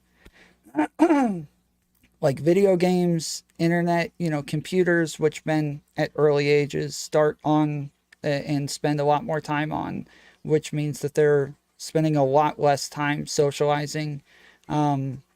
And women are taught from a very early age, like how to be social. Like they're told to smile at people. They're told how to be sexy. They're told how to look good. They're told all of these things. Did you just say how to be sexy is socializing? Yeah. What do you... Just hold on, Tom. Uh-huh. Just never repeat it in that order again, okay? Just take out the sexy part. Because you're saying women are taught from a young age how to socialize by how to be sexy? Yeah, I think that's an insanely important part of it. From a young age, they're taught how to be sexy? Yeah, like people talk about all the time that like the whole Cuties movie is about like pushing sexualization on women and like telling them how to appeal to the male gaze. Okay, so you're saying a negative thing. But we're talking about it as if like you're jealous that men don't have this setup. Should you be incorporating a negative thing about female socialization? I'm saying one way or the other, whether it's positive or negative, they are taught social cues much earlier than men, and they have a huge leg up on men, and so then once men get into like ages where they start socializing, they're fairly far behind, and if they're not like playing football or basketball or in some sort of club in high school or something like that, they don't have something like pushing them. Like a social club. It doesn't necessarily have to be sports, right? Yeah, exactly. Yes. Then yeah, they don't have a way to like be forced into being social, and they already like men, the way that they create bonds is very different from women, where like they just have to do something with somebody else. They can like just sit in a Discord silently and play video games together every day, and they'll call each other friends, whereas women like actually need the emotional connection. They need to build a bond. Like they need to actually like create that bond through intimacy. And so then, yeah, when it comes to meeting women, understanding women, communicating with women, picking up women, being good at relationships, they're like very bad at it. And Wait, can I ask you an off-topic question? Yeah. What will milk smell like if it's gone bad? I don't know how to explain it except for spoiled milk. Smells sour. Okay, what happens if you drink spoiled milk? Maybe you know what? Can you talk for a bit? I've got my headphones in. Keep explaining. I'm just gonna make sure that I don't drink spoiled milk. I'll be right back. Okay. Yeah, it's gonna smell sour. Yeah. But yeah, generally like men are having trouble getting into relationships, and especially men who want to be in relationships. So like there's tons of studies that show that like both men and women are having sex less at the same rates, but it doesn't show that the men who are having sex at a lower rate also want to be having sex. They want to be in relationships. It's involuntary for them more often than it's involuntary for women. Women are generally choosing to have sex less. Men are not choosing to have sex less. They're just having sex less. And when normally you have numbers at a rate like this, you should be looking for reasons why there's a trend. And social media, internet, video games, all of these things seem to be correlating with men who are lonely. And I think especially in this space, Twitch politics and on the internet, in streaming, Twitch in general, there's going to be, like, we're going to have a lot more of those types of people here.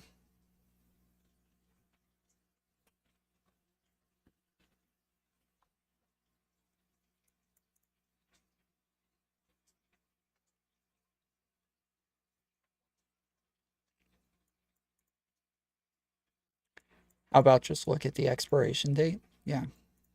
I don't know.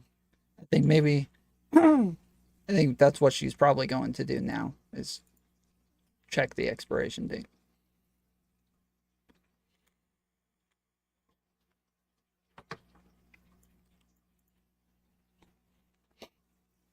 A retard who doesn't know that I can check the expiration date to see if milk's spoiled.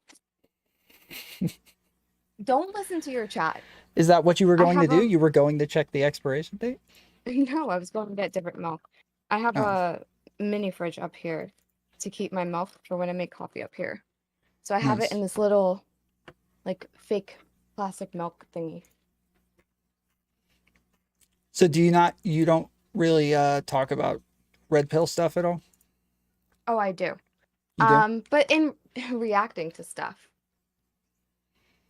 I talked to Torshaa last night. I guess you heard did Destiny you? mention that, if you heard me talking to him. Oh, no, I didn't. I didn't know you talked to her. Wait, how did that go? It was good. I she talked to said her she's twice over the last week. Oh, really? She says that... Well, I guess if you're a woman, you say you're a cunt, then maybe people want to talk to you. I didn't hear her say that. People said that that she sounds like me, but I think it's just because it's just not true. She doesn't sound like me. It was one of the things that she was complaining about. She says that a lot of people like seem to misread her, and I thought when she was talking to Destiny, I felt like she was being completely normal, and he seemed the one that was being a little odd to me. Well, I mean, we know why. Okay, well, we don't know why.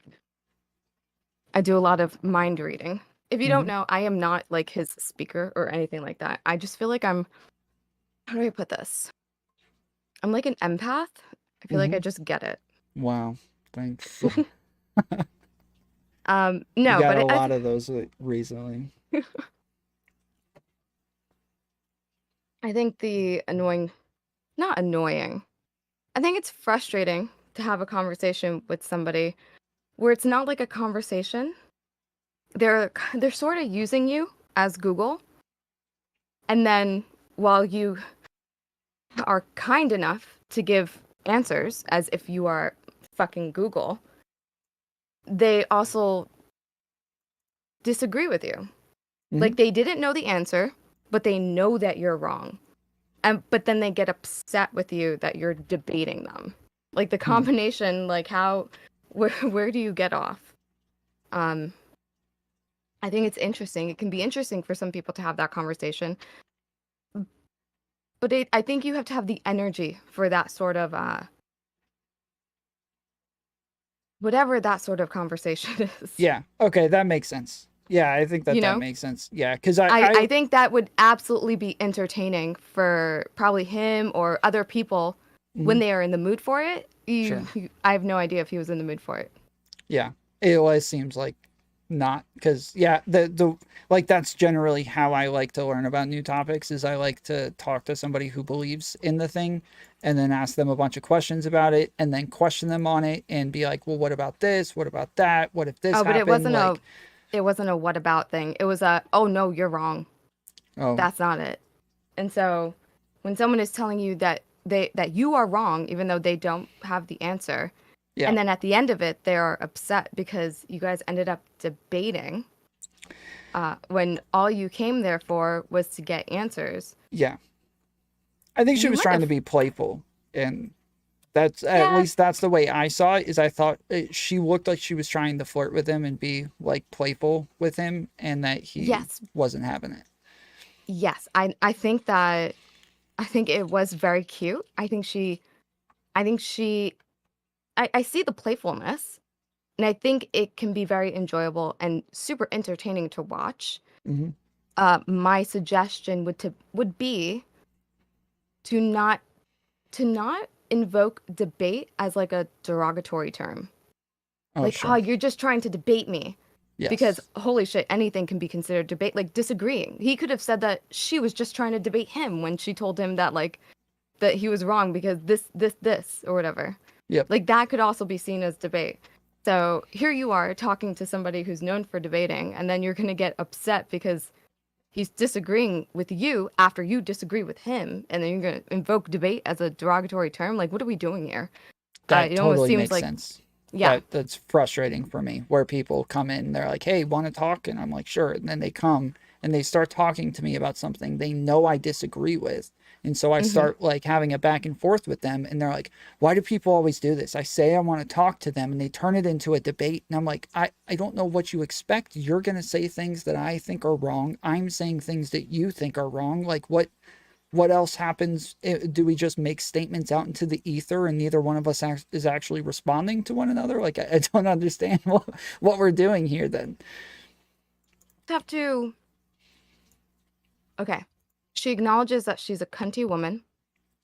I'm like that type of person to many people. I don't think Mhm. I'm a cunt though. I think I'm a very nice person. She doesn't think Big- she's one either. She's saying No, that she's that's the how one who people said it. see her. Yeah, I know. Oh. That's what I'm saying. No, at the end she said it. She was like, "You have no fucking idea." Like as if she was like holding it back or something. Mm. Okay. Yeah, I know Um, that she felt like that's the way that the chat perceived her, and Yeah, she said they that, perceived her as smug. That's what that yes. she had a problem that they perceived her as smug. She didn't like that. I think Mhm. that's. You know what? I feel like I should just have a talk with her. Can you see if she wants to talk to me? I don't know how to get in contact with Yeah, people. sure. Did you and her get along well? Yeah. Yeah, we Okay, had a cool. long conversation. Maybe you can join us for the chat because I might need an interpreter. Sure. That's one of the things that we talked about is she was saying that like people seem to misunderstand her fairly often. And I said, I was Mhm. like, I seem to understand all of the people that everybody misunderstands. So Yeah, I feel it's like a lot of people don't like that I will. I don't know, what is it that I do? It's not autism, okay? I'm maybe just like, everybody's autistic. What are you talking about? no, the fuck they're not, okay? They are streamers who do not want to be responsible for their actions. And either way, we're not all autistic, okay? I am not autistic. I am not mean. I am a good person. But I think the way that I talk to people sometimes can really rub them the wrong way. Mhm. I think I can press an issue because I have like a feeling. I feel like I'm so close to what is it that the get it twisted meme. Like don't quit gambling because if you dig one more time you're about to hit the diamonds. Like Yeah. I would be the worst gambler because I feel like I have to keep going, okay? Like Mhm. I know the diamonds are there. I gotta keep digging. I gotta keep pushing. A Jacktacular, BPD and autism have significant overlap in presentation. I understand BPD is considered neurodivergency. I am not neurodivergent, and I will only ever refer to myself as being neurodivergent for memes. Okay? Mhm. Motherfucker, I am aware. Anyway, I do feel you don't take, like you, Steven, there's several people who will not take it the wrong way when I am really digging at something. I don't know if I'm too straight faced, I'm like monotone when I do it. I don't smile enough when I do it. I don't know what it is, but you guys don't get offended, and you could see that I'm not like meaning to degrade you or dehumanize you or shit on you. So No joke. I know this is really cringe, but I really do think it's just sexism. Like, I really do. It seems to be all that the is women less have this cringe issue. than autism. Let's start there next time. Maybe, but like, I think that I really just seems to be like all of the women in this space all have the same issues where they're like called bitches and being cunty and, you know, being condescending or all of the same things. And it's like, damn guys, like it can't be all of them. It can't be every single woman. Or if it's not the ones that are cunty, they are the agreeable ones. Or they're the ones that aren't even the space, that don't even debate, that I end up getting like compared to. Like, oh, but you should see, Lily is so nice. Or Ukrainian Anna she's so good. She's so nice. Like, these people are just having conversations. These people are just playing video games. I cannot be compared. Or there is, God, I love Kyla. I love Erudite. I meme on her too much. Or I can do the path that Erudite does, which Erudite, she is opinionated, she is disagreeable, but she will preface it with fucking compliments before she ever criticizes somebody or tells, like, or like tiptoes around like how she feels. Yeah. That part to me is frustrating. Yeah, that part to me is frustrating. The terrible part is people like it. Yes, I know why she does it. Yes, I can't shit on her for it because, well, not that I would want to, but like even poking fun at it, it's just, bruh, it's successful. It makes her, people take her criticism so much better. People engage with her so much better. They walk away having a better feeling about her, thoughts about her. I would never want her to change. But I'm also never going to fucking change. I'm going to work my fucking hardest to get people to accept the type of whatever the fuck I am. Yep.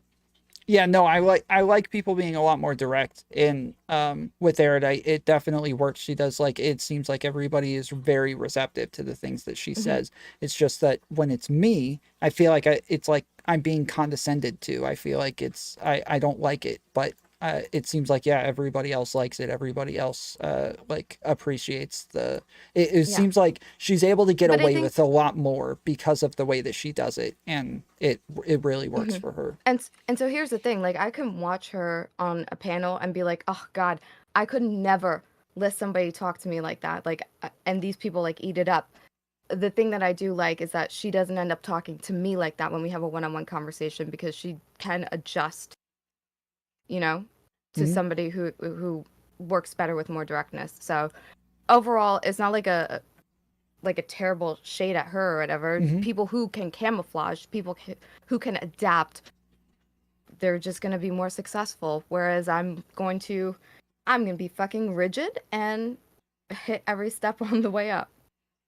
Yep. Yeah, we talked a lot about this where, like, she mimics other people's, like, speaking patterns, or she's, like, able to, she quickly adjusts to the person that she's talking to speak to them in the most effective way. Like, she's like, even with Max, she would, like, start, like, doing the long pauses and speaking slower and, like, doing everything that he was doing. And it really, like, he was all of a sudden like more receptive.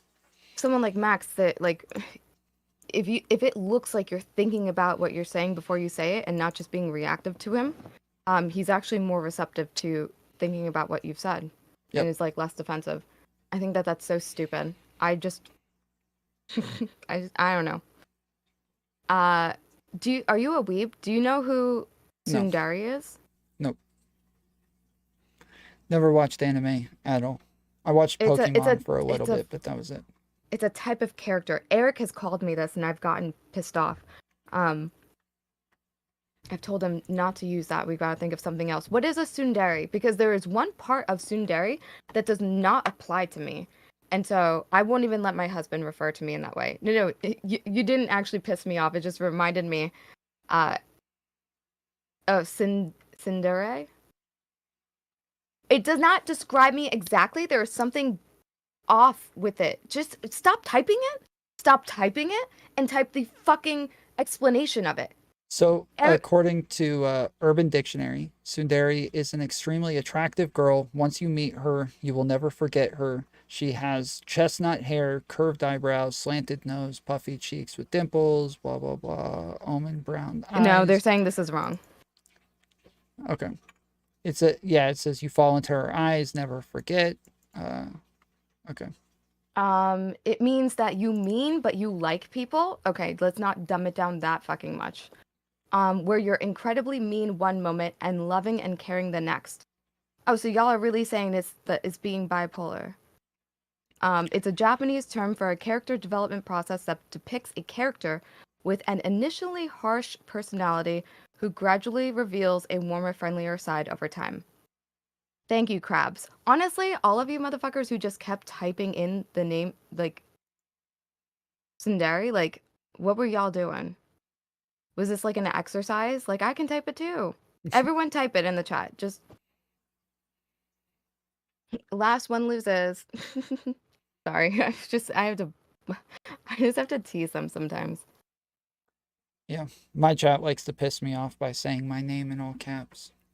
You know, Max used to have a thing about that too. He doesn't like when people type Mr. Girl in caps. Mm-hmm. He likes it lowercase. I always find it silly what some people get annoyed on. Did you see any of my debate with Katie over like the Jordan Peterson stuff?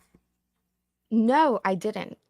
So we debated this like initially on my show, then on Destiny's, then on Not So Erudites, like different people wanted to moderate, so we kept moving around. And she kept starting every argument with Tom, listen. Or while I'm speaking, she'd go, Tom.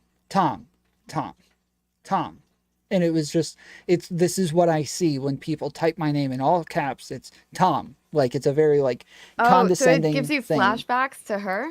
No, it's just in general, this is what people do. Like they like to say my name at the beginning of sentences before they tell me that I'm wrong or that they disagree with me or something. And so, yeah, just saying my name in all caps is them yelling my name at, it's frustrating. A lot of people will feel, it's something to put someone's guard down. So it's, I think, not odd. I would say it's learned to reject that. It's like learned behavior to not be manipulated or swayed when you reject the feeling of warmth that you get when someone refers to you by name before they talk to you. Yeah. I mean, I have issues with a ton of stuff like that. Like I've talked about this with my chat where like I would get mad at my bosses for coming and telling me I did a good job today. I'm like, yeah, I know. Like, what do you mean? That's what I'm supposed to fucking do. Yeah. Like, what? Who do you think I am? Like, come tell me when I suck. Don't come tell me when I'm doing good. Like, it just seems like they're trying to manipulate me. They're trying to like get my morale up or something. I'm like, go do that somewhere else, bro. Like, what are you doing? I love doing that irrationally too. Okay, so I normally blow dry and straighten my hair, but I will randomly have a lazy day. It's usually coupled between like me playing League for a week where I know I have to wash my hair, but I don't want to blow dry it and stuff because I just want to get back to playing League. And so I'll have a day where I wear my hair curly, and I know my stream doesn't see my hair curly, so they're going to compliment my hair, but like it's the day that I didn't do my hair. So I just want to shame people for complimenting the day that I don't do my hair, because the day before I did my hair, the next day I'm gonna do my hair, but y'all feel like saying something the day I didn't do my hair. So I ridicule them, I ban people, I time them out, I call them racist, I just do whatever to fucking shame them, and eventually they start complimenting me when I blow dry my hair. I don't know. I think I just probably have problems. That's a little bit different. I don't like getting like gifts. Like I hate like Christmas where I have to emote like excitement over every gift, and or like birthday gifts, or I hate when people sing happy birthday to me or they say happy birthday to me. Like all of these things just drive me insane. I hate it all.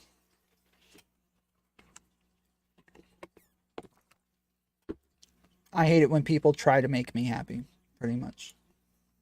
Yeah. It just, for me, it minus the personal stuff in life, because I do think that when it comes to like holidays and gifts, there can also be other stuff there. Like I personally don't like holidays. I don't like giving or receiving gifts to people like family. But I like giving gifts to like my husband's family, but like that's because there's something there with like me and my family.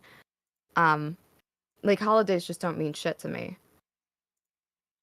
But outside of that, if we're not going in like that direction of like the things that are norms that are very giving and caring from others and how it can feel like there's like a pressure or whatever, just in regular conversation that I've seen in this space, because we get to watch like lots of conversations. I love seeing two people that have never spoken before and seeing it just like fucking crash from like the first line, because one person really thought that they were going to come into it and like manipulate the other person to just admire them. And it's just so funny to me to see that. Like here you are, you're about to have this conversation, but you couldn't just wait for the conversation to go on its natural course. You had to start it off by like, "Oh my God, your name is Jennifer. I love that name." The other person, like, okay, so what I was thinking about, blah, blah, blah, and then they just go on, because who fuck is like in love with the name Jennifer? That's such a weird thing to start a conversation. Just like that's what we want to stop and talk about. Like it feels like our first foot is I don't know, anything but the argument to like win me over, which feels like, what, how does that feel? It just feels like you're a child. Yep. Yeah, so I think one of the things is that like this is something that I've had to teach in like customer service for a long time, and I don't know if that's like made me averse to it, because I know that that's what people are doing now when they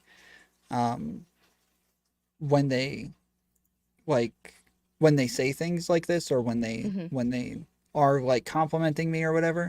I don't know if that's what did it, or if I think I've always been this way, but I think that like teaching people how to do that, like telling people like, yes, make sure you like compliment the person on their shoes, and then ask them questions about themselves so that they feel like you're actually interested in them, and like stuff like that. Like I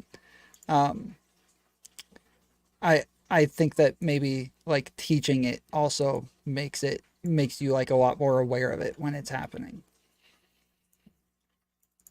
Yeah. I guess someone says, so the conversation is a job. I guess it does feel like that. I don't like going into a conversation with somebody where it feels like they're trying to do it professionally. Yeah. Maybe that's it. That makes sense. I'm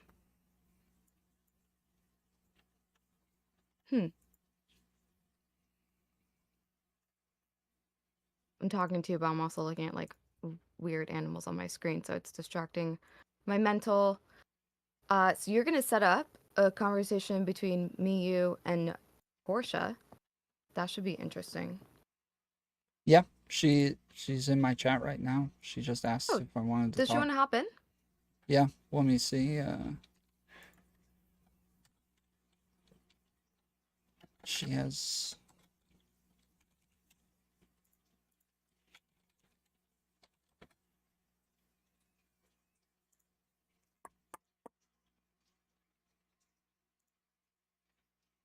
Oh yeah, we're in my Discord.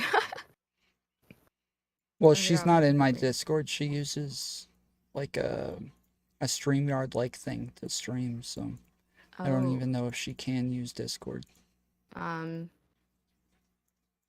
It's super easy. Torshaa, you should just download the app Discord, because that's how most people talk in this space.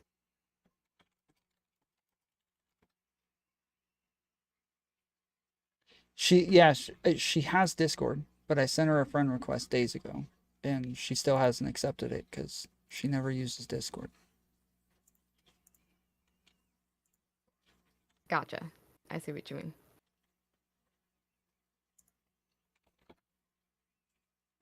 Do you guys want to move from cute animals to fish? Let's do aquarium for a bit.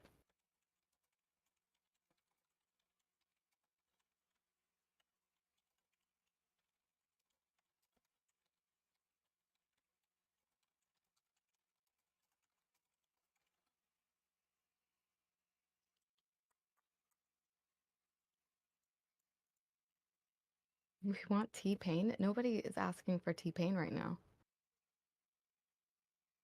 Maybe I could put T-Pain on really quietly in the background.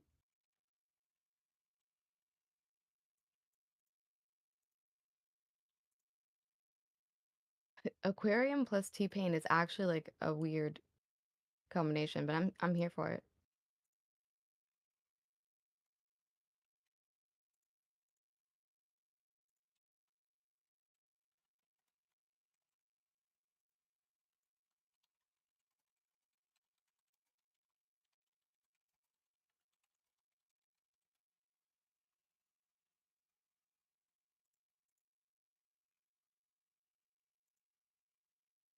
Yeah, sorry, I'm trying to get her to accept my friend We're looking at request. fish and listening to T-Pain.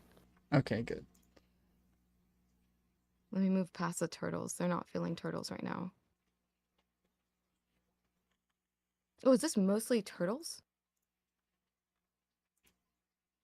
I think this one has more fishies.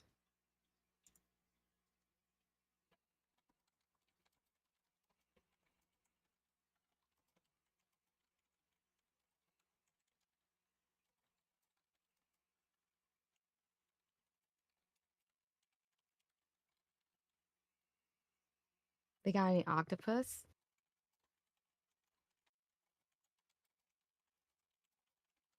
I think we go with some clownfish.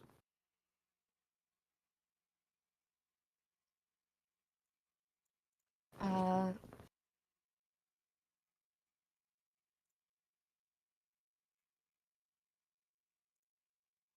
on, let me open up another. Also, let me turn my push to talk on so you don't keep hearing me.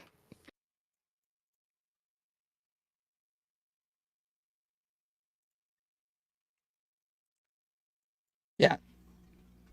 I feel like Discord watches me when I'm not on it. Okay. I want to, Torshaa, I'm going to send you, I sent you a friend request. Accept the friend request. Then I will send you an invite to her Discord, and then we can pull you in. Why does the light light up? The camera light? I don't know.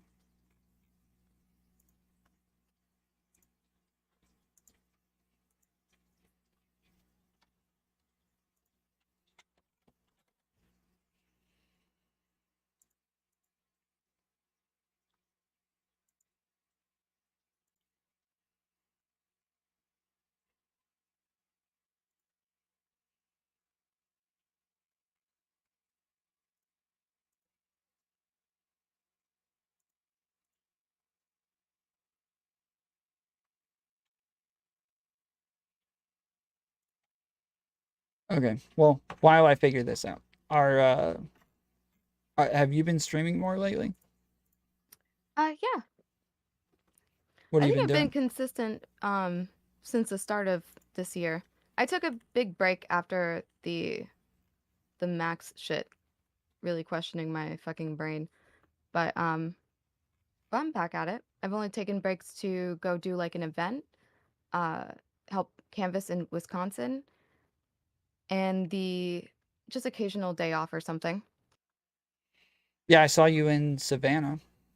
Yeah, I was also in Savannah in December. Yeah, we did meet. Yep. You were, oh my God, Tom, why are you so timid in real life? You said hi to me one time and then left, and I never talked to you again the whole trip. I didn't see you again. So I was in the middle of like setting up a camera, and like I trying to like get, because they gave me like all of these details of like where I had to be. I was there as media, so I was getting like all of the media details and everything, and I had to be out of the way of all of the cameras they already set up, and I was like one of the few people that was like actually with all of the canvassers throughout the stuff and recording and crap, and so I had like tons of rules around it and everything. And so so I was like struggling with that, and I just saw you and came and said hey, and then I had to get back to like doing interviews and talking to people and all of that. So but I'm not really like, I guess I don't think I'm timid, but I guess I felt like uncomfortable because you were with a group of people talking to them, so I didn't want to like intrude at all.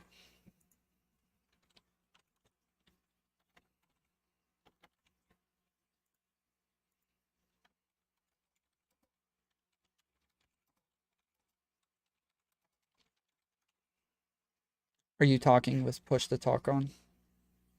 Yes, I am. Let me turn it off.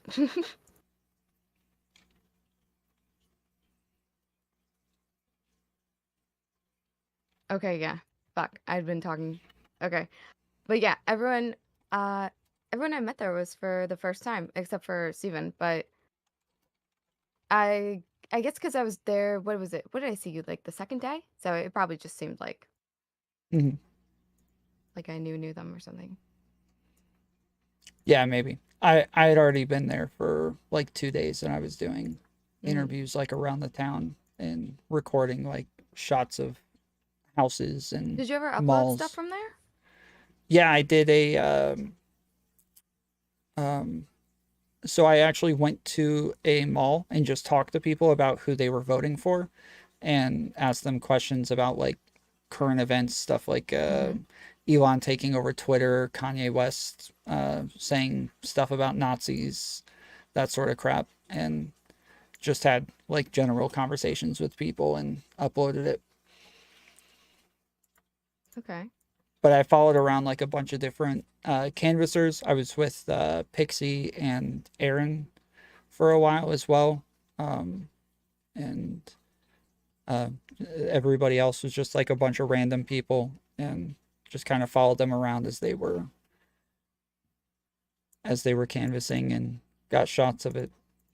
The same thing. There was like a ton of rules on like not showing their mailboxes or addresses, or like had to be like very zoomed in so I didn't catch too much, or like road signs or all sorts of stuff. So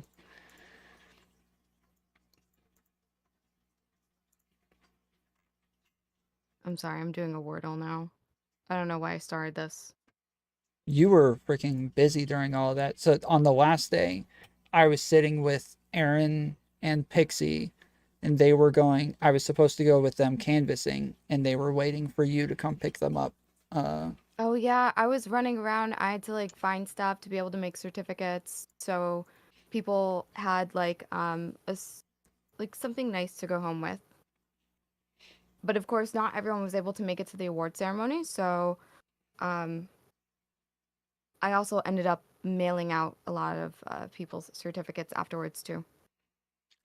Well, one of the things I wanted to do was like have like a quick interview with Destiny, and he ended up being sick and just wasn't around the whole time. And yeah, I was then Destiny at the event.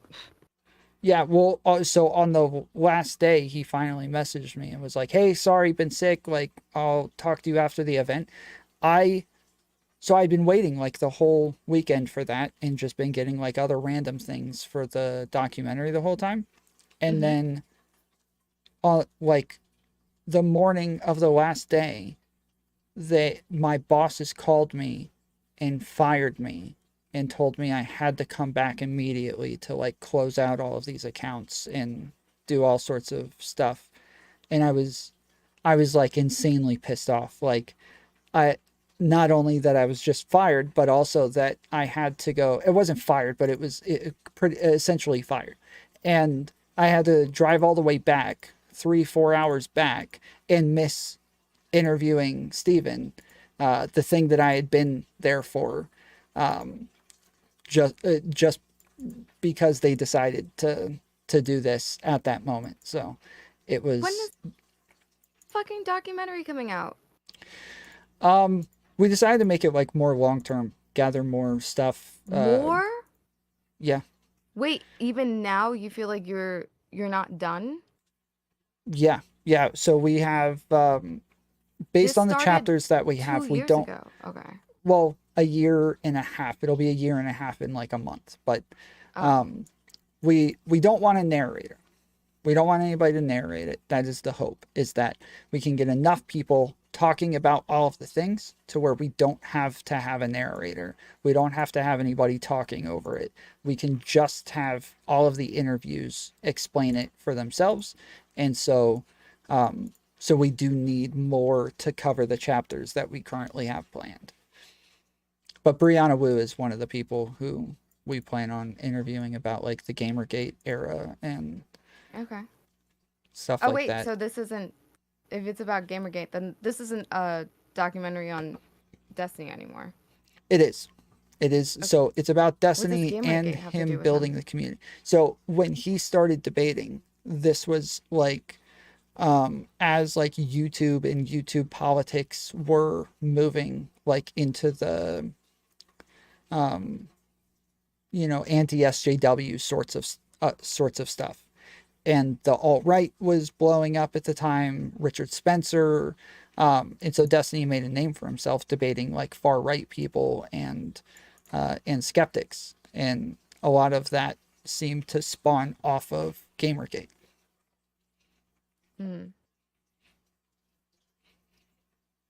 So yeah, like that's one of like the more difficult things is like explaining what like the aura of the internet was, or like what the zeitgeist was like at the time, and be able to communicate that in some coherent manner. So we're like, Nick is one of the people that I was going to interview, since him and Destiny. Tell me, you said you went on Cozy yesterday to talk to people about the whole drama. Yeah, a couple days ago. Yeah, they got very defensive. Where did you go? Were you on Politically Provoked or? Yep. Brittany and Mio immediately were like... Is it Mio or Mayo? Mio. It's Mio, okay. People call him Mayo as a joke. He considers it a racial slur.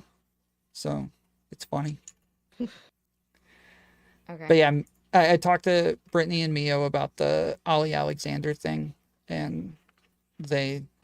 very quickly got very defensive, and I kept telling them, like, guys, seriously, I'm just asking questions. Like, I'm just trying to understand, like, what the Groypers thought process is through all of this, because I hear everybody, like, hating on Groypers and Nick Fuentes right now, so I wanted to understand, like, how you guys are coping through this, and, yeah, they got very, very defensive, and so then I ended up talking to Big Papa Fascist about it instead, who was more than happy to crap on the Groypers and Nick Fuentes. Oh God, does he still like hate them? Mm-hmm. Oh, yeah. But he hates them because he's like he's his thing, but without the racism. Right. Like he's homophobic, transphobic. He thinks that all makes sense. Women should not like work or whatever. Like women should take care of the household and have kids. Like it's like they agree with like almost everything, but he just doesn't like that they're racist. Yeah, they're like general, like, I'm one like flavor better paleocon than Christian. them. Yes, exactly. Yeah, they're all paleocon Christian nationalists, and yeah, he just doesn't like the race stuff. So yeah. And even like, if you remember do you remember all of the like politically provoked stuff when it blew up, and he was the one who like, yes, he like leaked all of the messages to Sansol, and then they leaked all of the DMs. Message leaks. Yeah, it was crazy. Like, wait, what was in the leaks? What were these people leaking? Him pretty much, so Big Papa Fascist was pretty much telling them, like, guys, like, Mio's a Nazi. Like, this guy's too far right. We can't have him on the platform. We should not have him as one of our debaters. Like, this guy's going to be bad for us. This is around the beginning when Big Papa Fascist didn't have his own platform or his own show or anything. He was like the debater that Brittany had on her show. Yeah. Yep. And then Mio started debating, and he's his own challenging fucking thing. Yep. And there was a sort of like rivalry there. Yeah. Well, she says that, like, they weren't replacing him, but they were just bringing on, like, a new, what they call an in-house debater. And he says he didn't care about that. Like, he was helping Mio. He was coaching him. He was spending long periods of time, like, helping him with his arguments and all sorts of stuff. But he just didn't like that he was a Nazi. Like, he didn't like that part. And so he started pushing back against it. Brittany seemed to not care and was, like, kind of downplaying everything, and so he leaked all the DMs and blew it up, and then went and started his own platform. And seems like a good decision considering how they've been banned everywhere since. I don't check it out over there much, mostly because I can't do the debate where it's really, they just have the position of God and the Bible. But then look for things in the secular world to make the argument, even though I know, like, where it's stemming from.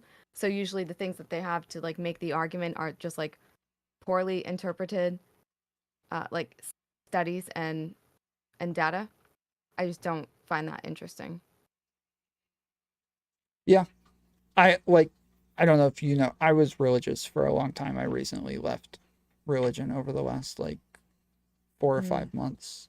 I was religious for like 3 to 6 months, but I think it was psychosis. Really? I mean, I know it was. It was. I wouldn't say I was in psychosis, but the after effect of thinking that I was out of psychosis, but it was still there.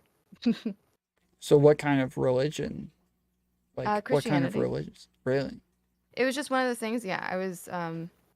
I overdosed and had a psychotic episode. I was hospitalized and then treated with medication, misdiagnosed. But then afterwards, a lot of the help and the aid that you will get after, like, experiencing something like that, a lot of the first people that are, like, there to help you are religious people. Which I think is it's too easy to want, and it's just like, honestly, not good. Yeah, sure. No offense to the religious. Yeah, like, it's good that they're helping people, but it's also a very, like, effective way of, like, getting people at their lowest to buy into something new. Because, like, this is something that's actually really frustrating in the Twitch politics areas, where they'll say things like, oh, if you care about these people so much, why don't you go help them? And it's like, have you guys never met Christians before? Like, every church I've ever been to, like, half of what we did was, like, going out and volunteering, working at homeless shelters, handing out food, like, donating stuff, building houses, like, all sorts of crap. And they, like, people in this space, lefties, seem to think that all money that goes to churches is just to build, like, massive cathedrals. And that's never, I grew up in, like, the Southern Baptist sort of type of religion. So that was never my experience.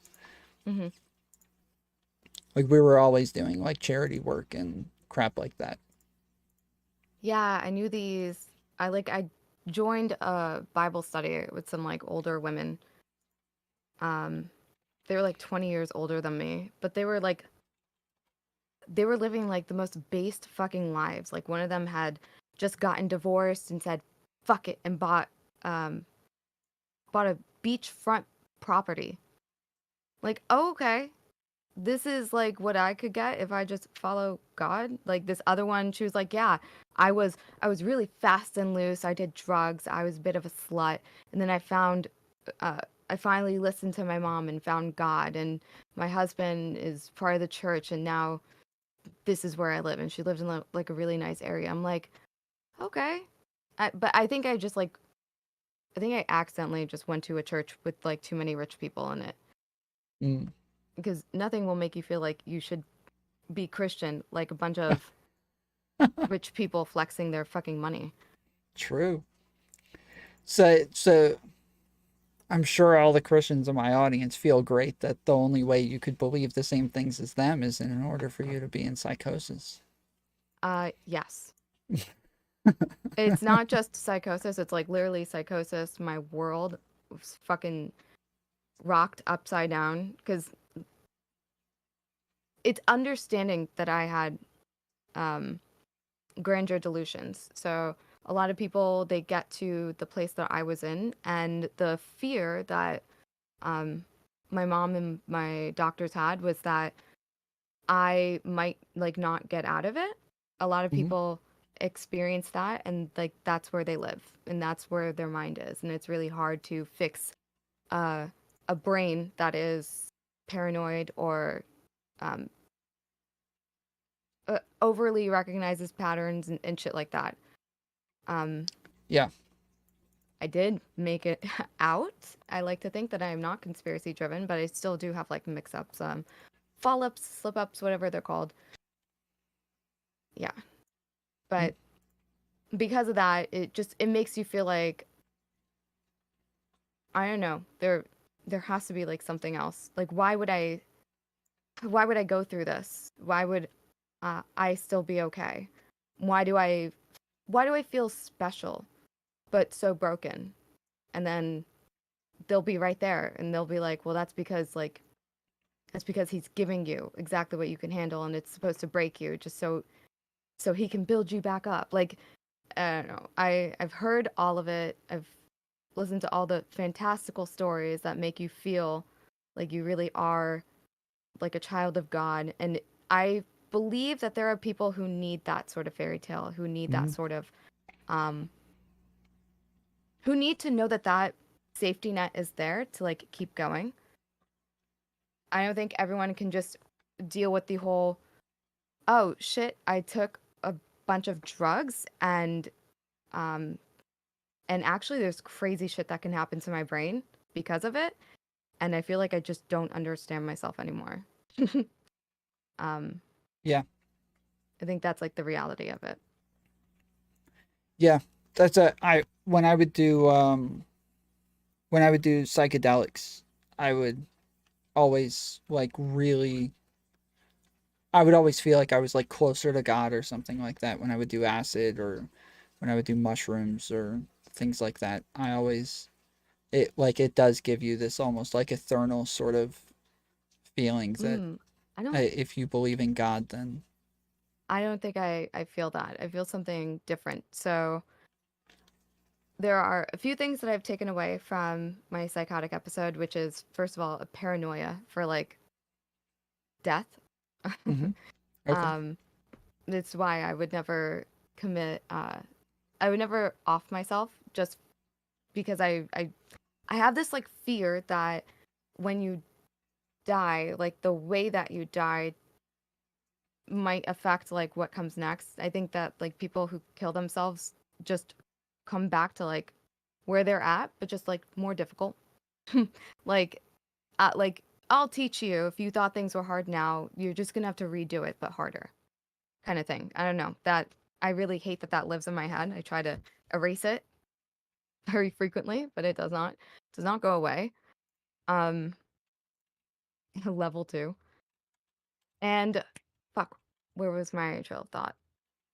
Oh, I started taking shrooms last year because I do have PTSD. Supposed to like really help with PTSD. But I think because after my episode, I like isolated for so long. I read a lot of books about mental health. I just did so much thinking without drugs by myself, without like talking to other people for like probably 3 years or something. Like I tried religion for 6 months. I hated it, and I feel like I introverted myself even more so after that. because it felt like falling for a scam, and I'm like, fuck, you're supposed to know better. And I felt so vulnerable after the episode that I've almost grown to like hate religious people for their outreach because of like that moment. Yeah, making sure. me believe in like fucking fairy tales when really I just need somebody to help me think straight again. Yeah. So I didn't trust people for a long time, isolated myself, and did a lot of reading to try to really understand what the fuck was wrong with like my brain. But like last year, so this is like 10 years ago. I feel like I've really worked through that. Last year I decided to try shrooms because it's supposed to help with PTSD. But I feel like I've thought so much in my head that shrooms doesn't do anything to me but makes me really emotional and makes me feel really connected. Like, it's weird. I will take shrooms and I will get spikes of just feeling so fucking happy and giddy and joyful, and then spikes of feeling just so emotional and sad. But like this intense feeling like in my gut, like in my brain, that my brain is like connected to everybody. But Wow. that might just like, I'm pretty sure it's just the drugs. Have you ever taken ecstasy? No. I'm not a drug person, even though I said the overdose thing. Yeah, ecstasy is it'll kind of do the same things, but on a much like higher level. Everybody who does ecstasy feels like they're in like a hive mind of like everybody around them. They feel connected to them. Jack Tacular says that's called ego death. Is that ego death? Because I felt like I hadn't experienced ego death because everyone told me that you'll know it when you experience it. Yeah, that's not the way I understand ego death. Like, ego death is where you lose almost like all feeling of your self-identity and like all feeling of like your then I haven't hit it yet. Yeah. Yeah, these like ecstasy makes you like love everybody, and you feel like you're inside of their brain. You feel like you understand them. You feel everything that they feel. Music makes you feel like you can literally feel the music. You can feel what the artist was thinking when they made this song. Like this is exactly what they wanted. Like this is it makes you fall in love with everything and feel super giddy and happy, and just it's ecstasy is a fun drug, but it like the things that you're describing. When I take mushrooms, I feel high, but most of it is about like the just the high really is like in the small amount of visuals that happen. Have you ever done acid at all? Nope. Okay. If you like mushrooms, acid is like by far my favorite drug of all time. Is that it's like shrooms but a different high, right? Yes. It's less unpredictable, I think is what people told me. Yeah.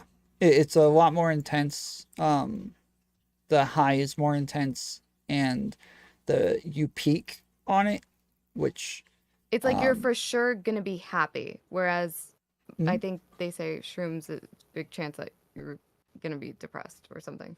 Yes. Or Yeah, emotional. shrooms can be like a lot scarier and a lot more up and downs, whereas with acid, yeah, it's like an up, and then you peak, and then you slowly drop off until you start like coming down. Yeah, I had one bad trip on shrooms where I'm pretty sure I died on my toilet. Wow. And it happened so slowly. Yeah. It was really weird. So you're still pretty sure that you died on your toilet, or at the moment you thought you died on your toilet? At the moment, I thought I was gonna die on my toilet. I didn't see anything else happening. Wow.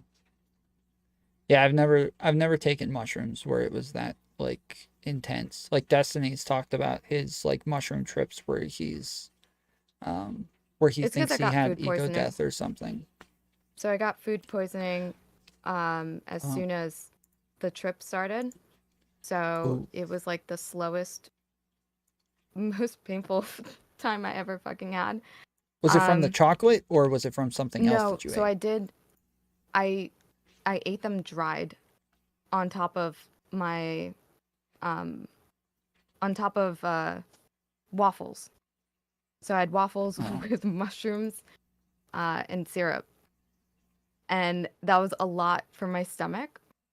The dried mushrooms, actually really difficult for me to digest, and it was the biggest dose I'd done. So I took, I think, 6 grams of the shrooms. So my stomach couldn't break it down, and it was rejecting it, and I got food poisoning.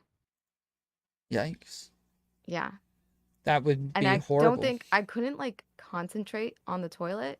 So I think I was just gonna die. Yeah, that would be horrible. Yeah, it was horrible. Like tripping while having food poisoning does Mhm. not sound like a good mix. It wasn't. Yep. Just imagine your food poisoning and then imagine it like about 10 times slower. I had a friend one time who took shrooms and a lot of Xanax at the same time. And that is the most screwed up I have ever seen a human in my life. He had no idea what was happening around him. No idea. Oh, I want to read this message. What you're describing kind of sounds a lot like what Tools, I don't know who that is. Maybe a band's album talks about, like everyone being connected through all of us having a conscious human experience, almost like an eternal feeling, trippy stuff. It did feel really trippy. It made me cry a lot. I felt that my last 2 trips, feeling like, fuck, my brain is absolutely connected to everyone's. And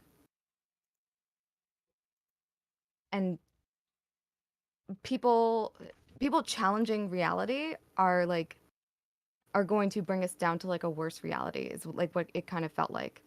Like I think if tripped Chaeiry is thinking about what's going on with like misinformation and people just like talking about that and putting that out in the ether, tripping Chaeiry is thinking like, oh my god, they're repeating it over and over and over until it becomes our reality. And so they are like mental terrorists because they're changing our reality to like a worse place.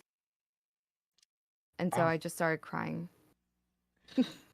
Yeah, Torsha's in chat saying that she had she did something similar for PTSD, that she was part of a study that treated or sorry, not yeah, they treated PTSD with MDMA.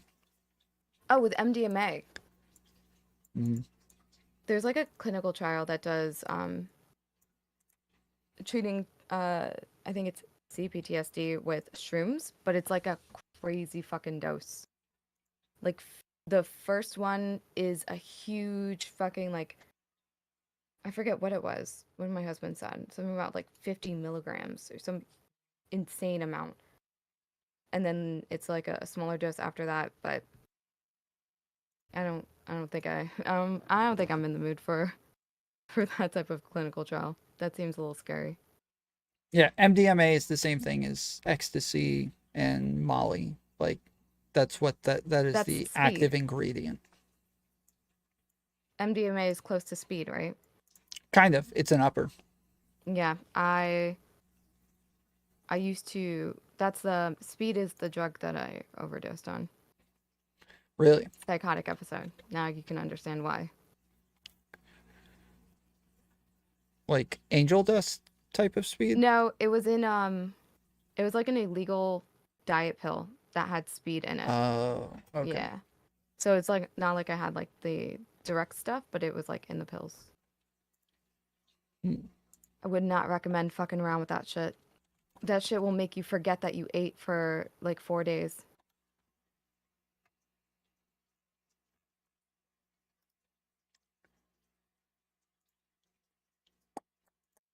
But yeah, all this talk about drugs. I really don't do drugs like that. I don't even smoke weed. I barely drink alcohol. I'm a social alcohol drinker. I've done shrooms like 4 times. The last time was like, how long ago? 6 months ago, I think. Do not get it twisted. The only thing I'm addicted to is League. Yeah, I don't really do drugs at all. Is Torshaa gonna figure out how to use Discord, or is that just gonna be in the future? Okay, so she just now DM'd me and said that she's about to go live and she will send me a link to her live so that we can join that. Okay. Because, yeah, I don't think she can share Discord from there. Oh, so it's like her stream thing? Yeah. Yeah, it's like StreamYard type of thing. Yeah, I was. She just now DM'd me, so I was wondering. No, you're fine.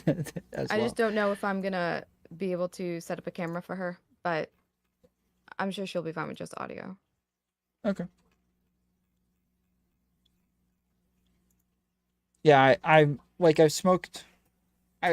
About a year ago I started smoking those like vape pens, like THC vape pens. What's it called? Delta 8. Oh, okay. I used to take those gummies to try to go to sleep, but I don't like how they made me feel waking up. The gummies never really affected me any, at least not that I could tell. Maybe they did, but I couldn't tell if they. I could never feel anything. The times I ever used weed to fall asleep, I would always wake up feeling really fucking tired. Really? Yeah. And it just felt like that fucking commercial. Do you know like those infomercials where they're talking to you to like tell you to talk to your doctor? Do you wake up feeling tired and you think that like that's not a real thing, but then I start taking weed to go to sleep and I'm like, holy fuck. I know what it's like to wake up feeling tired now. Oh, I always wake up feeling tired. I like Yeah, but come like out not of to a an coma. alarm clock. It's like you sleep in as much as you want, but as soon as you're like actually awake and you like can't go back to sleep and you wake up, but like you're actually still your body tired. It's so strange. So you're like drowsy. Yeah, okay. Afterwards. Iron Nugget says it. Weed reduces REM activity. You'll wake up tired. Yeah, because it's not fulfilling sleep. I think my husband explained that to me. These things go in and out. My ears though. Okay. Yeah, I take something called Suboxone that really like makes me have weird dreams and puts me in like a coma like type of sleep.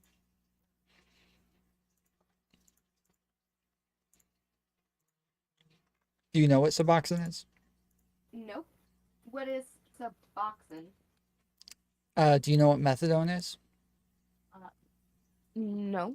What's methadone? So these are Is that drugs. a dinosaur?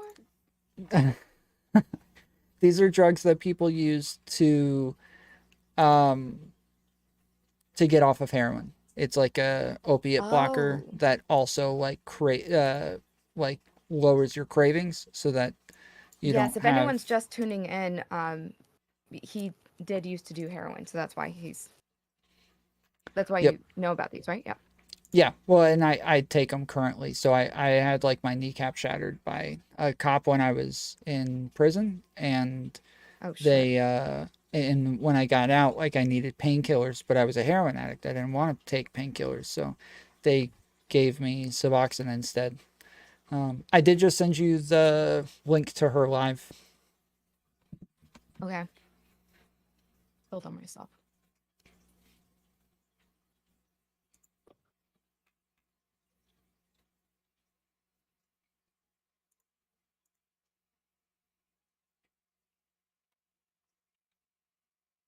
Right, Alright, we I'll will- hang up here, and Yep. I'll see you See over ya. there.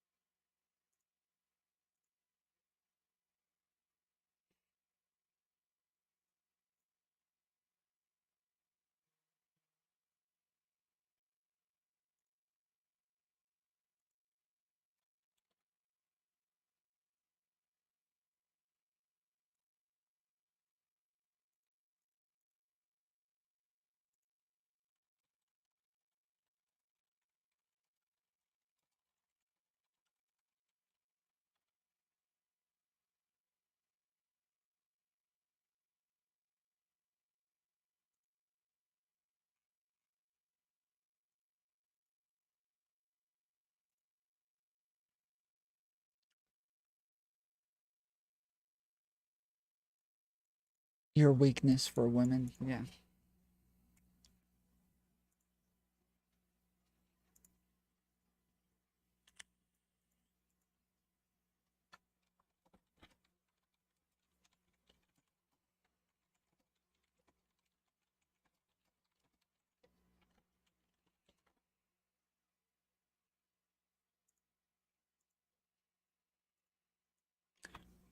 She's playing the intro of her show, so I think we're just waiting for her to let us on.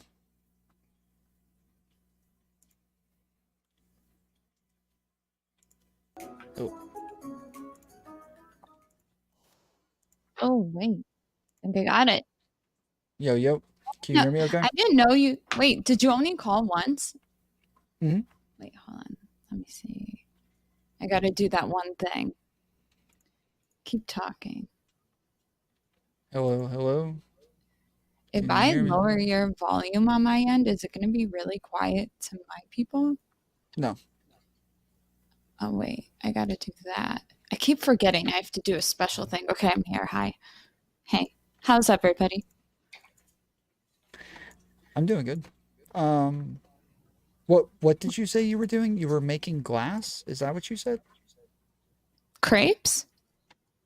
Crepes? I thought you said you were like, for some reason I thought you said something completely different. Like you were like Crepes. Crepes. Okay. Did I say something else? Maybe. Yeah, I I wouldn't thought be you said something surprised. about like I I was don't know. eating a crepe. Oh, a May- script? I was working on a script. Did I tell you that? See, Yes, I you don't did. even Okay, remember. you did say you were working on a script. Yeah.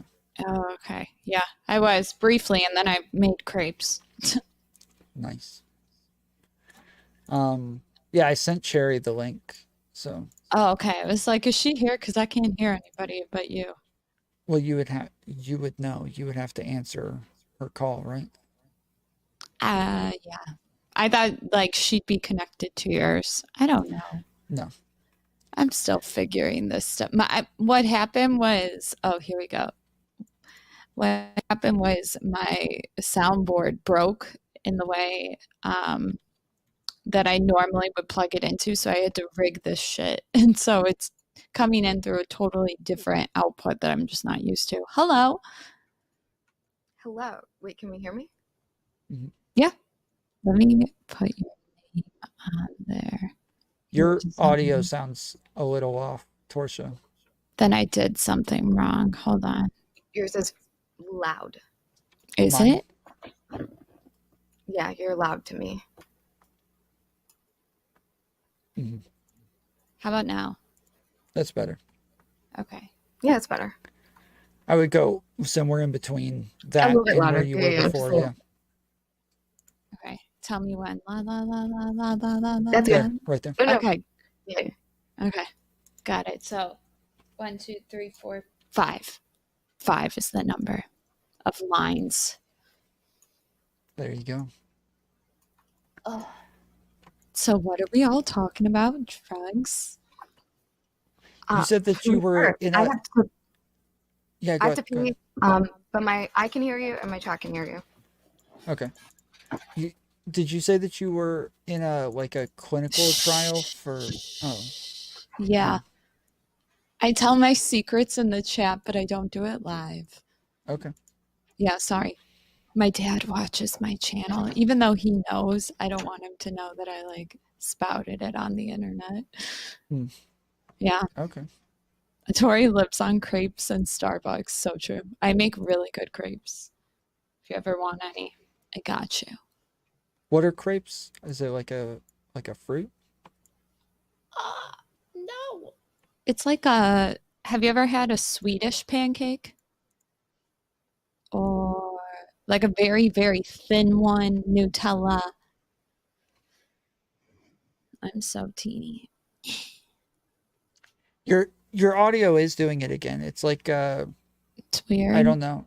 It's like I can't even describe it. It's like it's getting it's like peaking but getting very Let me see if I have something on the audio processor.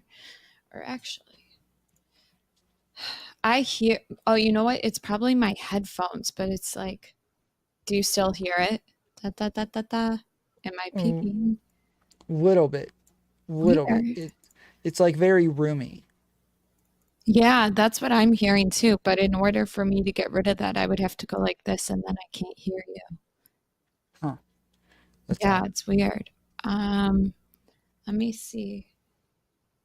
Let me think. Da, da, da, da, da. I might have a solution.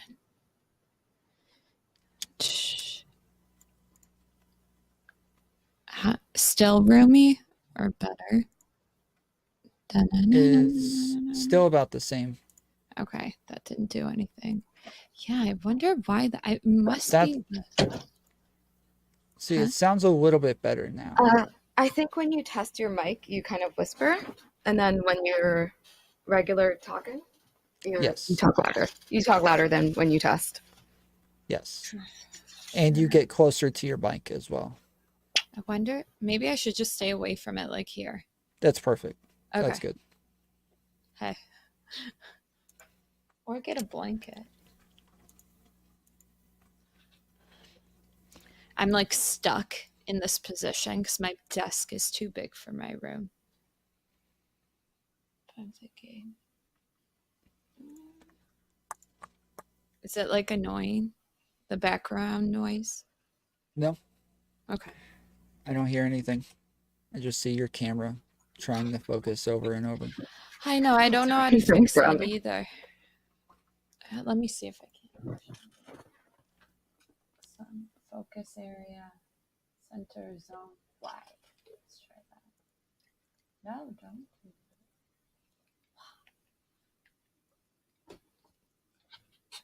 I didn't save it for you. What do you want me to do? Save my pee? What? Wait, what? I think Your chat's asking you to save your pee. I think it's a business opportunity. Equal opportunity, baby. Do it. Yeah, I just promoted to gold in League of Legends. So gold gamer girl piss. You can have a golden shower with my gold I don't know. There's something there. There's an opportunity there. I'm sure of it. Workshop it. Oh, wait, I have an idea.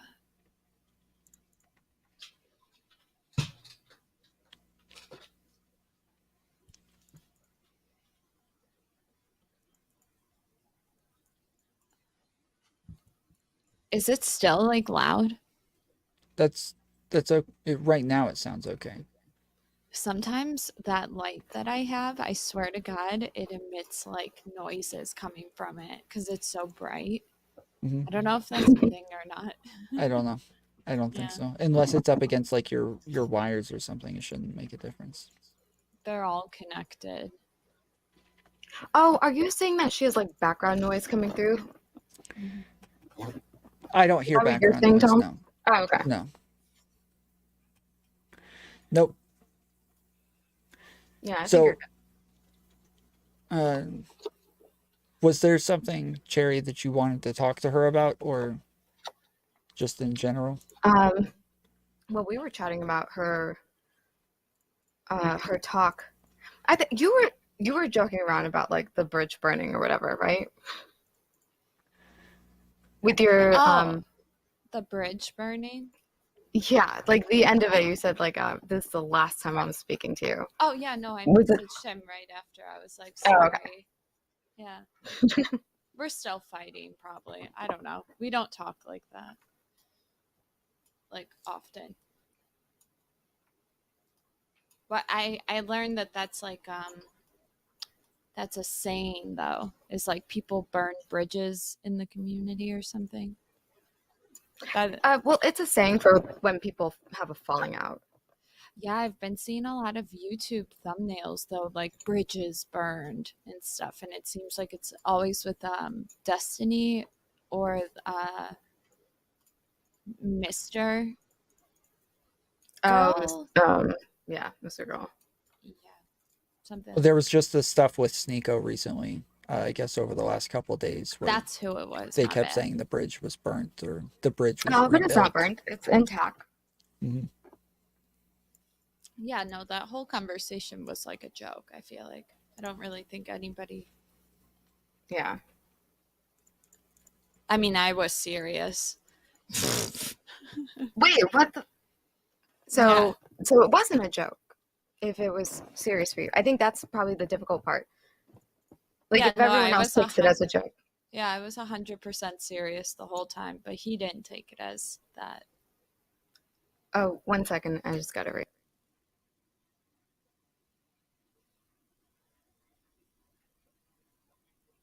Is that boba tea?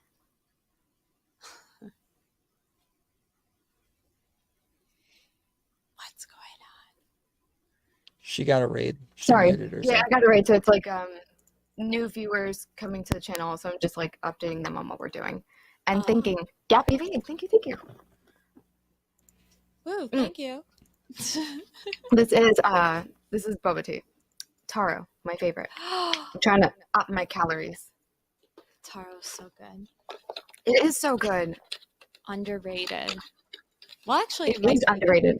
It might be a popular one. I just never heard of what it was until I had it. Yeah, I think it's underrated in the U.S. because everywhere else they know that taro tastes good. They know that red bean is like delicious and sweet, but I think these are just like not known here. Yeah, I just Are got you it 'cause a it fan was of red purple. bean? Yeah, I like the red bean with the ice cream, but it's like ice. What do you call that? Wait, the what? They have at least I tuned out for a second. Yeah, no. At the boba tea places, they have red bean ice cream, they call it, and it's just mochi. like, was it? Are you talking about the ice cream that's in this like it's like a little chewy patty kind of? Not mochi. Mochi Okay, it's is not what you said? mochi. Yeah, no, this is like it's almost like crushed ice and then red bean and then like fruits and stuff. It's good though. Ah. Yeah. My chat is also saying it's blended red bean mochi. Oh, is it? Oh, I That's what didn't they know said. that. See, I always had mochi as like it almost looks like a macaroon. It's like a frozen. Yeah, that's how I have mochi too. But it might be made differently in a No, restaurant or something. I don't know. you're probably right. It does have kind of like a stickiness. Maybe it's like to a it. deconstructed mochi. Yeah, it's good. I love that stuff. Okay. I talked to I Steven want- today, and he said that he felt like, Torshaa, you were like asking him questions as though you really wanted the answer, but then when he'd give you the answer, you'd be like, no, that's not real, or that's not true, and then kind of debate him on it, but then when he'd try to No, like argue expound? back. Huh? No, I would ask him to like explain that, like expound on that. Because I So didn't understand that.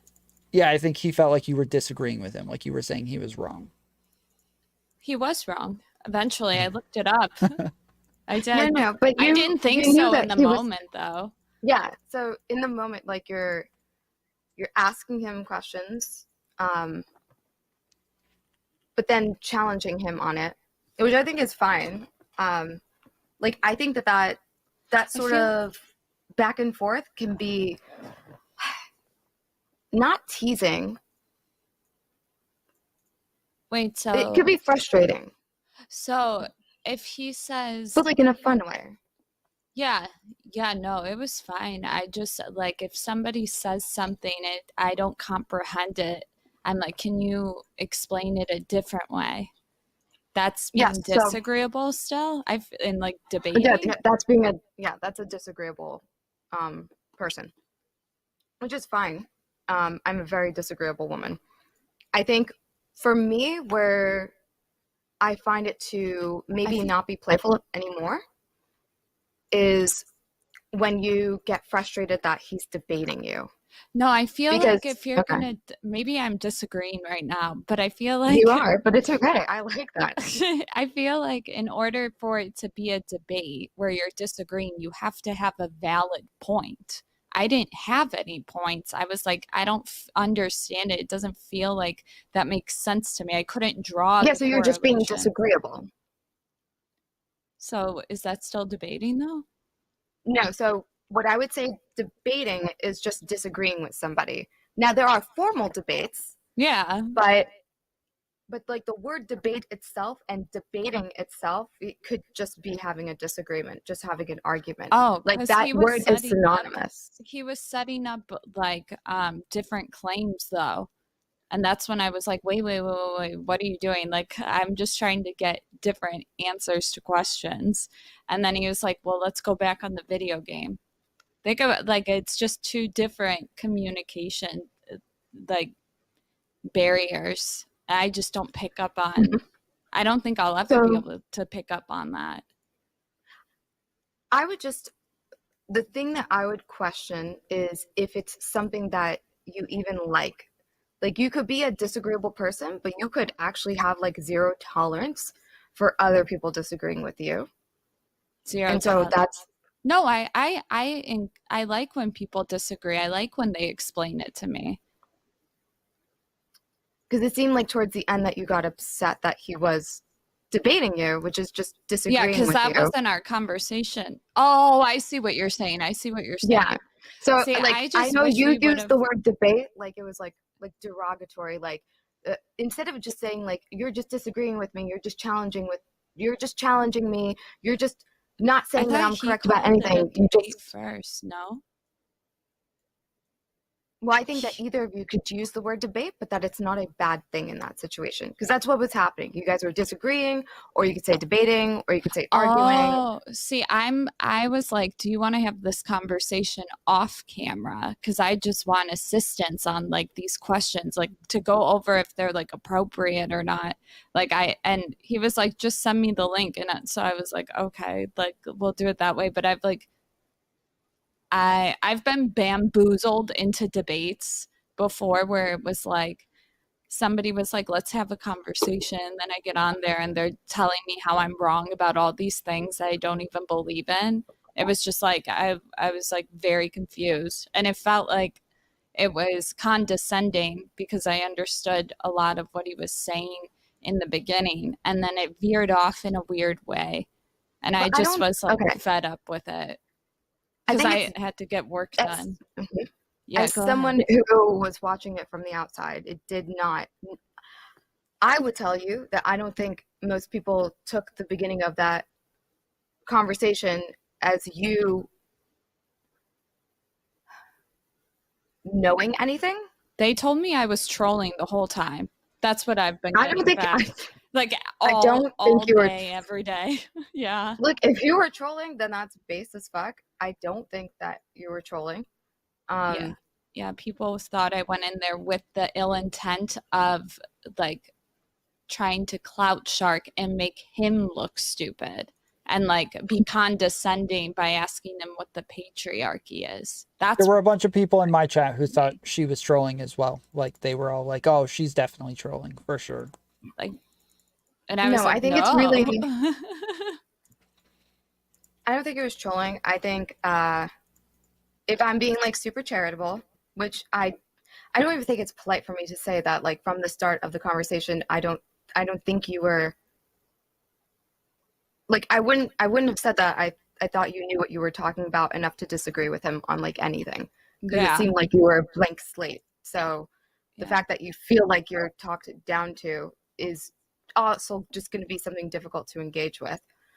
Because you are starting at like at square one of what is the patriarchy, like how he would define it. Yeah. So So that's not you're saying you're trying good. to understand it from a leftist perspective, and I think she's saying like if you're trying to understand his point of view, he's obviously going to be teaching you, and if he's teaching you, that's going to feel condescending in some way. So then it feels weird To if me? you're asking to be taught. Yeah, if you're asking to be taught, that you would feel that it's odd to be condescended to So- when it is like a teaching thing. I think like this is where the disconnect is like I am trying to gauge both sides for the upcoming interview that I have, and I have to get down to the basic fundamentals without using fucking triggering words to the conservatives like systems or like fucking patriarchy itself.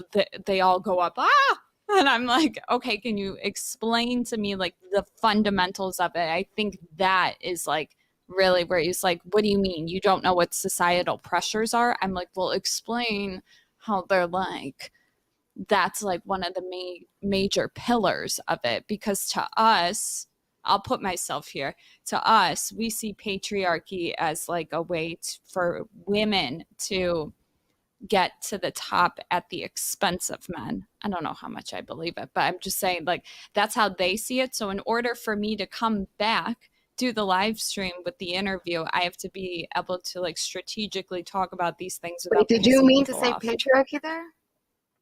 What did I just You said to us, the patriarchy is a way for women to get to the top at the expense of men. Feminism. Okay, yeah, I totally think say. okay. Yeah, I don't but think you just meant like patriarchy. I think No, she is saying is our main patriarchy. thing, She's saying the idea of patriarchy is a way to act like men are doing X, therefore they can use that as oppression points to move up. Yeah. No, but that's no. Tom, how like do you hear something the fuck else? She said. Yes. Said blank is a way for women to get to the top at the expense of men, and if women are at the top, That's we're what not I'm saying. talking about patriarchy. Well, like my interview is about patriarchy. You're Yeah, both right. But what you meant, you're talking about feminism, but yeah. Yeah, but feminism was like the but main from the word. bag that you're, so the bag that you're in, you understand that feminism to you and your community is basically women getting over men, women putting men down so that they can be on top. Yeah, and that's no longer how like have the rights, very conservative side would see it. I Yeah, guess. I understand that form of it because there are older waves of feminism that involves a lot of misandry, just like hating men. And I would say that those are pretty I outdated. don't know. Misandry is like a reactionary kind of thing that I don't know if I full-heartedly believe in. I almost think it's like another form of. You don't think that there are women who hate men? Yeah, but when I hear misandry, I hear about men that are. It's like the. Like you hear it a lot on my side. Is it's always, but what about men? If you watch my interview with Destiny, you'll hear me say, but what about men? Yeah, I know. So like that's how I'm translating it for my side, if that makes sense. I'm regurgitating their talking points to see how it correlates with his stuff and how he responds with that. Because I know Destiny is really nuanced, like really based, really nuanced. I know it'll give me like multiple different things. He can get nuanced, but he does have like the broad understanding, the general understanding, which is why he probably understands like your space. It seems like a bit more in depth than you do, which is, I think, what comes down to why it feels condescending. What feels condescending? When you ask him a question and it's not like a conversation with you, it's just like lecturing you because it doesn't seem like maybe you have the. Oh, I meant he was condescending at the end. At the end. At the end. But so was I. Like we were both just being like little shits. But like when somebody lectures me, I don't take that as condescending. I take it as condescending maybe if they're like how the fuck do you not see this shit? Like that sort of a thing. But I don't remember if he did that. He was pretty. He was just short. I didn't really get anything. I got more from Tom when I talked to Tom about it. I don't know if Destiny was the best person to go to. I just had heard him talk about certain things when it came to like the extremists, let's say like Fresh and Fit or something, and feminism. So I was like, oh, he gave a good understanding of both. So I just went to him. I don't know what he believes in. Like I don't even know his position. Okay. I know So he's like that more goes- left-ish. So that goes against what you're talking about, Tom. Like, Yeah. I think. Oh, sorry. Like, yeah. So when you do start off the conversation and you ask him what is the patriarchy, like I think you're actually asking what is the patriarchy. Like I don't think you're asking what is the patriarchy from this liberal or this leftist perspective or this feminist perspective, because you don't actually know where he is. So I think just from like the first step in that conversation, it can feel like we're not really having a conversation because she doesn't know the topic that we're first talking about. I have to teach it to her. And then she's also going to be disagreeable on a topic that she doesn't know about. So it's like, am I teaching her or am I debating with her? Because I think while you maybe are asking him to explain the patriarchy to you, you also have opinions and ideas already, even though you, like, I don't fault you for not knowing how to explain patriarchy, like, at the moment. Like, it's good when another person can explain it, when you aren't articulate yourself or you can't summarize it and you just know, like, bitch, you could do it. Just fucking explain it real quick. I'm all for that, but it does give off the feeling like she's disagreeing with me, but she didn't know what we were talking about and I had to explain it to her. Do you understand how like two different energies are happening at the same time? If somebody is disagreeing with me and asking me to explain it, I give a different analogy. I don't know if I would feel that weird, but everybody feels differently, I guess. I don't know. I don't know if I'm really following the train of thought, to be honest with you. Let me do an example. Okay. Let's say I'm asking you,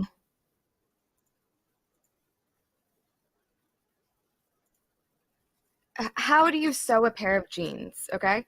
I'm asking somebody, how do you sew a pair of jeans? And then the person explains to me that you have to cut the pattern and then you have to actually get a serger because you have to be able to lock the thread, and a regular sewing machine isn't going to do. So you're going to work with a serger first. Then after the serger, you are going to fold your seams and then go over with a regular sewing machine. And you're like, okay, interesting. But I don't think the serger, like, my response to them is, I don't think the serger is how you're going to get that done correctly. I think you have to start with a sewing machine first and then go to the serger and then go to the sewing machine. It's like, so explain to me why you think to go that route. That's what I would like follow. So you're following from the person who already knows how to sew jeans and you just explained how you do it. I didn't know how to sew jeans and I asked you, you explained it to me. Yeah. And now I'm challenging you because it doesn't make sense to me. Yeah. But the thing is, yeah, a lot of people will go to school to learn how to sew.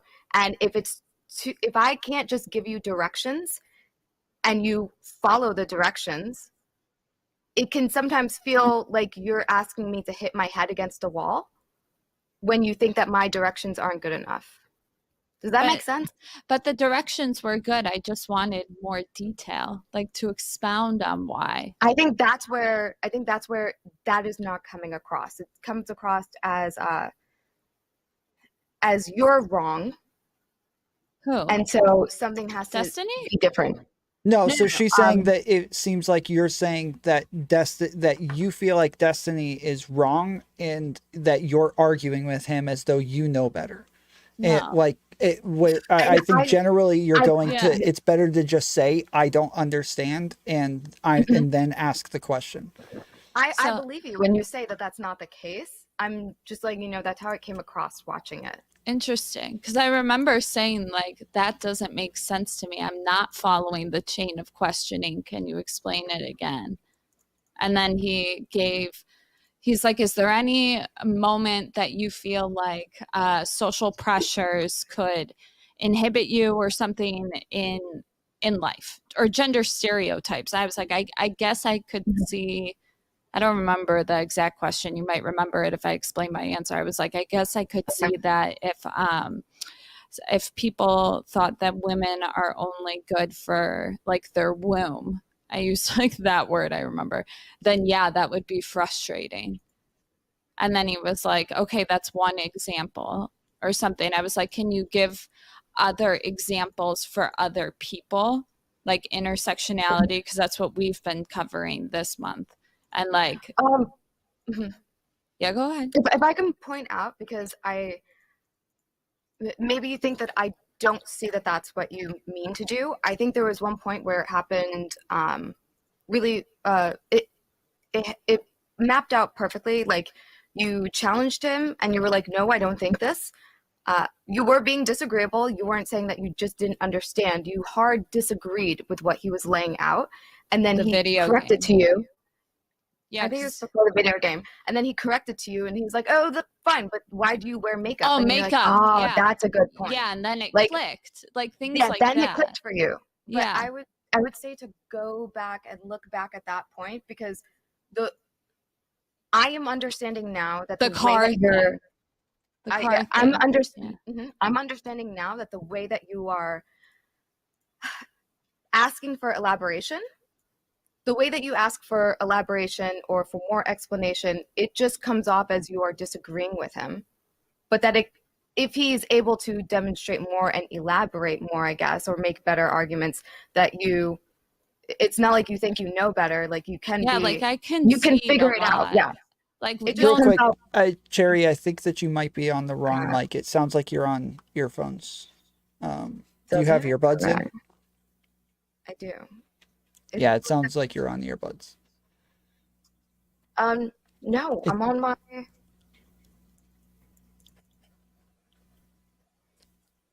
Can you tap your mic? Yeah, she sounds good to me. Okay, maybe it's just me. Yeah, it's coming through. I might be getting too close to it. Okay. Sorry, go ahead. It's gonna sound better on my computer or on my stream because I've got filters on OBS. Oh, okay. Yeah, OBS is the shit. Apparently, I don't know how to use it though, but yeah, no, like my thing is I'm always conceding when I understand it. I will always concede. So if I'm not conceding, it doesn't make sense to me at all. I'm not following it. Yeah. So I completely understand, but there's probably and it could probably also be he needs like more patience or needs to know that I just think it should have been off camera. That's my first thing. No, you're gonna have the same problem off camera. I don't think for sure so. you're gonna have the same problem. I don't think so, because when you like the chat's involved and stuff, like I think it's a totally different. Even if do you it's think so? Unintentionally, I think so. Because it felt like he was looking at the chat the whole time, and I was looking at him. I didn't even respond to like super chats or anything. Like I was really focused because I was really trying to understand what he was saying. He was just like, I don't know.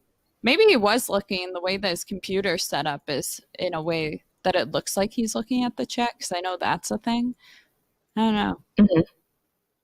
He was playing video games the whole time. Yeah, he was playing a video game, but also But he's he the works type of that person, way. He can do he that. functions better and probably concentrates better playing video games. Yeah. I genuinely think it would have been the same off camera, because it's just being the person on like his end of this conversation, there's just a different feeling of frustration, not understanding the type of interaction you're having. I think he thought I was trolling. That's what everybody like said to me. And I think when you think someone's trolling you, you don't even want to entertain it. So that's why I'm saying if it was off camera, he wouldn't think that I was trolling.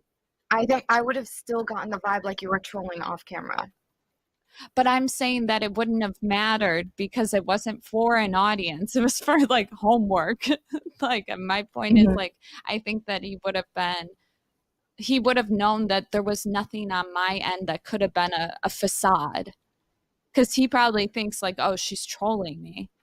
Like, that's why she's playing stupid. It's like, no, I'm just not. It's not just the, how do I put this? You're in a different camp than like even me, right? I'm a feminist. So you're in this camp over here and you want me to help explain to you these terms, these dynamics, these social norms and like the challenges and what we're aiming towards. You want me to explain them to you. But as I explain them to you, you're not just looking for my point of view, you're also challenging it because it's different from your world point of view. So while I am giving you definitions and explanations, you're also challenging me with your like red pill ideas or whatever. And so it's very it's a, challenge. well, that's what the car situation was. Because I you were didn't giving your understand- explanation. Yeah. I didn't understand what he was saying. Like But that is a type You're of not challenge. understanding, but you're not understanding because what he's saying is different from what red pill people think. So there's always going to be a difference when you don't agree with somebody. So if you're asking, if you come to a feminist to explain to you these things, it's going to be very different from the way that you see it, you understand it, you envision it. And so anytime I explain something to you, you're going to have questions. You're going to be like, no, that can't be it. That's not my experience. Because you disagree, which is fine. I mean, but it's yeah, very- I guess, Mhm. but like I've talked to Yeah. like a lot of feminists, and it's a lot different because it's coming from like a female experience, and so they can relate and they can draw like correlations that I would understand. It's like literally, I just don't know the verbiage. I don't know the words, so it's like if you say like if you would have asked me about intersectionality or something like a year ago, I would have been like, what? And then they're like, oh, you don't know that? Some would be like, oh, you don't know that? Like, you shouldn't be in this conversation. That's usually what we're fed. But like, Actually, I feminists disagree.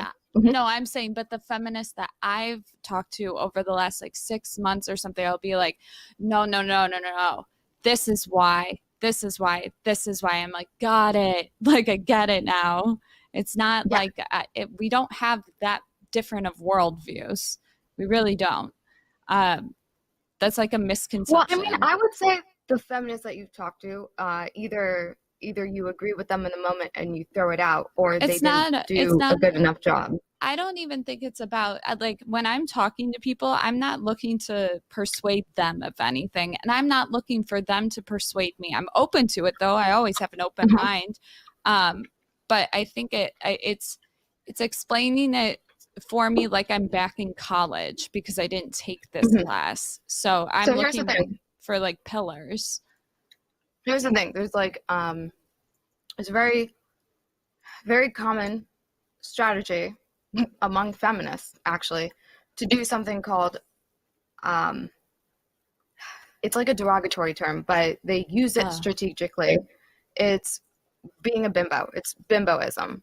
It's the idea that you as a woman are disagreeable, you are intelligent, you are opinionated, but you sort of dumb that down and feign ignorance but with sowing seeds of doubt in order to be in male spaces and sort of challenge their views. I literally push back on all the men in this space heavily. No, I'm not saying that anything that you're doing is wrong. I'm just explaining to you this sort of strategy of being a bimbo. Why would they use being a bimbo though? That just doesn't. It's kind of weird. Because it's better. So here's a situation that you can use it on. Use it for. Yeah. Let's say there are men in the workspace, and you understand that the best way for you to stick these 3 pieces of paper together is by using the stapler. But the 3 men in the corner are all deciding what corner of the pages they're going to put the Scotch tape on. Losers. Okay. Yeah. And you've noticed that ever correcting them is something that they don't like, and you actually it deters them from wanting to take your advice, and they start feeling worse about you. They just generally don't take ideas or opinions from you in a well way. Like, they don't receive it well. They don't respect you. So the way that they like you is a little bit more obedient and a little less challenging their intelligence. Yeah, sorry. So what you do is you play. I'm a fucking cunt. Many are, but women who do want to exceed in the workplace will find ways to get men to realize their value and their intelligence by giving it to them with like a spoonful of sugar. So you would play a bimbo there and you'd be like, oh wow, you guys are gonna tape it up. That's interesting. So you're talking about I feel like I saw Jim use a stapler, but I don't really know what staples do. Is that like I don't know. I think Jim used a stapler once. Yeah. Yes. It has to be someone else's idea. You cannot be the woman who has the idea, the plan, the execution. I'd rather you have drop to be that. the fucking I like understand honestly, you would rather drop like, that. nah, like I've just When like, you ugh. listen, when you enter a conversation and you don't know what the patriarchy is, but you are red pill, you don't really know the answer to any of the things that you're raising question on, and all you are doing is like slightly challenging things, but like you're just really not sure, but like you're challenging with like little seeds of doubt until it's really like laid out to you. It does appear like you're kind of playing up a bimbo. Ew. But I don't know that kill you're me. doing it. Kill me. I'd rather I like okay. Ew. I'm like known for berating, just like I used to be a bartender, so like nobody's off the hook. Like the fact that that even comes off that way disgusts me, and I hate myself more. Not actually. I'm but, like, sorry. I did not. Now I know. To hate yourself. Now I know. I'm like, ew. But yeah, so that's so some people take it as interesting. Yeah, it can feel like when men are aware that a woman is doing this, it obviously can feel infantilizing, passive aggressive. It can make them feel it can make them feel even more challenged. Like if you were assertive and they are fragile, they'll feel like you're challenging their masculinity. But if you are playing up a bimbo and trying to invertly, I guess, like a challenge them or something like that, it's probably even more. This is something that lots of like can you articulate this? Thank you. No, there's something that a lot of hot tub streamers do that like OnlyFans girls do, where they don't want to seem smarter than the guy because that'll feel like emasculating to the guy. The guys want to be like it's less attractive if she's like girl boss and super smart and super educated, and so what? I don't give a fuck if they think I'm hot. No. Sometimes I'm just stupid. It's I'm like... saying that girls actually do this. That's what I'm saying. Yeah, is that girls literally do this. And so because there is the archetype of this already, it could seem like you're trying to do that. That's so just all. be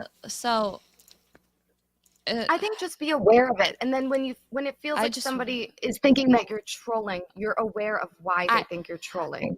Yeah, now I know. It's like, ew, though. Like, I've never thought I'd be classified as, like, that's disgusting to me. Don't worry. Now I know. Now I know. Like, what got you in the red pill community, if I can ask? The red pill space? Bartending, actually. Oh, can I ask, what state are you in? If that's too much, you don't have to. I worked in Illinois, Las Vegas, and Houston.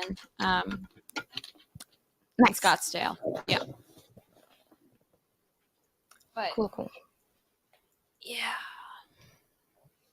When she talks about red pill, I don't know, you probably, anytime you hear her talk about red pill, she always says like, oh no, that's not red pill. Torshaa, anytime Torshaa talks about red pill, she says that's not red pill. So a lot of the things that like we de-radicalizing. Yeah. Yes, a lot of the things that we associate with red pill, she does not. She considers them like radical red pill type people or incels more. Extremists. Yeah, so like fresh and fit type people, like she doesn't agree with them on a lot of different stuff. Or well, that would make sense because I feel like fresh and fit is just like the embodiment of a woman hurt me like 7 years ago and I still haven't gotten over it.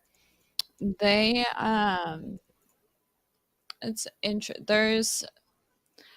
there's like certain areas of red pill, certain times you enter it, stages. Some people compare it to stages of grief. I don't know if I would go that extreme, and rage is one of them. And so these guys, there's a clicking sound. A loud Yeah, clicking I think sound. that's your mic. Mine? Oh, Oh, now am it's gone. am I close? I'm always like You're up good now. this line. Okay. Yeah, you should switch to StreamYard. It has like the filters and everything on it already for everybody's mics. This one, for some Oh, reason, so it it doesn't. neutralize or it like auto Yeah, auto adjusts levels it everything. or Balances something? it. Mm-hmm. Huh.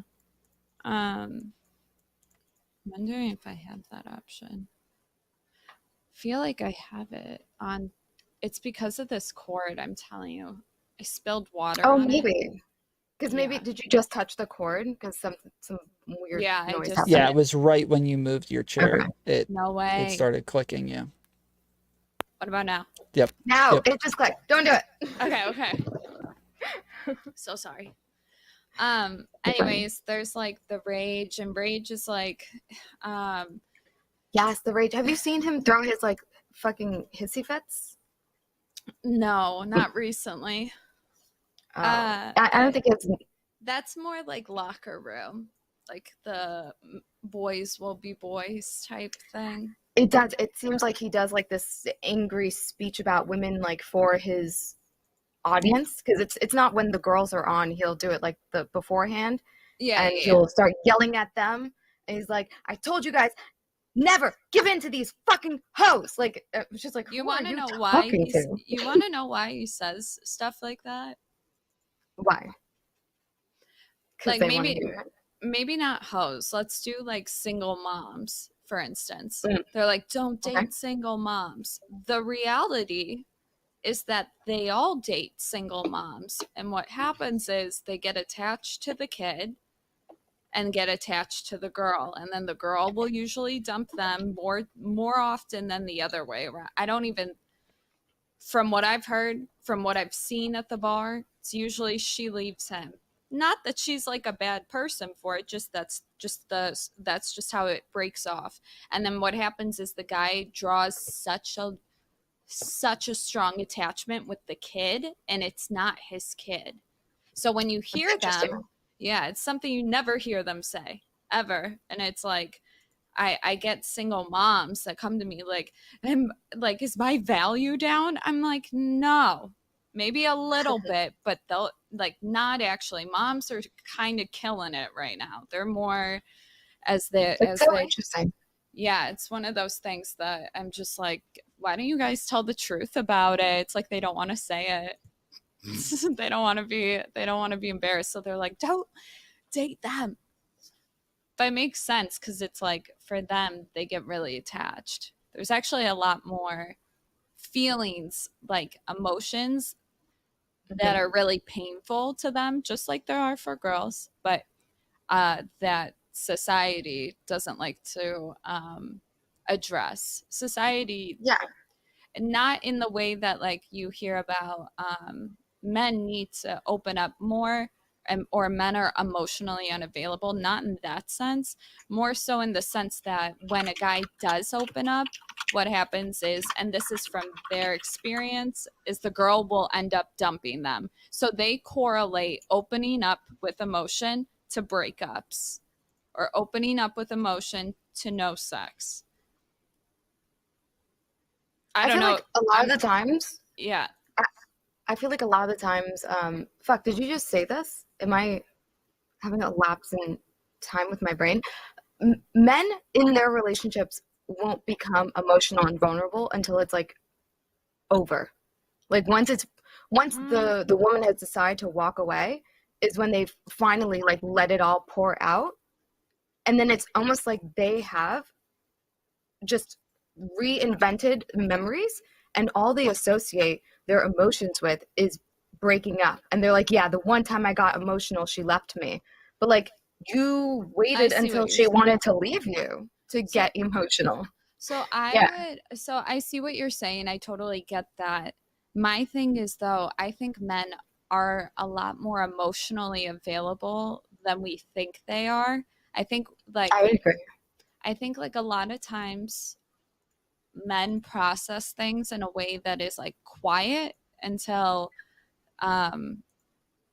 quiet until they make the decision, and sometimes the decision doesn't involve you, and sometimes they just don't want to talk about it. I know I'm like that. Like if I figure out what I'm going to do and I did it and somebody's like, oh, what have you been up to? I don't really want to hash it out again, like the whole stress that I was in for a week. I think it's like the same sort of process, just more on a everyday basis. I don't think it has to do with like socialization. It could. No, I would say it has. So I would say it has to do with socialization. The difficult part for me is that I have multiple just emotional shit, but I was raised in a pretty, I'm not gonna say I was raised like a boy, but the way I was raised, and the way I was allowed to be raised, I have a lot of masculine tendencies, and I think it's because my parents allowed me to kind of be raised like a son. Like you were told not to cry. Keep it in, like, yes, told not to cry, neglected when I was emotional. It was frowned upon when I was emotional. Please just go play video games and like don't need to do anything. My parents didn't really care too much about like shopping and stuff like that. There was never any effort into like teaching me how to do my hair. Nobody was like excited to do like the girly things. I was kind of raised like a guy. That makes sense. I understand that. Not saying that you're like masculine. I don't really get that from you at all, to be honest with you. I get more feminine energy. I think like I think everybody just has both. Like I look with masculine, I think. I look very feminine, but I act like a dude. And I think most of the women in this space will tell you, you're lucky because you happen to catch me on my nice arc. But before then, I'm not a very warm person. I'm pretty direct, comes off like autistic or something, just because I get that too. Don't take care of other people's emotions in a conversation, but I'm trying to be more aware of that and be a more friendly person. No, don't do it. Yeah. No, I kind of have to. I need to be able to network, okay? It's going to hurt my growth as a streamer. But at the same time, like, if I don't know if you are autistic or not, I have a lot of I'm not. Don't worry.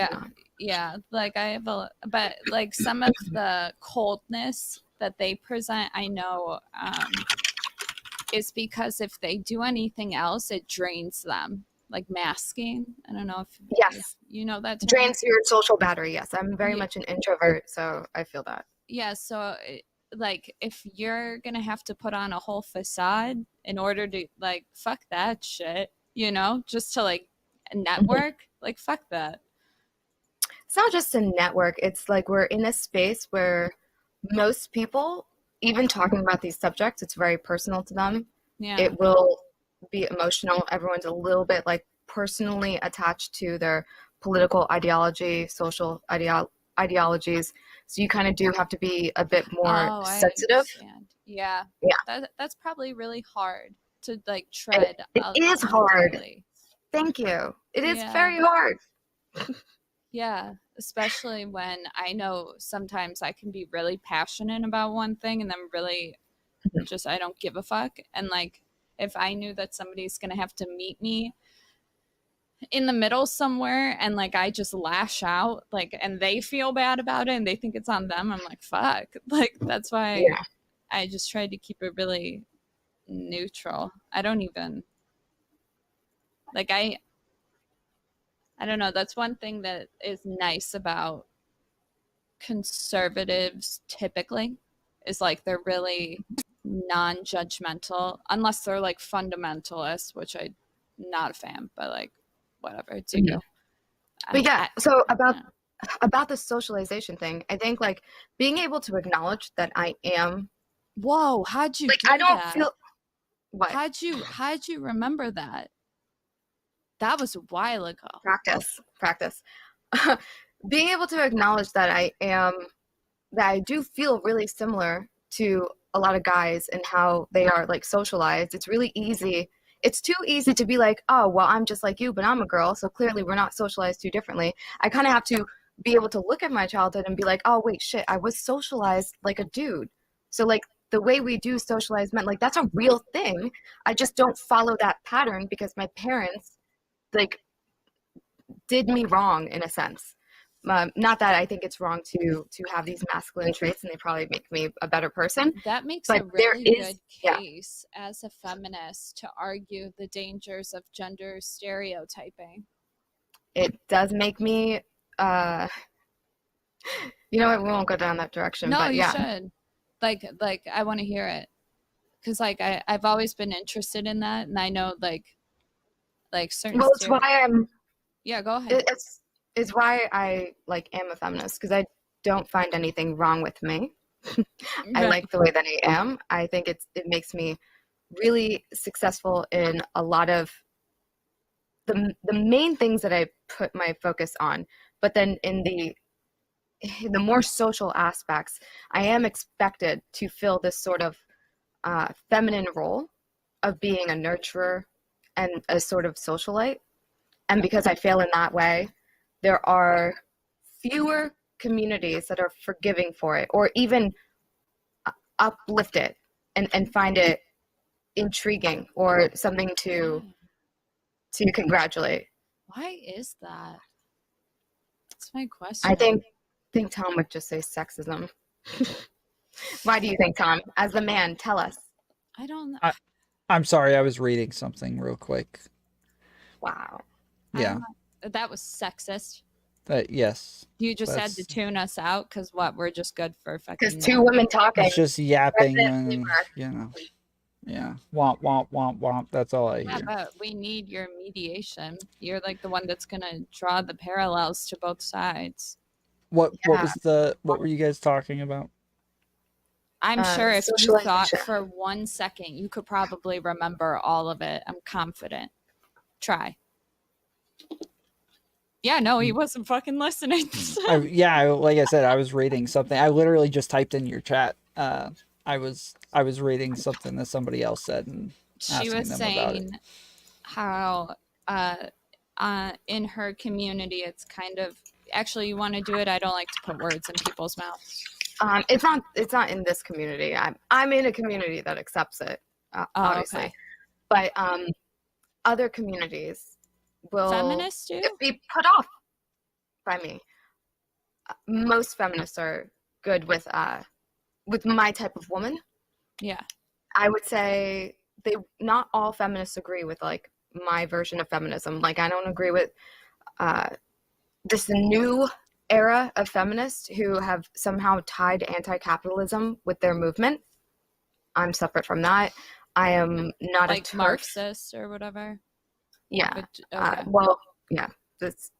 They think that the only time that they think in order to achieve equality, that now capitalism is what's in the way.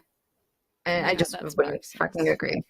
Because you're saying that men don't like women who aren't passive, that women who are like more aggressive. Well, like what I found interesting was when I was on that Jubilee episode and the question of sex work came up. And this is one of those pivoting things that I could be like, okay, I can tell if somebody has more Marxist views just in general. And I noticed that I was the only one that walked on like the anti-feminist side, which I do not identify as that. I was asked to be on the show, like by recommendation. Oh, I haven't seen this. Yeah, and like they were like, do sex workers deserve respect?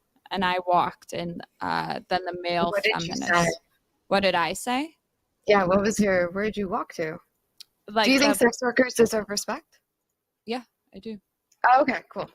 Yeah, but wait, they thought that you were anti-feminist for that? So as like an anti-feminist on the show, I was surprised that the other girls that were there because it was female anti-feminists and the male feminists. And like, it's always an interesting conservative breaking point from my head, at least, because I'm like, if they don't walk, that tells me that they think that like sex work is truly just commodifying their bodies and therefore like capitalistic. And like if they didn't walk, that means that they're going to come and sit down later after we share our points and say things like, I think that sex work is ruining women today. I think it commodifies women today. And to me, like, as they're predominantly conservative, that is like a Marxist feminist talking point that makes me wonder if they're pandering to men, I guess would be like one way to put it. I don't know if the logic's there. Let me know if I skipped. It's one of those like really tricky ones, because you would think that if you're conservative, you're going to be against it because of like religion, right? Like that's typically what I would think. I don't know. But because none of them are religious, or some of them maybe are, I don't know. It's a very but I mean, thing. I don't even understand why religious people would be against it. Like they could not choose it, but to look down upon. I mean, it's in the Bible, and even Jesus saved. Like he understands. Yeah, or not that he understands, whatever. I brought up like there's two definitions of respect if you look it up, and one of them is it has to do with courtesy, and the other one has to do with merit in the workplace type of a thing. So guys will respect a CEO because he climbed the ladder, whatever. And then there's the other one that's like you're not going to slam a door on like a grandma who's right behind you. It's like politeness. And so I was like, I may not have to be, I may not like grant you merit or whatever, but I'm still gonna treat you like a human being is like my whole stance, I guess. Like, and I don't know, they were saying, and because I'm really big on like the OnlyFans versus adult industry, and I think OnlyFans really allowed women to have more control, ownership over it. Yeah, and have like the copyright and stuff, because that was a big issue. So yeah, that was like my stance on it. It doesn't even have to be Marxist these days. Like lots of radical feminists happen to be just against sex work in general. They don't think that it actually gives women more options, that it's just a new way to appeal to the male gaze, and it's a new way to objectify women.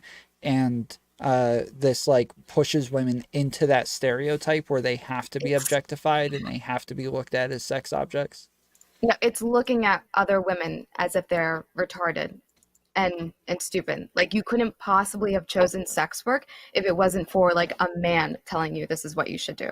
Or that's like, what it is. Yeah, a lot of them were saying no one chooses sex work. I'm like, no, there are some people that choose to do it. Because it's not them, they can't imagine that woman, which is supposed to be the whole point of feminism, is the idea that like what you thought should be the ideal in society, which was a man at the time, it can be more. Women can also be the same as men. Women can do things equal to men on many planes. And you know what? All women are not the fucking same, and they all can deserve like the same amount of respect for the type of woman that they want to be, right? Yeah. And that's including trad women who actually want to be barefoot in the kitchen and not work a job and have a man control all of the responsibilities in the household. Like they're that most is the likely type of to person. divorce. They're the highest occupation that divorces men. So but I still, part of my feminism is you can still have that. Like I'm not, the worst type of feminism is telling women what they can't be. Like as soon as I start doing that, the trad women, they shouldn't be doing that, and that it sets them back and it's archaic. And I think that's like fucking wrong. Yeah, but like it's TikTok that I'll see that, and TikTok is kind of a cesspool of just trolling, so I don't know how much I agree. But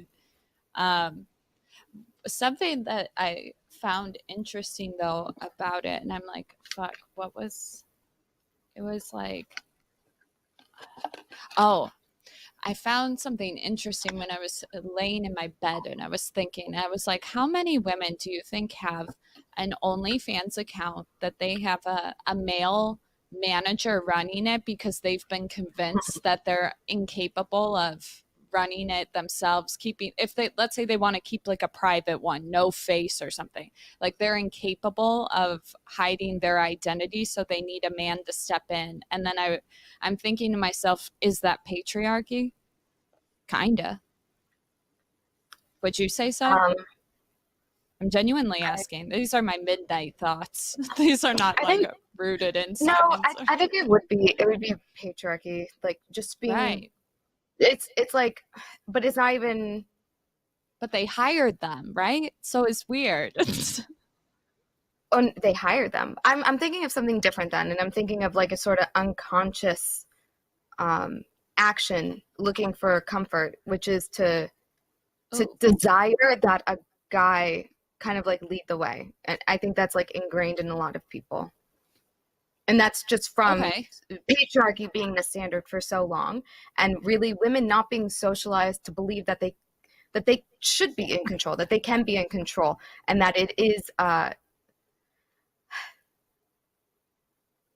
there's just something that it still feels like you feel like there's more of a safety net under you if the guy is in charge or something like that. See, I feel like or someone else is in charge. I know I'm not everybody, but something like I feel like I'm almost a control freak, and like I would not want anybody a part of my OnlyFans, you know? Yeah, It's like, I wouldn't either. It's like why does that? It's so weird. I just like can't. I There are certain believe things- you. I'm just Yeah, like, but there it's are so just- strange. If I can use an example, so yeah, I don't mean to go back to the fucking debate and go back to the patriarchy I know you're thing. going to. You're going to say I that am. we were talking about how because we have different worldviews, but what I'm saying, No, not the worldviews. No. I'm saying the way that you say that you can't imagine someone doing that. Like obviously you would want control over it. I want you to explain it. Yes, I'm going to explain why I actually don't think. I think unconsciously you still exhibit that sort of behavior, because going into and asking for advice from Steven, and even like interesting, I know taking where the you're step going. back to have him explain what patriarchy is to you, that is putting so much trust in him, looking for so much guidance from him. When the internet is at your fingertips. Well, I use the internet, and I didn't get anything. Yeah, so you have less trust in yourself to do it, and like it feels like a safer bet to have him guide you just a little bit. Do you understand what I mean?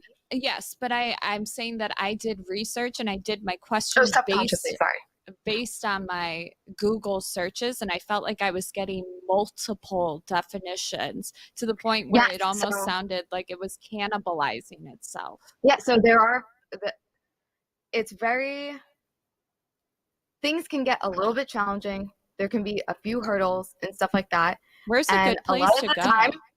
A lot of the time, like subconsciously, we will fall to looking to someone else that we think can guide in situations better, even though we ourselves are like should be capable of figuring it out. So I think that there is a woman who starts an OnlyFans that might think, oh, this looks like a little bit complicated. It would actually just be like a lot better if I just like get a little bit of help to like guide instead of really sitting down and figuring it out myself. And then unconsciously they go to a male. Like a male person. Probably, because like in their mind it's a guy, so maybe he knows what he's doing. Or here's a fucking person with glasses, they must be a nerd, they must know things. That type of shit. So when you say like where's a good place to go, I wouldn't there isn't like a good place to go. I would Google it just like you did. No, literature. Like what's good literature? But I would Google it just like you did, and even though there's a bunch of like contradictory answers, I would find like commonalities in all of those and know that like that's kind of the essential part of it and be able to take that away from it. So that's like a common thing when looking up stuff like systemic racism or socialism or stuff like that. You'll get all sorts of different answers all over the place, but you can take like a commonality between all of them and have like a better idea of what the disagreements are as well. I felt like they were only giving me patriarchy as the answer. So like a question would be like I'm giving a hypothetical, but like government and something like male dominated, and then something that had to do with another male dominated place. Is there patriarchy in it? And I'm thinking to myself, yeah, probably, because it's ultimately men. It's like all men right now. Like that's patriarchy in and of itself. Where's the bitch? Where's my girl? You know, like, so, and then they're saying, no, it's not until a woman enters it. Then it becomes a patriarchy. And I was like, oh shit, that makes sense when you look at the basic definition of patriarchy with a man on top and like that's also not true, because in this is what I'm like, getting from Google. Yeah. So for the patriarchy, like even men are oppressed under patriarchy because there will be a certain standard for like the ideal man, and then you'll see men who are shorter be kind of shit on under discriminated the patriarchy. against, Men are, yeah. So it is overly just toxic to everybody. So what's the goal? But the best way I can explain it to you is literally just consuming information and consuming content. And that is the way that you start really polishing out your ideas. Because like, even for me, there are books that are like must reads. And I'll get like 2 chapters into the book and just think, oh, fuck, I'm literally reading a book that is anti-cop.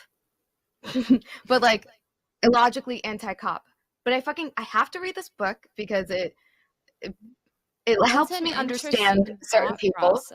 Yeah, so it's like you could be reading something that feels like it's not giving you the answer that you're looking for, but you just have to read it because it helps you build your own answer. Yeah, like trust me, I've read a lot of like the early feminist books and stuff, but there's something about patriarchy in the last 6 months that focuses on you know how like fucking people say equality of opportunity, equity versus equality.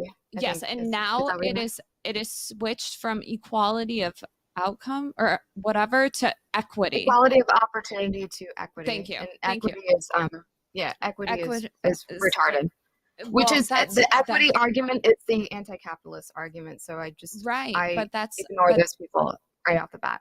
But that's in all of like the media now. As of it literally went like this. It was so fast. It's because it's interesting.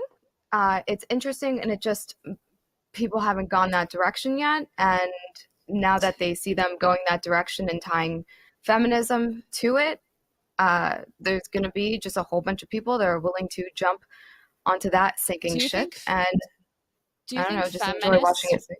Like the other feminists will fight or rally against it? I mean, I debate those feminists. All of the feminists debate other types of feminists. Yeah, there is no singular feminism.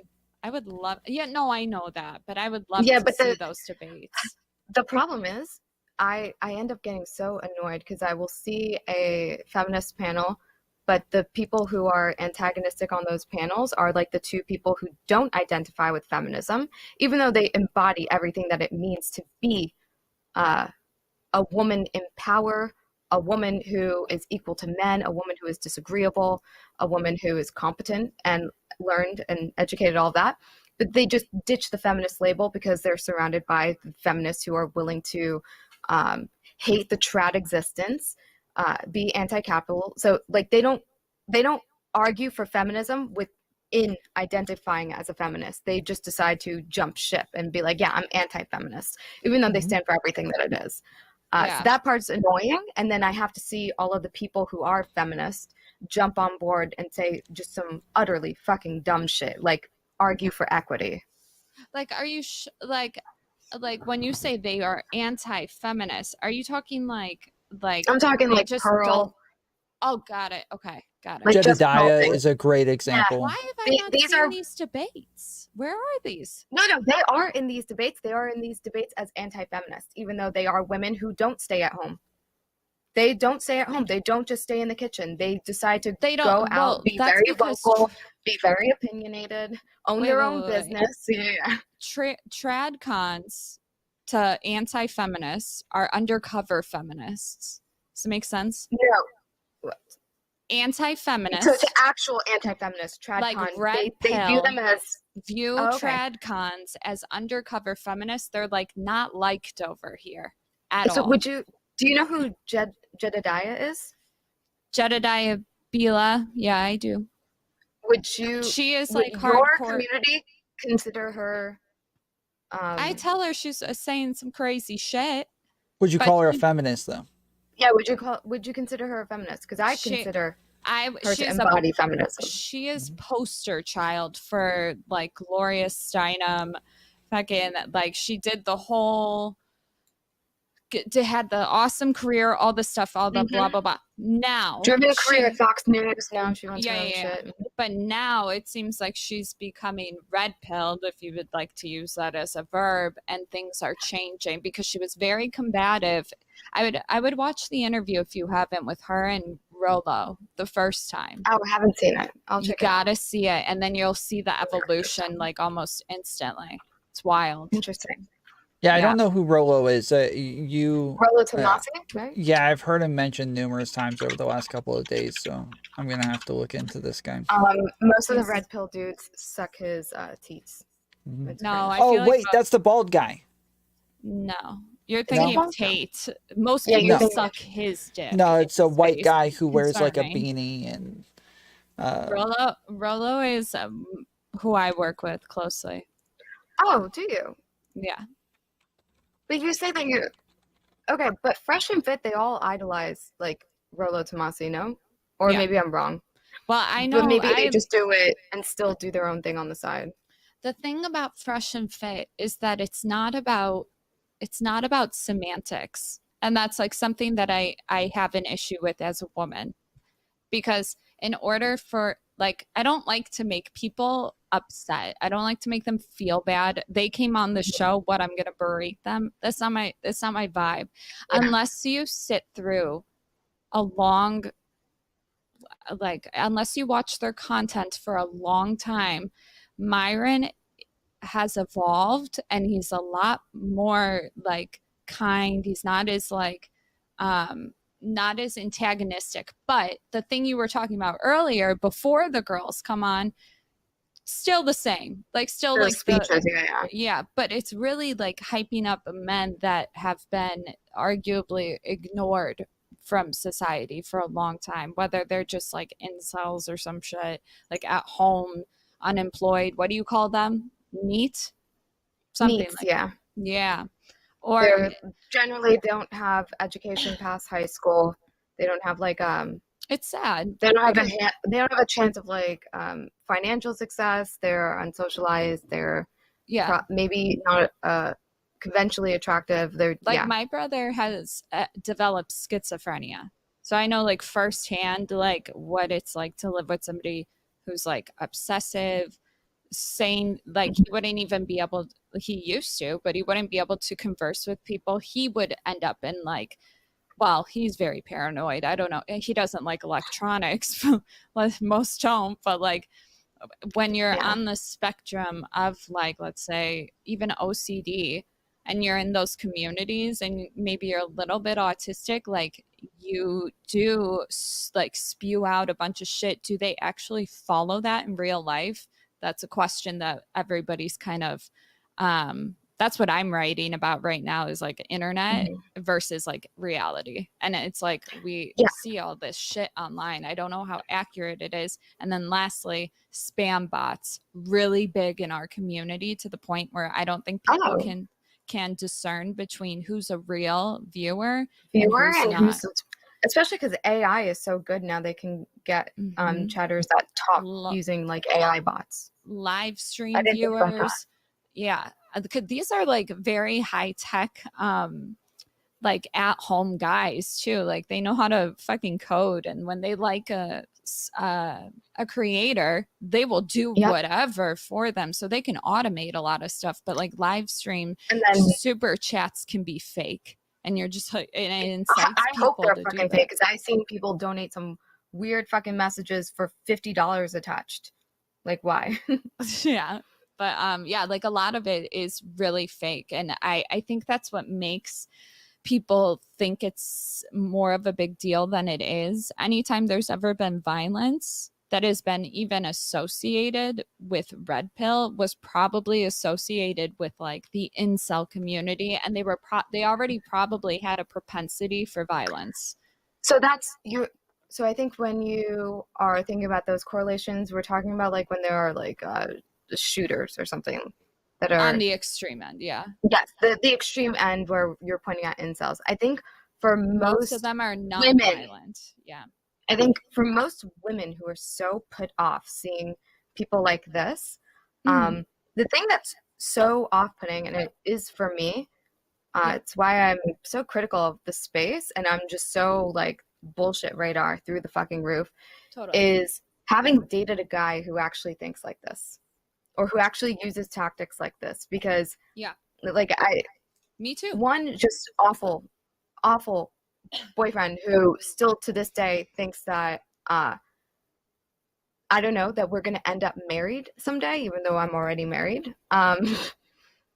He just really thought that he could bully me and like break me in order to keep me forever. Yeah. Which, like, I almost wanted it in the beginning, and I almost saw like the silver lining, like, oh my God, he loves me so much, he's trying to keep me forever. But it actually broke me for a while. And I realized that someone who is willing to do this, like, holy shit, it's too easy for other women to find something romantic about it. And it's too easy for other women to actually be broken by it. It's Can you give me an example of that? I don't think I'm understanding or like picturing it. Like can you give him one? Because I have to pee again. Okay. Manipulation and stuff. I'm assuming. We'll see. Well, yeah, so I mean, like, when she's saying, like, something that he, like, you know, he's willing to do this, or he's willing to go that far, and so he must really like me, or something like that. I'm trying to picture, like what that thing keep would her be. from going out, a girl's night out, because he doesn't want her to get okay. shit-faced or something. Being, like, overly controlling. That would make sense. Yeah, like controlling and setting boundaries, it's a very thin line. But at the same time, I know girls will know the difference. And so when you hear like, oh, you should pick better, it's a cop-out answer. It's a cop-out. It's like, that didn't make sense. But like women can discern between what is controlling. It's just hard to leave. So like when you hear the rhetoric that's like, well, you should have just picked better, it's kind of like, you know, absolutely nothing about sexual assault, and it fucking shows. Like, nothing about it. So it's frustrating on my end when I hear some of that stuff that gets spewed over here. This is like our side. Somebody in my chat wants to know if you know Vic. Vic. Why does that sound familiar? What's the last name? I don't know. V-I-K. V-I-K. Vic? Maybe. Let's see. Why? Who is that? Do you know? I don't know who that is. No. Like Victor?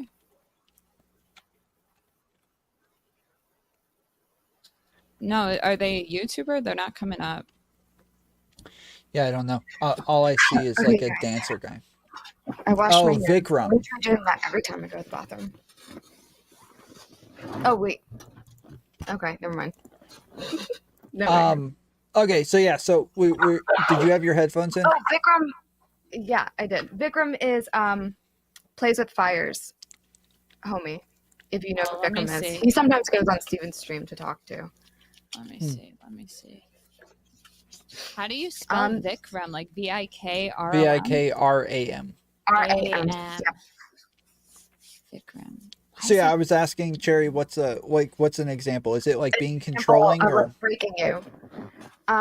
It's basically lifting you up. So showing like, so I think some people would call it love bombing. Oh, totally. Okay. It's like, so going from love bombing to being like cold, critical, all of a sudden nothing I wear is nice. Yeah, nothing I wear is nice. You actually look fat in that. You shouldn't go out. You shouldn't ever wear your hair like that. That doesn't look good. Like it would actually be insulting, not just like cold shoulder, but like negative. Yeah. Until and then it's really bad. It's really bad. Yes. Like it is like sometimes there's it's so hard to explain. Because it sounds so simple explaining it, like, oh, they were so nice to me and then they were so mean. But you have no idea, like that niceness, it meant so much because all of a sudden they're like the only person in my life. I don't even understand how that happened. I used to talk to other people, but then it was just them, and now all of a sudden there's nobody, and they're also mean to me, and they're the only person that like I'm looking that I like have in my corner. And future faking is a big one that I know messes with girls, my girlfriends specifically. Like, and you remind me of a lot of them, like very independent, like they fucking carry the bill. They're just like fuck dudes, like not in like a misandrist way, just kind of like when they like allow themselves to date a guy, it always ends up being one of these motherfuckers. And it's like you'll see these types of girls just instantly melt because the guys will literally say they'll notice things about them that they didn't really notice about themselves, and then that's like starting with it, and then they do things like, yeah, like I have a wedding coming up like in 6 months or whatever, I would love for you to meet my parents. That's an extreme example, but it implies that they want to see you long term. And for women, we want long term. Typically, there's some girls that like the short term, and they do, but I would say a larger proportion of women probably seek long term, and it feels very validating. Yeah, especially when someone's planning that far ahead with you. It's like, damn. Yeah, because everything really you've been taught about dating from like probably shitty YouTubers back in the day. I know that's where I learned some shit, and it's like you're being told to play hard to get, and that if a guy lets you meet his friends, you're like you're serious or whatever. If a guy takes you to a wedding, and it's like all of those tactics fed into these players being able to make the game work. Do you understand? I blame movies on those standards. I don't think I ever watched YouTube for dating stuff, but like the movies would always show you what it meant to be like a girl who was really liked, kind of stuff. Like rom-coms. Where I think most guys don't even know to do those things to make a girl feel liked. So, well, like once you actually got it, it's like, oh, finally, it's lining up with the movies. When probably the nicest guy for you isn't even thinking about what the movies are doing. He's probably just like a normal dude. Yeah, I've fallen for love bombing and then had my identity stolen and sold to somebody in fucking like another Wait, country. you were sold to somebody? No. Her identity was. Oh shit. Okay. Yeah, wild shit. It sounds like pickup artist sort of stuff with like backhanded compliments, hot and cold, negging, super complimentary versus, and then moving to negging. Yeah. But the thing about red pill and PUA is separate, but we do use some of like the PUA things when like you're married. It's more in a married situation. I know, shocker, there's a married red pill, but like the whole premise is to keep the marriage together and to like create a good relationship. And that's something you probably never fucking hear, but that's like one of the older things. It was like that actually makes sense. Who's that guy? Which one? Who's the guy who shits on his wife? Calls her ugly and Donovan? says like, yeah. Is he an example of red pill marriage where he's trying to like, it feels like he's trying to break his wife like in front of us or something. It's really off-putting. He scares me. He does the whole thing where like if she talks to another guy, she's having sex with him. If she texts another guy, she's having sex with him. If she looks at another guy, she's having sex with them. And then he does the thing where he tells everyone how, my wife's not hot. Yeah, she's used up. She had a lot of dicks in her. I don't like that about her. Like, bruh, what are you doing? So, like, he's said a lot of stuff, and then he's also said things that contradict it very hardly, like almost the same thing, but like the opposite version. I would just say when you watch creators, if the stuff's not lining up, it's not always their intentions of doing it. Sometimes people are just maybe have a mental illness. Letting them mental illness would explain a lot. Yeah, I know a lot of times people will say like, oh, a mental illness is no excuse for behavior, but by definition, it changes your cognition and your behavior. Yeah. So it's like, discern, try to do your best. But like in terms of relationships, I would not say Donovan Sharp would be my go-to. Sorry, Donovan. Don't bite me. I only watch him to laugh at him. Donovan Sharp is... He used to write on Return to Kings or whatever, which is like not my cup of tea. I think it's disgusting, but I'm also a girl. What I would say, Tom, about like that whole type of relationship, the thing that's difficult is getting into relationships after something like that. So, oh sure, I very much was only attracted to a guy who would almost like take control like that without. I wouldn't. Now I think a lot of people would be really fucking cringe and call it like, oh, you want an alpha, you want a sigma, you're looking for Please this don't type use of those dude. words. I'm sorry, but that is like how they fucking talk. So, but yeah, you're looking for that type of dude. And the thing is, I always ended up in relationships like that because that's the thing that would attract me, even though it was also the thing that like super hurt me. And I think the only way that I got out of it was finding a guy who I did feel like was like commanded that sort of respect, but it was because like intellectually he was there. So like my husband Eric, that's the best. I like genuinely, he's just smarter than me. He's but like computer smart, software engineer smart, and because of that I have like so much respect for him and his brain, but he's like a kind, sweet person. That's so, like literally one of our red pill points is finding a man. Oh, really? Finding a man that you like the girl can look up to. Like you have to be competent. If you're not competent, she's probably not going to like you that much. Not to be like stupid people don't deserve love, but like work on yourself. Get really good at your job. Be smart. I think because I'm like a disagreeable type of woman, and I think because I have more masculine tendencies, I needed to end up with a guy that I had a lot of respect for. Yeah. Yeah. I think, like, is it a generalization to say that all women want a competent man? Yeah, but at the end of the day, a lot of women are smart, and, like, a lot of women are fine being alone. And it's almost like dead weight when you're carrying around somebody that's dumb, in my opinion. Yeah. And you'll look at Fresh and Fit and they'll be like, they will look at those women who are competent and smart and would rather be alone. And they'll think like, I need to shit on her. I need her to feel like she doesn't want to be alone. They do that often. They shit on older women who are single, and they almost act as if they're looking to fix something because they can find a few women who are like, help me find a man.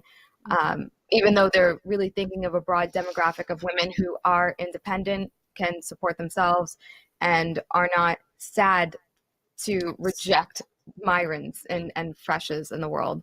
So this is what I would assume is happening. I don't know for sure, but I do know the amount of older women that lie to younger women. And so here, like, you believe in feminism, you believe in the choice that women should have, the choice to pick the lifestyle they want to live, right?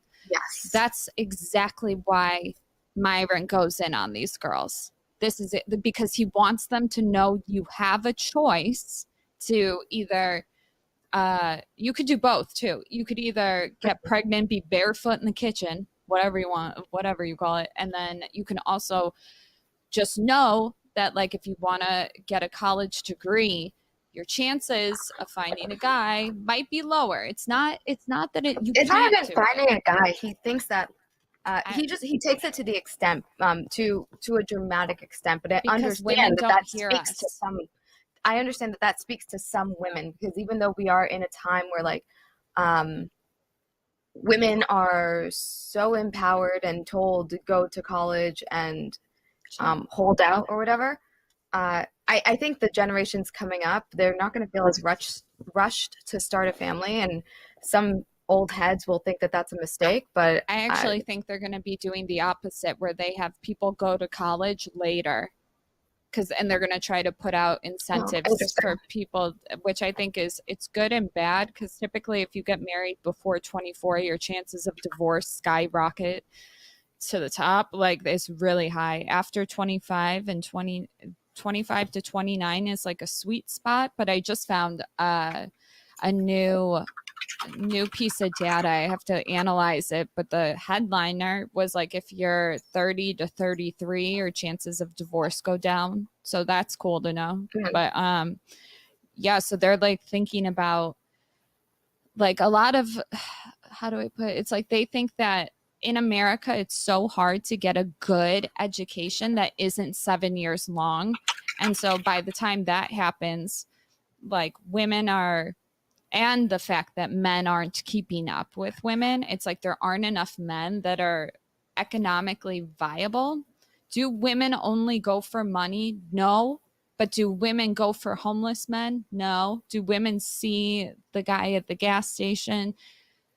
I mean, like, you might be like, hey, how are you? Blah, blah, blah. But you're not going to date this guy. You might consider it. But like if we're truly honest with ourselves, like, we kind of want to go for the guy that either we met in college or we met at our job or something that like isn't. We tend to date the people that we are around socially. Yeah. And nobody's going to the gas station and falling in love with the person who pumps their gas like once a month. You don't have a rapport with them. I mean, right. That's my point. And I'm saying like women are entering and graduating college at a way higher rate than men. And it goes even like it's 60-40. And then if you're getting a degree that's higher than a bachelor's, it's going to like 68, 70. So like there's not enough economically viable men. Supposedly, okay, there's trade work. You could be making more. It's just not like you're graduating from college. I know, but I'm just saying, like, it seems like a lot of women are going for these top guys, not the 80-20 rule, but the 100% of women want 20% of men. And so people think that this problem is like men just need to man up. And it's like, we've kind of been telling them to man down for like 40 to 60 years. So saying man down, like, don't be so fucking toxic, did not mean we're not talking give up in school. But I understand they weren't motivated the way that women were motivated. And so yes, we do need to redirect and hold on, fuck, my headphones are dying. Can somebody say something? Hello. Okay, cool. I'm not saying that there isn't like a message to be said, that there isn't encouragement to be spewed towards men to build themselves up or to have realistic acknowledgments on what women are looking for, or there isn't like a sort of reality to hit for women who maybe just want to be barefoot in the kitchen type shit, right? Because feminism and empowering women to be anything you want to be sometimes leaves out the idea of being a mother. For some reason, we all shit on the idea of just being a mother, where you say just being a mother. I don't like the word. Conservatives do this. So conservatives do this. Red pills do this. Feminists do this. Almost everyone in society allows mothers to be underappreciated, zero paid, and sort of a blank mark in your fucking resume sort of job for women. So I do acknowledge all of this. The problem with Fresh and Fit, and the problem when people want to speak to this person or speak to this type of upbringing, is what they like to do is shit on everything else. I'm really sorry. Quick, I'm sorry. I'm on like hour 11. I gotta hop off and go to sleep. Soon, anyway. We can continue this tomorrow if you want. I'll be around. Yeah, I'll be around. I stream all day. Like, just let me know. Yeah. This is interesting, though. I've been wanting to talk to a feminist. Yeah, I like talking to you. This is cool. Yeah. Thanks for having me, everybody. Nice to see you guys. Please learn how to use Discord. Okay. I will. I will by tomorrow. I promise. Okay, cool. Yeah. Yeah, hit me up tomorrow and I can teach you all about Discord. Okay. We'll get it down. I can do it without your fucking help. Damn it. But Tom, give me her Discord so I can try to add her. It's Okay. Torshaa. No, don't say it out loud. Don't say it out loud. Why? I'll put you guys into a group. Yeah, it's okay. You're fine. No, you're safe. Goodbye. Okay. Bye. All right. Later.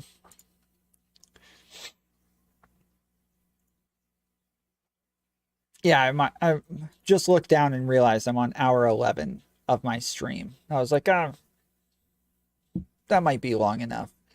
I realized like an hour ago I looked tired as hell. My eyes are all glazed over. My nose is all red. Like I was like, yeah, this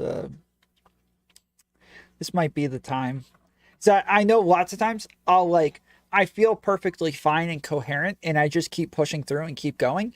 And then later I watch my streams the next day and I'm like, oh my goodness, dude, I was so tired. I sound like a freaking idiot, dude. I can barely talk. I can barely get through a sentence. I don't know what I was thinking.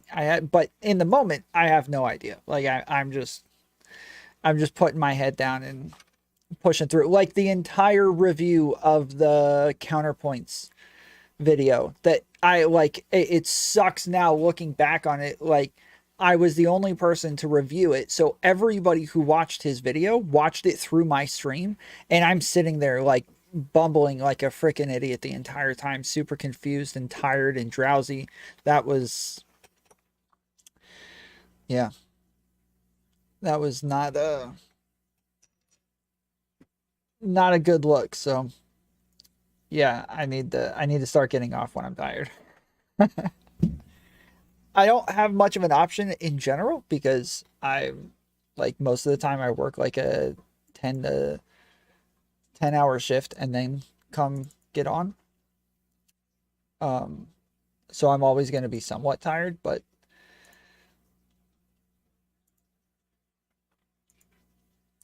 let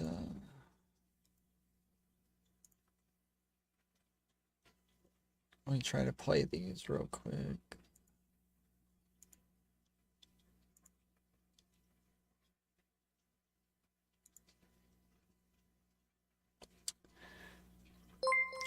There we go. Drexel super chatted $1.99. Look up Hermagress, Beast of Belson. Your type. Drexel super chatted $1.99. Look up Hermagress, Beast of Belson. Your type.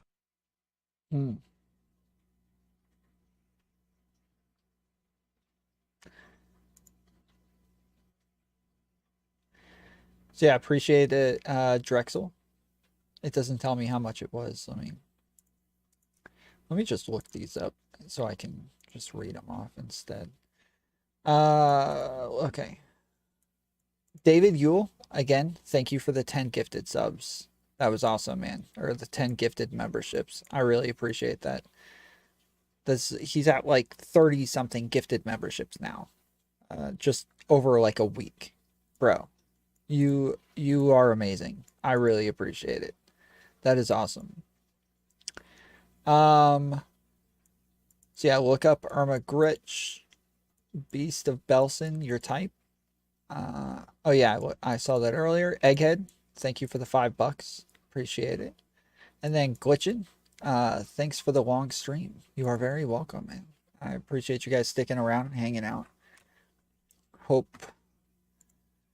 I wasn't too retarded towards the end to where I was still making sense. I do think at the beginning of that conversation where Tori was talking about patriarchy, I still think that I was correct in what it was that I was saying. I think that Tori was saying like she doesn't believe that patriarchy is real.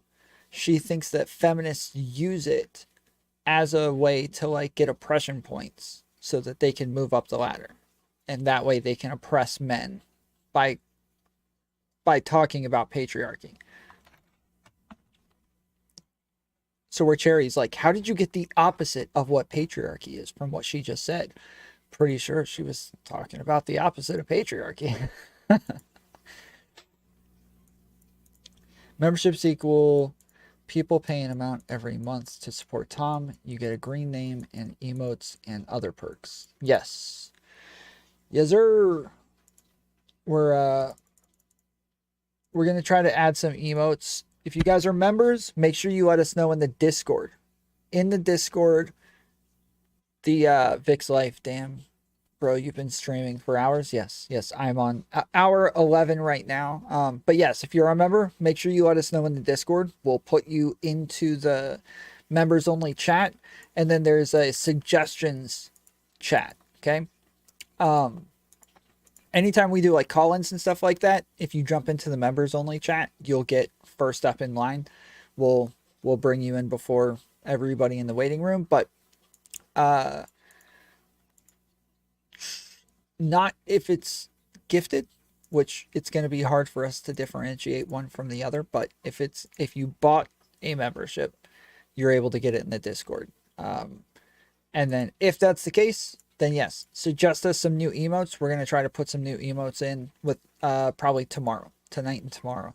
We'll have some new emotes, and that way we'll take advantage of all of the new members that we have right now. I think we're up around like 50 or 60 members now. So this is awesome.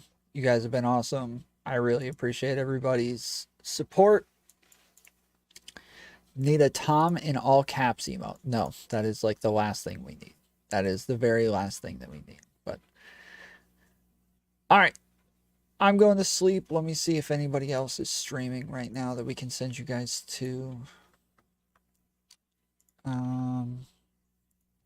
Is Torshaa still on? She is not an option.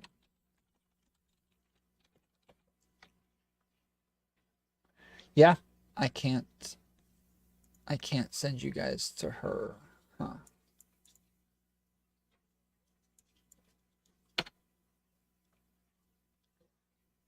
Let me see if there are other people that are live, and then I'll look them up and see if I can send you guys to them.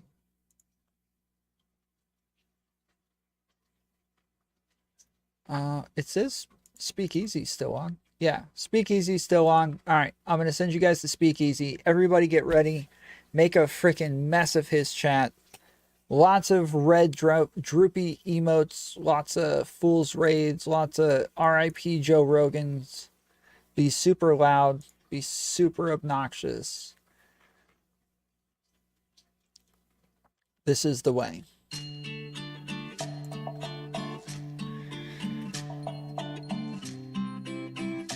But yeah, I'll be on tomorrow early again.